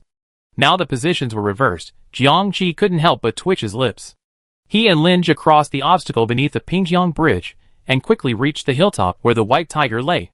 The little white tiger, seemingly sensing their power, took 2 cautious steps back, then, remembering something, suddenly leaped forward and stood before the white tiger.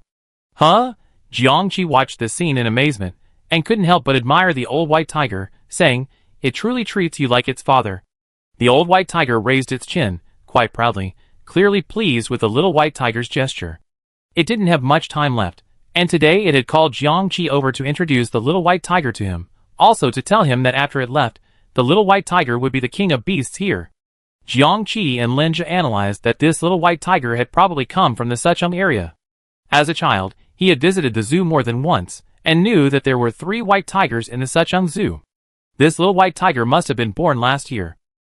As for why it hadn't stayed in its territory after birth, but had instead fled to Pingcheng, Jiang Qi speculated that they had been involved in a territorial battle, and the little white tiger had been defeated. 3 months later, in the white tiger's territory across the Pingjiang Bridge, a mournful tiger roar echoed, followed by a series of wolf howls. The wolves' collective howling startled the dogs of Pingcheng. It just so happened that Jiang Qi wasn't home today, having left town on a mission. Jiang Xiaobai first informed her brother, then went to Pingjiang Bridge with her mother. The wolves knew her, so she wasn't afraid to enter their territory. It was midwinter, the ice and snow had melted. All the animals in the territory had gathered in front of the old white tiger's cave. The wolves stood at the front, wailing to the sky. The ostriches and peacocks behind them all mewed anxiously. Seeing Jiang Xiaobai approach, the wolves automatically made way for her. In the white tiger's cave, the young white tiger stood guard beside it, its large eyes filled with sorrow as it gazed down at the dying old white tiger. It also knew Jiang Xiaobai and had glanced back when she entered, but then ignored her, focusing intently on the old white tiger's weak breathing. It was leaving. Jiang Xiaobai looked at the old white tiger, inexplicably recalling the scene she had witnessed the other 2 tigers depart. A deep sense of sorrow welled up within her. They were older than she was, and it was a great achievement for them to have survived until now. Their departure was inevitable. In the evening, Jiang Qi finally returned. By then, the old white tiger had already closed its eyes, breathing for eternity. Jiang Xiaobai hadn't left yet. She sat cross-legged in the white tiger's cave, her eyes red as she choked out a sob. "Brother, Uncle Tiger is gone." Jiang Qi, No, it's gone. And you remember calling it Uncle? Is this a posthumous title? Jiang Qi had brought Xiaojiu with him. Like the other 2 tigers, he had chosen cremation for the old white tiger. This was the old white tiger's own choice. After all, if buried, the most likely outcome was that it would be absorbed by the roots of the mutant plants. Judging from the choices it had made for the other 2 tigers and the leopard, this was something it didn't want to face. Chapter 315, Extra. As he grew older, Xiaowu's fur grew increasingly fiery red, like the fire that spewed from his mouth, dazzling and dazzling. He was also almost 20 centimeters taller than before, and with his sturdy physique, he looked incredibly majestic and powerful, not at all like a Shiba Inu. Perhaps because of his good food, he was now well past the average dog's lifespan, yet he showed no signs of aging, looking as if he could live for many more years. Xiaowu, Xiujiu has run off again. Go find him. As darkness approached, Jiang Qi searched everywhere, confirming that Xiujiu was indeed not in Yunqi village. Reluctantly, he called Xiaowu. There's been some unrest out there lately. If he's escaped from the city, you must bring him back as soon as possible. Xiaowu and Liuli had only 2 litters together. From the first litter, Qiaofei kept one of the 2 puppies, and Jiang Qi coaxed the other, Wei Lichuan, away. The following year, they gave birth to another litter, also a male and a female. Zhengxi took the male to Kyoto, while Shiyu kept the female. Xiujiu was the pup Shiyu had sired. So, he was Xiaowu's grandson. With Xiaowu and Liuli around, Jiang Qi hadn't wanted to raise any more puppies. He figured that even if Xiaowu reached the end of his life, he probably wouldn't keep a dog anymore. But for some reason, Xiaowu took Xiujiu directly from Shiyu's house to his own after she was a month old. Jiang Qi wanted to send her back, as Uncle Sheng had promised to give her to his son. But Xiaowu refused to let him. What else could Uncle Sheng do? Was he going to compete with a dog? Although Xiaowu wasn't an ordinary dog, he was his grandson. So, Xiujiu was forced to stay with Jiang Qi. At 6 months old, Xiujiu's superpowers awakened, becoming fire-type like Xiaowu. But he was a super lively and energetic dog. Every time Jiang Qi went out, he'd jump up and down to follow him. If he didn't, he'd run out of Yunqi village and not come back until dinner. Just like a naughty child in a rural home. Although Xiaowu always chased and beat him, and he howled pitifully, he refused to change. This time, he just went all out and ran away. Jiang Qi could sense that he escaped the city. Woof woof.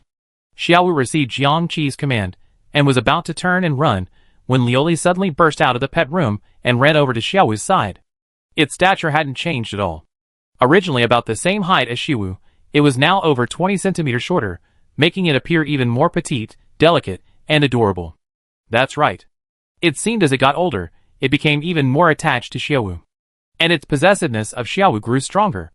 A few days ago, because a rural dog rubbed its head against Xiaowu's, it chased the dog for 2 miles, fuming and spitting fire, only to return with its tail burned off. Now, no dog within a 10-mile radius dared to mess with it. Of course, no one dared to mess with Xiaowu either. Mainly, messing with Xiaowu was like messing with it. Probably the word had spread among the dog pack in Pingcheng long ago that the female Shiba Inu in Yunqi village was a jealous bastard.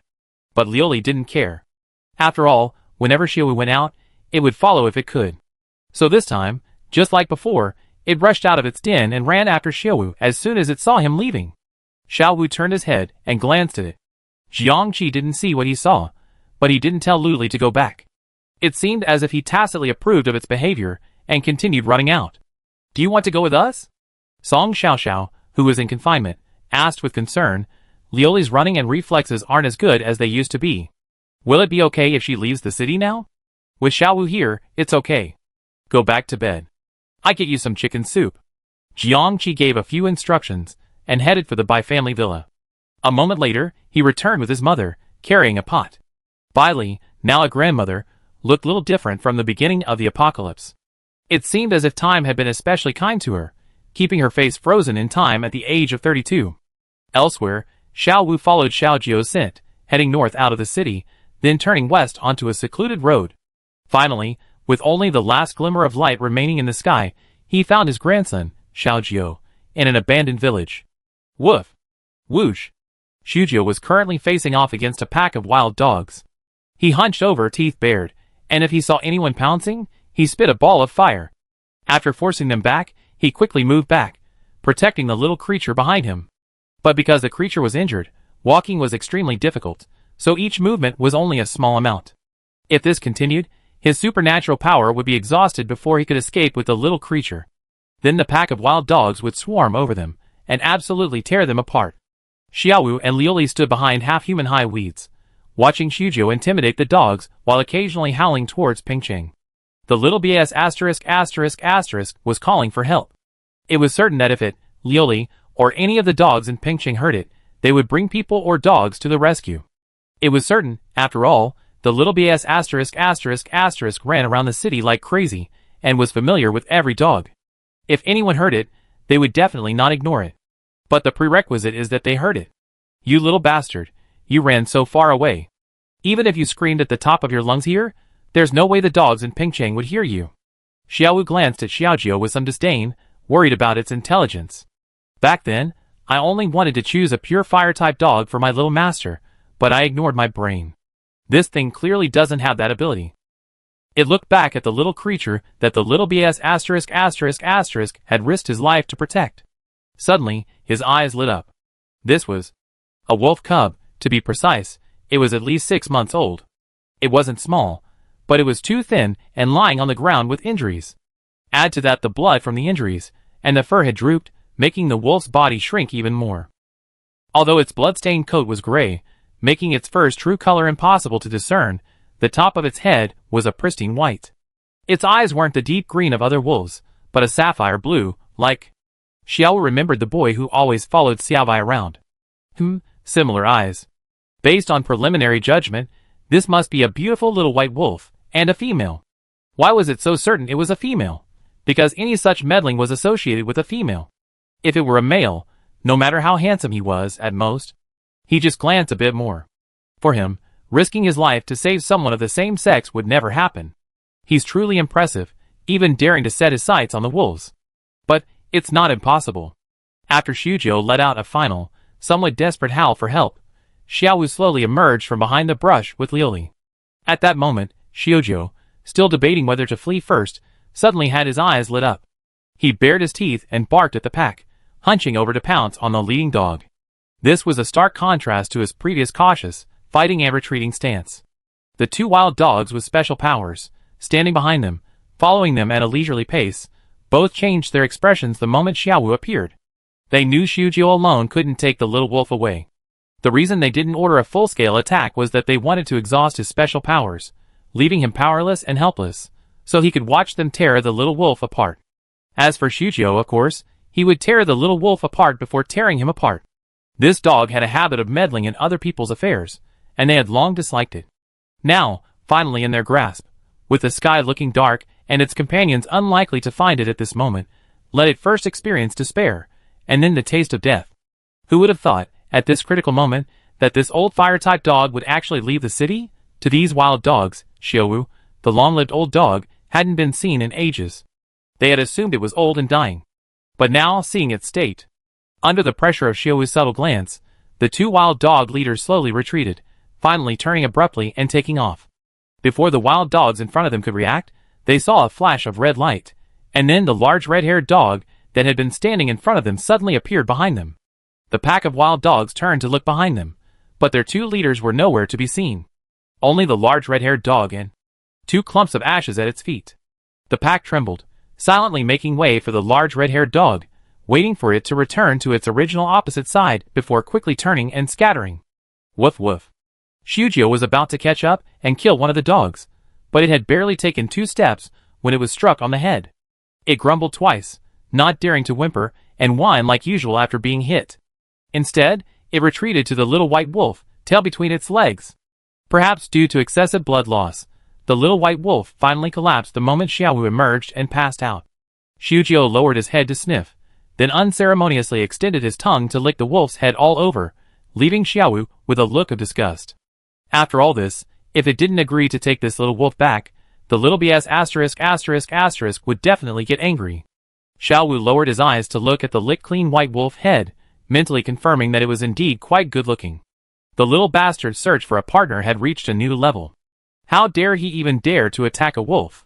The last ray of light in the sky faded, darkness fell, and twinkling lights lit up in the night. Jiangqi squatted on the roadside outside the gate of Yunxi village, smoking and waiting for the dog. He could have asked his mother or Jiang Xiaobai to see if Xiaowu and the others had returned to the city, but they were busy teasing his son and didn't want to pay attention. There was nothing he could do but wait here. But he didn't expect that not only would Xiaowu, Liuli, and Xiaojio return, but they would also bring back a wolf. And a snow wolf. Jiangqi watched the wolf 3 times, cleaning off all the dust and blood, revealing its fur as white as snow and a dazzling tuft of ice blue fur on its forehead. Snow wolves were originally born in the snowy mountains, and their overall size was smaller than that of ordinary wolves. Even after the apocalypse, their size remained unchanged, though a tuft of blue hair had somehow mutated on their foreheads. Perhaps due to environmental influences, any snow wolf with this tuft of blue hair on its forehead generally possesses ice abilities. But the question is, the snowy mountains are 1,000,000 miles away. How did this snow wolf get here? Jiangqi bandaged the snow wolf's wounds and asked his aunt to examine it. Finding no other problems, he placed it in the pet kennel and went out with Linja to make a phone call to inquire about the snowy mountains.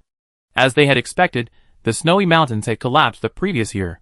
Someone had gone into the mountains to capture snow wolves, causing such a commotion that the entire mountain, stretching for hundreds of miles, collapsed. Aside from the captured snow wolves and foxes, everyone else had naturally escaped. During her recent examination, Shi Shuang had checked the wolf's bones. It was estimated to be between 2.5 and 3 years old. That means it was only a little over a year old when the avalanche struck its homeland last year. As for why it had fled here from the snowy mountains, it might have been a fluke. After all, with no home left, what difference did it make where it ran? In short, this snow wolf wasn't a cub, as Xiaowu had initially thought. It was simply small. Actually, while not fully grown, it wasn't small either. A month later, the snow wolf's injuries had almost completely healed. Jiangqi was discussing with Xiujio. It's a wolf, it should return to the pack. Tell the Tiger King that as long as the pack accepts it, they won't chase it away. This way, it's back to its pack and close to us, making it easy for you to play with it. Isn't that the best of both worlds? Right? Woof woof woof. Xiujio stood in front, expressing his displeasure. It didn't want its owner to send the snow wolf away. It was its rescue creature, its own. Jiangqi, helpless, turned and called Xiaowu, please take care of it. It's a wolf, not like you dogs. It yearns for freedom. In reality, the snow wolf, whom he believed yearned for freedom, didn't want to leave at all. During the month it spent recuperating here, it ate well, drank well, and slept well. A dog always by its side would occasionally bring it a steamed bun, a fried dough stick, a chicken head, or even a small, milky steamed bun. In short, all the food it had never seen before appeared before it in that month. As a result, it not only recovered from its injuries, but also gained weight. Its white fur became even more sleek and shiny. And the tuft of blue hair on its head was even more dazzling. It could be said that it hadn't felt this comfortable since leaving the snow mountain. The snow wolf didn't know what Jiangqi was up to, but it understood what a dog licker meant. He was angry, and it didn't want him to leave. The snow wolf's icy blue eyes glanced at the silly dog in front of it, then turned to look at the old red-haired dog lying nearby, watching the show. It knew that here, it had the final say. Sure enough, it simply nudged the human's trouser leg with its head, and he turned and left. Jiangqi found it incredible that Xiao Wu actually wanted the snow wolf to stay. Even more incredible was that the snow wolf refused to leave, and even the wolf howls from Pingcheng across the way remained unmoved.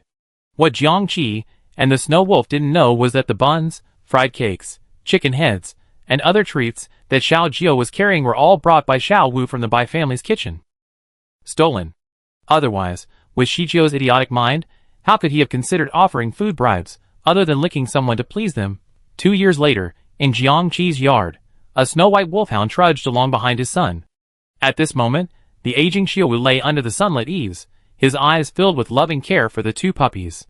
And Liu Li, always inseparable from him, was nowhere to be seen.